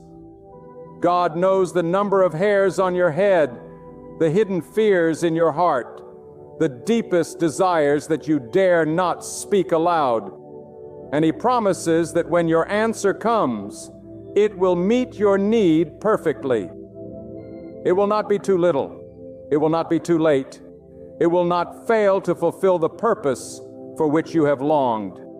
God's sudden answer is the embodiment of His mercy, His provision, and His omnipotence. It is the testimony that faith is never in vain, that perseverance is never ignored, and that God's promises are not empty words, but living, breathing realities waiting to manifest in your life. You may wonder, how will I recognize it? How will I know when the sudden answer arrives? Listen, the signs are unmistakable. If your heart is attuned to God, you will feel a peace beyond understanding, a clarity beyond reasoning, a joy that floods your spirit and cannot be contained. Your circumstances may not announce the change in the way you expect, but the inner confirmation, the undeniable sense of God's presence will make it clear. And in that moment, all confusion, all fear, all doubt will vanish, because God's answer carries with it the power to dispel every shadow, to break every chain, to illuminate every corner of your life with His perfect light. Understand this truth. The suddenness of God's answer is part of His glory. It is a demonstration of His power, a revelation of His majesty, and a confirmation of His sovereignty. He does not move slowly because He is uncertain. He moves suddenly because His timing is flawless. He does not delay out of neglect. He delays out of wisdom, preparing the perfect conditions, arranging the perfect people, and establishing the perfect opportunities so that when your answer arrives, it cannot be ignored. It cannot be stopped, and it cannot be mistaken for anything other than the direct work of God. You must also recognize the role of faith in the arrival of God's sudden blessing. Faith is not passive. Faith is active. Faith is not silent. Faith is loud, unwavering, and confident. It is the declaration that you believe even when you cannot see, that you trust even when circumstances appear contrary, that you hope even when the night seems endless. God responds to such faith. And when you combine your steadfast belief with His infinite power, the result is inevitable. Sudden, miraculous transformation. The answer that has been delayed will arrive. The blessing that has seemed distant will appear. The breakthrough that has been promised will erupt into your life. There is a reason God allows seasons of waiting. It is not to punish you. It is not to withhold His blessings out of spite. It is to prepare you to receive what you have asked for in a way that honors Him and fulfills the purpose of your life. Every trial, every challenge, every lonely moment of perseverance is a divine refining process. It strengthens your faith. It sharpens your character. It clarifies your vision, and it increases your capacity to handle the abundance God is about to pour into your life. The sudden answer will be too great for a heart unprepared, too overwhelming for a mind unready, and too powerful for a spirit that has not been cultivated in trust and obedience.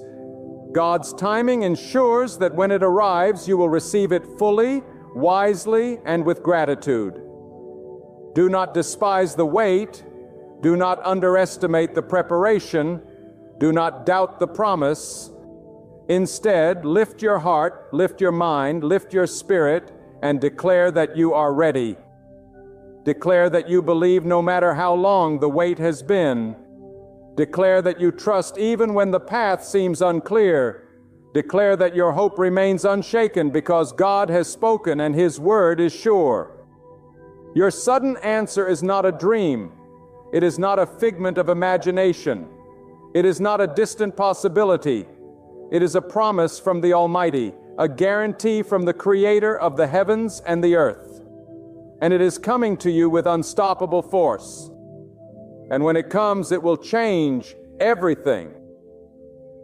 It will reorder circumstances. It will realign relationships. It will restore what has been lost. And it will open doors that were previously sealed. The sudden answer is more than just a solution. It is a testimony of God's greatness, a living proof that He is in control, that His timing is perfect, and that His love for you is unwavering. It will be undeniable, unescapable, and transformative.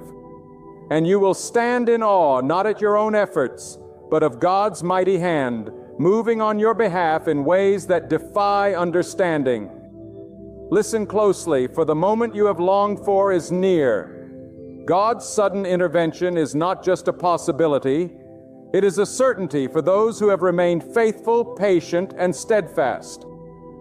You may have felt forgotten, overlooked, or even abandoned, but every delay has been purposeful, every pause intentional. God has been arranging the pieces of your life, orchestrating circumstances and moving unseen forces so that when your breakthrough arrives, it will be undeniable. The sudden answer is not merely a change in your situation. It is a revelation of God's power, a demonstration of His faithfulness, and a confirmation that He has been working for your good all along. The human mind struggles to understand suddenness. We are conditioned to expect gradual change, slow progress, and incremental victories. Yet God's ways are higher than our ways, and His methods are beyond our comprehension. The sudden arrival of your answer is a divine strategy designed to overwhelm limitations, shatter impossibilities, and silence every voice of doubt. It is a moment that will reset the trajectory of your life. What has seemed impossible for years will suddenly become possible. What has seemed distant and unattainable will suddenly be within your grasp. This is the power of God, and He is about to reveal it to you in a way that will leave no room for uncertainty. Faith, my friends, is the key to unlocking this sudden miracle. Faith is not a passive hope that waits idly. It is an active living force that aligns your spirit with God's will. It is the declaration that even when circumstances are contrary, you trust in God's promises. It is the belief that though the path seems unclear, God's wisdom will guide you. And it is the unwavering hope that no matter how long the wait has been, your answer is coming. Faith positions you to receive. And when the sudden answer arrives, those who have cultivated faith will recognize it immediately. They will step into it, embrace it, and allow it to transform their lives fully. Do not underestimate the power of readiness. God's blessings often arrive in a moment so unexpected that a heart unprepared cannot receive it.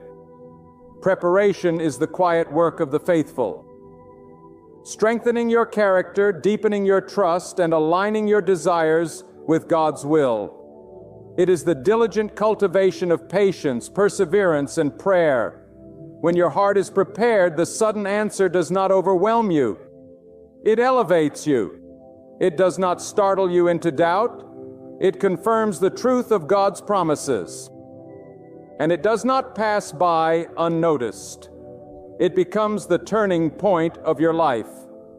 Think for a moment about the magnitude of God's power. The same God who sets the stars in the sky, who controls the seasons, who governs the winds and the tides, who moves nations and hearts alike. This God is the same God who is orchestrating your breakthrough. Nothing is too difficult for Him. No obstacle is too great. No circumstance is beyond His control. And when He chooses to act, He does so with authority, precision, and swiftness that defy human understanding. Your sudden answer will arrive not as a trickle, but as a flood. It will not creep quietly into your life.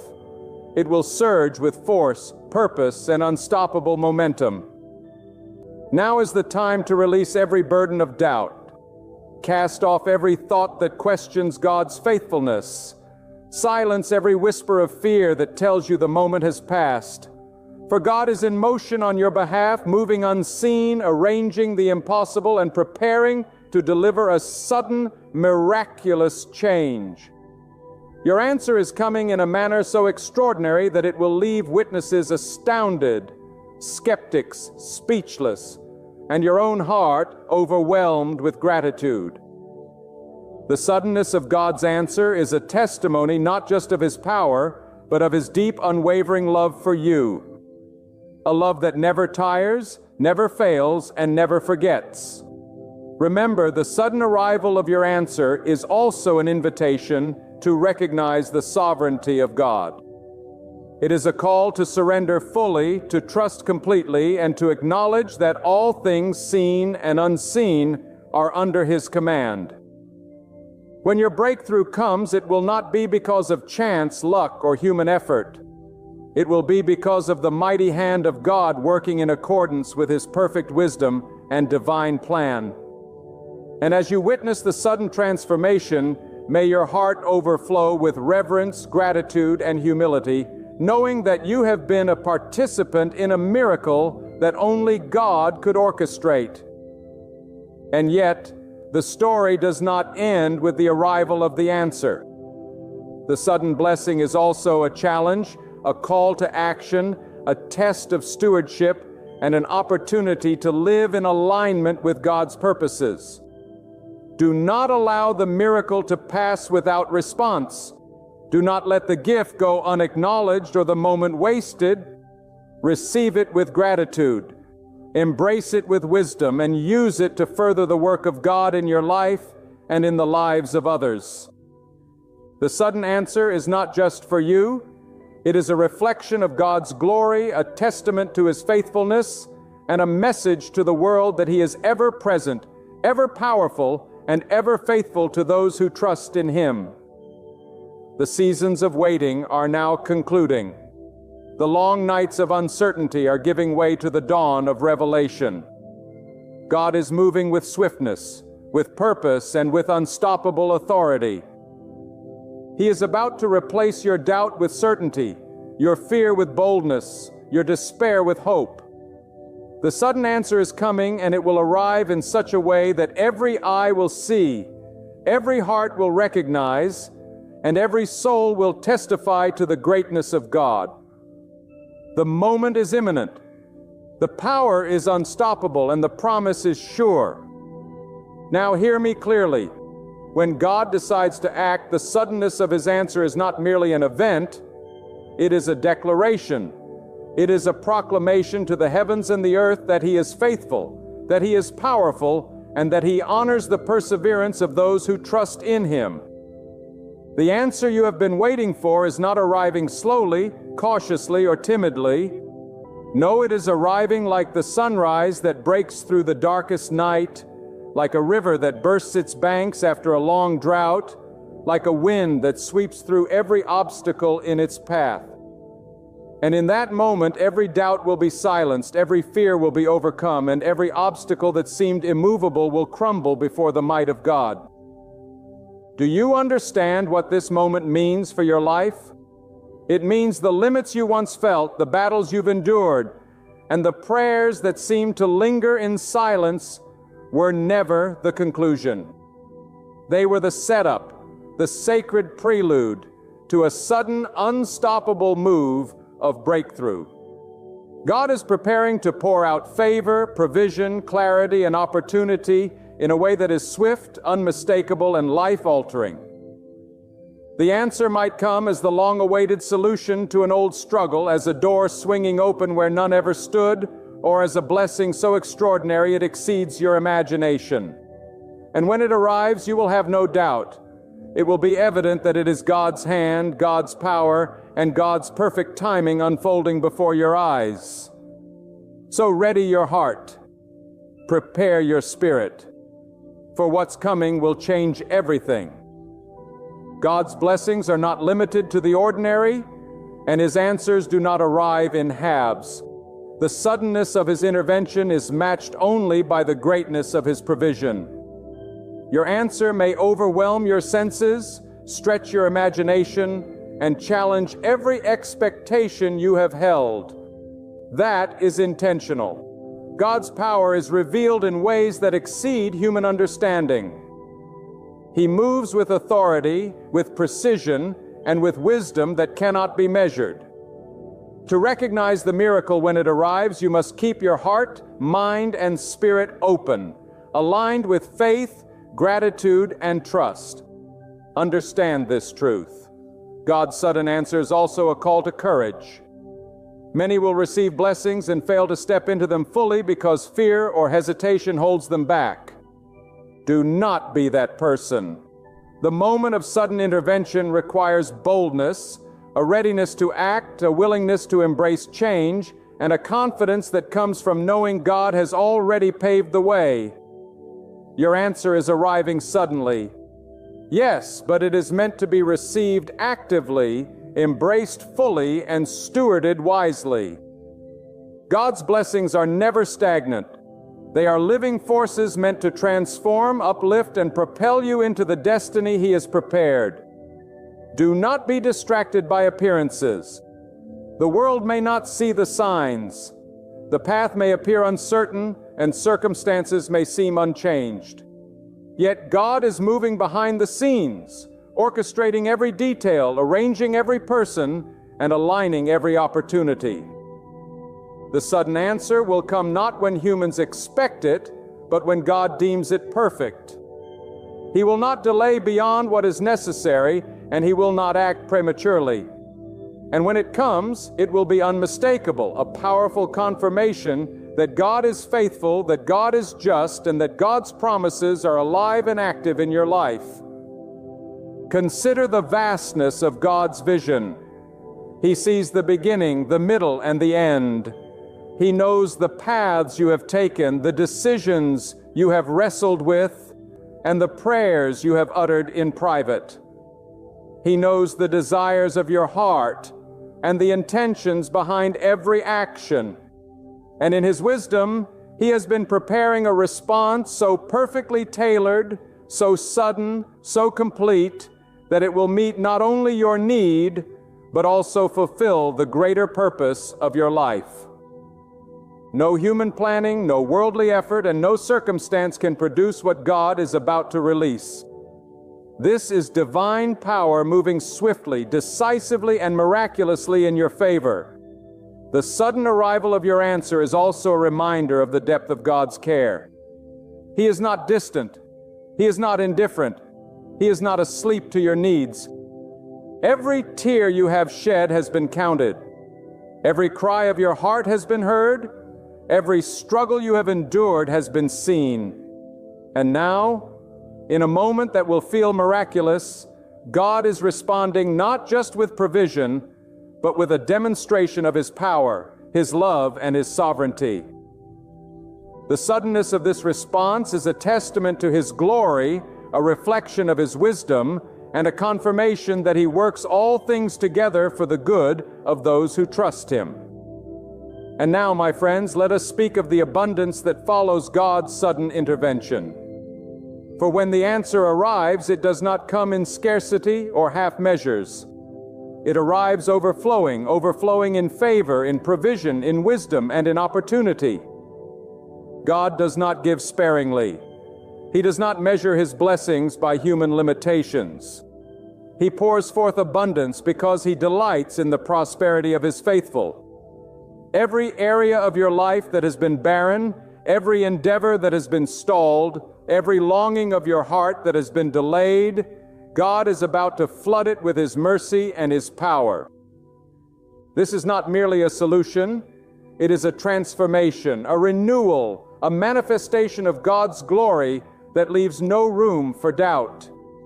Consider the momentum that accompanies sudden divine answers. When God moves, He does not act partially. He moves with totality. The breakthrough that arrives suddenly will not only meet your immediate need, it will set into motion a chain of events that multiplies blessings, amplifies favor, and opens doors that you did not even know existed. The suddenness is not a random act. It is a divine strategy. It is God's way of demonstrating that He is the ultimate orchestrator, the planner of your life, the one who governs circumstances, and the one who ensures that your faith is rewarded in ways that surpass imagination. The power of God's sudden intervention also challenges us to rise above complacency. Many have prayed for answers, and yet they remain stagnant because they do not recognize or respond to the opportunity that God has delivered. When your answer arrives suddenly, it will demand action, courage, and alignment with God's purpose. You cannot afford to delay, hesitate, or doubt. You must step into it fully, embrace it completely, and allow it to transform your life in ways that will astonish the world around you. God's blessings are not meant to be hidden, ignored, or misused. They are meant to elevate you, to expand your influence, and to magnify the power of God through your life. Do not fear the magnitude of what is coming. God is not a giver of confusion. He is a giver of clarity. He is not a source of limitation. He is the source of infinite possibility. When the sudden answer arrives, it may exceed every expectation, every plan, every imagination you have held. And that is precisely the point. God does not operate within human boundaries. He is not confined by timing, circumstance, tense, or logic. He moves in a way that is swift, surprising, and utterly beyond comprehension. The sudden answer is a testament to His omnipotence, a demonstration of His mercy, and a reflection of His unwavering faithfulness. You must also understand that the arrival of this sudden answer is not an end. It is a beginning. It is the beginning of a new season in your life. A season where God's favor flows abundantly, where His wisdom guides every decision, and where His power ensures that your steps are established firmly in righteousness and purpose. Every blessing that comes suddenly carries with it a responsibility to steward it wisely, to honor God with it, and to use it to fulfill the calling He has placed upon your life. This is the test of the faithful, to recognize the magnitude of the gift, to embrace it fully, and to allow it to propel you into the destiny God has prepared. And as you stand on the threshold of this sudden answer, let gratitude fill your heart. Gratitude is the key that unlocks the fullness of God's blessing. It transforms anticipation into worship, hope into joy, and waiting into celebration. When your answer comes, do not take it for granted. Recognize it for what it is, a tangible demonstration of God's love, power, and faithfulness. Let your soul rejoice, let your spirit soar, and let your life reflect the glory of the one who has acted on your behalf. For the suddenness of his answer is a declaration to all creation that he is faithful. He is just, and he is ever present for those who trust him. Even in the midst of uncertainty, even in the shadows of doubt, even when the world seems silent, know this: God is working. He is moving. He is orchestrating every detail of your life with perfection. The sudden answer is the culmination of his infinite wisdom, a reflection of his perfect timing and a demonstration of his unchanging nature. It will come when you least expect it, and yet exactly when you need it. The sudden arrival will leave no doubt in your heart, no question in your mind, and no room for fear. It will be unmistakable, undeniable, and overwhelming in its power. So stand ready, prepare your mind, open your spirit. The season of waiting is ending. The moment of sudden transformation is at hand. God is about to replace hesitation with confidence, limitation with abundance, despair with hope, and silence with a resounding answer. When it comes, it will come suddenly, powerfully, and gloriously, and your life will never be the same. The faithful will rejoice, the bold will rise, and the witness of God's hand at work will be undeniable, evident, and eternally memorable. Now, my friends, I want you to hear this and let it resonate deep within your soul. God's sudden answer is not only a gift, it is a revelation of his glory. It is a display of his unmatched power, a testimony to his unwavering faithfulness, and a demonstration that he is actively present in every moment of your life. The delay you have endured was never a sign of absence or neglect. On the contrary, it has been a preparation for this moment, a refining fire that strengthens your faith, sharpens your character, and positions you to receive the fullness of God's blessing without hesitation or fear. Every trial, every season of waiting, every moment of uncertainty has been purposeful, orchestrated by the one who sees the beginning, the middle, and the end. Understand this: the sudden answer is not only for your comfort, it is for your transformation. It will not merely meet your need, it will elevate your entire life. God's intervention comes with power, with wisdom, and with authority that shakes every foundation of limitation. What has been stagnant will move. What has been delayed will manifest. What has been impossible will become inevitable. God's sudden answer is designed to push you beyond the ordinary, beyond what you thought possible, and into a life that reflects his greatness.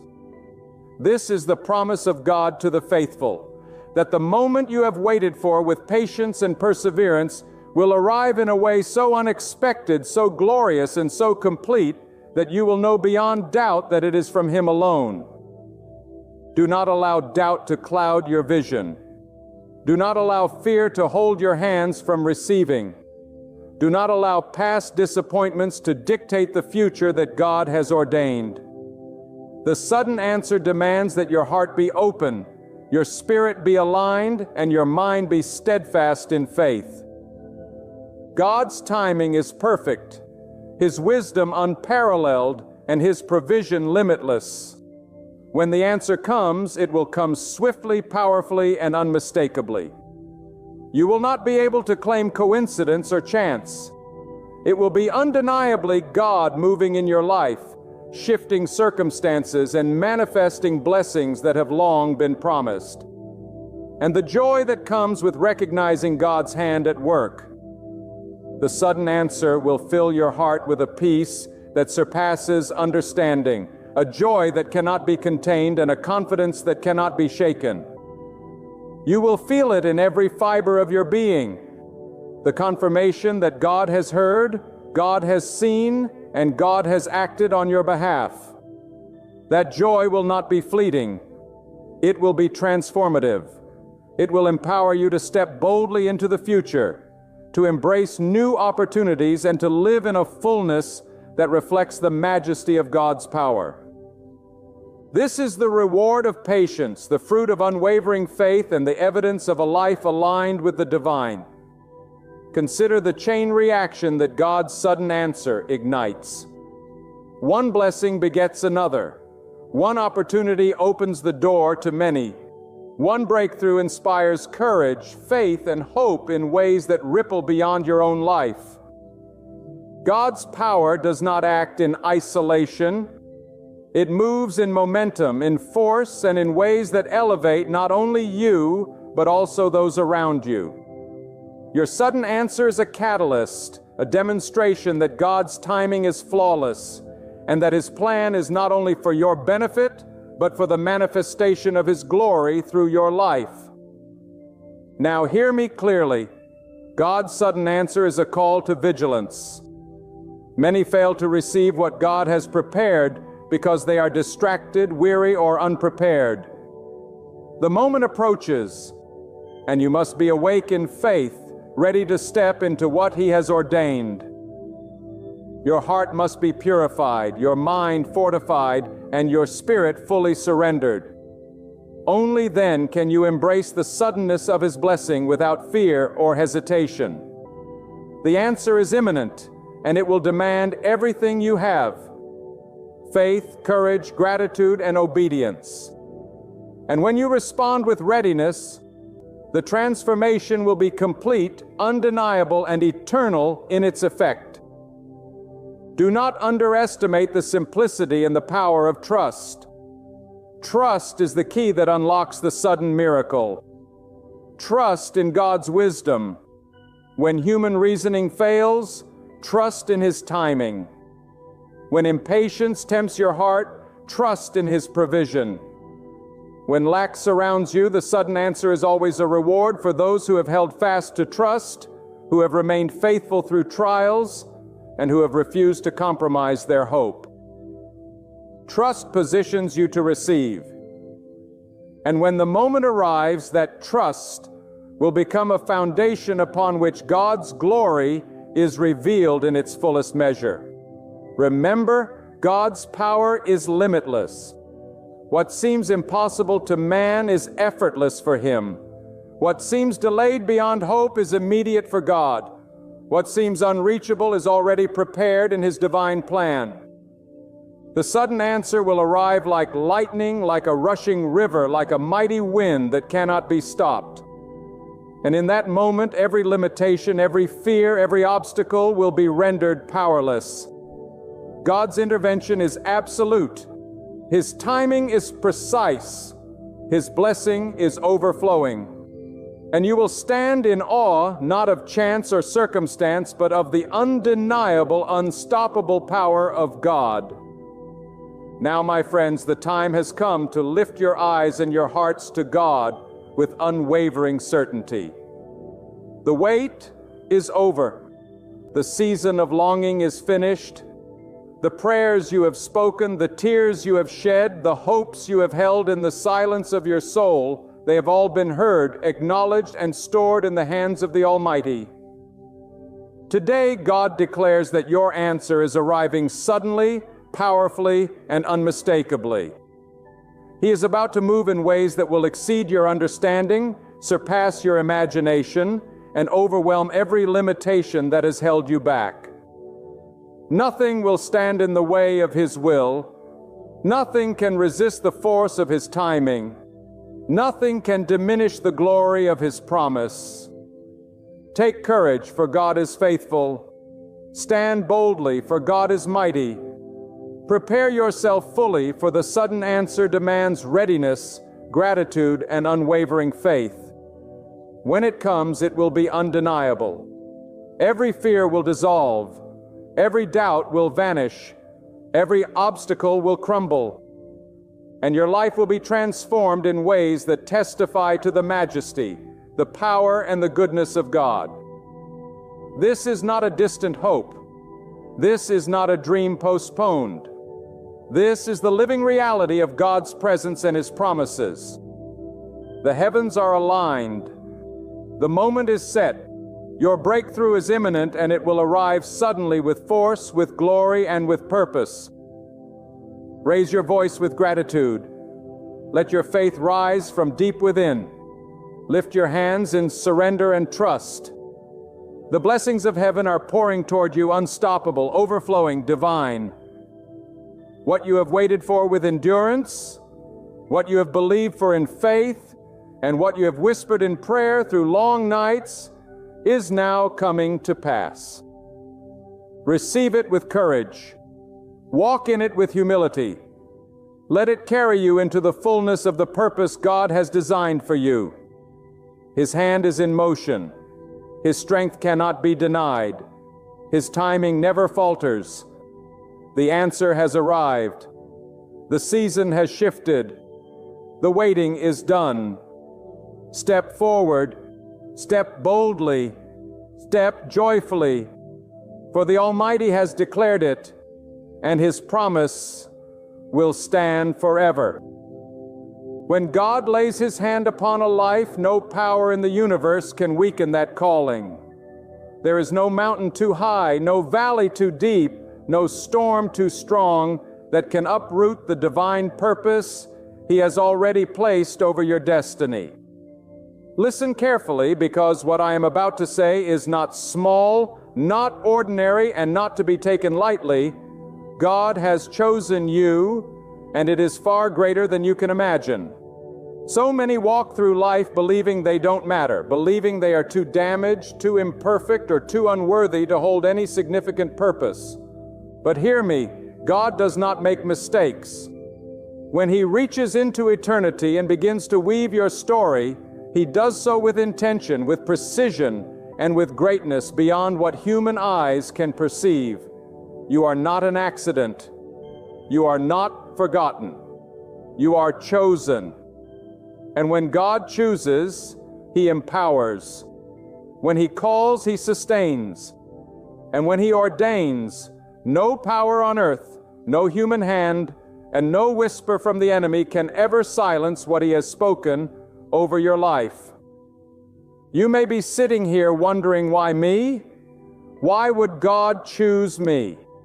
And I tell you this, it is not because of who you are in the eyes of the world, but because of who you are in the eyes of God. He sees what others overlook. He sees the strength hidden beneath your scars. He sees the courage tucked inside your weakness. He sees the potential that has yet to be unlocked. And He says that one belongs to me, that one has been set upon. Some of you have been running from the weight of that calling. You have felt it in your spirit. You have heard it in the quiet whispers of your heart. But fear has kept you chained. Doubt has convinced you that it was only your imagination. But hear me. When God calls, it is not imagination. It is revelation. And the moment you stop running and start surrendering, the greatness of His plan will begin to unfold in ways you cannot measure. This is bigger than you think, because God's vision for your life stretches far beyond your own. You may think your purpose is to simply survive, to get by, to live an ordinary existence, but God has written a story in which your life becomes a testimony of His power. He wants to use you to break chains, to open doors, to shift atmospheres, to influence generations not yet born. Do you understand how profound that is? God does not merely think in days or years. He thinks in generations. And when He chooses you, He is setting in motion something that will outlive you, something that will echo through time, something that will ripple across eternity. That is why the enemy has tried so hard to silence you, to discourage you, to bury you under the weight of fear and failure.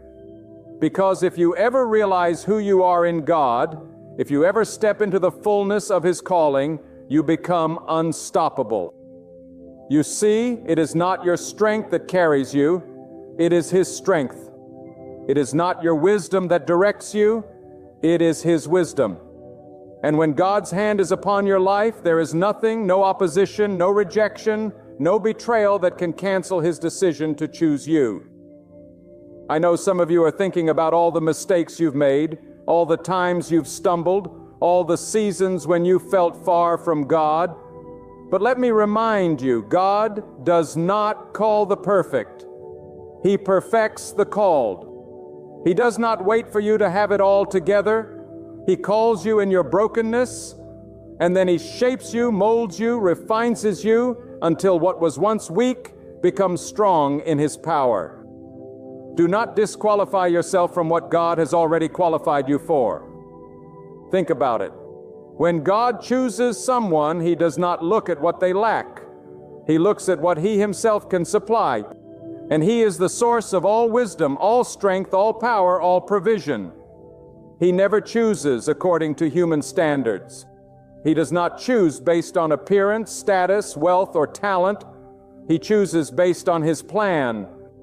And when His plan collides with your obedience, miracles begin to happen. This calling is not small, my friend. It is not trivial. God has planted something within you that is meant to grow, to flourish, to impact lives you may never even meet. The words you speak, the actions you take, the life you live, it is all part of a larger design. You may feel hidden right now. You may feel unseen, but let me assure you, hidden seasons are not wasted seasons. God hides you to prepare you. He hides you to strengthen you. He hides you until the appointed time when what He has deposited within you will burst forth like a flame that cannot be extinguished. The challenge is that we often think too small. We measure ourselves against what we see in front of us. But God is calling you to lift your vision higher, to stop limiting His power with your own doubts, to stop caging His plan within your comfort zone. Do not settle for a life of mediocrity when God has placed eternity within you. Do not shrink your dreams to fit the opinions of others when God has given you a vision far greater than what they can comprehend. God's choosing is not only about you, it is about everyone connected to you. When you rise, others rise. When you step into your calling, chains begin to break for those around you. When you walk in obedience, blessings overflow to your family, your community, even generations that will come after you. This is why you cannot afford to give up. You cannot afford to throw in the towel. Too much is at stake. Too many lives depend on your obedience. I want you to imagine for a moment that your life is like a torch. And when God lights that torch, you are not meant to keep it hidden under a basket. You are meant to carry it into the darkness, to set fire to the places that have grown cold, to ignite hope where despair has reigned. That is your purpose. That is why you were chosen. Not to live in fear, not to stay in the shadows, but to shine with the light God has placed within you. Some of you are waiting for the perfect conditions before you act. But let me tell you, if you wait for the perfect moment, you may wait forever. The moment to act is now. The moment to rise is now. Because God has already chosen you. The decision has already been made. The only question left is whether you will believe it, whether you will step into it, whether you will walk in it with faith and courage. Do not underestimate the magnitude of this calling. It is bigger than your career, bigger than your bank account, bigger than your social status. It is about eternity. It is about souls. It is about the unseen battles being fought in the spiritual realm. You are part of something divine, something eternal, something holy. And when you align your will with God's will, there is no limit to what He can accomplish through you. You may feel unworthy, you may feel incapable, you may feel like the task ahead is too great, And that is exactly the point. Because if you could do it on your own, you would not need God. But He has called you to something so big, so impossible in human terms, that the only way it can succeed is by His power. That is the beauty of being chosen.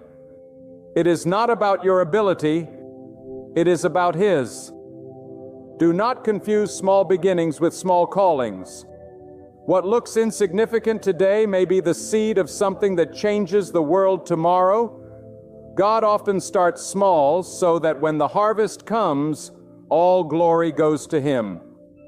So do not despise the days of preparation, the days of obscurity, the days when it feels like nothing is happening. Those are the days when God is building your character, strengthening your faith, and sharpening your vision for the greatness that lies ahead. You are chosen, and it is bigger than you think. It is bigger than your fear, bigger than your failure, bigger than your past, bigger than the voices that told you you would never amount to anything, bigger than the doubts that whisper in the night, bigger than the circumstances that try to hold you back. When God chooses, His word overrides every other word spoken over your life. His authority cancels every lie of the enemy. His power silences every voice of doubt. Do you understand the magnitude of this truth? If God has chosen you, then nothing can stand against you. That does not mean the road will be easy. That does not mean you will not face trials, setbacks, disappointments. But it does mean that through it all, you will not be defeated because the one who chose you walks beside you, strengthens you, upholds you, and carries you when you cannot walk on your own. When God sets His eyes upon you, it is not by chance, and it is not by coincidence. It is a divine appointment written before the foundation of the earth, carved into the very design of your being. You may not feel ready, you may not feel strong, you may not feel worthy, but God does not call you according to what you feel. He calls you according to what He knows. He knows what He placed inside of you. He knows the battles you would face, and He knows the strength He has already planted in your soul to endure them. That is why you cannot give up. That is why you cannot surrender to despair. Because if you are still here, it means God is not finished with you yet.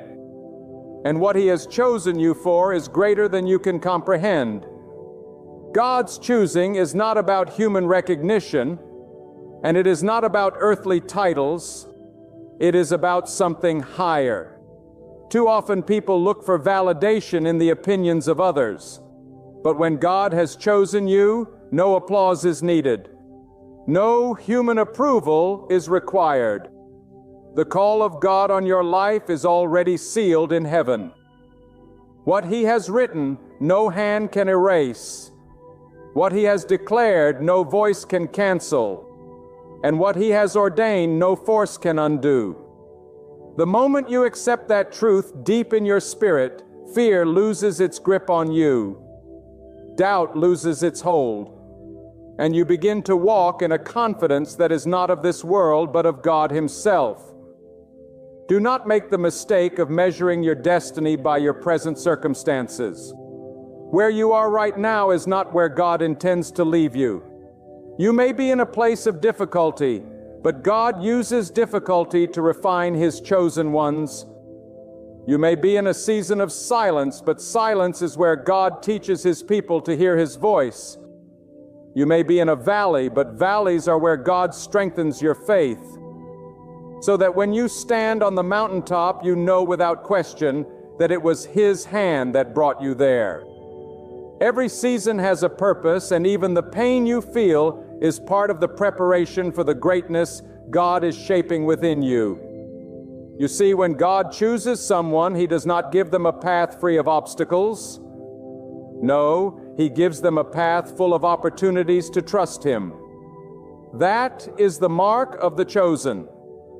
You will face opposition. You will face setbacks, but every setback is a setup for a greater comeback. Every obstacle is an opportunity for God to show His power.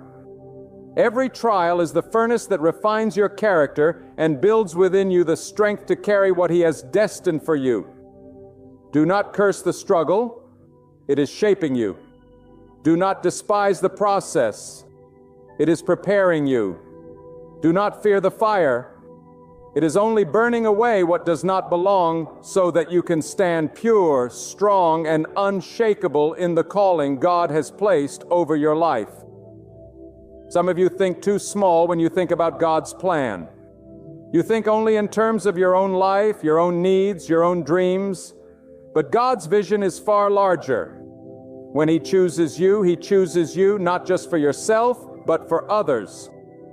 He chooses you to be a light in the darkness, a voice of truth in a world of confusion, a source of hope for those who have given up. Do you understand what this means? It means your life is not just about you. It means there are people waiting for your obedience. There are hearts waiting to be encouraged by your story. There are generations waiting to be blessed by your faithfulness. When you rise, others rise with you. When you step into your calling, others find the courage to step into theirs. This is bigger than you think, because it is not just about what God will do in you. It is about what God will do through you. Think of the way God works. He often uses the least expected person to accomplish the greatest work. He chooses the one overlooked, the one underestimated, the one dismissed by others to reveal His glory. Why? Because when the world sees what He has done through them, there can be no doubt that it was God's hand at work. That is why you must never count yourself out. You may feel small, but in God's hands, small becomes mighty. You may feel unqualified, but with God, the unqualified become unstoppable. You may feel invisible, but God has His eyes fixed on you, and in His time, He will reveal the purpose He has placed inside you. There is power in being chosen, but there is also responsibility. When God sets you apart, He is not calling you to live like everyone else. He is calling you higher. He is calling you to live with integrity. When others compromise, He is calling you to walk in faith when others live in fear. He is calling you to trust Him when others depend only on themselves. This is not always easy. It may mean you stand alone at times. It may mean you face rejection or misunderstanding, but do not fear, because the same God who chose you will stand with you. And if God is with you, you are never truly alone. Your destiny is not a small thing. It is sacred. And the reason you feel such resistance in your life is because the enemy knows the weight of what you carry. He knows the impact your obedience will have. He knows that if you step fully into what God has chosen you for, chains will break, lives will change, and the atmosphere around you will shift. That is why the attacks have been so strong. That is why the road has been so difficult. It is not because you are weak. It is because you are chosen. And when you are chosen, you are a threat to everything that stands against the will of God. But here is the truth. No matter how fierce the battle, no matter how strong the resistance, the power of God within you is greater. His hand upon you is stronger than anything that could come against you. His plan for you is not fragile. It cannot be broken. It cannot be stolen. It cannot be destroyed. The enemy may try, but God's word stands firm. What He has chosen will come to pass if you will only trust Him, follow Him, and believe Him with all your heart. Lift your eyes higher. Do not settle for a small vision when God has given you a great calling. Do not live as though your life is ordinary when God has marked you with extraordinary purpose. You are chosen to rise above mediocrity, to break free from the limitations others have placed upon you, to step into a life that testifies of God's greatness. You are chosen to be courageous in a world of fear, to be steadfast in a world of compromise, to be faithful in a world of doubt. You are chosen to carry the presence of God wherever you go, and to leave behind a legacy that points not to your name, but to the greatness of the one who called you. This is why you cannot stay silent. You cannot bury your gift. You cannot hide your light. The world is desperate for what God has placed inside of you. And when you withhold it, you are withholding hope from those who need it most. But when you release it, when you walk in obedience, when you let the world see the glory of God shining through you, lives will be transformed. This is not pride. This is purpose. This is not self-promotion. This is God's plan unfolding through your life. And when you understand that, fear loses its power, insecurity melts away, and boldness rises within you. God has chosen you, and it is bigger than you think. It is bigger than your doubts, bigger than your past mistakes, bigger than your present struggles, bigger than the opinions of those who underestimated you. God's choice is greater than all of it. And the sooner you align your vision with His, the sooner you will see doors open, paths cleared, and mountains moved in your life. Because chosen people are never abandoned. Chosen people are never forsaken. Chosen people may stumble, but they do not fall, for the hand of God upholds them. There are moments in life when the weight of God's hand becomes undeniable. You sense it in the quiet hours of the night when the world is still and your thoughts turn toward the deeper meaning of your existence. You feel it in the struggles you face, in the resistance you encounter, in the battles that seem too great for you to fight alone. That weight is not there to crush you. It is there to remind you that God has placed something within you too valuable to be wasted, too significant to be buried, too sacred to be ignored. And the reason it feels so heavy is because what God has planned for you is heavier than you ever imagined. It is greater than your understanding, broader than your vision, and deeper than your desire. When God chooses you, He is not giving you a small assignment. He is inviting you into a plan that reaches beyond the span of your lifetime. He is planting seeds through your obedience that will grow into trees of blessing for those who come after you. He is aligning your path with the destinies of others in ways you cannot yet see. And because of this, you must learn to walk with trust, even when the road ahead is unclear. For when God chooses, He does not always explain every detail, but He always provides every step. Do not confuse the silence of God with the absence of God. There are moments when God's choosing pulls you into seasons where His voice feels distant and His path unclear. It's not that He has turned away, it's that He's teaching you to stand on what you know, not what you feel, to build your trust not on shifting emotions, but on unshakable truth. He is fortifying your faith because the places He is leading you to will demand a strength that can't be shaken by storms, silenced by critics, or crushed by trials. When God has chosen you, the silence is not abandonment, it is preparation for revelation. Countless people spend their lives waiting for others to confirm their worth, to tell them they are ready, to grant them permission to chase what's in their hearts. But listen closely, when God has chosen you, you need no permission from anyone else. You don't require validation from those who doubt you or approval from those who fail to see you. God's decision is final. His word is complete. And once He marks your life with His purpose, every human opinion loses its hold. Let go of your need to be accepted by men and hold fast to the truth that you have already been appointed by God. There is a reason why your life has not looked like everyone else's. There is a reason why your journey has been different, why your road has been harder, why your battles have been fiercer. It is because you are not called to live an ordinary life. You are set apart. You are being shaped for something higher, something greater, something eternal. Do not despise the uniqueness of your path. Do not compare your journey to that of another.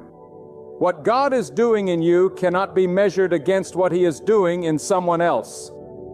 Each chosen life carries its own assignment, and yours is tailored by the hand of God Himself. This is bigger than you think, because being chosen means you are part of a war far larger than the one you see with your eyes.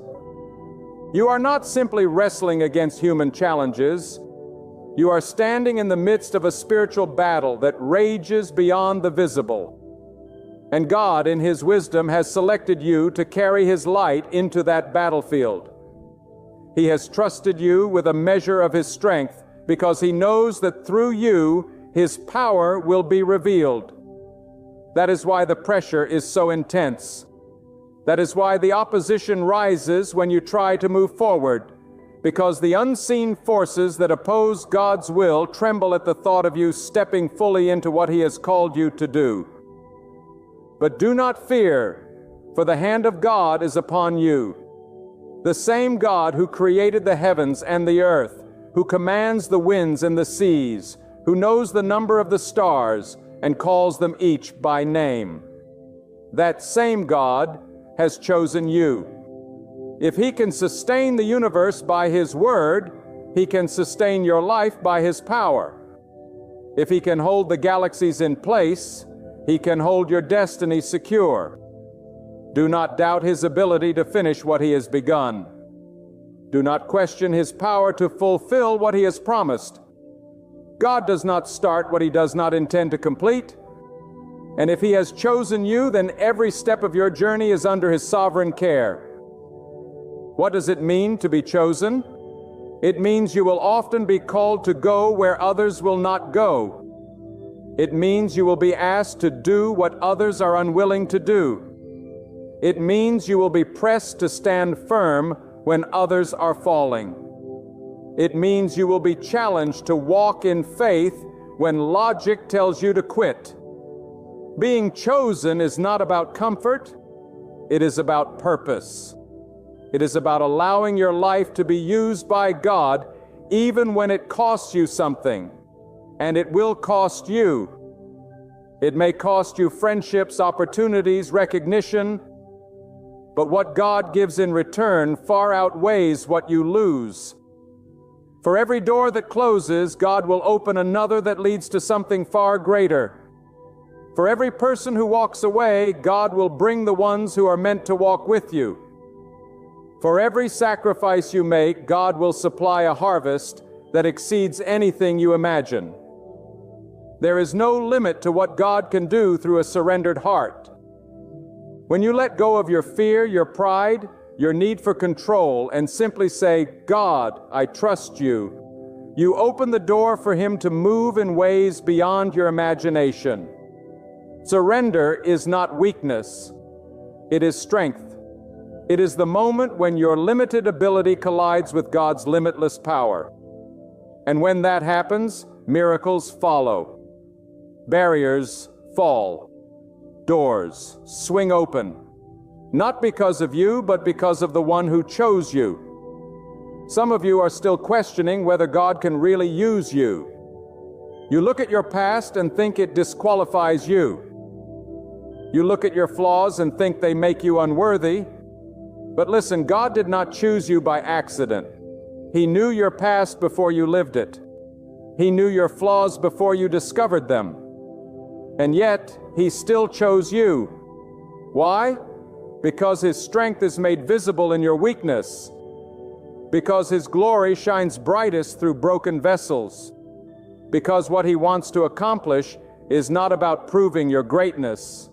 It is about proving His. Lift your faith higher. Believe that God has chosen you not just for small things, but for things beyond your comprehension. Believe that your life has meaning beyond what you see today. Believe that the challenges you face now are preparing you for victories tomorrow. Believe that every trial is a testimony in the making, and every setback is the soil for a greater comeback. God has chosen you, and it is bigger than you think. This is why you cannot quit. This is why you cannot allow despair to win. Too much is at stake. Too many lives are connected to your obedience. Too many blessings are tied to your perseverance. Too much purpose has been written into your soul to let it go to waste. Do not let fear steal from you what God has ordained for you. Do not let doubt silence what God has declared.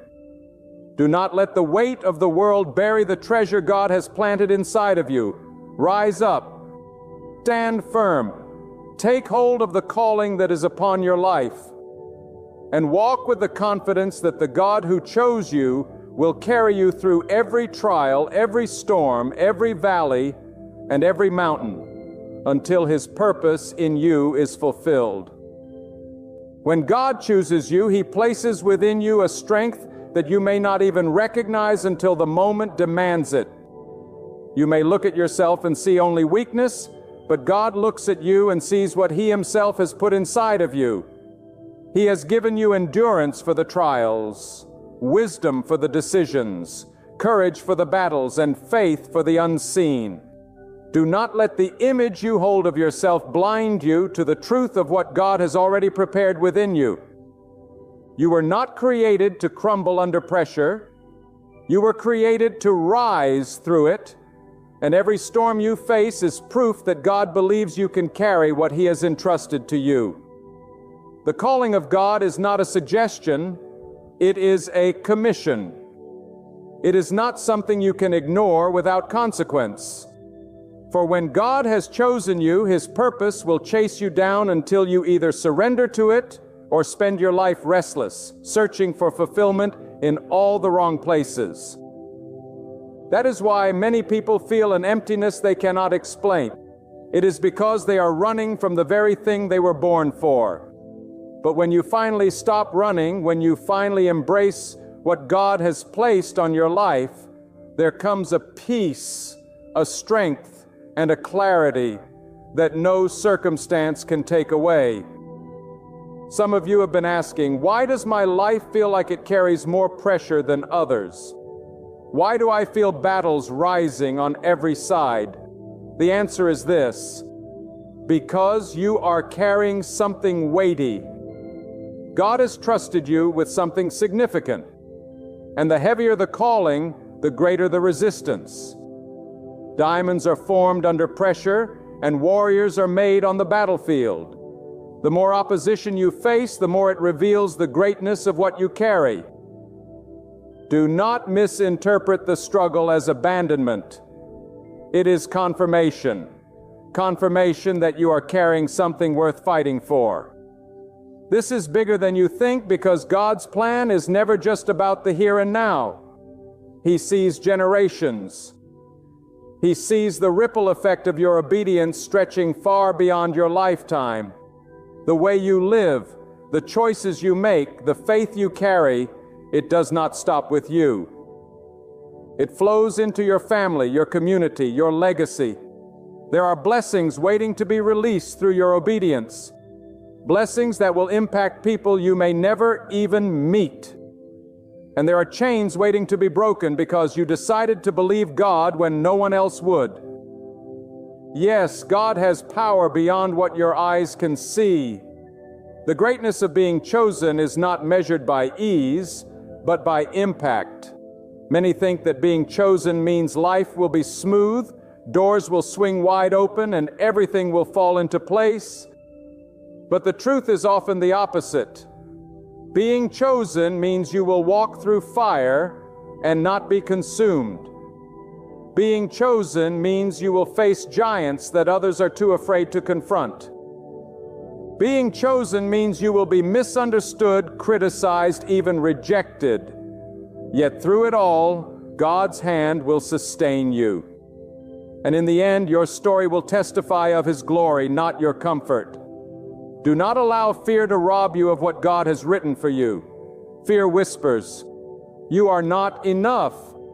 But God declares, "I am with you." Fear says you will fail, but God says, "I will uphold you." Fear says you are alone, but God promises, "I will never leave you." Every lie that fear tells is silenced by the truth of God's presence. And once you anchor yourself in that truth, you will walk boldly. Where fear once told you to retreat, God has chosen you for more than survival.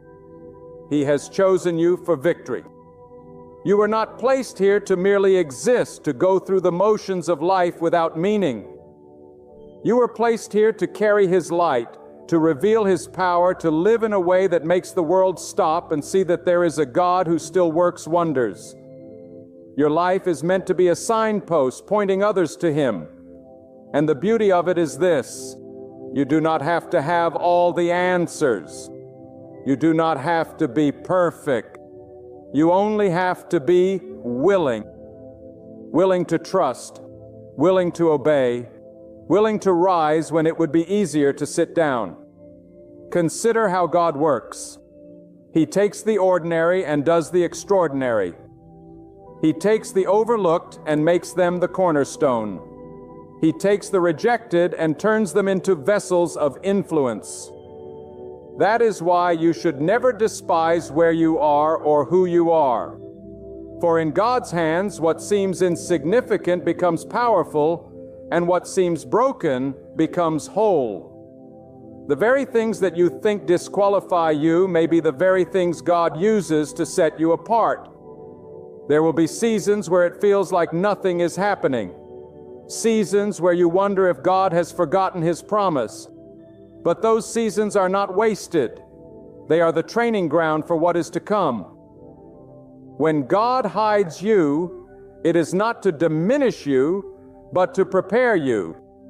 Just as seeds must remain hidden in the soil before they burst forth into life, so too must you endure hidden seasons where God is developing roots deep enough to sustain the greatness He is growing within you. Do not confuse hiddenness with insignificance. What is growing in secret will one day be revealed in power. And when that moment of revealing comes, you will understand why the struggle was so intense, why the waiting was so long, why the path was so difficult. It was all preparing you to carry the weight of what God had planned. For when the chosen are revealed, it is never just about them. It is about God's glory being displayed through them. This is why you cannot lower your standards. This is why you cannot live like everyone else. You are chosen, and chosen people must walk differently. They must speak differently. They must think differently. They must guard what God has placed within them. For the enemy would love nothing more than to distract, to corrupt, or to dilute the power of your calling. Protect the gift. Guard the vision. Stay rooted in God, and you will not be shaken.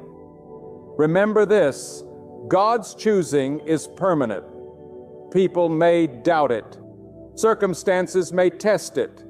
Even you may question it. But God's decision stands firm.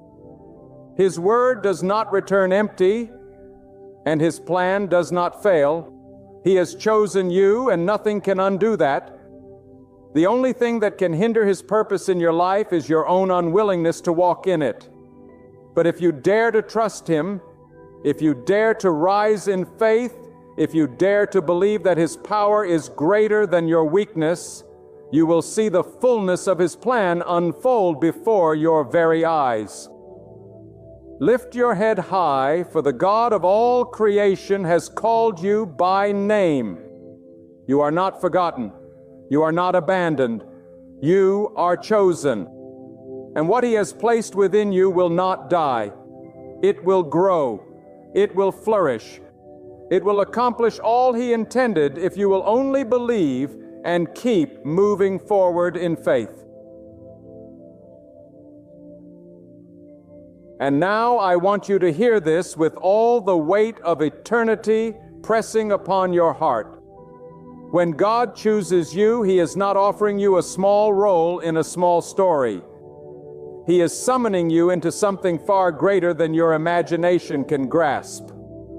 His plans are not limited by your failures, your fears, or your past. They are not confined to what people think of you, nor diminished by the setbacks you've endured. When God says, "I have chosen you," it means your name has been written into the very fabric of His divine purpose. That means storms will not stop you. Critics cannot silence you. And obstacles are only stepping stones to greater ground. Lift your eyes, because God's choosing is not about your weakness. It is about His power. It is not about your lack. It is about His abundance. It is not about who you were yesterday. It is about who He is shaping you to become today. God does not make mistakes. He does not waste time, and He does not call people to remain the same. When He chooses you, He sets you apart for influence, for courage, for faith, and for victory.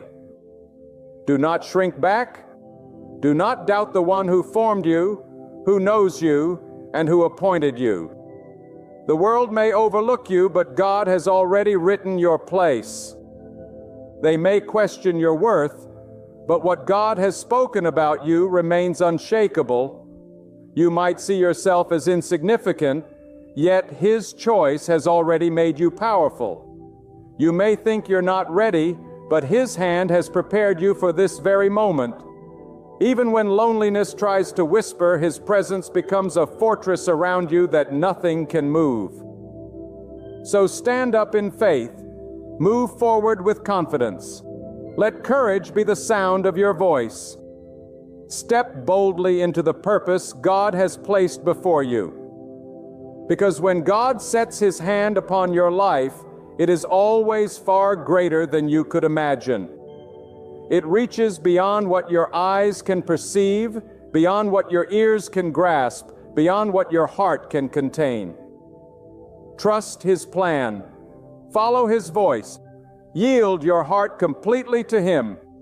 For the one who has chosen you will never abandon you, and His purpose will endure through every trial, every season, until your life reflects His glory. When was the last time you paused long enough to ask yourself, "Am I caring for the life God has trusted me with?" So many spend their days giving every ounce of energy to others, weighed down by duties, expectations, and endless demands. Yet in doing so, they forget to tend to their own heart and body, the very gifts God placed in their care. Hear me clearly tonight. God never asked you to destroy yourself in the process of helping everyone else. His desire is that you care for yourself first, not out of selfishness, but out of faithful stewardship. For how can you lift another if you have fallen? How can you shine light when your flame has dimmed? How can you pour love when your cup is dry? This is not a soft message. It is a holy wake-up call.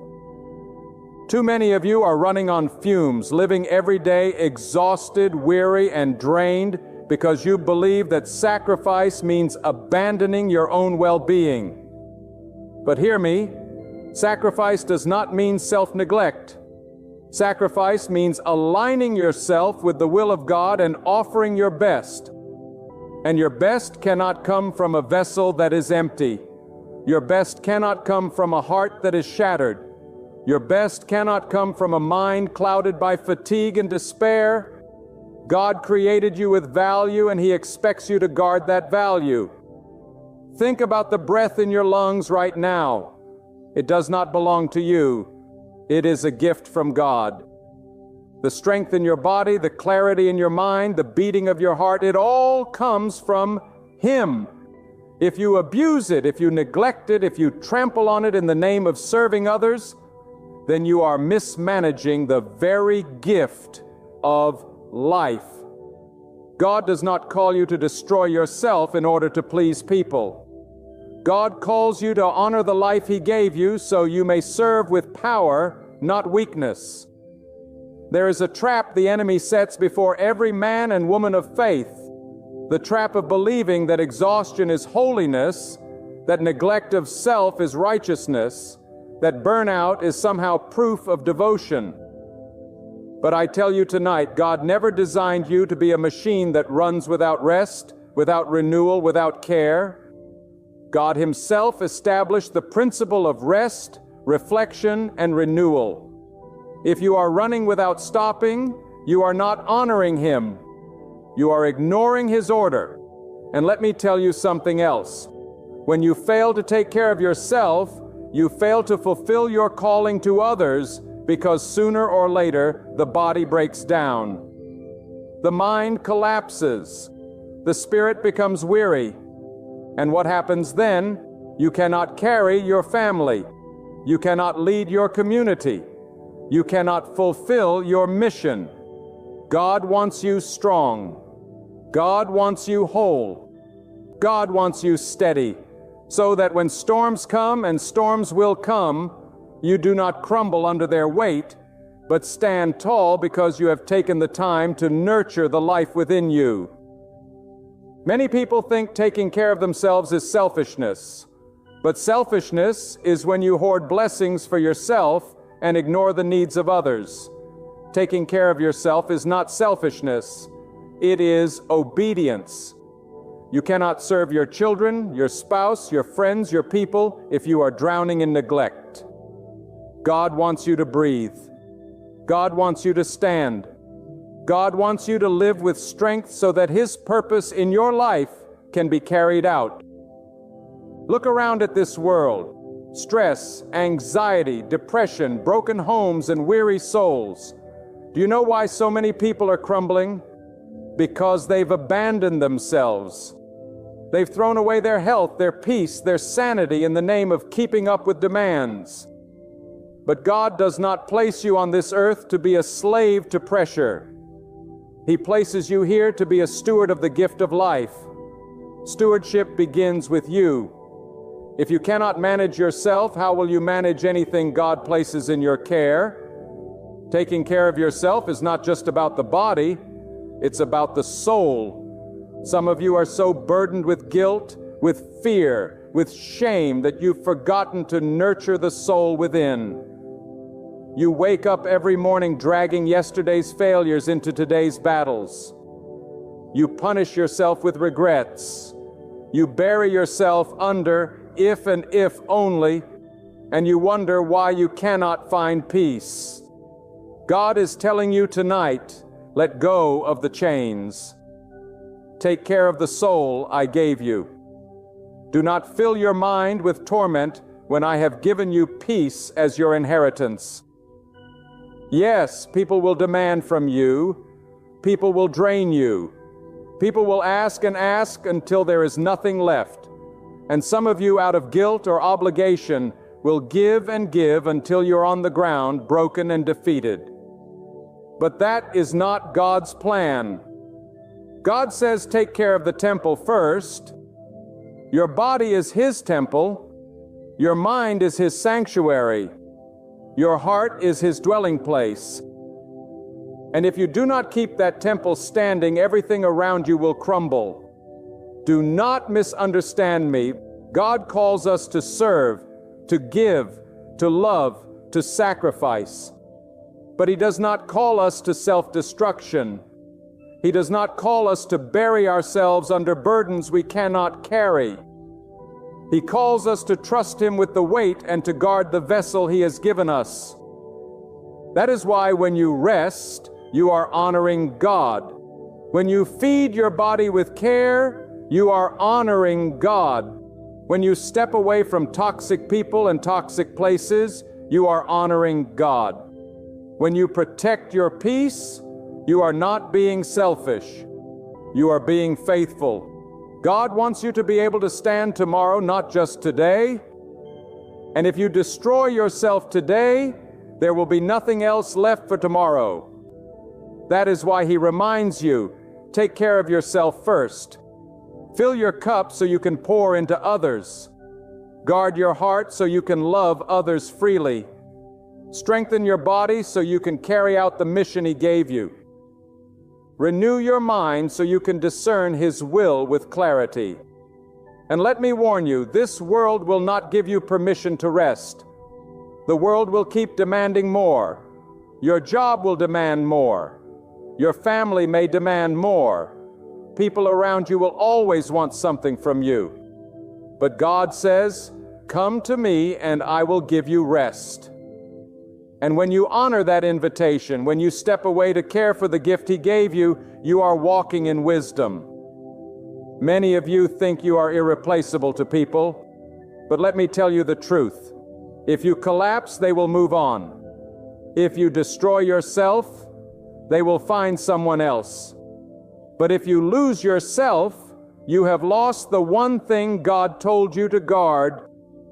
Stop trying to please everyone and start honoring the one who gave you life. He wants you whole. He wants you steady. He wants you alive.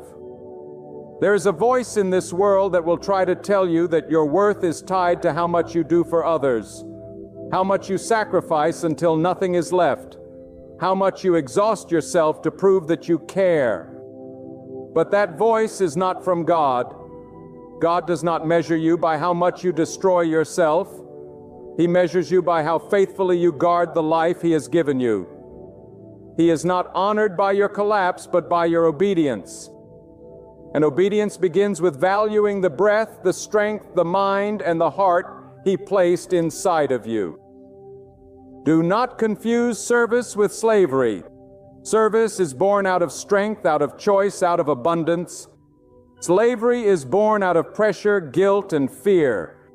God does not call you to be a slave to expectations. God calls you to walk in freedom, to live in balance, to nurture the vessel He has placed in your care. When you serve from strength, you give joyfully. When you serve from emptiness, you give resentfully. Which one do you think honors God more? Some of you have been taught since childhood that taking care of yourself is selfish. You've been told that to think of your needs is wrong, that to step away for rest is weakness, that to say no is failure. But God did not design you to be consumed until nothing remains. God designed you to stand strong so you can walk the path He laid out for you. Saying no to things that drain your spirit is sometimes the most faithful act you can do because it keeps you aligned with God's will, not man's demands. Let me tell you plainly, you cannot carry the weight of the world on your shoulders. That role belongs to God alone. If you attempt to take it on, you will break under the load. Your role is not to be the savior of everyone around you, but to be a steward of the gift within you. When you care for your body, you are saying to God, "I honor the temple you gave me." When you nurture your mind, you are saying, "I honor the wisdom you've entrusted to me." When you guard your heart, you are saying, "I will not let what you created be poisoned by the world." God wants you to live in a way that sustains, not in a way that destroys. Look at creation itself. The sun rises and sets. It does not shine without pause. The oceans have tides. They move in rhythm, not chaos. The land has seasons of growth and seasons of rest. If God built balance into the very fabric of creation, do you not think He intended balance for you too? Yet many of you live as though the only rhythm is constant strain, constant output, constant exhaustion. That is not God's design. That is man's distortion. The truth is this: when you neglect yourself, you are rejecting God's wisdom. When you push your body beyond its limits, you are disregarding the order He established. When you fill your mind with noise and never allow it peace, you are denying the stillness He commanded. And when you abandon your spirit, thinking you can run on your own strength, you are forgetting the very source of your life. God calls you back not to destroy yourself in His name, but to live in harmony with the way He created you. There is power in stillness. There is power in rest. There is power in choosing to step back and realign with God. And many of you are afraid of stillness because you think stillness is wasted time. But stillness is not wasted. It is where you hear God most clearly. It is where you gather strength. It is where your weary spirit is renewed. And without it, you will not last. Taking care of yourself first is not laziness. It is wisdom. It is obedience. It is humility to admit that you are not infinite, that you need the strength of God to sustain you.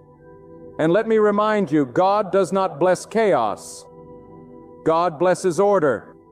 When your life is chaotic, when you are scattered in 1,000 directions, when you are burned out and depleted, you cannot hear His guidance clearly. But when you nurture yourself, when you set boundaries, when you protect your heart, when you feed your soul with His truth, you align yourself with His order. And in His order, there is blessing. I want you to picture your life like a lamp filled with oil. If you let everyone around you take from that oil without refilling, soon the flame will die. And in the darkness, you cannot help anyone. But if you guard that oil, if you refill it daily with the wisdom, strength, and rest God provides, then your flame will not only stay alive, it will shine brighter, guiding others to safety. Taking care of yourself first is not turning your back on others. It is making sure your light does not go out. Too many people today are living on empty flames. Their bodies are tired. Their minds are cluttered. Their hearts are bruised, and their spirits are faint. Yet they keep pushing because they think that stopping would mean failure. But the real failure is to ignore the signals God is giving you, to disregard the body that is crying out for rest, to silence the soul that is asking for peace. Do not ignore the warnings. Do not wait until collapse forces you to stop. God is urging you now. Care for the life I gave you before it is too late. And let me tell you this, taking care of yourself also means guarding the voices you allow into your life. Some of you are drained not by work, not by duty, but by the people you surround yourself with. They speak negativity. They demand constantly. They pull you into their storms and you allow it because you think you must. But God does not ask you to tie your life to those who drown you. He calls you to wisdom. Sometimes the greatest act of care is to step away from toxic voices and stand in the presence of God alone. When you guard your peace, you are not abandoning love. You are preserving the ability to love purely. When you guard your time, you are not rejecting responsibility. You are making room for responsibility that truly matters. When you guard your body, you are not idolizing yourself. You are honoring the temple God gave you.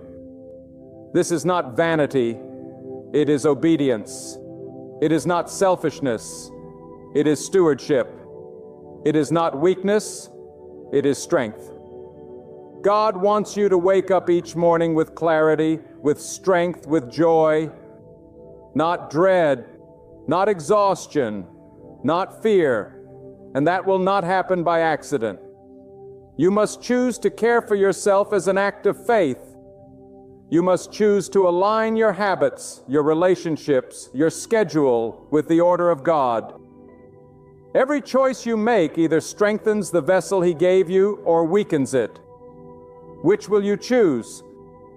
If you do not take care of yourself, someone else will take advantage of you. If you do not define your limits, someone else will cross them. If you do not guard your heart, someone else will wound it. And if you do not honor the life God gave you, you will lose it to the demands of a world that will never be satisfied. But when you take care of yourself first, you are saying to God, I will not let what you entrusted to me be wasted. That is true obedience.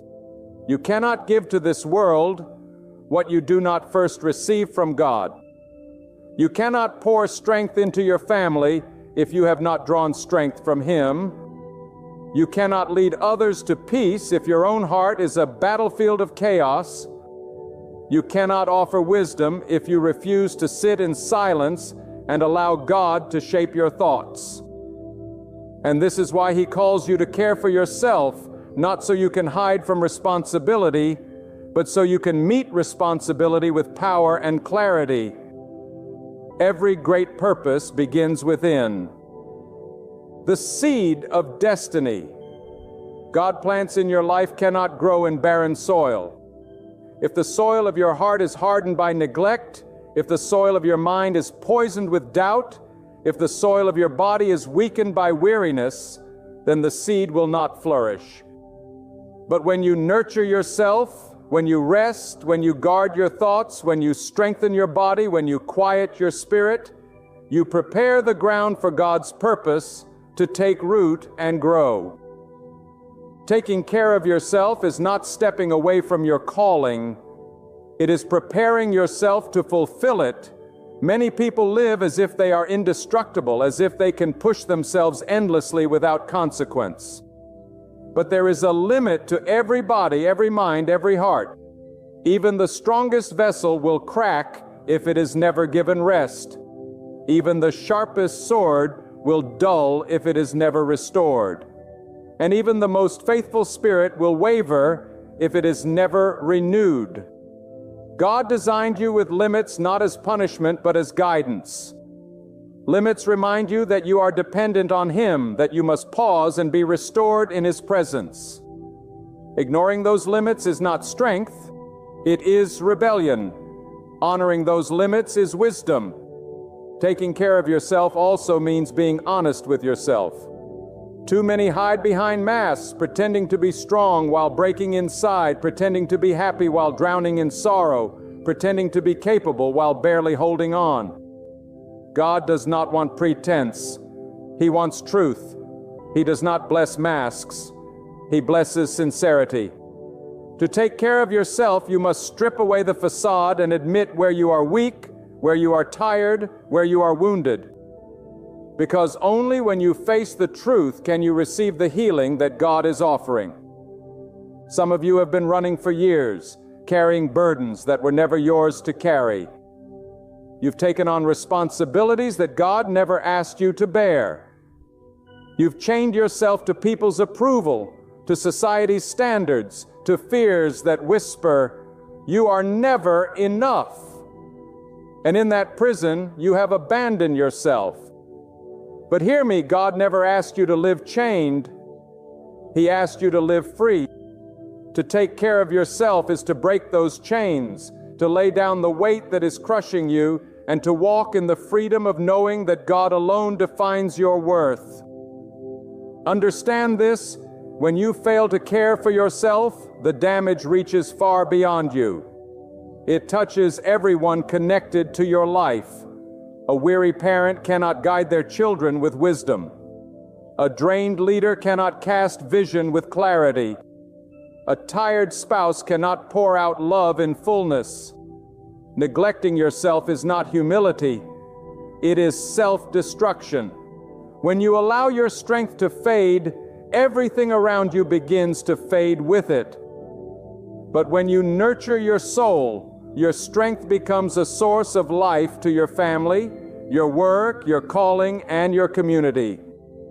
God commands you to care for yourself because through your wholeness, others will find the courage to rise. Do not mistake activity for purpose. Some of you are busy every moment, running from task to task, thinking your busyness is proof of importance. But busyness without alignment is emptiness. You can work yourself into the ground and still miss the calling God placed on your life. You can say yes to everyone around you and still say no to God. Taking care of yourself means pausing to ask, am I living in God's purpose, or am I just exhausting myself to prove something? When you align your life with Him, you move from chaos to clarity, from exhaustion to empowerment. There is also a spiritual weight to caring for yourself. When you care for your body, your mind, and your soul, you are positioning yourself to hear God more clearly. A weary body clouds the spirit. A restless mind drowns out His whispers. A wounded heart distorts His truth. But when you honor the vessel He gave you, you become a clear channel for His guidance. You can discern what is from Him and what is distraction. You can see the path more clearly. You can act with courage because you are not weighed down by fatigue and confusion. God never created you to be a shadow of yourself. He created you to be a light, and that light cannot shine if you allow neglect to dim it. Too many people are walking through life half alive, dragging themselves through each day, thinking that survival is enough. But God does not want you to merely survive. He wants you to thrive. Thriving begins when you take seriously the command to care for yourself, to nurture what He has entrusted, to walk in balance and strength. And let me be clear, caring for yourself is not indulgence. It is not wasting time. It is not weakness. Caring for yourself is discipline. It is choosing to step away from distractions, to quiet the noise, to protect your health, to seek peace. It is choosing what nourishes over what drains, what strengthens over what weakens, what aligns with God over what pleases people. This is not indulgence. It is obedience to the wisdom of God. Imagine if you began to live this truth. Imagine if instead of constantly pouring yourself out until you are empty, you made the choice to be filled daily by God. Imagine if you started saying yes only to what aligns with Him and no to what depletes you. Imagine the strength you would walk in, the peace you would carry, the clarity that would shine from your life. This is what God wants for you. Not a life of depletion, but a life of abundance. And not a life of collapse, not a life of endurance, not a life of chaos, but a life of order and peace. Do not wait until you are on the brink of breaking to finally realize this truth. Do not wait until your body fails, your mind collapses, or your heart grows numb. God is calling you now while you still have breath, while you still have time to take care of the life He has given you. He is urging you to treat this gift with reverence, with wisdom, with honor. Because when you do, you are not only blessing yourself, you are blessing everyone connected to you. Some of you have been living as if the only way to prove your worth is by wearing yourself down. You have convinced yourself that if you are not constantly available, constantly busy, constantly saying yes, then you are failing. But hear this truth clearly. Your worth does not come from people's approval. It comes from God's design. And God has already declared your worth by giving you life, by placing breath in your lungs, by entrusting you with time on this earth. You do not need to destroy yourself to prove what has already been settled by Him. Taking care of yourself first is not retreating from responsibility. It is preparing for responsibility. A soldier does not march into battle without training, without rest, without armor. If he does, he falls before the enemy even strikes. And yet, many of you walk into the battles of life with no rest, no peace, no strength, no clarity, and you wonder why the fight feels overwhelming. God wants you to put on the armor of wisdom, to strengthen yourself before you step into the struggle, because only then can you endure. Only then can you stand. The world will tell you to push harder, move faster, never stop. But God says there is a rhythm to life, and you must honor that rhythm. The heartbeat He placed inside you is not a frantic race. It is steady, intentional, constant. The rising of the sun and the setting of the same does not rush. It keeps order set by His hand. If creation itself follows the order of God, why should you think you are the exception? Taking care of yourself is aligning with the order of God. And alignment always brings blessing. And I must warn you, if you ignore this command, the consequences will come. Neglect is not silent. It speaks through broken bodies, through anxious minds, through weary hearts. It speaks through families torn apart because one person never paused to care for themselves. It speaks through communities weakened because leaders burned out under pressure. It speaks through dreams abandoned because the vessel carrying them collapsed. God does not want that for you. He wants you whole, strong, steady, able to endure until the end. When you begin to care for yourself as God commands, something powerful happens. Your perspective shifts. You no longer see rest as wasted time. You see it as preparation. You no longer see boundaries as selfishness. You see them as wisdom. You no longer see nurturing your health, your mind, your soul as optional. You see it as sacred. And in that shift, your life begins to reflect the order, the peace, and the strength of God Himself. Think of the shepherd who tends his flock. He does not neglect his own strength because if he collapses, the flock is left vulnerable. He eats, he drinks, he rests so he can guard and lead them with vigilance. You are a shepherd too, of your family, of your responsibilities, of your calling.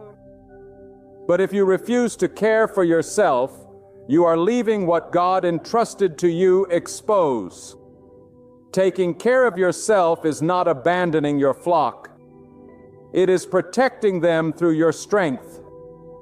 Let me tell you something vital. Rest is not weakness. It is worship. When you rest, you are declaring that you are not the source of your strength. God is. When you stop running long enough to breathe, you are admitting that your life is sustained by Him, not by your endless effort. Rest says, God, I trust you to hold the world while I honor the body and soul you gave me. That is not laziness. That is faith. But rest alone is not enough. Renewal is needed.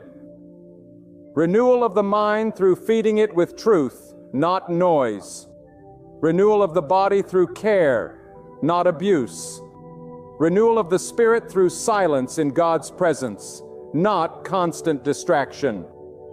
Renewal is what allows you to rise each day, not as a weary shadow of yourself, but as the vibrant, clear, steady soul God created you to be.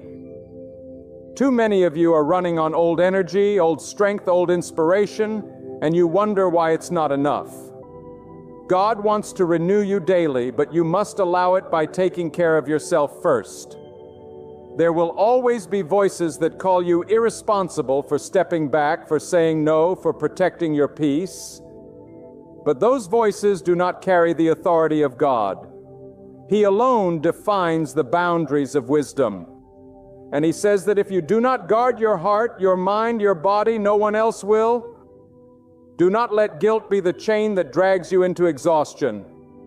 Let faith be the fire that frees you to live as God intended, balanced, strong, and steady. And remember this, your life is not just about today. It is about the days ahead, the generation that will follow, the legacy you will leave. If you destroy yourself now, what will be left for tomorrow? If you weaken your body beyond repair, how will you carry the mission God gave you? If you drown your mind in chaos, how will you pass wisdom to your children? God wants your life to echo beyond your years. But that echo cannot sound if you are silenced by neglect. Taking care of yourself is not about surviving one more day. It is about sustaining the purpose that must outlast you. There is a lie many people believe that strength means never slowing down, never admitting weakness, never pausing. But true strength is found in humility. The humility to say, I need renewal, I need order, I need care. God resists the proud but lifts the humble. And when you humble yourself enough to honor the limits He placed within you, He will lift you higher than endless striving ever could. Your life is not your own. It belongs to God. And because it belongs to Him, you have no right to waste it, to neglect it, to abuse it. Caring for yourself is not ownership.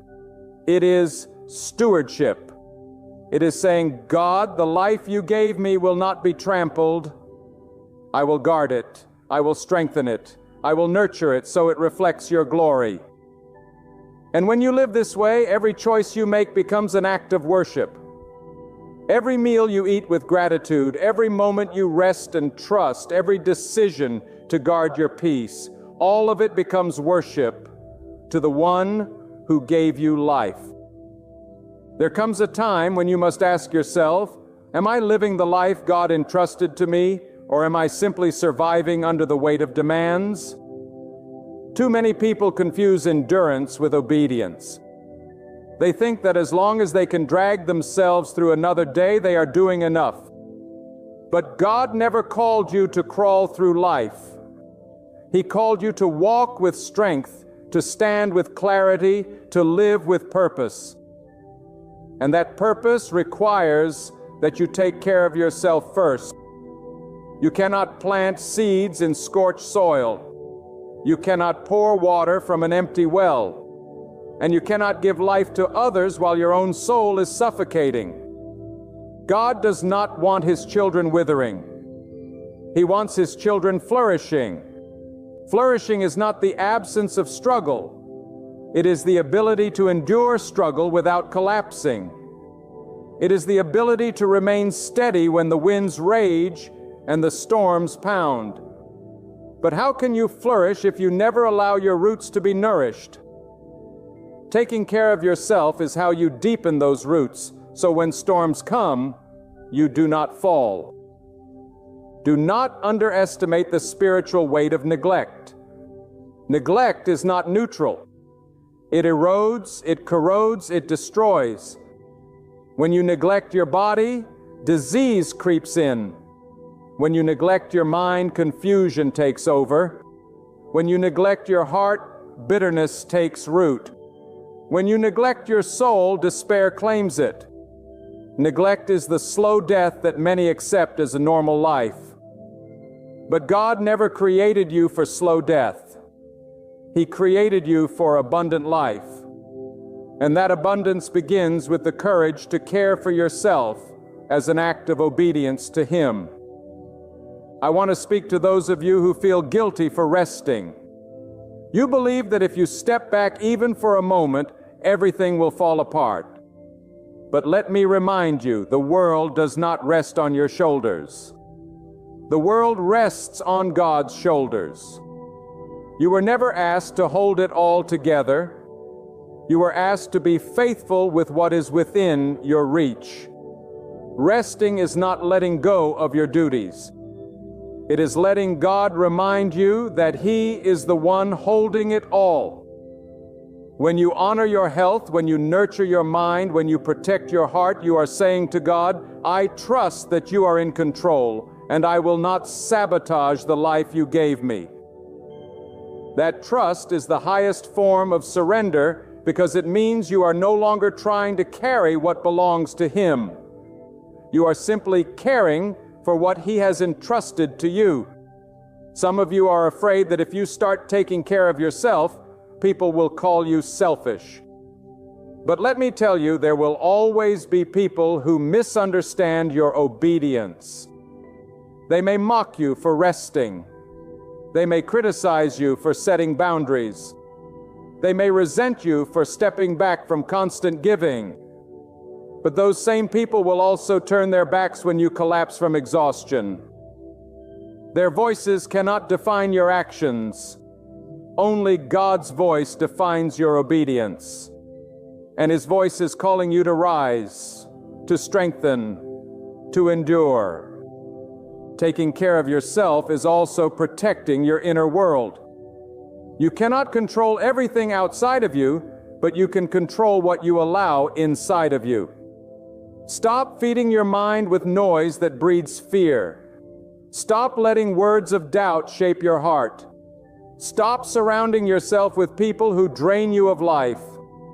God gave you the authority to guard your heart, your mind, your spirit. If you leave the gate wide open, the enemy will march right in and plant destruction. But if you guard it with wisdom, with discipline, with care, you will preserve the sanctuary God placed within you. Do not confuse strength with hardness. Some people think that to be strong means to harden their hearts, to bury their emotions, to deny their needs. But true strength is not the absence of vulnerability. True strength is the courage to admit, I must be renewed. It is the wisdom to say, I cannot do this on my own. It is the faith to believe God's design for me includes care, rest, and balance. The hardest hearts break the fastest. The humble hearts endure the longest. Every day you wake up, you face a choice. Will you live as a caretaker of the life God gave you, or as a destroyer of it? Every bite you take, every word you listen to, every thought you entertain, every moment you spend, it all shapes the vessel God entrusted to you. Taking care of yourself is not a one-time decision. It is a daily discipline, a daily obedience, a daily act of worship. Each day you choose to strengthen the body, to renew the mind, to guard the heart. You are saying to God, this life is yours and I will honor it. Friend, I tell you, when you live like this, you will see transformation. Your energy will no longer be drained by chaos, but fueled by peace. Your mind will no longer be clouded by noise, but sharpened by clarity. Your relationships will no longer be built on resentment, but on genuine love. And your spirit will no longer be faint, but lifted by the strength that comes from alignment with God. The life you live becomes a testimony, not of exhaustion, but of endurance. Not of collapse, not of chaos, but of divine order. Taking care of yourself is not the end. It is the beginning. It is the foundation upon which everything else is built. Without it, everything crumbles. With it, everything flourishes. Families grow stronger. Communities stand taller. Missions reach further. And faith runs deeper when the individual lives within them are whole. God is not only calling you to care for yourself for your sake, but for the sake of all who are connected to you. Because when you stand strong, you lift others higher. So I say to you, with all the weight of truth upon my heart, do not neglect yourself. For in neglecting yourself, you neglect the very gift God has entrusted to you. Rise with strength. Rise with clarity. Rise with purpose. And declare within your soul that you will honor the life God has breathed into you. Let your body be strengthened. Let your mind be renewed. Let your heart be guarded. And let your spirit burn with faith. When you care for yourself as God calls you to, you do not live in frailty. You live with strength. You do not wander lost in uncertainty. You walk in clarity and truth. You do not sink into despair. You rise on the wings of hope. Leave this moment with a flame burning inside you, resolved never again to see your life as common, but to honor it as sacred. Care for yourself not out of vanity, but out of reverence and obedience. Stand firm. Live with purpose. Step forward in courage. Let every breath you take testify that the one who created you deserves nothing less than your very best. And when the world looks upon you, let them witness the strength of a spirit rooted in God, the calm of a heart protected by Him, and the endurance of a soul upheld by His power. So, This is the essence of true victory. To live surrendered, strengthened, and set apart for the glory of God alone. When God is ready to bring an end to your hardship, there's a stirring deep within your soul that words can't quite capture. Yet you can feel it. It's like the heavy weight on your chest begins to ease. Like the long dark night begins to reveal the first faint light of dawn. And I want you to know tonight, when God prepares to pull you from the fire, when He is ready to close the chapter of your pain, no force on this earth can keep you in that valley a moment longer than He allows. That is the power of God. That is the assurance of His hand upon your life. We often believe our struggles will never end, that the shadows will linger forever, that the storms will never calm. But the truth is, every storm has its limit. Every valley has an end. Every burden carries an expiration date. And when God declares that your season of tears is finished, it ends in a moment. What once seemed impossible begins to shift. What once weighed you down is lifted. What was once locked bursts open. That's how God moves, quietly, powerfully, and with purpose. And if you are walking through pain right now, if you are struggling under the weight of unanswered questions and weary days, you must hold on, because God has already marked the day when your hardship will end. There are people under the sound of my voice who feel as though they cannot take one more step. You have cried until your tears feel empty. You have prayed until your words feel hollow. You have endured loss, rejection, betrayal, disappointment, and it feels as though God has forgotten you. But hear me, God has not forgotten you. God does not abandon His own. God does not ignore the cries of the broken. If He has allowed you to walk through the wilderness, it is because the wilderness is shaping you, strengthening you, preparing you for the land of promise that lies ahead.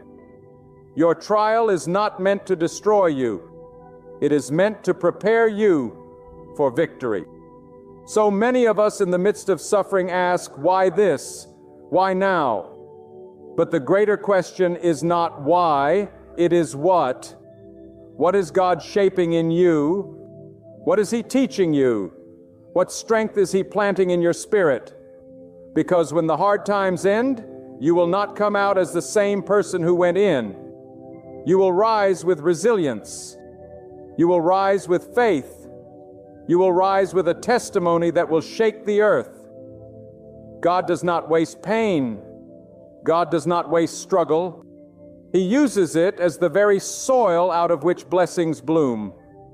When God is about to end your hard times, He often allows the struggle to grow most intense just before the breakthrough. The night grows darkest just before the dawn. The fire burns hottest just before it goes out.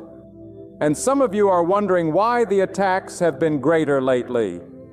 Why the burden feels heavier. Why the tears flow more freely than ever before. It is because you are closest to your deliverance. The enemy senses what God is about to do, and he fights hardest when he knows his time is running short.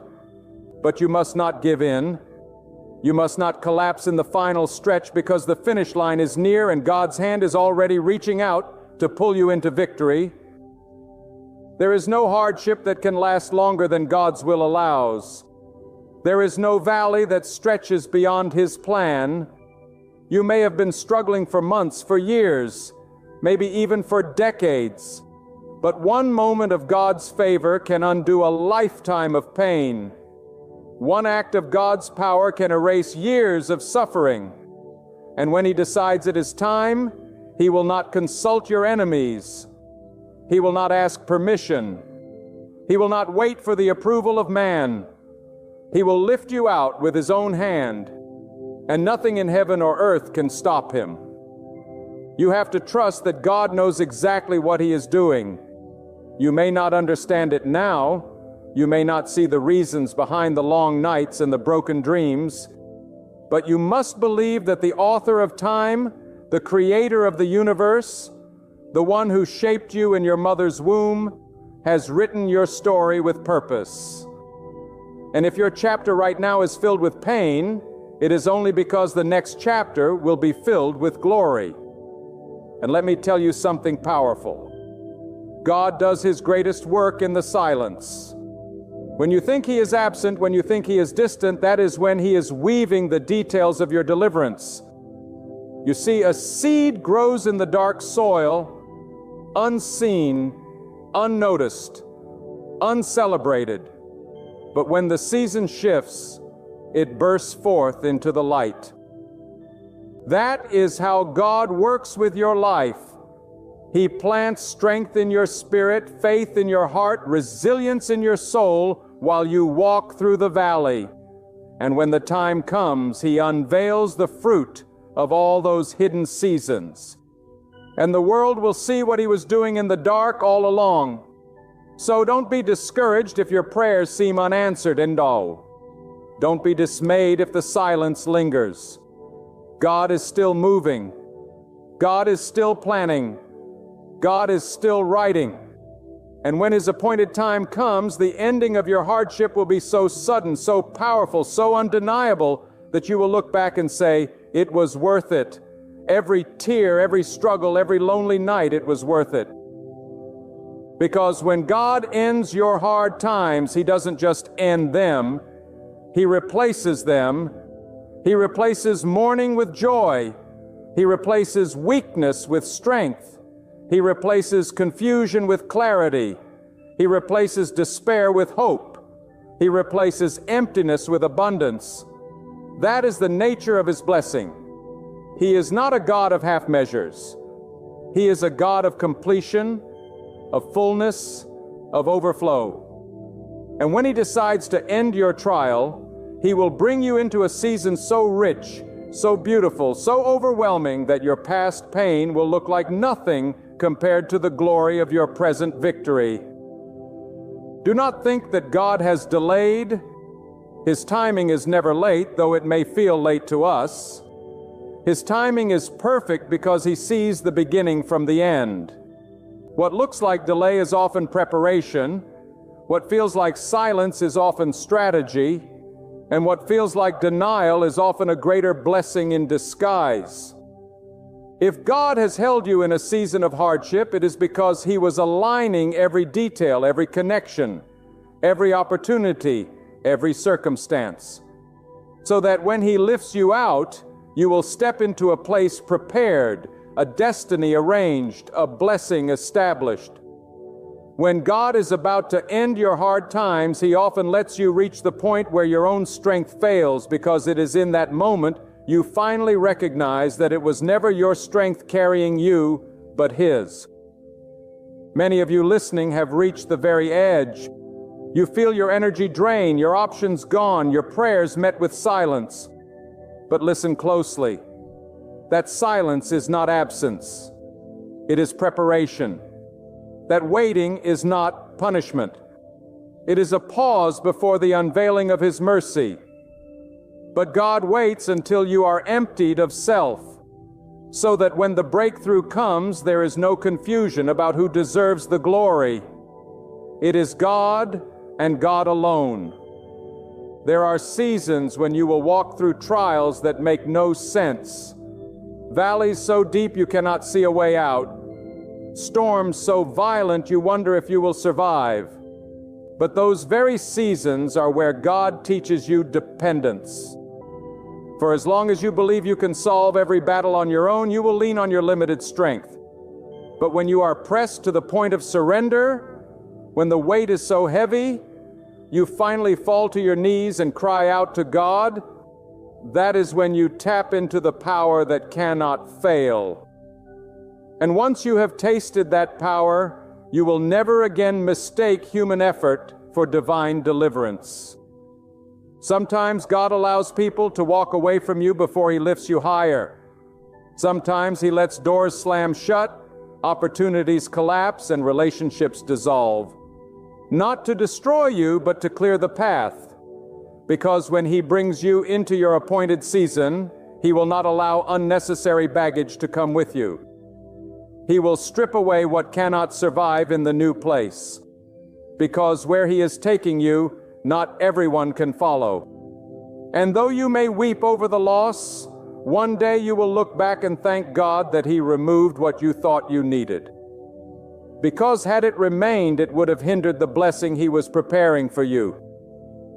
Your struggle is not a sign of God's neglect. It is a sign of God's investment. He disciplines the ones He loves. He refines those He has chosen. A craftsman does not waste time shaping worthless stone.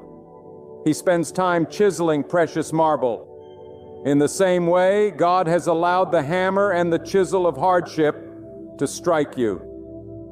Not because He desires your suffering, but because He sees the masterpiece He is bringing forth from your life.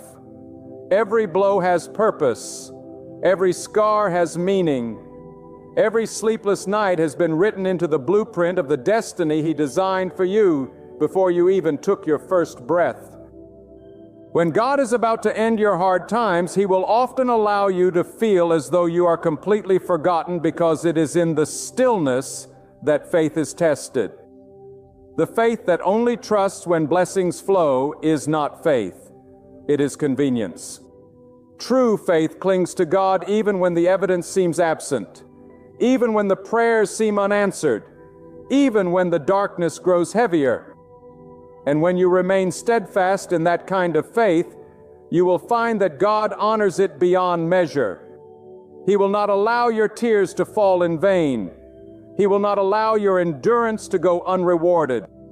The very faith you exercise in the dark will become the light that guides you into your new season. Remember this: God is not limited by your circumstances. He is not intimidated by your enemies. He is not restricted by your past. He is the one who speaks, and it is. He is the one who commands, and creation obeys. And if He has decreed that your time of suffering must end, then it will end. No system, no power, no obstacle can resist His command. He can turn the heart of kings, shift the direction of nations, and alter the course of history. Do you not believe He can change your situation in a moment? But often before God changes the situation around you, He changes the spirit within you. He molds your character, stretches your patience, deepens your compassion, enlarges your vision, because the blessing that follows hardship requires a new version of you. The person who went into the trial is not strong enough, wise enough, or humble enough to carry the blessing that is waiting. And so God works on you while you wait, polishing the rough edges, burning away the pride, strengthening the resolve. Then when the moment of deliverance comes, you are not only ready to receive the blessing, but also to sustain it. It is a dangerous thing to desire the blessing without the preparation. Many lives have crumbled under blessings they were not ready to handle. But God loves you too much to allow that. He will hold you in the fire until you are purified enough to carry the gold. He will let the storm rage until your roots grow deep enough to withstand the wind. And when He sees that the lesson has been written upon your heart, when He knows you are ready, He will speak the word and your season will shift in an instant. There is a rhythm in the way God works, and it is often opposite to how we expect. When we think He is delaying, He is accelerating. When we think He is silent, He is speaking volumes behind the scenes. When we think He is absent, He is closer than our very breath. And so the call is not to despair, but to trust, to lean not on your own understanding, but on His wisdom. Because the moment you trust that God knows what you do not, the moment you rest in His unseen hand, the burden begins to lift even before the breakthrough comes. You must also understand this.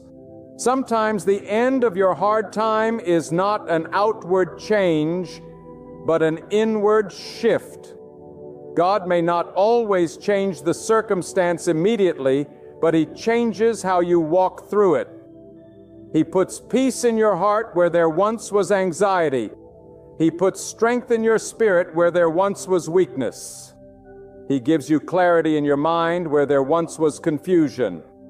That too is deliverance. And once He strengthens you inside, the outside cannot hold you captive for long. When God is about to end your hard times, He does something in the unseen that no eye can trace, no ear can hear, and no human mind can fully grasp. He begins to move the pieces of your life into alignment with a precision you could never achieve by your own strength. He causes events to unfold that seem ordinary at first, but later you realize they were extraordinary steps toward your deliverance. You may think you are taking small, insignificant actions, but those steps are divinely orchestrated. Each moment of obedience, each act of patience, each whisper of faith is weaving into the larger fabric of the story God is telling with your life. Some of you have been walking through a wilderness so long that you have forgotten what the sound of laughter feels like. You have been carrying burdens so heavy that your shoulders feel permanently bent, and you wonder if this is how life will always be. But let me tell you the truth with all the force of conviction in my heart. This is not the end. God has not designed your story to end in despair. Your hardship is temporary. No matter how permanent it feels right now, it is a chapter, not the conclusion. And when God turns the page, the chapter of sorrow gives way to a chapter of joy, the chapter of struggle to a chapter of strength, the chapter of silence to a chapter of fulfillment. When God is about to end your hard times, He often gives you signs, subtle and powerful. Maybe it is the stirring of hope within you after years of numbness. Maybe it is a sudden strength to keep moving forward when yesterday you wanted to give up. Maybe it is the unexpected kindness of a stranger, the opening of a door you never knocked on, the arrival of an opportunity you never pursued. These are not coincidences. These are whispers from God saying, I am not finished with you. I am working even now. Pay attention to these signs because they are evidence that your night is ending and your dawn is near. And remember this, the greatness of your blessing is often proportionate to the depth of your trial. The deeper the valley, the higher the mountain that follows. The longer the night, the brighter the morning. The heavier the burden, the greater the release. If you have walked through a furnace of affliction, it is because God is preparing a table of abundance. If you have endured ridicule, rejection, or betrayal, it is because God is setting you up for honor that will silence every critic. The pain is not wasted. It is a signal of the magnitude of what is coming. One of the most powerful truths about God is that He specializes in reversals. He takes what was meant for harm and turns it into good. He takes the stone that others rejected and makes it the cornerstone. He takes the overlooked, the underestimated, the broken, and He elevates them so high that no one can deny His power. And when your hard times end, it will not be a quiet shift. It will be a reversal so undeniable that those who doubted you will have no choice but to recognize the hand of God upon your life. Do not be deceived by the appearance of delay. The delay is never denial when God is involved. He is not bound by the ticking of the clock or the turning of the calendar. What looks like waiting to you is God arranging the details of your destiny. And when the time comes, He can restore in 1 year what you thought you lost in 10. He can rebuild in a single season what life tore down in decades. That is the kind of God you serve. The God who redeems, who restores, who multiplies beyond human calculation. And let me remind you of something vital. Your hard times are not just about you. They are shaping you. Yes, but they are also shaping the testimony you will carry to others. There is someone watching your endurance, someone who will be strengthened by your perseverance, someone who will one day say, "Because they held on, I found the courage to hold on too." When God brings you out, your life becomes a living sermon, a witness to His power, an undeniable statement that God is faithful. So instead of asking only for your hardship to end, ask God to prepare you for what comes after. Ask Him to enlarge your vision, to expand your capacity, to sharpen your wisdom. Because when the door opens, you must be ready to walk through it. When the burden lifts, you must be prepared to carry the blessing. When the season shifts, you must be equipped to thrive in it. Too many people collapse under the weight of blessing because they did not let God shape them in the furnace of struggle. Do not waste your trial. Let it build you for what lies ahead. There is a holy exchange happening in your hardship. God is exchanging your sorrow for strength, your tears for testimony, your despair for determination, your confusion for clarity. And when the exchange is complete, you will walk out of the valley not limping but running. You will stand where you once fell. You will sing where you once wept. And you will declare with conviction, "It was God who carried me through." And here is another truth you must anchor in your heart. God does not just end your hard times, He elevates you after them. He does not simply remove the weight, He lifts you to higher ground. He does not simply quiet the storm, He gives you authority over the waves. That is why your hardship has been so intense, because your elevation will be so significant. The higher the destiny, the stronger the preparation. And the moment God decides that your preparation is complete, you will see doors open that you never even knew existed. This is the hour for you to strengthen your faith. This is the moment to plant your feet firmly on the promises of God. Because when the shift comes, it will come suddenly. It will come like a flood, like a rushing wind, like a dawn that breaks without warning. And if you are ready, you will not just witness it, you will walk in it. When God is about to end your hard times, He begins by awakening something within you that the world could never stir. You start to feel an unusual strength rising from places you thought were broken beyond repair. Your mind begins to shift from despair to determination, your heart from fear to faith, and your spirit from weakness to power. This is not your own doing. This is the hand of God. It is His way of signaling that the season of heaviness is coming to a close, that the pain which once seemed permanent is about to bow to His authority. God will often bring you to the very edge before He intervenes, because it is in that edge, at that breaking point, that faith is purified.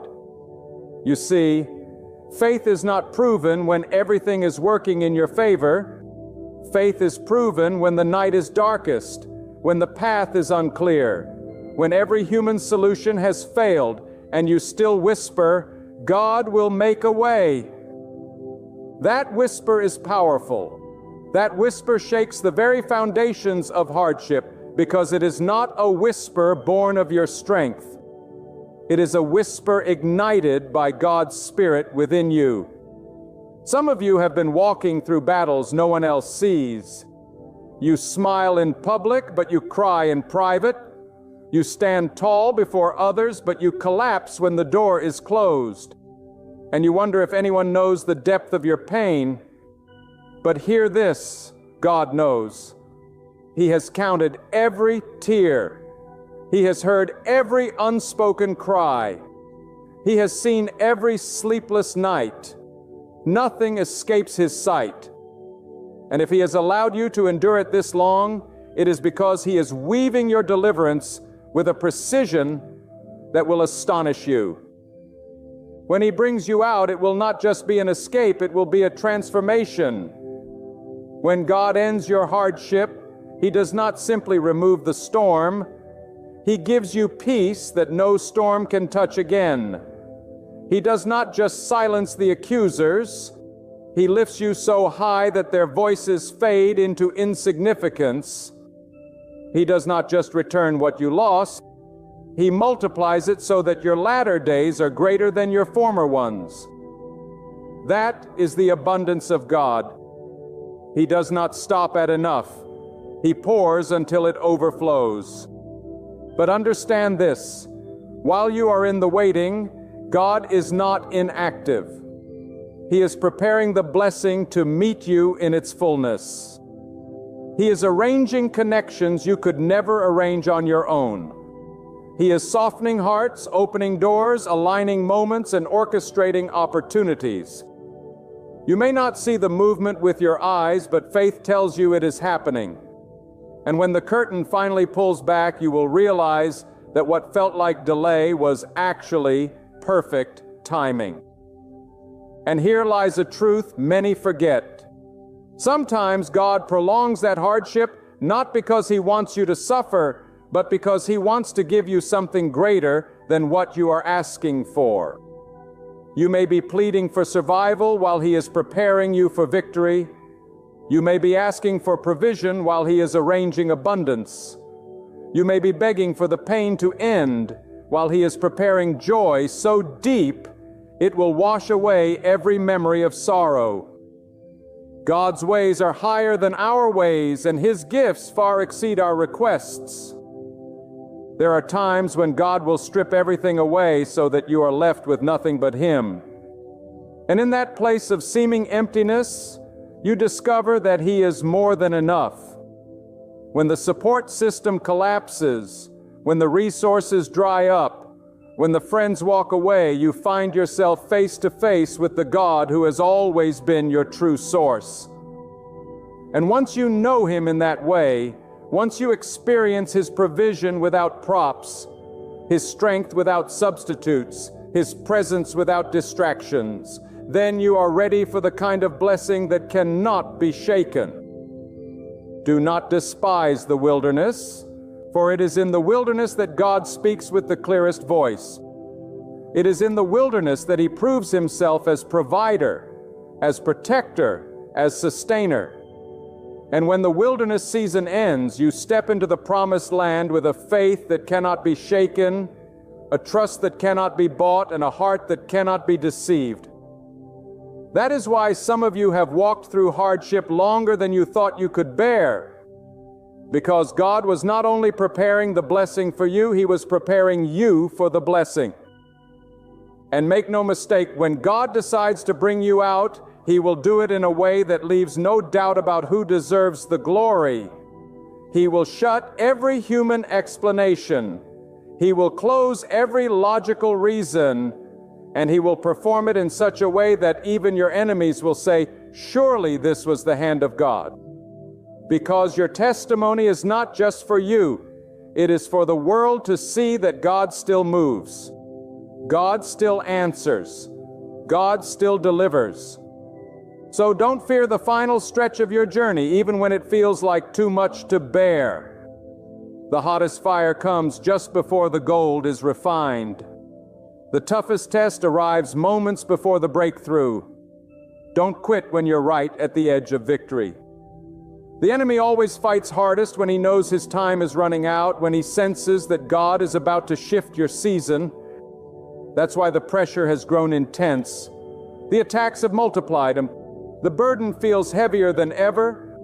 But that's also why you must cling tighter, stand stronger, and trust deeper. Because the end is closer than you imagine. And when the shift comes, it will not be gradual. It will not be a slow trickle. It will be sudden. It will be swift. It will be undeniable. One day you will wake up carrying the same burdens you thought would never leave. And by evening, you will realize they have fallen off your shoulders without warning. One day you will walk into the same situation that has tormented you for years. And suddenly the doors will swing open. That is the power of God. He works in suddenly. He works in turning points. He works in ways that redefine everything in a single moment. When God is about to end your hard times, He often allows life to reach a place where no human hand can rescue you, because it is there that you see His power most clearly. When you are backed into a corner, when every door has slammed shut, when the world has no answers to give you, that is the moment God reveals Himself as your deliverer. And when He delivers you, there will be no confusion about who deserves the glory. It will be God and God alone. Sometimes we forget that God does not operate on the same scale of limitation as we do. We see obstacles. He sees opportunities. We see endings. He sees beginnings. We see weakness. He sees the perfect place to show His strength. The very thing you fear might be the stage God uses to reveal His power. The very storm you want Him to calm may be the very storm that carries you into a new season. So do not mistake your trial as a sign of abandonment. It may be the preparation for the greatest display of God's hand in your life. When God prepares to lift you out, He may first allow you to feel as if you are sinking deeper. Just like the seed must fall into the ground and be buried before it can sprout, you may feel buried under the weight of struggle. But remember, being buried is not the same as being forgotten. The seed in the soil looks hidden, but it is not abandoned. It is being prepared. And when the appointed time comes, that seed pushes through the soil with unstoppable force. So it is with you. Your current pain may feel like burial, but it is actually preparation for growth beyond what you imagine. When God is about to end your hard times, He removes the false support you leaned on, so that when you rise on nothing but His strength. Many of us build our trust on people, on possessions, on positions. And when those things are stripped away, we panic. But God removes them not to punish you, but to purify your faith. Because if your hope is tied to fragile things, your hope will shatter when those things fall. But when your hope is tied to God, nothing can shake you. You will stand firm even in the fiercest storm because your foundation is unshakable. Some of you are living in the tension between what was and what will be. You are not where you used to be, but you are not yet where you are going. That middle ground is uncomfortable. It feels uncertain. It feels lonely. It feels endless. But that middle place is holy ground. That is where God molds you, where He refines your character, where He removes the excess weight you cannot carry into the next season. And when the time comes, that middle ground becomes the launching ground. Do not despise the waiting. It is God's workshop. When God ends your hardship, He often does it in ways that confound human logic. He takes the least likely person and raises them high. He takes the weakest vessel and fills it with strength. He takes the place of shame and turns it into a place of honor. That is how God works, so that no human hand can claim the credit. And when your story is told, the only explanation will be, God did it. You see, your hard time is not only about you, it is about the people who will witness your deliverance. When God brings you out, He makes your life a testimony, a living declaration of His power. Others who are still in their valleys will look at you and find hope. They will say, if God could do it for them, He can do it for me. Your endurance becomes someone else's courage. Your story becomes someone else's faith. So even in your pain, God is using you as a vessel of light. And here is something profound. Sometimes the very thing you are asking God to remove is the very thing He is using to strengthen you.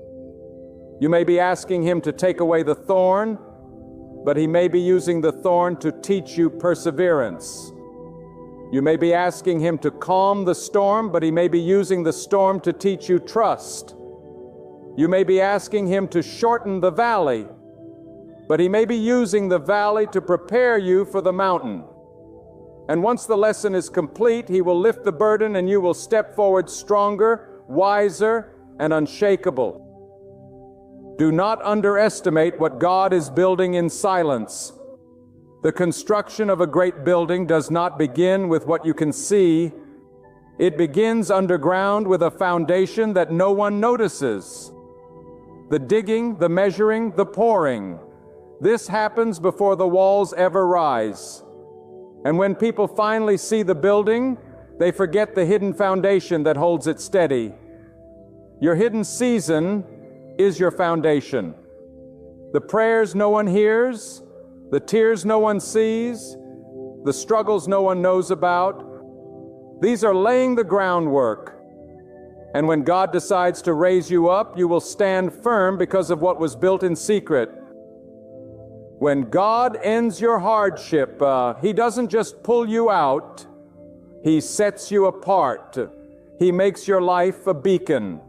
He allows you to walk in such favor that others cannot deny His hand upon you, and those who mocked you in your valley will watch you ascend the mountain. Not because of your own power, but because God lifted you in His perfect time. When God steps into your story, He does not just rearrange the details of your life, He rewrites the entire script. What looked like the end becomes the beginning. What seemed like defeat transforms into victory. What felt like a closed door becomes the very passage that leads you into a place you never imagined. When God acts, no power in heaven or earth can oppose His decree. His word is final. His command is unshakable. His promise is eternal. So often we measure our circumstances by what we can see, but God moves in ways that are unseen. You might feel surrounded by impossibility, but remember, impossibility is the canvas on which God paints His greatest works. He does not need favorable conditions to bless you. He creates conditions that serve His purpose. He does not need permission from your enemies to lift you. He prepares a table for you in their presence. He does not ask the world's opinion before He blesses your life. God is sovereign, and when He says it is your time, no force can hold you back. Do not let your current struggle convince you that God is absent. Silence is not abandonment. Delay is not denial. God's silence is often the soil in which your trust takes root. His delays are the seasons in which your faith is strengthened. And when the time comes, the very silence that tested you will make His voice thunder louder than ever before in your life. Do not mistake waiting for wasting. Nothing is wasted with God. When God is about to end your hardship, He often magnifies the challenge first. He allows the sea to rise before He parts it. He allows the fire to burn hotter before He delivers you from it. He allows the odds to stack higher before He topples them in your favor. Why?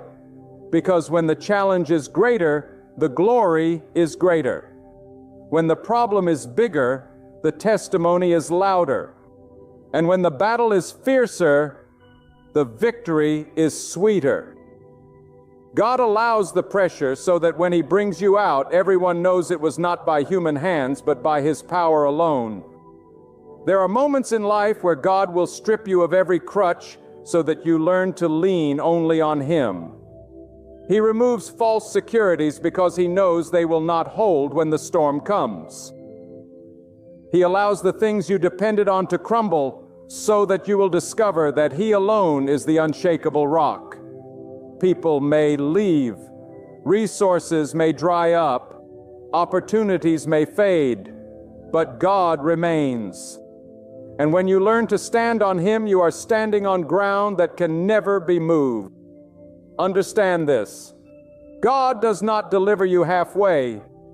He does not bring you to the edge and leave you stranded. When He brings you out, He brings you all the way through. When He lifts you, He does not lift you into uncertainty. He lifts you into purpose. When He breaks your chains, He does not leave fragments. He shatters them completely so they cannot bind you again. God's work is thorough, complete, perfect. Trust that what He starts, He will finish. Your season of hardship is not wasted. Every tear you cried, every sleepless night, every burden you carried is seen by God. Nothing escapes His notice. And when He lifts you, He will not just restore you, He will multiply you. God does not bring you out the same way you went in. He brings you out refined, stronger, wiser, and closer to Him. What you thought would break you is the very thing He used to shape you. What you thought would destroy you is the very tool He used to build you. That is the mystery of God's ways. He turns pain into power, struggle into strength, and valleys into pathways toward glory. When God draws the curtain on your season of hardship, it will not be a quiet exit. It will be a display of His majesty. The very pain that once made you weep will become the platform from which you rise. The very valley that seemed endless will open into a field of abundance. And the very storm that threatened to drown you will be the wind that carries you into your destiny. God wastes nothing. Every tear has been counted. Every prayer has been heard. Every burden has been recorded. And when He moves with power, with purpose, and with love that cannot be measured. So I say to you, hold fast. Do not let despair choke the hope within you. Do not let delay convince you that God has forgotten. Lift your eyes beyond the weight of the moment and fix them on the one who holds eternity. The same God who created the heavens is guiding your steps. The same God who lifts nations is preparing your deliverance. The same God who never fails is about to make His power known in your life. And when God brings you through, and He surely will, you'll realize it wasn't chance, luck, or coincidence. It was the hand of God. He will transform your pain into power, your battles into victories, your waiting into celebration, and your story won't just be a testimony. It will stand as proof that God is faithful, merciful, and always on time. So walk with confidence. Walk with trust. Walk with unwavering faith, knowing that your struggles are not the finale, but the opening act to the glory God is about to reveal. Because when God declares the night has ended, no force in this world can stop the sunrise. Your morning is on its way. Your breakthrough is near, and your life will radiate as living proof of God's goodness. Among all the truths that awaken the soul, none burns brighter than this. God is on the verge of blessing you far beyond anything your mind has ever dared to dream. I do not speak these words to stir emotion. I do not speak them for comfort's sake. I speak because the Spirit of God has impressed this truth deeply within my heart. You have carried heavy burdens. You have fought through relentless storms. You have borne invisible weights that no one around you could understand, and in those quiet moments you've wondered if heaven had turned away. But hear me today, God has not forgotten you. He is preparing to release a blessing so vast, so breathtaking, so far beyond your comprehension that it will silence every doubt and bring you to your knees in wonder.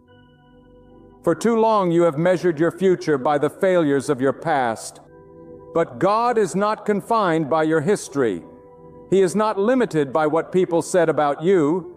He is not restrained by the walls others built around you. When God decides to bless you, no force on earth and no scheme of man can stop it. You may have been told that you are too late, too broken, too ordinary, but the voice of God speaks louder than the voices of doubt. And God is saying to you now, lift your eyes higher, because I am about to do a new thing in your life. I want you to hear this. In the very core of your being, you are standing on the edge of a divine shift. What has been barren will bear fruit. What has been locked will open. What has been delayed will accelerate. The blessing of God is not a small token, not a drop in the bucket, but an overflowing river that will break through every dry and thirsty place in your life. And when it comes, it will not come in proportion to what you think you deserve.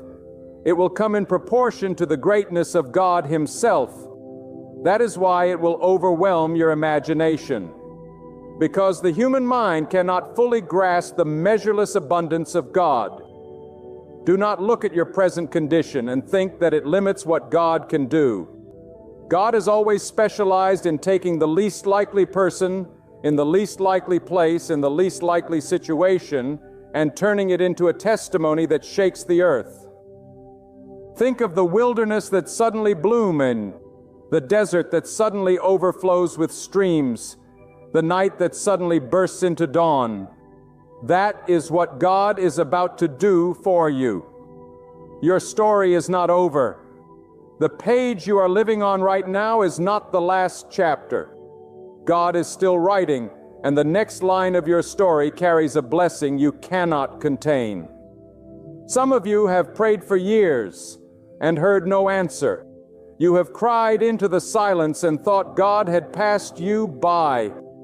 But silence is not absence, and waiting is not denial.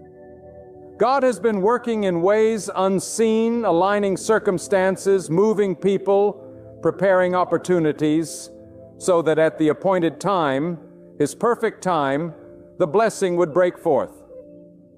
You see, if it had come when you wanted it, you would not have been ready to hold it. If it had come earlier, it might have crushed you.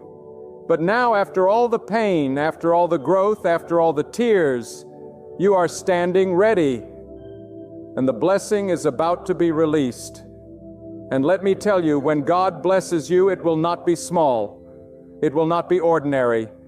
It will not be explainable by logic or reason. It will be so extraordinary that those who doubted you will not be able to deny the hand of God upon you. They may not understand you, but they will not be able to ignore what God has done. Your blessing will be so visible, so undeniable, that it will draw eyes not to you, but to the greatness of the God you serve. This is why you cannot give up. This is why you cannot let discouragement take root in your heart. God is about to turn the very place of your struggle into the platform of your testimony. The very thing that looked like it would destroy you is about to showcase the power of God. Your enemies may have rejoiced over your setbacks, but they will have to watch as God sets a table before you in the presence of your opposition. They will not understand how you made it, but you will know it was God and God alone. Listen to me, do not limit God by your own imagination. Your imagination is too small for what God intends to do. You have asked for enough to survive, but God is preparing more than enough to overflow. You have asked for the door to open, but God is preparing to expand your territory. You have asked for healing in one area, but God is about to bring wholeness in every area. What you thought was a prayer for survival will become a testimony of abundance. And hear this, the blessing that is coming is not just for you. God blesses you so that you can be a blessing. The overflow is not meant to stop with you. It is meant to spread through you, your family, your community. The people who cross your path, they will be touched by the abundance God pours into your life. When you walk in the blessing of God, you become a living reminder to others that He is faithful. Your life becomes a message that says, if God did it for me, He can do it for you. I know some of you are thinking, but I have made too many mistakes. Oh, I have failed too often. I am unworthy. Let me tell you something. God's blessing is not about your worthiness. It is about His greatness. If blessing was only for the perfect, none of us would qualify. But God delights in taking imperfect people and placing His perfect blessing upon them. That is how He proves it is not by our strength, but by His mercy. The world may measure you by your past, but God measures you by your potential. The world may see your scars, but God sees your future. And what God is about to do will eclipse everything behind you. You may have lost years, but God can restore in a moment what was stolen over a lifetime.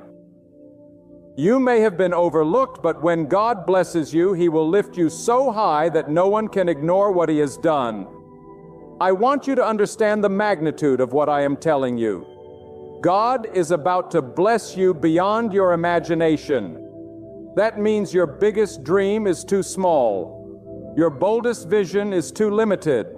The picture you have painted of your future is only a fraction of what God intends. You are thinking survival, but God is thinking overflow. You are thinking breakthrough, but God is thinking transformation. You are thinking about the next step, but God is about to give you a leap. This is why you must prepare your heart, because the blessing that is coming will not just change your circumstances. It will change you. It will stretch your faith. It will enlarge your vision. It will humble your pride. It will deepen your gratitude.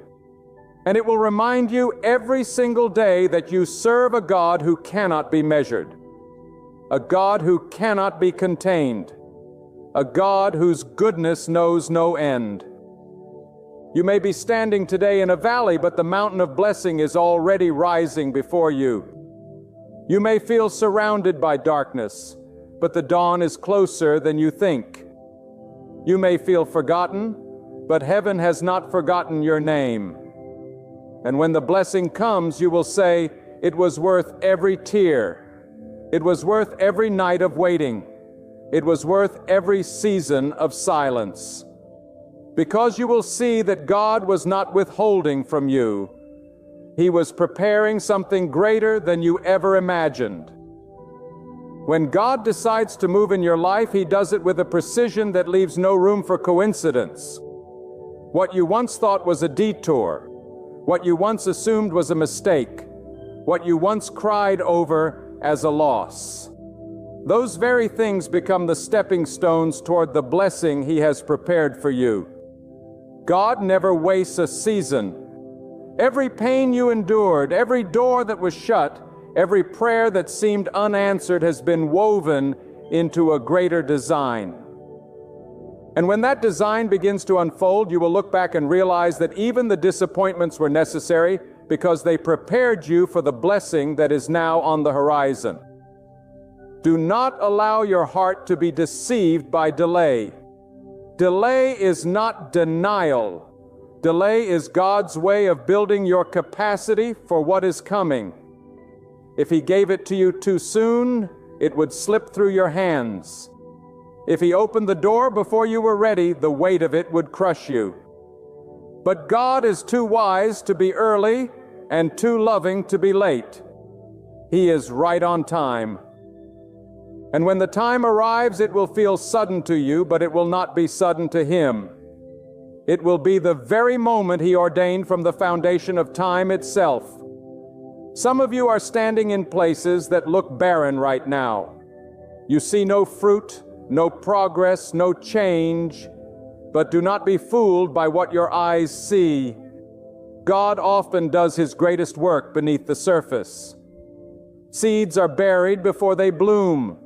They are hidden in darkness before they reach the light. So it is with you. You have been hidden, but you are not forgotten. You have been planted, not buried.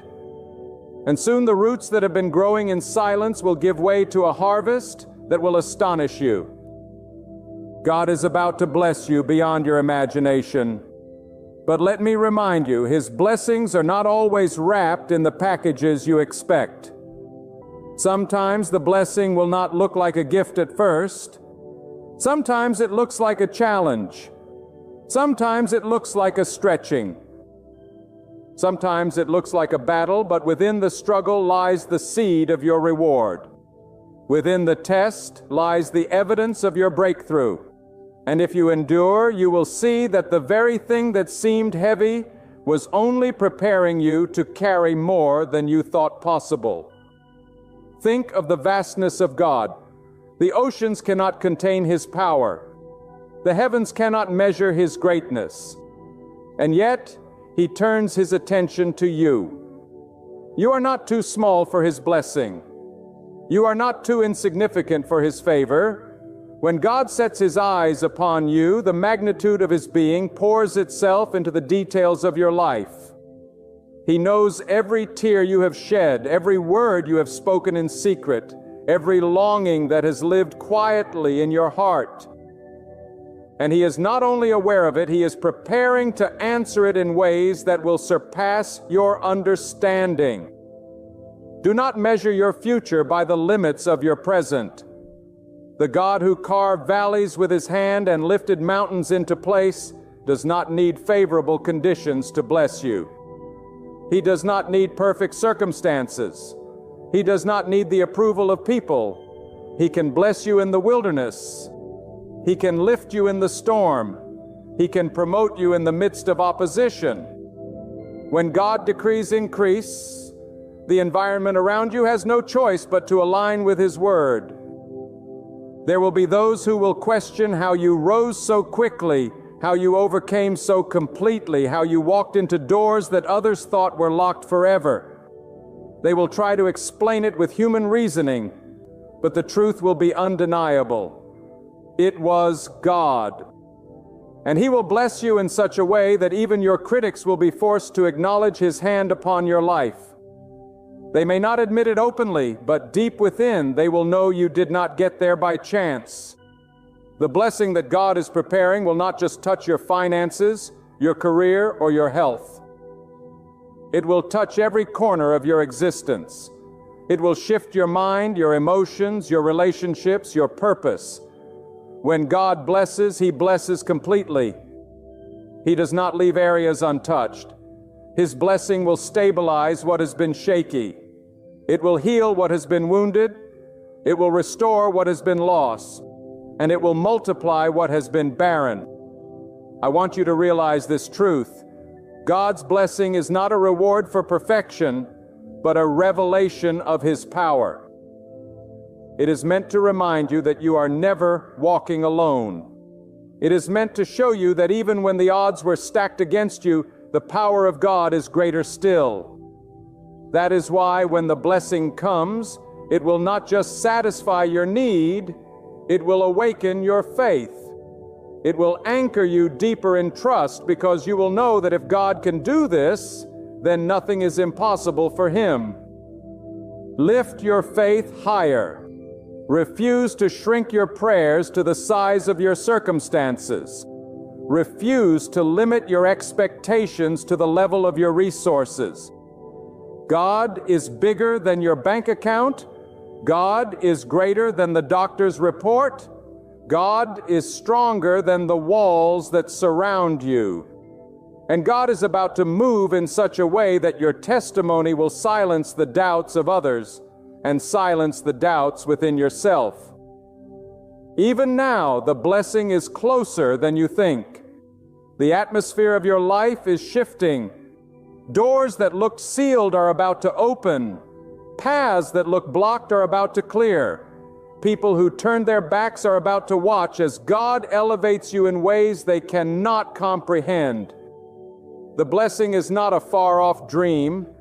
It is a reality that is about to break through. And when it does, it will carry you further than you imagined and establish you in places you never thought you would stand.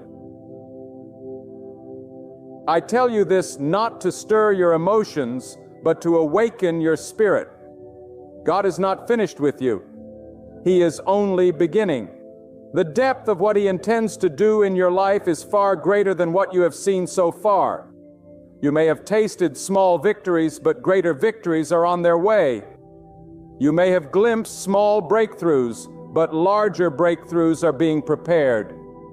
You may have carried small blessings, but an abundance is about to be poured into your hands. Now is the time to stand with unwavering faith. Do not look to the left or the right. Do not compare your journey to the journey of another. God's blessing for you is tailored, unique, crafted with divine precision. What He is about to give you will fit you perfectly, and no one else can take it from you. What He has prepared for you has your name upon it, and nothing and no one can claim what God has already destined to place in your life. When God chooses to bless you, He does not consult your past, and He does not check the opinions of people around you. He acts according to His will, His wisdom, and His power. That is why when His blessing arrives, it confounds human logic. You may not have the qualifications others value. You may not have the connections others rely on. You may not even have the strength you once thought you needed, But when God steps in, His favor outruns every deficiency. His blessing is not confined to human systems. It operates on the authority of His command. And when He commands abundance, nothing in this world can cancel it. Think about the depth of God's mercy. He does not bless you because you have done everything right, but because His goodness is limitless. He does not elevate you because you have never fallen, but because His power is greater than your fall. That is why His blessing is so astounding. It does not measure your worth by human standards. It reveals His greatness in ways that lift you above what you thought possible. The very areas where you feel disqualified are often the areas He chooses to display His might. He does this so that when you stand in the blessing, you will know it was not by your hand, but by His. There are moments in life when it seems as though everything is standing against you. People may resist you. Circumstances may discourage you. Time itself may seem to be running out. Yet, it is in those very moments that God often chooses to reveal His blessing most clearly. When you are at the end of yourself, you discover the beginning of His abundance. When all other doors have closed, He shows you that His hand can open what no one else can. When the night feels longest, His light proves brightest. Do not be surprised if your darkest hour becomes the stage for your greatest blessing. Do not despise the process God has allowed you to walk through. Some blessings require preparation that cannot be rushed. A vessel must be shaped before it can be filled, and a foundation must be laid before a building can rise. The delay you have experienced is not wasted time. It has been God preparing you for what is coming. He has been stretching your faith, strengthening your resolve, refining your character so that when the blessing arrives, you are not only ready to receive it, but strong enough to sustain it. Without that preparation, the blessing could slip through your hands. With it, you will carry it with grace and wisdom. There are blessings that come suddenly, and there are blessings that unfold gradually. Some arrive like a flood, sweeping through every part of your life at once. Others come like the dawn, slowly but steadily, breaking through the night until the light fully shines.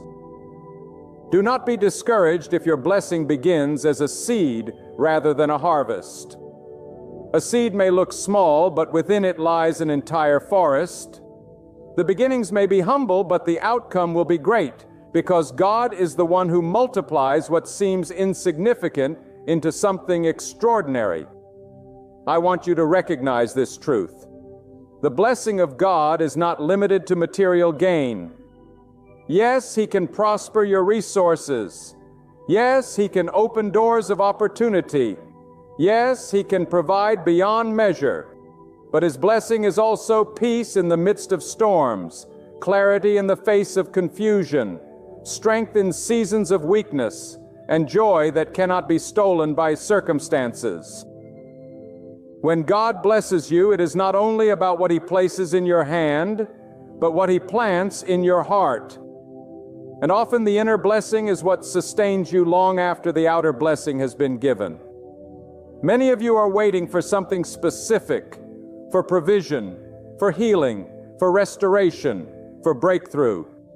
But what if I told you that God's blessing will not only meet the need you can name, but exceed it with blessings you have not yet imagined? You have prayed for doors to open, but He is preparing entire gates to swing wide. You have asked for restoration of one thing, but He is planning restoration of many things. You have hope for a small shift, but He is preparing a transformation that will rewrite your entire story. God never stays within the borders of your expectations because His nature is overflow, not restraint. Let me speak directly to your soul. Do not be content with just enough. Do not limit your prayers to what feels comfortable or certain. Dare to believe that God can move far beyond the edges of your imagination. He is never intimidated by how big your request is. He is never held back by how great your need may seem. In fact, He takes joy in revealing His power right where you feel the weakest. And when you choose to believe Him for more, it isn't arrogance. It's faith aligning itself with divine greatness.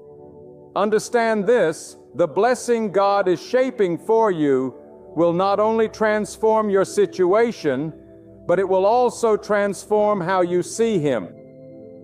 It will deepen your awe, enlarge your gratitude, and anchor your trust. You will find yourself saying, "I never knew He could move in this way. I never realized He cared so deeply for the details of my life. I never understood the extent of His generosity." That is what happens when God blesses beyond imagination. He expands your understanding of who He is.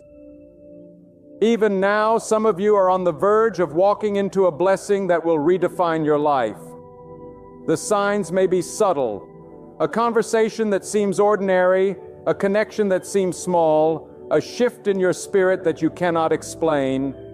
Do not dismiss these signs, for they are often the beginnings of God's unfolding plan. Great rivers begin as small streams. Mighty trees begin as tiny seeds.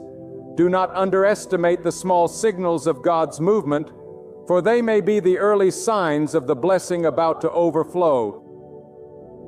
Prepare yourself. Blessings demand room to flow.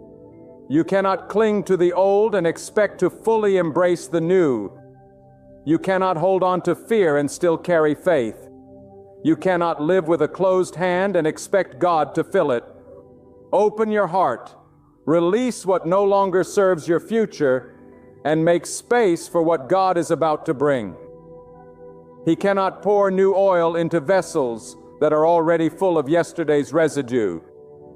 But when you present yourself empty, expectant, and willing, His blessing will fill you to overflowing. The time is near when you will stand as living proof that God does not abandon His own.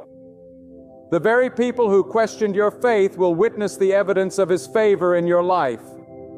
The very voices that told you it would never happen will be silenced by the reality of what God has done. And you will stand not in pride, but in humility, saying, "This is the work of God, and it is marvelous in my eyes." When God prepares to bless you, He begins by shifting the ground beneath your feet. You may notice disruptions, changes you did not expect, people leaving, doors closing, and seasons ending. Do not mistake these movements as signs of abandonment. They are the clearing of the soil, the uprooting of what no longer belongs, the pruning of branches so that fruit can grow. God knows what cannot accompany you into the next season, and He will not allow what is temporary to hinder what is eternal. Every removal is a preparation for the abundance He is about to release. You see, the blessing of God is not just about what comes into your life. No, it is also about what leaves your life. Sometimes the greatest blessings are not in the things you gain, but in the burdens He lifts, the chains He breaks, the toxic ties He severs. God's blessing is freedom as much as it is increase. It is peace as much as it is provision. It is clarity as much as it is opportunity. So when He begins to strip away, do not resist it, because the hand that removes is the same hand that restores. God blesses in ways that often seem hidden at first. What looks like a delay may be protection. What feels like a setback may be positioning. What appears to be lost may be the seed of a greater harvest. You cannot judge the blessing of God by the first chapter of its unfolding. You must trust the author of your story, for He sees the ending before the beginning. He knows how every detail, every moment, every trial, and every triumph will weave together into a blessing so complete that you will one day stand in awe of how perfectly it was planned. Do not underestimate the power of expectancy. When you live with the conviction that God is about to bless you beyond imagination, your heart shifts. You stop speaking words of defeat and begin declaring words of faith. You stop walking with your head bowed down and begin lifting your eyes toward the horizon. Expectancy is the soil where blessings grow. God responds to faith that believes not only in His ability, but also in His willingness to act. The expectation that He will move prepares the vessel for the abundance He is preparing to pour. There is a reason why your trials have felt heavier than others, why your waiting has felt longer, why your battle has been fiercer. It is because the blessing assigned to your life is greater than you realize. The weight of the struggle is often in proportion to the weight of the blessing. And if you have been carrying heavy burdens, it is only because God is preparing you to carry heavy blessings. Do not despise the weight. It is proof that something mighty is on its way. God is not only preparing to bless you, He is preparing to elevate you. His blessing is not designed to keep you in the same place, but to lift you into a higher dimension of living. What He is bringing will require you to see differently, to think differently, to live differently. That is why the blessing will not just change your external situation. It will transform your internal vision. He will enlarge your perspective so that you no longer think in terms of scarcity, but in terms of abundance. You will no longer look at obstacles as barriers, but as stepping stones. You will no longer measure life by what you lack, but by the limitless provision of God.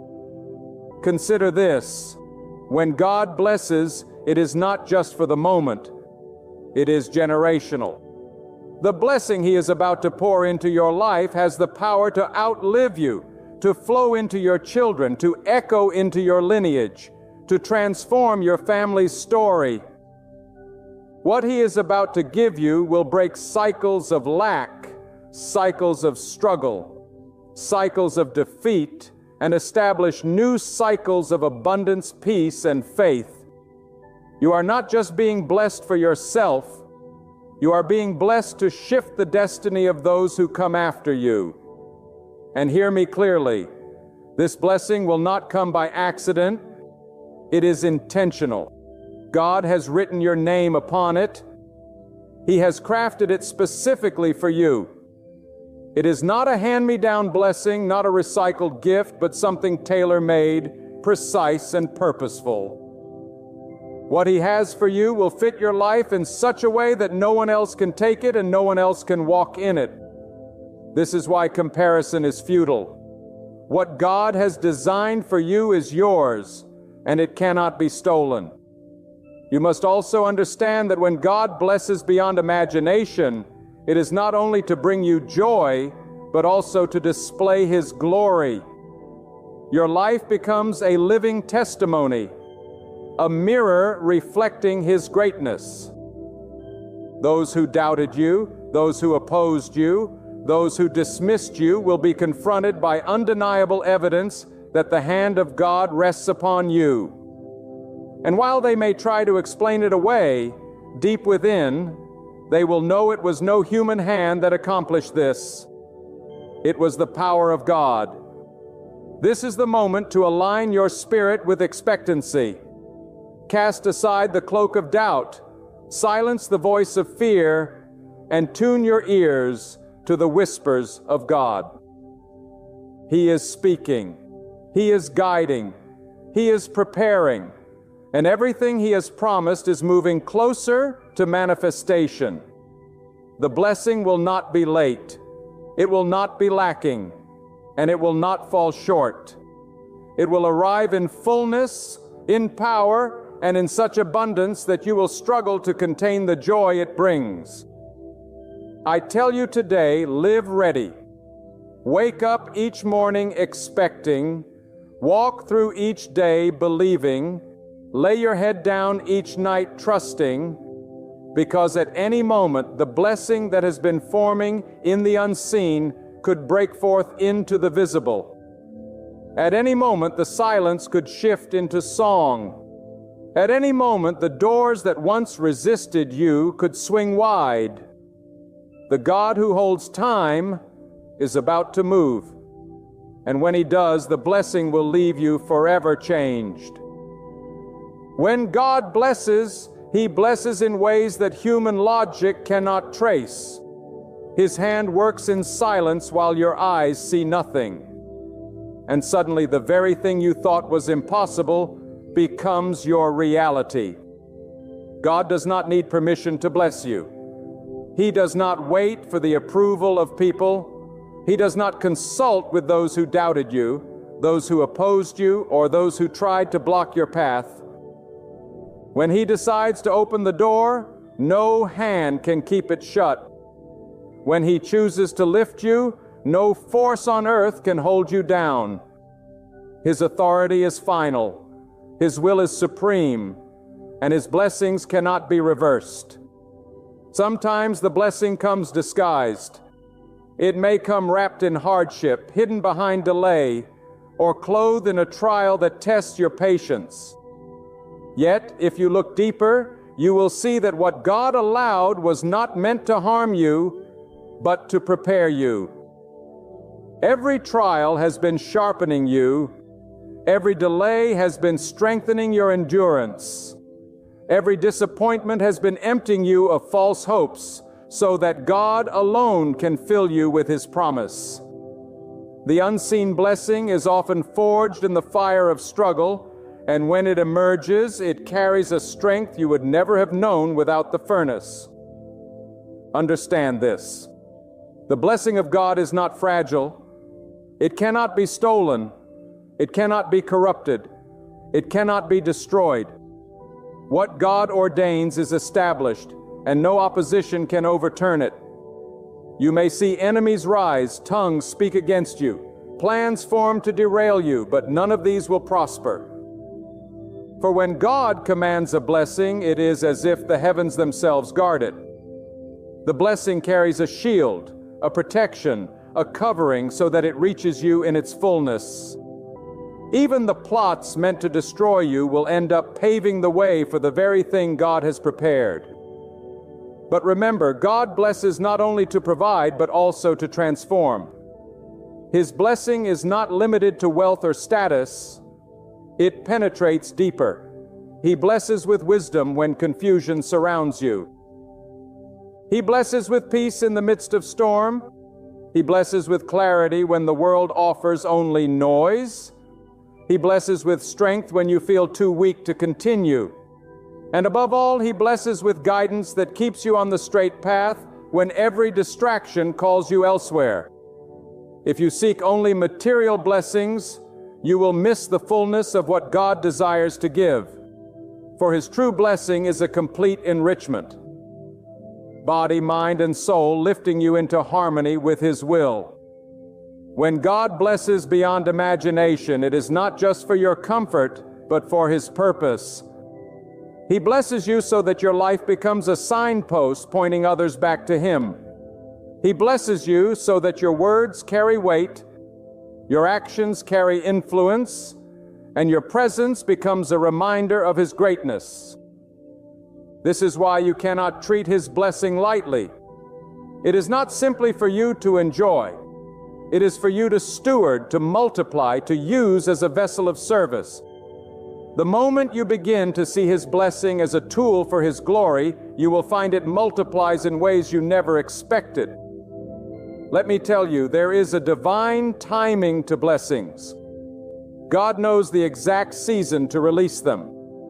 If you receive them too soon, you might not have the strength to carry them. If they came too late, you might lose heart. But God, in His perfect wisdom, orchestrates every detail so that the blessing arrives not a moment too early and not a moment too late. When it comes in season at the appointed time. When your heart is ready, when your faith has matured, and when your hands are strong enough to hold it. Trust the timing, because the one who holds the seasons never makes a mistake. Do not let impatience rob you of what God is preparing. Many abandon the process because they grow weary in the waiting. But those who remain steadfast, those who trust even when nothing seems to move, those who believe even when the silence lingers, they are the ones who witness the greatness of His blessing. Waiting is not wasted time. It is sacred preparation. The blessing you are about to receive is too great to be rushed. God is shaping it, polishing it, and aligning it perfectly with your destiny. And when it comes, it will not trickle. It will overflow. The blessing of God does not arrive in fragments. It arrives in fullness, in abundance, pressed down, shaken together, and running over. It will stretch your capacity, enlarge your vision, and call you to live at a higher level than before. You will realize that all the nights of prayer, all the seasons of patience, all the tears you sowed were never in vain. God was collecting every cry, every plea, every act of faith, and now He is ready to return them in a harvest beyond what your mind could contain.